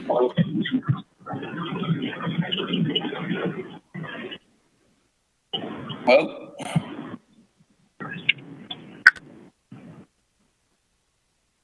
Honorable Elmer Brigade.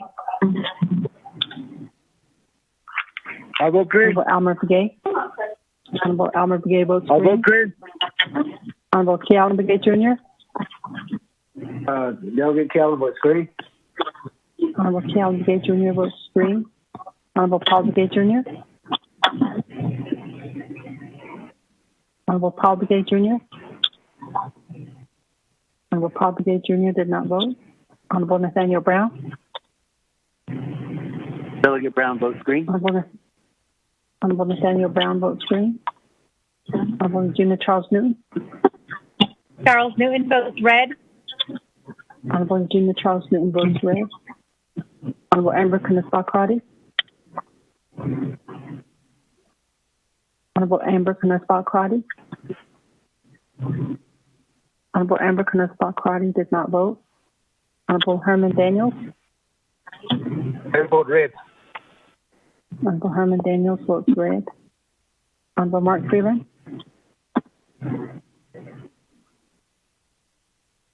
Honorable Mark Freeland. Honorable Mark Freeland did not vote. Honorable Pernell Halona. One votes red. Honorable Pernell Halona votes red. Honorable Jamie Hanyo. Hanyo votes red. Honorable Jamie Hanyo votes red. Honorable Vince James. I have confidence in the chapters. Delegate James votes green. Honorable Vince James votes green. Honorable Richie Nez. Red. Honorable Richie Nez votes red. Honorable Carl Slater.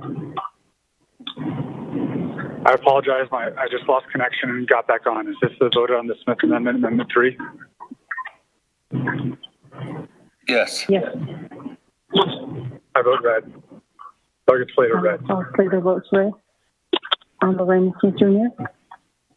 Green. Honorable Raymond Smith Jr. votes green. Honorable Wilson Stewart Jr. Red.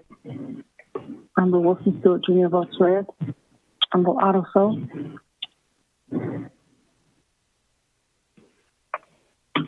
Green. Honorable Otto So. Honorable Otto So votes green. Honorable Charlene So. Red. Honorable Charlene So votes red. Honorable Daniel So. Daniel So votes green. Honorable Daniel So votes green. Honorable Eugene So is excused. Honorable Thomas Walker Jr. Honorable Thomas Walker Jr. Honorable Thomas Walker Jr. did not vote. Honorable Edison Winica. Red. Honorable Edison Winica votes red. Honorable Evan Yazzie. Orange. Red. Honorable Evan Yazzie votes red. Honorable Jimmy Yeller here. I vote red. Honorable Jimmy Yeller here votes red. Honorable Paul Begay Jr. Paul Begay votes red. Honorable Paul Begay Jr. votes red. Honorable Amber Knaspah Crotty. This is Delegate Amber Knaspah Crotty. I apologize. What are we voting on, the main motion or the amendment? We're voting on Amendment 3. Delegate Amber Knaspah Crotty will vote green. Thank you. Honorable Amber Knaspah Crotty votes green. Honorable Mark Freeland.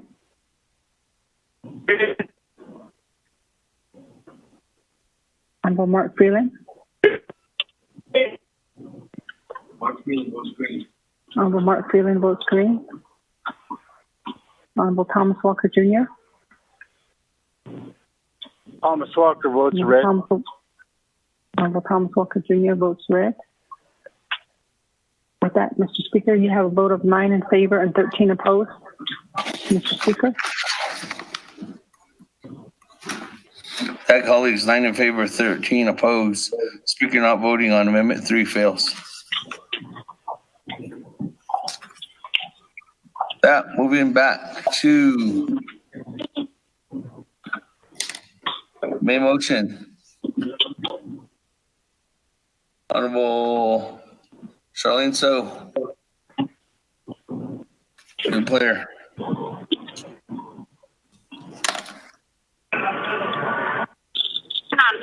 Thank you so much, Jeff.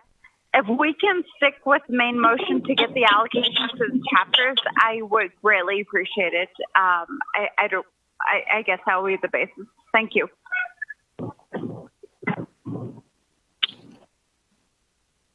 Reserve time.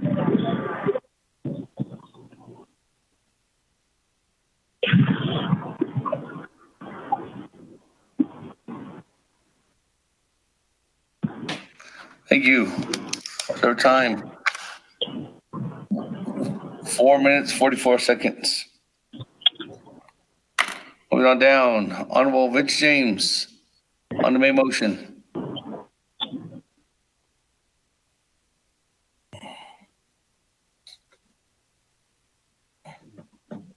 Honorable Vince James. Went twice. Yes.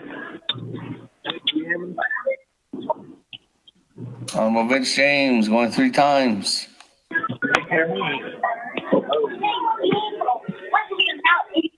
Hello? Hello? Honorable Vince James. Yeah, hello. Yes. Thank you, Don Sinale. In regards to amendment, I would like to do an amendment request for Ganado Fire Department.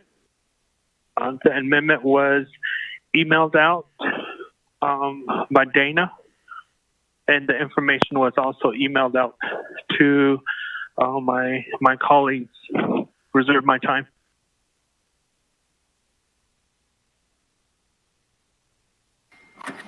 Reserve your time at 4 minutes, 34 seconds.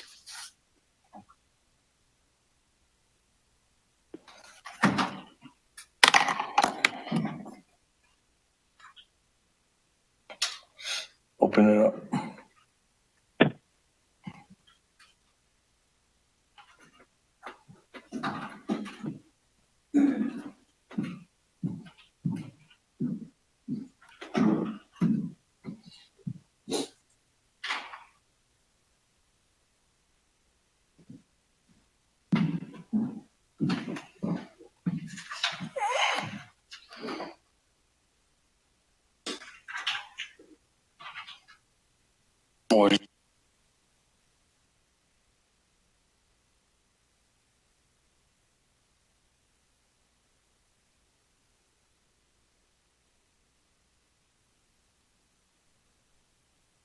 Hello?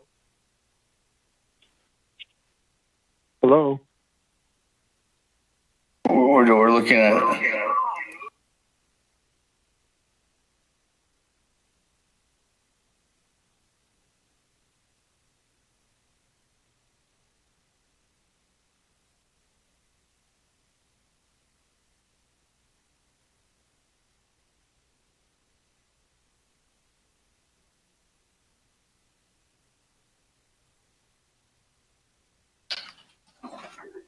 That says supplies and for vehicles. Possible.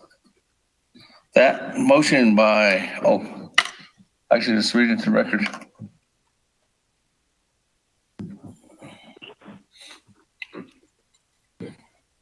Go ahead. Mr. Speaker, members of the council,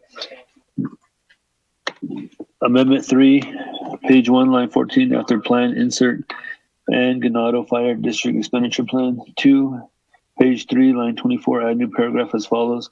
The purpose of the Navajo Nation Cares Fund Ganado Fire District Expenditure Plan, as outlined in Exhibit 7, is to provide the Ganado Fire District with sufficient funding to continue to provide fire suppression and emergency services during the COVID-19 pandemic and public health emergency without exacerbating the spread of the virus. 3, page 4, line 5, insert new paragraph as follows. The Navajo Nation hereby approves and adopts the CARES Fund Ganado Fire District Expenditure Plan as outlined in Exhibit 7 and hereby allocates $3,004,980 of Navajo Nation CARES funds to the Ganado Fire District to continue to provide fire suppression and emergency services during COVID-19 pandemic 4, page 4, line 14, delete chapter distribution expenditure plan and insert expenditure plans approved herein. 5, page 4, line 25, after exhibit 2, insert and all funds allocated under the Ganado Fire District expenditure plan are only expended for the purpose set forth in exhibit 7. 6, page 7, line 14, add new paragraph as follows. The Budget and Finance Committee and Law and Order Committee of the Navajo Nation Council shall serve as the oversight committees for the Navajo Nation Cares Fund chapter. What's wrong with me? For the Navajo Nation Cares Fund, Ganado Fire District Expenditure Plan. 7, insert new exhibit 7. 8, Office of Legislative Services and Office of Legislative Council are to make any changes necessary to the Ganado Fire District Expenditure Plan to effectuate the intent and purpose of this amendment. 9, renumber, reletter succeeding paragraph sections and or exhibits accordingly if necessary, and this amendment shall supersede the consistent language contained in any other committee amendment, which shall be conformed to the intent or language of this amendment. The Office of Legislative Services, notice to the sponsor of the legislation, is hereby authorized to make necessary grammatical changes. Mr. Speaker. There's a motion on Amendment 3 by Honorable Vince James. Is there a second? Once, going twice, going 3 times. No second. Back to the board. Moving on down. Honorable, I don't have anybody on the board. Going back to reserve time. Madam Chair, Amber Crotty, 1 minute, 44 seconds. Thank you, Speaker. I know it's been a long night.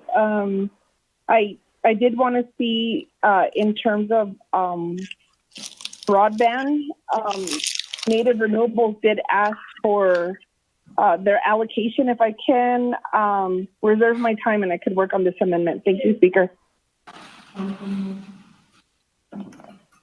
Reserve your time at 1:29. Moving on down. Honorable Slater, reserve time 2 minutes, 44 seconds. Speaker, can you and the advisors there explain what would happen if we adjourned at this time versus if we referred the legislation back to Namakia? I would like to make that second motion to refer back to the Namakia committee. Unfortunately, I can't accept an adjourn motion due to the fact that we have a motion already on the floor. But I can accept a referral motion because a referral motion supersedes the main motion. Now, if you do a referral motion, that would just be a referral motion back to what committee, or it'd be up to you, whichever committee, or if it's committee have any guidelines in that, like a work session or meeting requirements. It's up to you, Honorable Slater. Thank you. I just wanted to confirm that point about it being on the main motion. So this legislation went to RDC, Budget and Finance, and NABI, correct?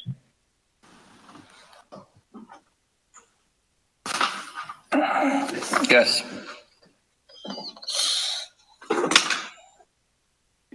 Can it be referred to multiple committees or only one?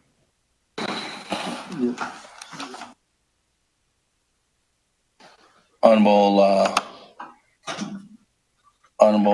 Slater, it can be referred to multiple committees. I think that the question that Chair Nez raised is really interesting and probably deserves some deliberation at RDC, because it's a consideration they're going to have to analyze for probably a lot of appropriations going forward. And I believe it'd be appropriate to refer it to RDC, then NABI, and then it will become eligible for the council. And I believe an appropriate timeline would be within the next 2 weeks. And I think that ideally it can be done within the next week. Okay. There's a referral motion. There's also a member of RDC, so I believe it would also be a good time for him to make sure all of the amendments are tight and working with the delegates who hopefully will approach him over this next week on this matter.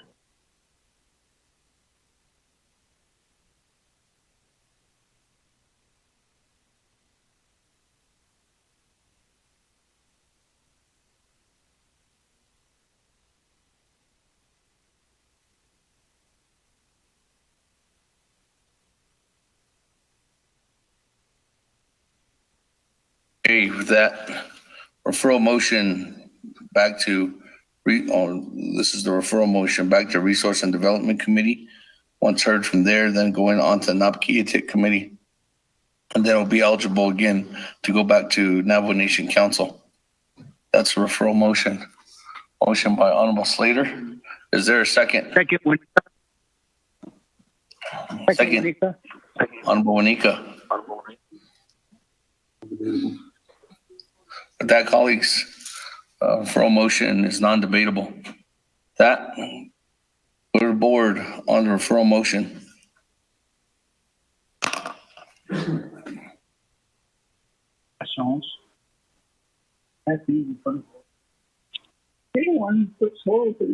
Your knife is right here. Honorable Almer Begay. Almer Begay. Vote red. Begay did not vote. Oh, Honorable Almer Begay votes red. Vote red. Honorable Key Allen Begay Jr.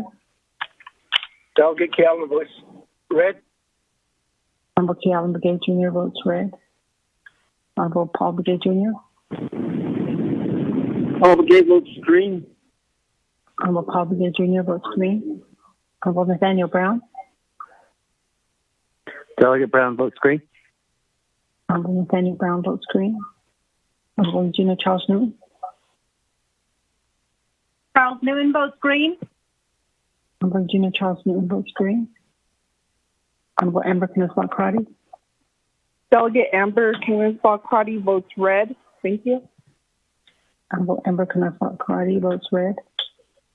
Honorable Herman Daniels. I vote green. Honorable Herman Daniels votes green. Honorable Mark Freeland. Red. Honorable Mark Freeland votes red. Honorable Cornell Halona. Green. Honorable Cornell Halona votes green. Honorable Jamie Henyo. Henyo votes green. Honorable Jamie Henyo votes green. Honorable Vince James. Delegate Vince James votes red. Thank you. Honorable Vince James votes red. Honorable Richie Nez. Delegate Nez votes green. Honorable Richie Nez votes green. Honorable Carl Slater. Delegate Slater, green. Honorable Carl Slater votes green. Honorable Raymond Smith Jr. Red. Honorable Raymond Smith Jr. votes red. Honorable Wilson Stewart Jr. Red. Honorable Wilson Stewart Jr. votes red. Honorable Otto So. Honorable Otto So. Honorable Otto So did not vote. Honorable Charlene So. Speaker, I apologize. Can you let me know what we're voting on right quick? Thank you.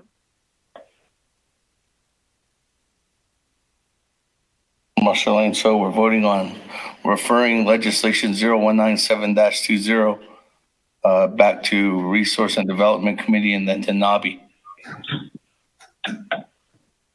Green. Honorable Charlene So votes green. Honorable Daniel So. Daniel So votes red. Honorable Daniel So votes red. Honorable Eugene So is excused. Honorable Thomas Walker Jr. Thomas Walker votes green. Honorable Thomas Walker Jr. votes green. Honorable Edison Winnicott.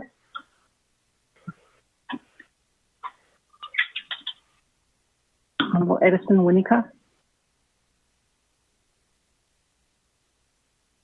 Honorable Edison Winnicott did not vote. Honorable Edmund Yazzie. Red.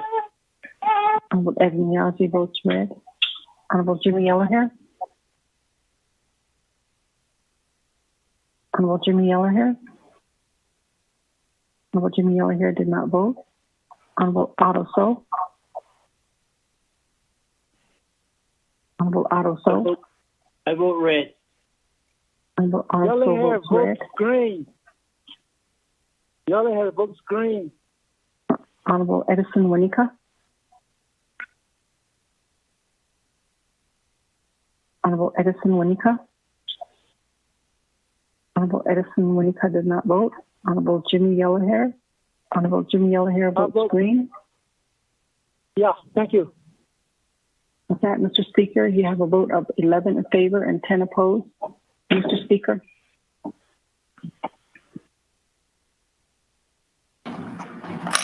That, colleagues, 11 in favor, 10 opposed, speaker not voting. Motion carries on the referral motion. That.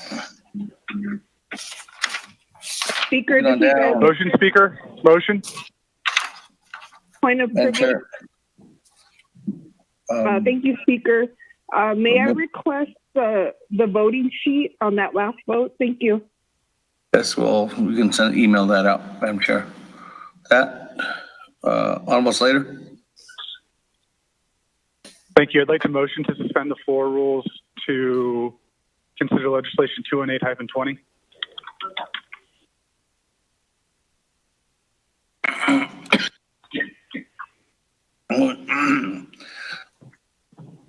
Honorable Slater, motion to suspend the floor rules. Sorry, I coughed on a hairball. Yeah, I'd like to motion to suspend the floor rules to consider emergency legislation 218-20. 218-20. Has it been added? The Chaco legislation, if I have the number incorrect. Okay. This will be new item number D, E, F, G. Adding new G, legislation 218-20. Mr. Platero, could you read the heading in on that?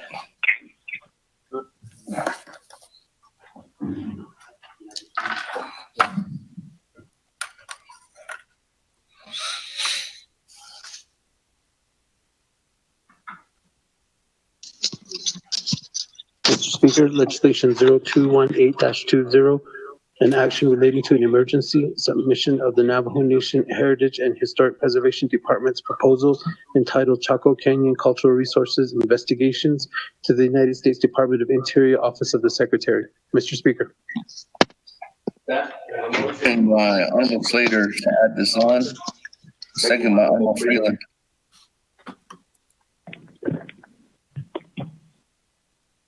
Colleagues, any comments, questions? There's none. Going once, twice, 3 times. Go to the board. 16 votes to add this legislation onto the agenda.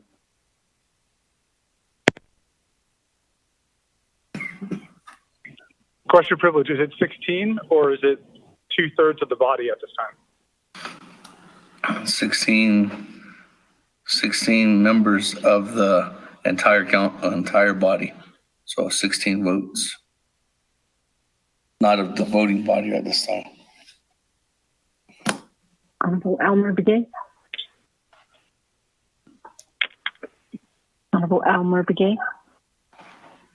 Honorable Elmer Begay did not vote. Honorable Kiala Begay Jr. Green. Honorable Kiala Begay Jr. votes green.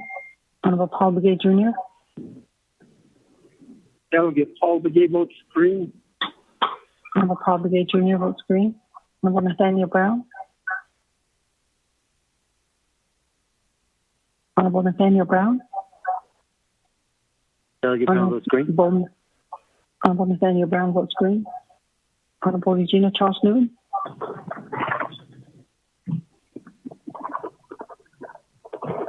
Honorable Regina Charles Newton.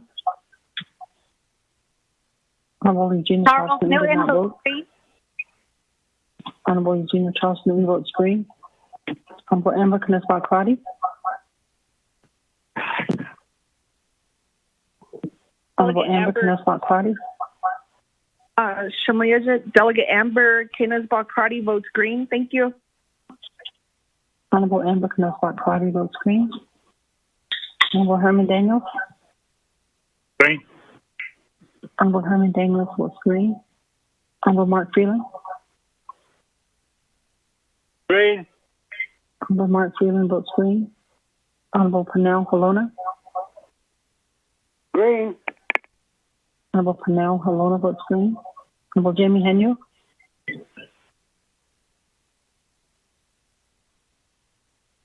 Honorable Jamie Henyo.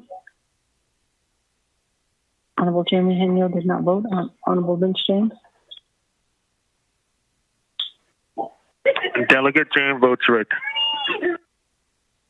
Honorable Vince James votes red. Honorable Ricky Ness. Delegate Rick Nez votes green. Honorable Ricky Ness votes green. Honorable Carl Slater. Delegate Slater, green. Honorable Carl Slater votes green. Honorable Raymond Smith Jr. Green. Honorable Raymond Smith Jr. votes green. Honorable Wilson Stewart Jr. Green. Honorable Wilson Stewart Jr. votes green. Honorable Otto So. Honorable Otto So. Green. Honorable Otto So votes green. Honorable Charlene So. Honorable Charlene So. Honorable Charlene So did not vote. Honorable Daniel So. Daniel So votes green. Honorable Daniel So votes green. Honorable Eugene So is excused. Honorable Thomas Walker Jr. Honorable Thomas Walker Jr. Thomas Walker votes green. Honorable Thomas Walker Jr. Walker votes green. Honorable Thomas Walker Jr. votes green. Honorable Edison Winica. Honorable Edison Winica. Honorable Edison Winica did not vote. Honorable Edmund Yazzie.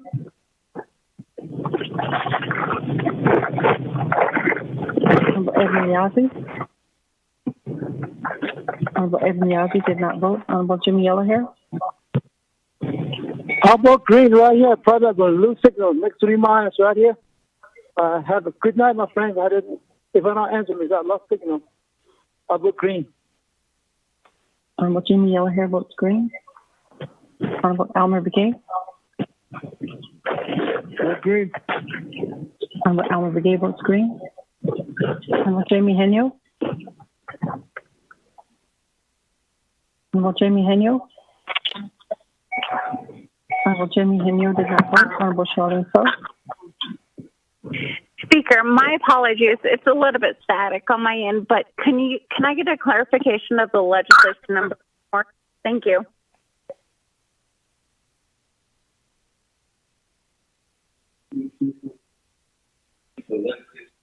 Zero 218. I vote green. Honorable Charlene So votes green. 0218. Honorable Edison Winica. Honorable Edison Winica. Honorable Edison Winica did not vote. Honorable Edmund Yazzie. Honorable Edmund Yazzie. Honorable Edmund Yazzie did not vote. With that, Mr. Speaker, you have a vote of 18 in favor and 1 opposed. Mr. Speaker.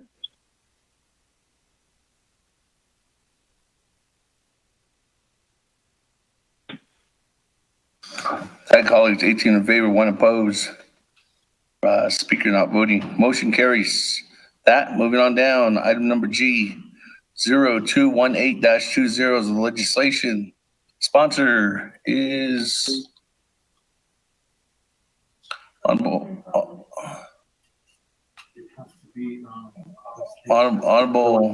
the sponsor is Honorable Slater. Slater, co-sponsor, Freeland.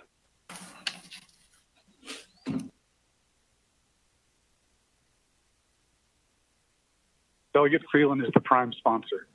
Honorable Slater is the prime sponsor, because he's the only one that's signed on the legislation. That. Can I have Delegate Freeland as my agent? Then? Yes. Is it possible for Delegate Freeland to send an email or something to indicate he's the prime sponsor?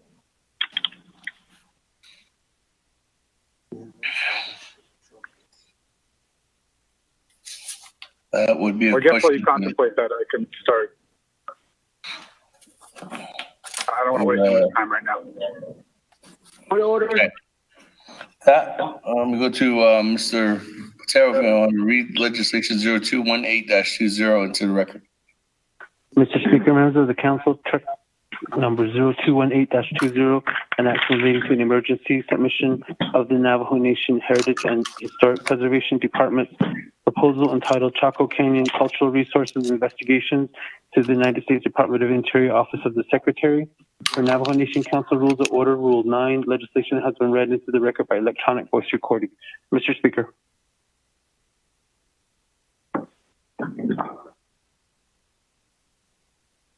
That is our motion.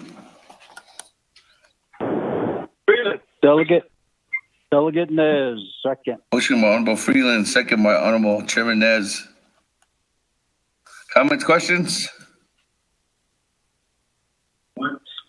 Speaker, this is Vice Chair Smith. Got a question on this.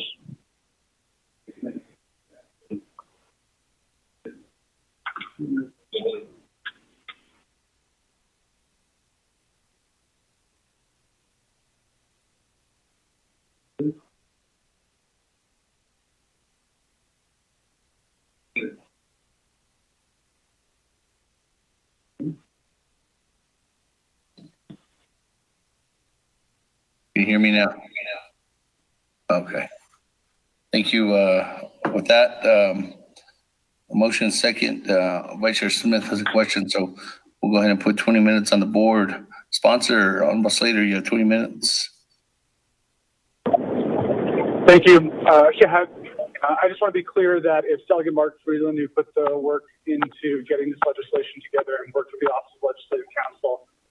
I'm going to do a preface and then I'm going to hand it over to Delegate Freeland. We also have another agent on the line. So, from the Historic Preservation Department, Mr. Richard Begay. This legislation will support, I believe, a cultural resources study. The Department of Interior has invited the nation to participate and, I guess, apply for funding that will allow us to perform this study.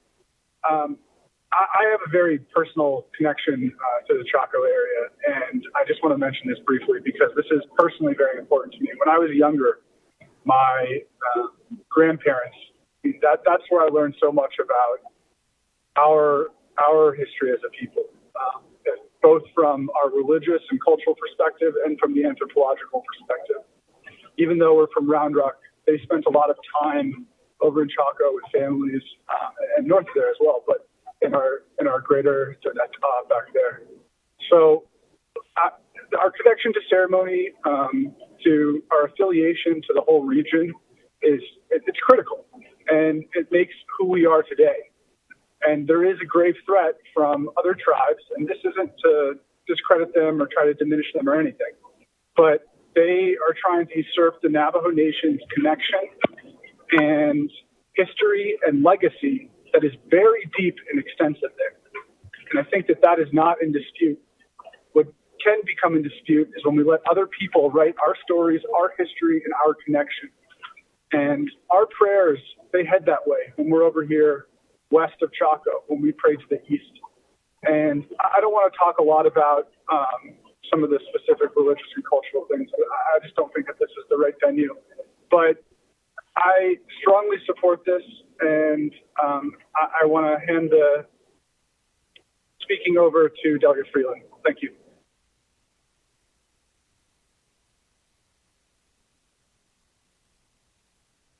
Speaker, can you hear me?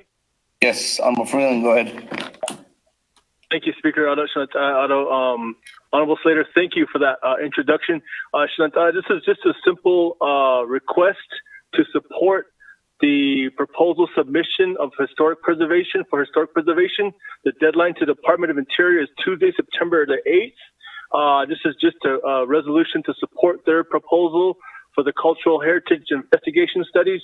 That's for $1 million grant that's being offered by the U.S. Department of Interior. If you have any additional questions, I know Mr. Richard Begay is on the line as well as an agent from HPD. So, Eddie, thank you very much, Speaker.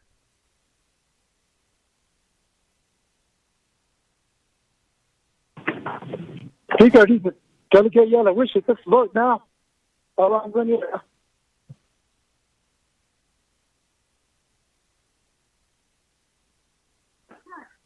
Speaker, this will conclude the presentation, and we're happy to take questions at this time. Okay, thank you. That, on the floor. Vice Chair Smith. Well, hold on. Vice Chair Smith says he has a question.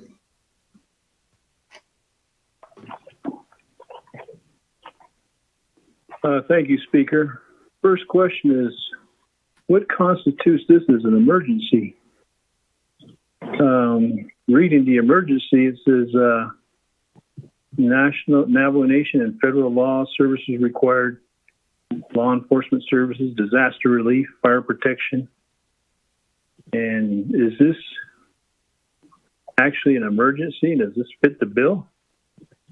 The other one is Exhibits A, B, and C. We didn't have ample time to review this, so I'm hoping that Richard can elaborate on Exhibits A, B, and C. I reserve my time. Serve your time at 4:15.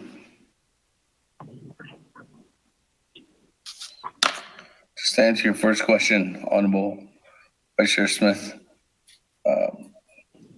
Navajo Nation Council as a whole is the body is the one that decides if this is an emergency or not. And if you yourself or any of our colleagues did not think that this was an emergency, at the time we were voting to put this legislation on the agenda, you would have voted red to state that, and it wouldn't have been onto the agenda. But since the body voted 18 in favor to 1, council spoke to say that this is an emergency, and that's why they're going to allow it to be put onto the agenda.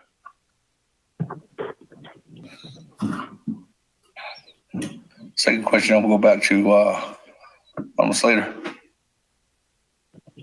Thank you, Speaker. I believe that one of the requirements for an emergency is also like threats to the sovereignty of the Navajo Nation. And to expand upon this a little bit more, this area has been inundated with oil and gas development for a couple decades now. Several decades now. That is a threat to the Navajo Nation sovereignty, because that drilling and that resource extraction is occurring on federal lands adjacent to the Navajo Nation and on the Navajo Nation. And if we don't cement our connection to Chaco and to Demeta, then that's a huge threat to us, right? Because any sort of restoration, I would say, to Eastern lands, to protecting the air, the water quality, the lives of our peoples in Eastern, that can be impacted by us just throwing up the white flag and letting the Pueblos just say, we are the only ones who have exclusive connection affiliation, and by federal law, the only people who should be consulted on matters concerning Chaco and the adjacent lands. So I think this is a grave threat to the Navajo Nation, and we have an opportunity to forcefully express our support for this connection via this study.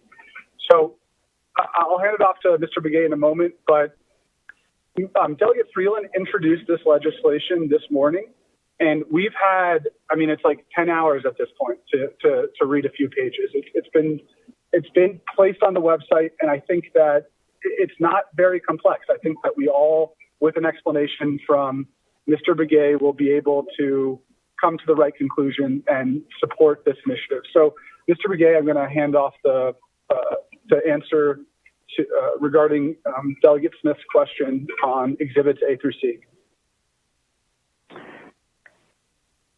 Good evening, Council delegates and Honorable Speaker and others. It's been a long day, and I've been on the call almost all day, and I'm sure we're all tired. I think that the speaker answered your first question. And so I'll talk a little bit about the project. The Secretary of Interior did issue a letter, which is attached A, issued that on July 27th, that he is setting aside $1 million to do cultural resources work in the Chaco area. Now, let me step back a little bit. This is in response to the Farmington Gallup Mancos Resources Management Plan Amendment that the BIA and the BLM are doing. So right now, and that EIS is slated to be published later this year. The comments are ending. Last 2 weeks, there were virtual open houses on this. This is a separate process from that RMPA. This process, the money was set aside by the Secretary of Interior to collect ethnographic information to help make decisions that are related to the RMPA. As you look at the letter, it is $1 million. And please note, as exactly what Delegate Slater is saying, there are 23 tribes who have expressed affiliation and interest in Chaco Canyon. And most of the Pueblos, all 19 Pueblos, plus I believe Jicarilla and Navajo, and some others. So $1 million for 23 tribes is very little money.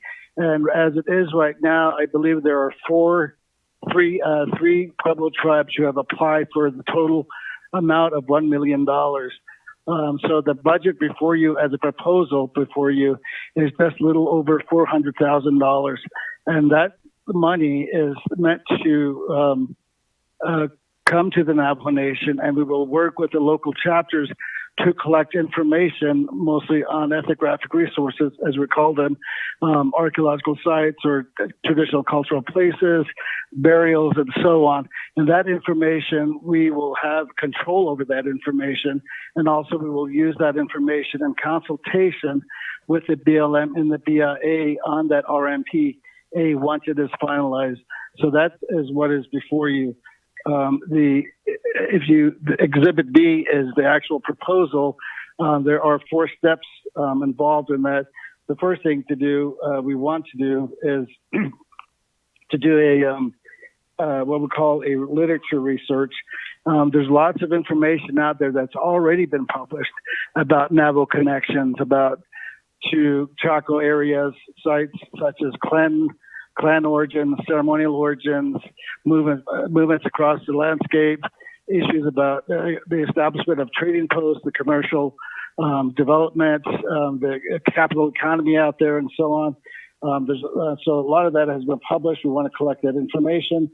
And the second part of that is the field work, to go out and actually to talk to the people on the ground, to talk to elders, people who know the area. We also, the Eastern Agency, and we also want to, since this is an area, as Carl said, Delegate Slater said, this is an area important to all Navajo people across the reservation. So we want to be able to at least go to chapters outside of the Eastern Agency to get their input about what's important for them in the Chaco area. The second phase of that would be actually writing up the report. And the final phase is actually to what we call popular summaries. And that is actually taking that information and working with the chapter and involving the youth and so on, and taking some of that information back to the chapter, either in the forms of booklets or video presentations, whatever it is that the chapter desires. So that is our vision for this project. Again, as Slater and Freeland has said, this is simply just a resolution from the Navajo Nation Council to support this proposal. Again, the proposals are due at noon on Eastern Time on Tuesday, September the 8th. Thank you.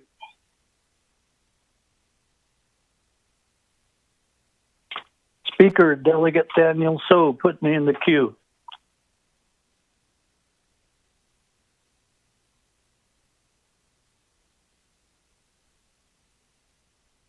Hey, thank you.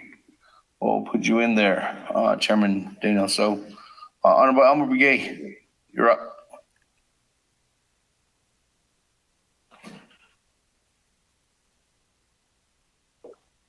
Elmer Begay going twice. Elmer Begay going 3 times. Can you hear me? Yes. Okay, maybe I lose some else. But good evening to each and every one of you.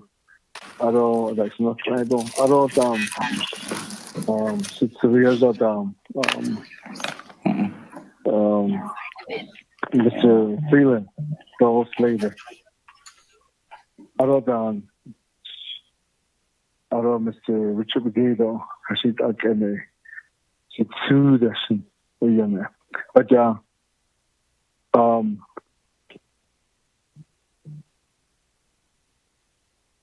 but I think I about this case ago. I didn't make a single no.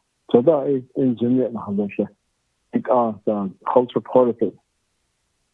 If we can go into culture, right, prefer somebody would start speaking about the next SEF. If it's sacred, go. So that has in here. We say that it's sacred, but Chaco Canyon, the Argentina in it. But Argentina is not the same. The Chaco Canyon, I'm not sorry. You get nothing. Argentina in it. So to me, it's not a sacred place. What I know is the Argentina. So to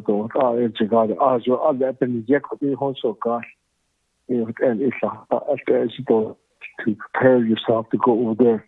That told me about it. So if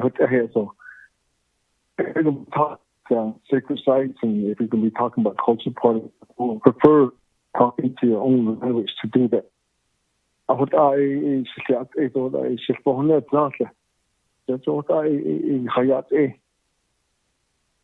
As far as our next generation coming in to seniors and many but not make us by it. So that they keep so that it has this look at persuader sound that you cannot what are the the Hanne he that talking about Hanne. So that been yet hat in non so that they behind that. It is here, but I support this. But my question here is those what this study is going to be and the assessment is going to be, and is it going to how would it affect the Navajo people? I know that there's all these there's lands that are there which other interests have it. Other the Papuans and then the Anglican and then they have interest in on their alcohol that so if it's going to be advantage to us, I don't know that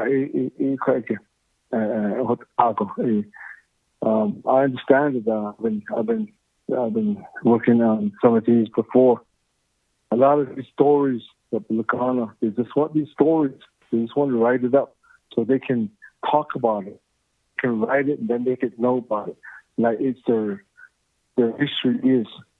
Oh yeah, to use it. I don't know why we have to keep it. They're not going to use it. For example, let's say what it means. They're going to write it down. They're going to have knowledge about it, but they're not going to go in there to. They're not going to drink at all those herbs that you're drinking it. I don't know why they have that interest in it. That's the reason I always think that, that all these people, all these Papuans, they don't even have stories. How many cells do they have? What the heck? There's just all the interest. Their interest is on that.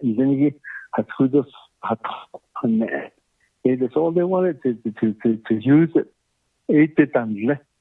Even there's museum out there. They're just interested in art.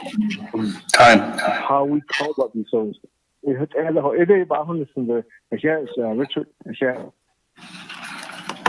Speaker. Okay, moving on down, Chairman Daniel So.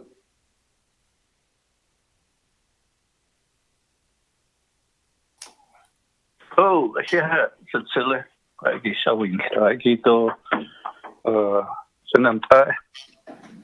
Nothing, baseball, and your nature, I get quite a shadow. I thought about this. A job up on the Sindoli. The shadow, U.S. Congress. Shadow, yeah, had three, even that's it. Department of Interior Secretary. No, before Bernhardt, as part of a directive that no more federal funds would be expended to do oil and gas leasing until this ethnographic study is completed. Oh, you see, Chatuhat Egita, Shanandai. Quaggy. DC, Quaggy. The shot has, Quaggy, ya, is another net. And the Egi Benache, Kodo E, Chachi citizen. But the has it. Has 2 on ne Quaggy. As Aniki, Ado Eya, was Georgia. So there's a knee hot eggy quaggy has Ado Koja Eya. No, ye, catcher. Judan no, Satya the Hadnet. Ado Hashida Eggy Eya. Now we'll be he quaggy. Because on a no ya the Hadnet. Ko is Hazoto lately using aid a Kunda Quaggy Department of Historic Preservation. But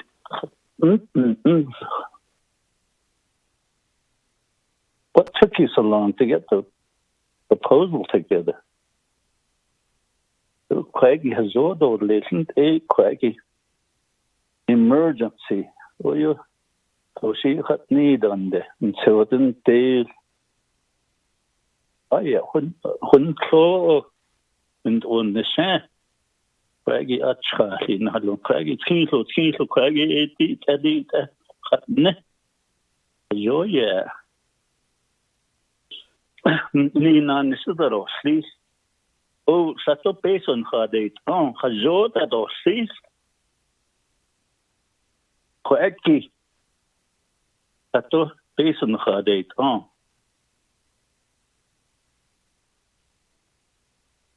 Don't bring it back as a last minute. Quaggy Hubbican, not the net law. Department of Historic Preservation. Quaggy, and he don't need to quickly. Check the Chaco landscape. And 8 Osajota. He can't. Kashijaniki. Now, son, yet that the stone. Now, son, be yet the Senas Nela is the Keso Ade Kashijani Hatahane. Quaggy, a Bachana, they give a Quaggy ethnographic study. Did a host a congressional delegation. A Quaggy has job out on the single list. Oh, Quaggy, under what? Oh, Quaggy. What do you know now? Has the Nas so late. It's like a buffer zone that the 10-mile and versus the 5-mile. That's the intent and purposes of this. A job out on the single list. And then I don't Quaggy hut no. Quaggy ain't the shin sedate it to the hut. Don't a part of this study. Quaggy ain't him hot. See, Ndle anzad chapters. Nas anigi ad esto yahadot se chohatne. Ko kwagi hazod or lechige is khaba hunosim. Yeah, I represent the Ghana snares such as the beat. Not the. Thank you, Speaker. I hope I emphasized the point and gave some background that hasn't been relayed.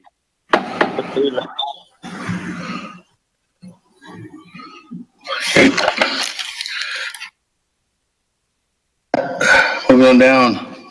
Honorable Otto So.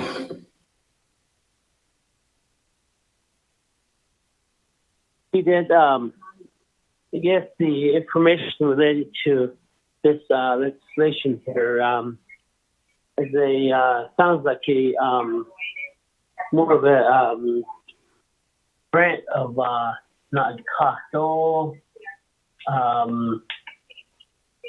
an labe jo pe pa ho we zi ta she even yeshin hat is na hande. I don't know how do you support this legislation. I wish it would have been introduced at NABI. That way NABI, we would pass it there and make that a position statement, and that would suffice the requirement of a resolution or resolution requirement to the grant. Pass it, then go across, and you indicate that the grant is ending at due by Tuesday. Does this legislation go across the president to sign? If he takes 10 days to sign this thing, it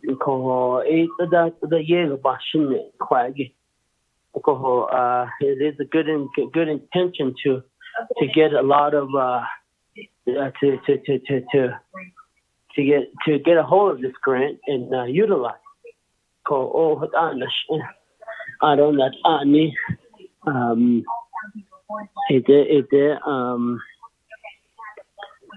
Chaco had niki jo na oh nige son leni bcha na alta ko aba ne ade shakin no baby na le yuta hona alte ne chino ba da ba da chui ko hotel ko ade ani na he zaze da no aje so ya ade so so ya da da di ako ni ako abe benas I don't that shache so age abada hanne ade to behudi ko na achit ye ede ko khayda pita tinne Tite to hite to hita jenini you just contradict yourself and you make your stance to say that it don't hit the and not the end of hit. That's what you bring in. And it's the same thing with Shashja to hit the bit of the men lane bit Aden has three late whale at that the dead are naked in there. And for Aden, then that neho, hotel, he kaya, a day he got that day. Gamali, Lini, no Choni got this out a day, Aden, he cannot know. Seen it on at the chapel. And for this shocking again, ya Aja. He got her, she got her 3 hours. Yeah, that had net. Twin day, yeah. So, what I between now, that net, you but that net. What I stay there, you ask. Did the neck in, you ask, neck. Because other than that, I get Asadi, he is hard and needed that. It is not.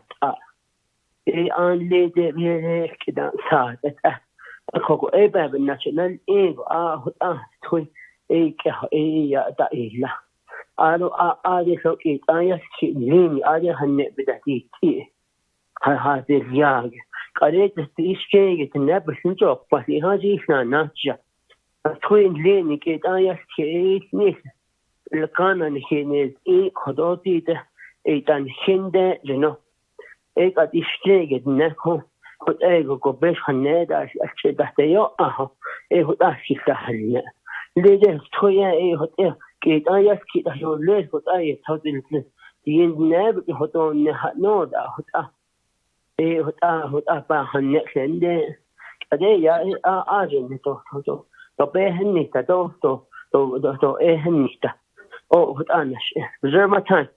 Whatever time I have. Thank you. Time. Ooh, right on the nose. That colleagues, hear any opposition to this legislation? Ready to vote? There's nobody else on the board. Vote. Speaker, I had reserve time. Vice Chair. Vice Chair Smith, reserve time, 4 minutes, 15 seconds. Thank you, Speaker. Back to the Exhibit A. U.S. Department of Interior, Exhibit A, July 27th. Kanda Balatra. Ashita E. Da Kona Sosnahades Sosadan. September 8th, he caught that 12 p.m. July 27th, Honorable Jonathan Naznasos, which is India.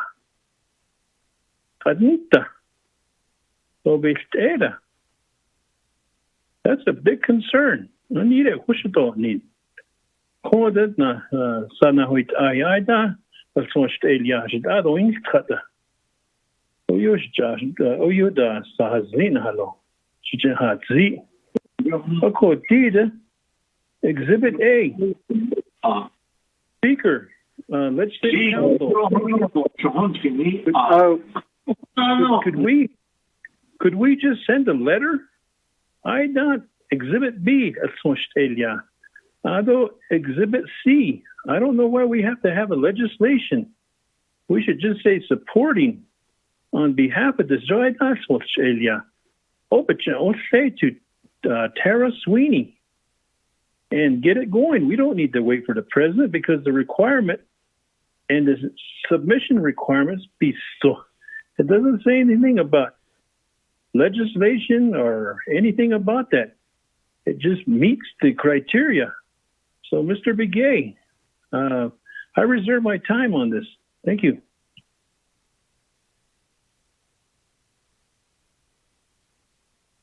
Reserve your time, 2 minutes, 33 seconds. Going back to Honorable Slater.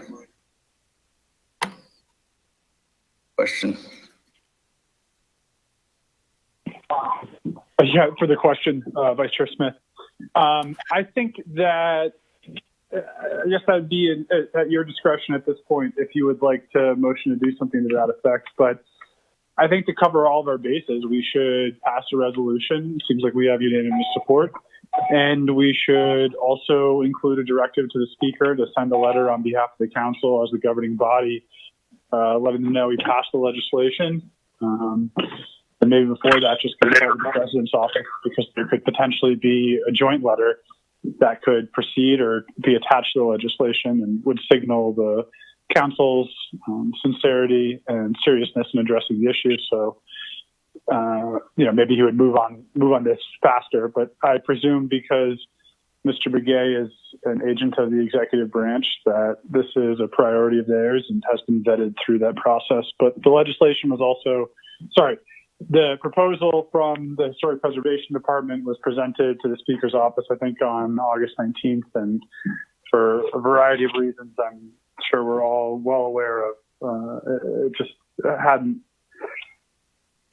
legislation wasn't drafted. And I don't think we need to go through and point fingers right now and make people in the Office of Legislative Counsel feel bad when they're out there sweating their behinds off for us, as well as those in the Office of Legislative Services and the Speaker's office.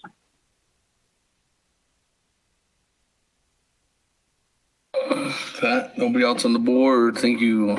Almost later. Back to reserve time.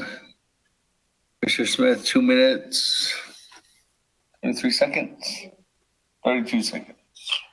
Speaker, my question was to legislative councils. There's no pointing fingers. It was just basically saying, could we send this letter immediately?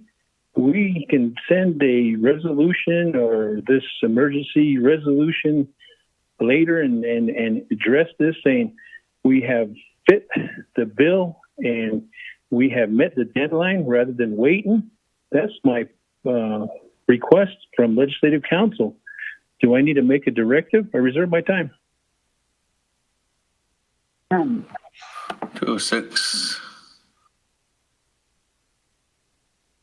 Barbara. Thank you. Thank you. To begin with, I can't speak to the needs of the executive branch's program as to why they are believing they need a council resolution to do this. But as far as just the speaker just sending a letter of support, like Delegate Smith suggested, the speaker would need some type of indication of support from the council to do that. Speaker, so if you wanted to do a directive to the speaker, he voted on that directive, that would probably be sufficient as far as giving speaker the authority to send the supporting memorandum, the supporting letter. But as I said, I cannot speak to the needs of the executive branch program. Thank you, Speaker. Thank you, Vice Chair Smith.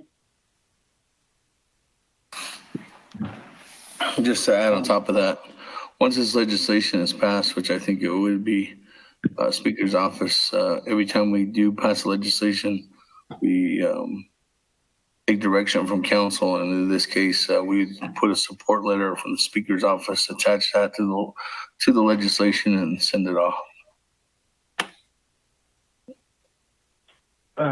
Mr. Speaker, this is Richard. If I have just a minute or two of the time, I'd like to respond to Mr. Smith, Delegate Smith. Go ahead. One of the reasons why we are looking for council support is that $1 million is, again, for all 23 tribes. It is our understanding there will be only one contract for all those 23 tribes. Now, we object to that. We believe that because the Navajo Nation, the Navajo people, are the only ones that have legal land claims in the area. There's Navajo trust lands, Indian allotments, and so on.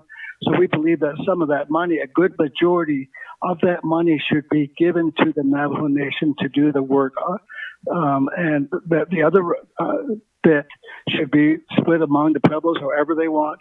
In the proposal, it does state that we object to the one contract for all 23 tribes. We are asking for that $435,100,000 to be given to the Navajo Nation directly without sharing it with those other 22 tribes.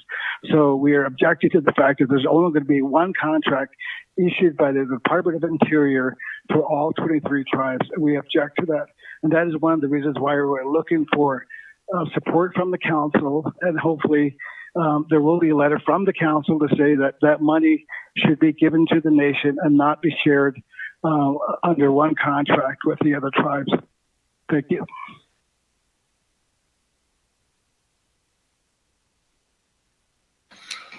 That new player, Vice Chair Walker.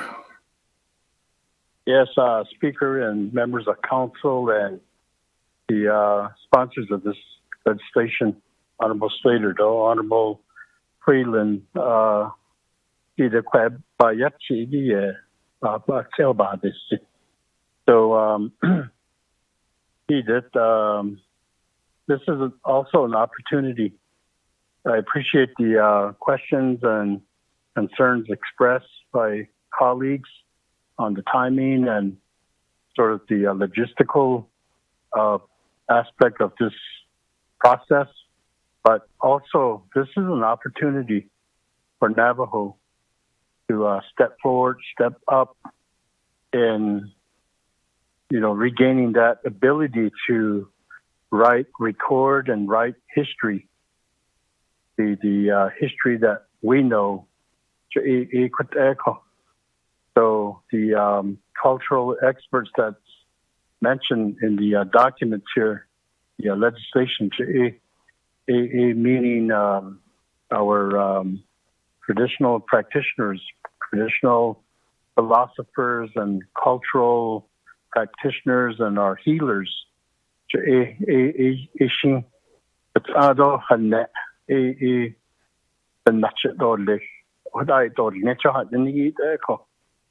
we all know, there's a lot of material out there written by social scientists and physical scientists and so forth, these anthropologists, archaeologists that wrote history as they saw it, as they know it, as they understand the world, and they're written according to their worldview. It's different, obviously. So this is an opportunity to again step up as Navajo and write to correct history if need be. But Speaker, thank you for the time. Go ahead.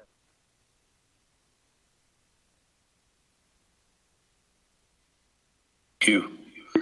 Speaker, question of privilege.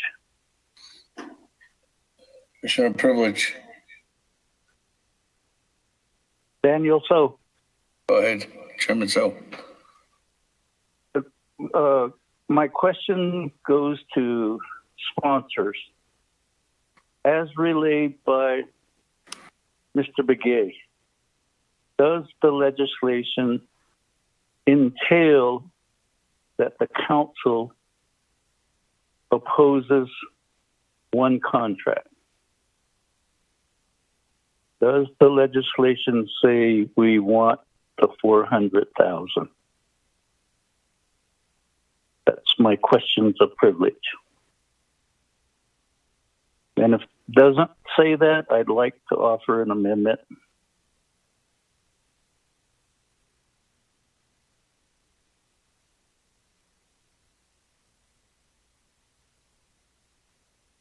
I'm going to defer to Doug Freeland. He is involved with the composition of the legislation.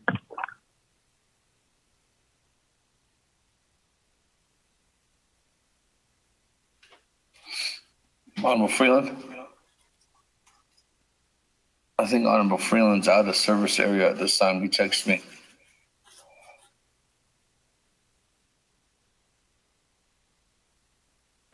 Well, I think we should go to the Office of Legislative Counsel. That, I believe, is in the exhibits, but within the body of the legislation, I don't believe it's in. Barbara?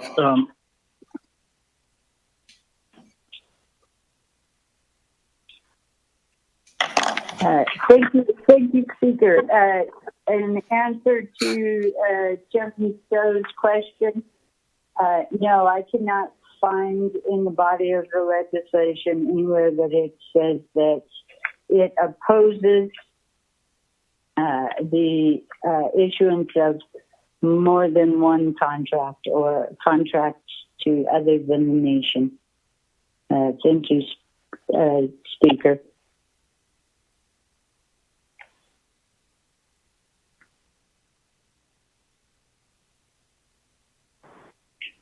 Speaker, if I may, this is Richard Begay again. If you'll allow just a minute. If you look on the proposal, the Grand Canyon and the Navajo, the ethnographic study, the last paragraph on the first page, it specifically says the Secretary has offered $1 million for a single ethnographic project that will incorporate both Navajo and Puebloan tribes. The Navajo Nation strongly objects to this approach of combining the ethnography of Navajo and Puebloan peoples. This project is an opportunity for Navajo people to recount their ties to the land and their history and origins related to the Chaco Canyon area without being misrepresented by non-Navajo scholars and researchers. So I just want to point that out to the council. Thank you.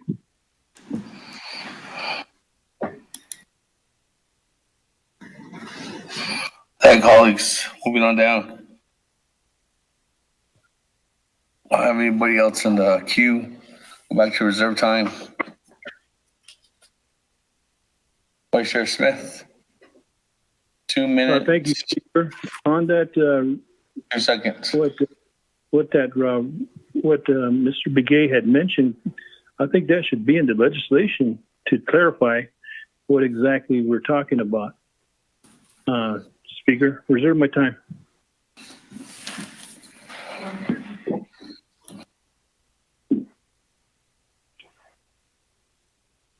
Reserve your time at 1 minute, 53 seconds. That, no one else on the board. Going back to reserve time. Vice Chair Smith, 1 minute, 53 seconds. Speaker, I'd like to reserve my time. I was asking whether we could put that language in there into the legislation, maybe legislative council. My time is running out. You're asking for, well, you just asked it, and it was more of a comment. You didn't have a motion or anything. So that's the reason why I just came back to you, Vice Chair Smith. I'd like to motion that language that was read by Mr. Begay to be placed into the legislation. Could the legislative council help out on that? Thank you. My motion, reserve my time.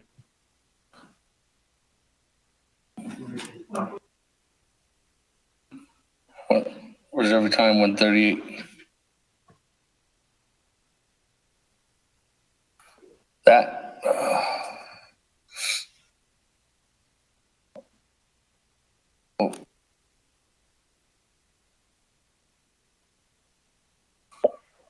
Mr. Begay. Speaker, this is. Okay, go ahead, Ms. Barbara. This is legislative council. If the language from the last paragraph on Exhibit B, if that was to be added to the legislation, I would recommend that it go on page 2, line 14, as a new paragraph. And I believe you could use the language as written in Exhibit B.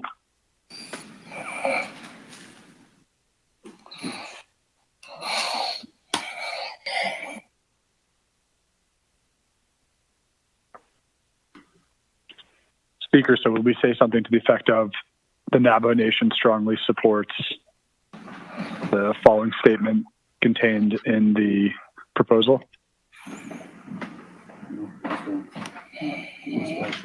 Yeah. Do you have it? Okay. So just read it. Then we can go from there.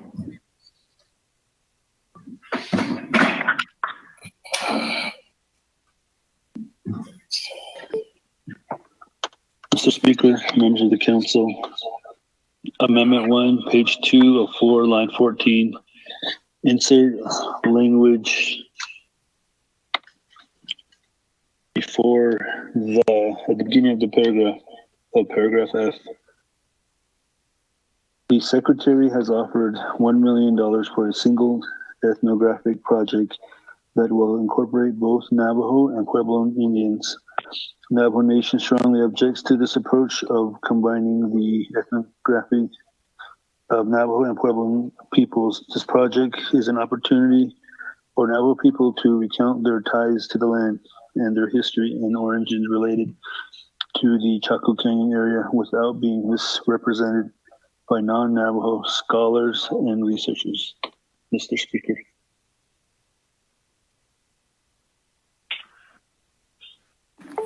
Okay, Vice Chair Smith, you good with that? Yes, perfect, Speaker. Okay, is there a second? Second, Delegate Daniel So. Second, Chairman Daniel So. Colleagues, any comments, questions on Amendment 1? Going once, going twice, going 3 times. Go to board on Amendment 1.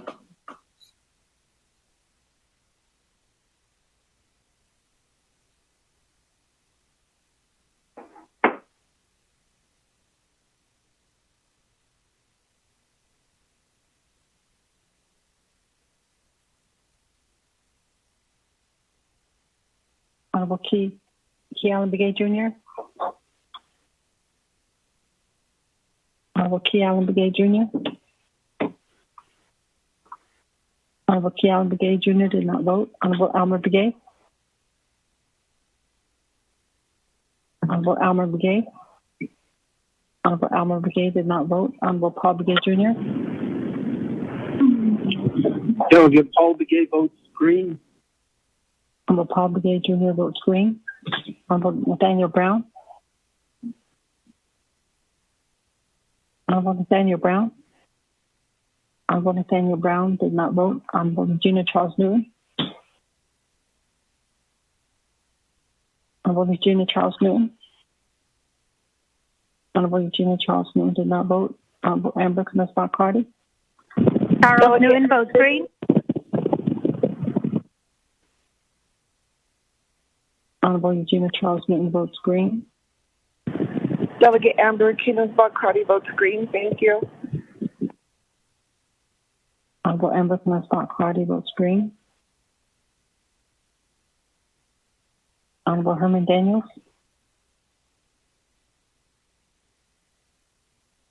Honorable Herman Daniels. Honorable Herman Daniels did not vote. Honorable Mark Freeland.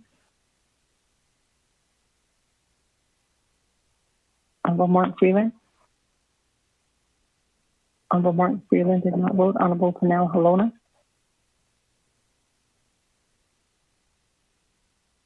Honorable Pernell Halona. Honorable Pernell Halona did not vote. Honorable Jamie Henry. Halona votes green. Henry votes green. Honorable Jamie Henry votes green. Honorable Pernell Halona votes green. Honorable Vince James. Honorable Vince James. Delegate James votes green. Honorable Vince James votes green. Honorable Ricky Nez. Delegate Rick Nez votes green. Honorable Ricky Nez votes green. Honorable Carl Slater. Delegate Slater green.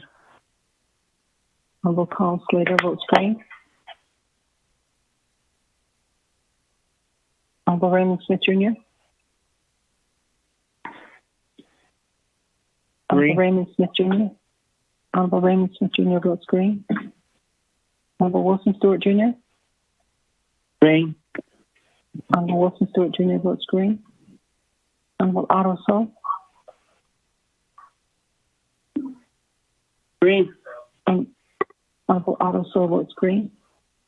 Honorable Charlene So. I vote green. Honorable Charlene So votes green. Honorable Daniel So. Daniel So votes green. Honorable Daniel So votes green. Honorable Eugene So is excused. Honorable Thomas Walker Jr. Thomas Walker votes green. Honorable Thomas Walker Jr. votes green. Honorable Edison Wanika. Green.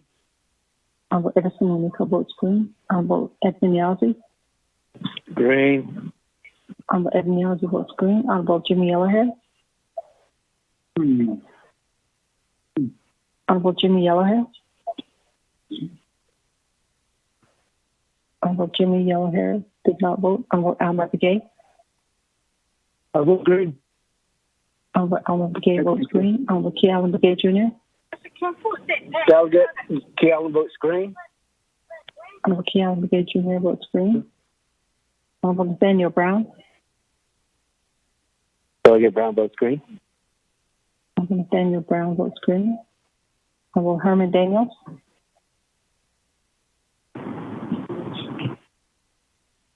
Honorable Herman Daniels. Honorable Herman Daniels did not vote. Honorable Mark Freeland.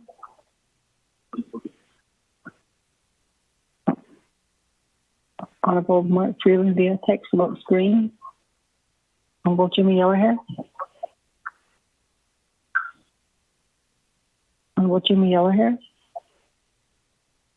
Mr. Speaker, you have a vote of 20 in favor and 0 opposed. Mr. Speaker.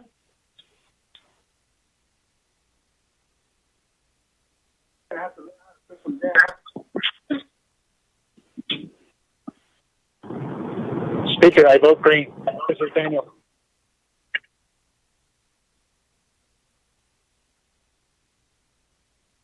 Honorable Herman Daniels votes green. With that, Mr. Speaker, you have a vote of 21 in favor and 0 opposed. Okay, 21 in favor, 0 opposed. Motion carries on Amendment 1. All right, colleagues, back to the main motion. You ready to vote? Vote. What's anybody else? Reserve time?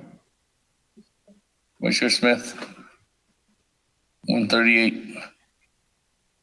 Thank you, Speaker. So that letter will be sent off tomorrow morning, A, B, and C, regarding the proposal and the budget. And then afterwards, once this has been certified, that will follow our company along with the resolution or the legislation that's being passed, or does that have to go over to the president for a 10-day waiting period again?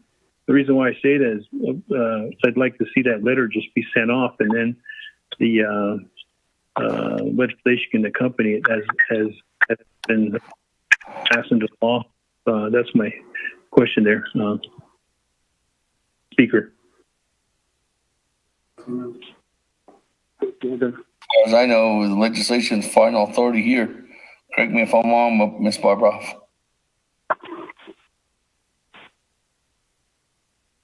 Thank you, Speaker. As a general rule, the authority would be a council, but because it's an emergency legislation and based on some Supreme Court verbiage that both sides of the government need to sign off, it does have to go to OPVP for signature. Hopefully they can not use up their 10 days. Thank you, Speaker.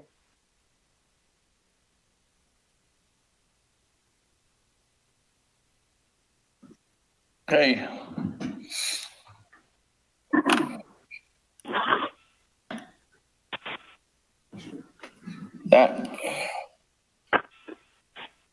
If there's no more comments, questions, going once, going twice. Delegate James here. Humble James, go ahead. Thank you, another speaker and then colleagues. In regards to the notice being received back in July, is there a reason why executive did not address that, or why President Nez did not address that at the moment? That would be a question for Mr. Begay. Reserve my time. Thank you. Reserve your time at 4 minutes, 40 seconds. Going to the sponsor, Honorable Slater. I believe that was a question for Mr. Begay.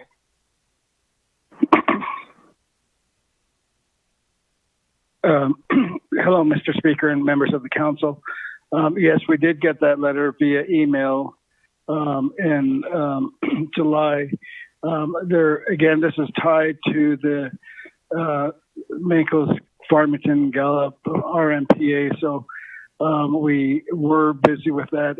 And also, of course, because of the government shutdown, We did prepare versions of this earlier. We did share with some members of the administration as well as some members of the council. It has this is the final version that we've come up with. And again, this was, I believe, delivered to the staff over at the Speaker's office earlier last month.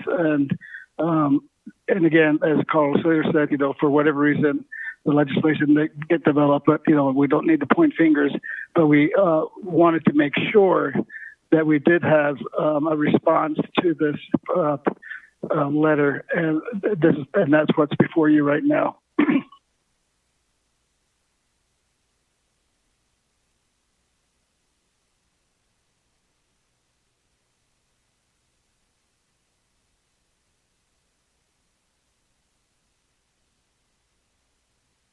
Thank you.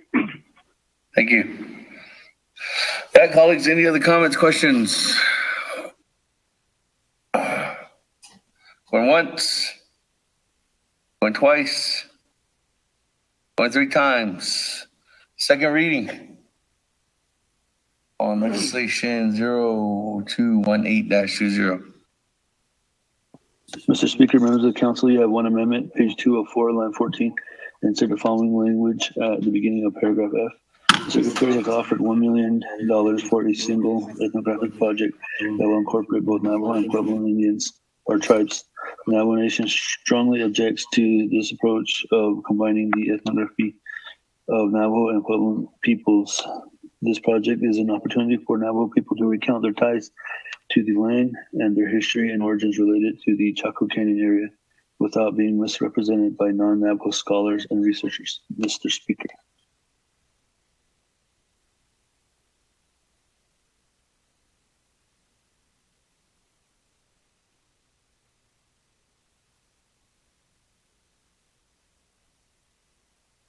Elmer Begay.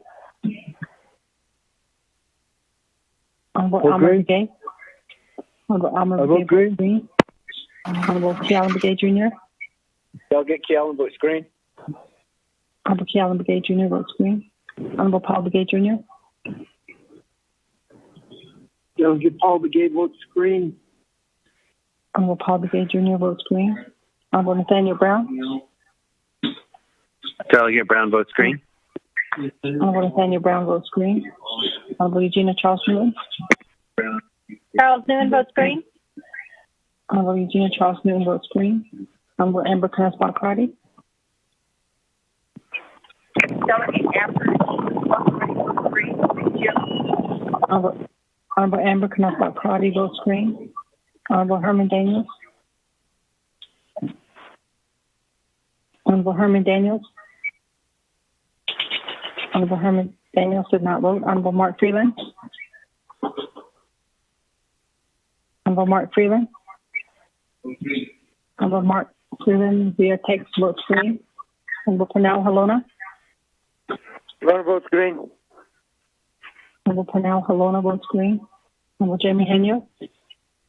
Henyo votes green. Honorable Jamie Henyo votes green. Honorable Vince James.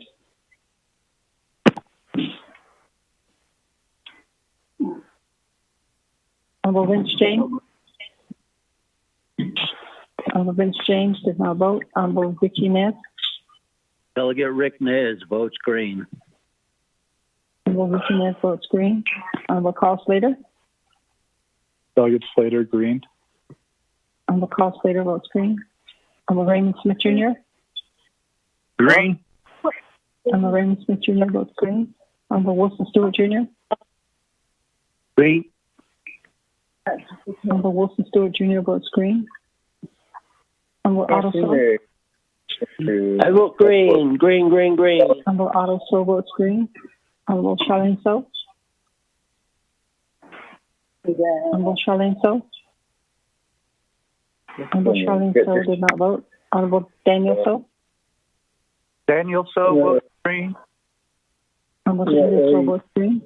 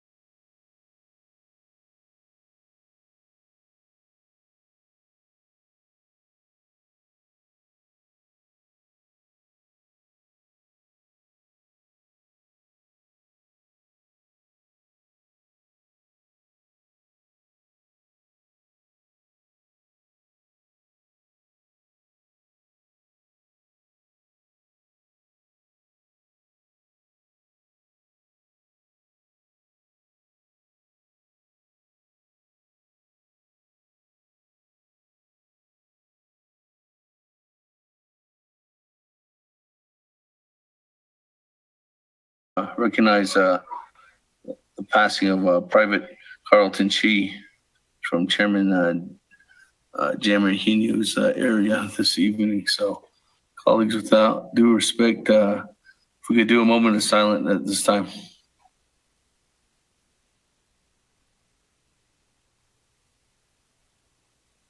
Stop that, Otto.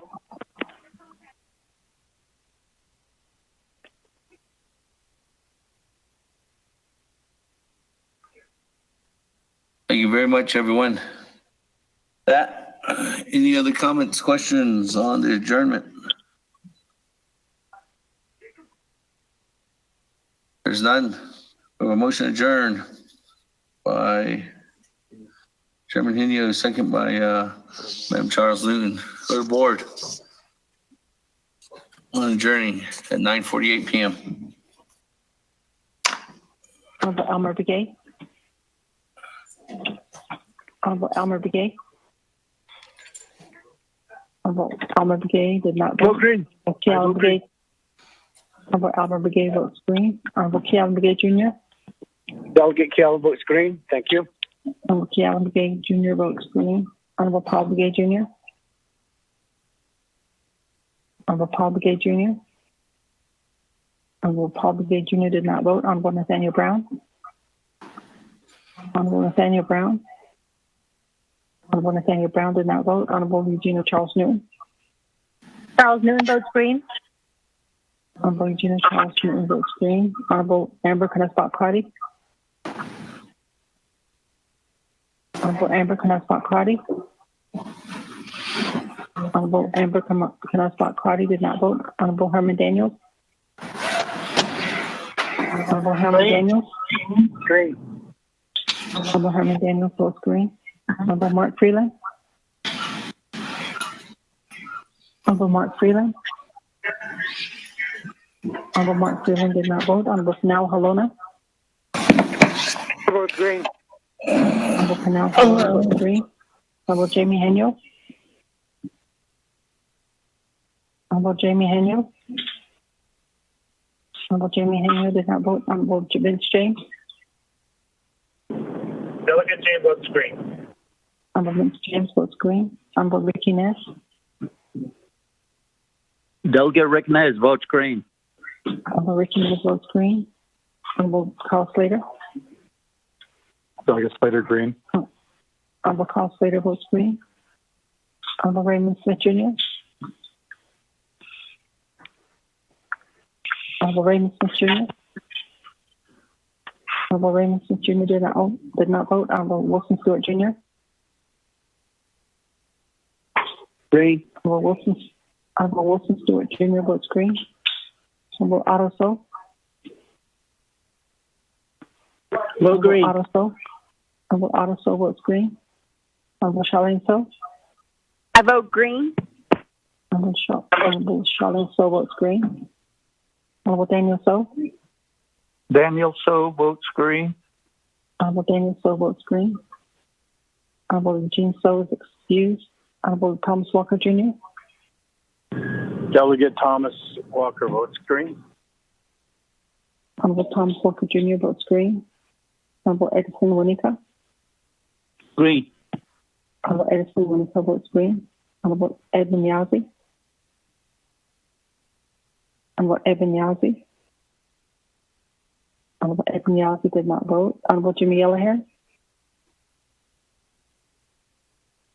Honorable Jimmy Yellahair. Honorable Jimmy Yellahair did not vote. With that, Mr. Speaker, you have a vote of 14 in favor and 0 opposed. Here votes green. 15? 15 in favor. Thank you. 0 15 opposed. in favor, 0 opposed. Speaker not voting at 9:51 p.m. We are adjourned. Thank you very much, colleagues. Have a good evening. Thanks, Speaker. Good night. Thank you, Silla. Good night, Silla. Good night.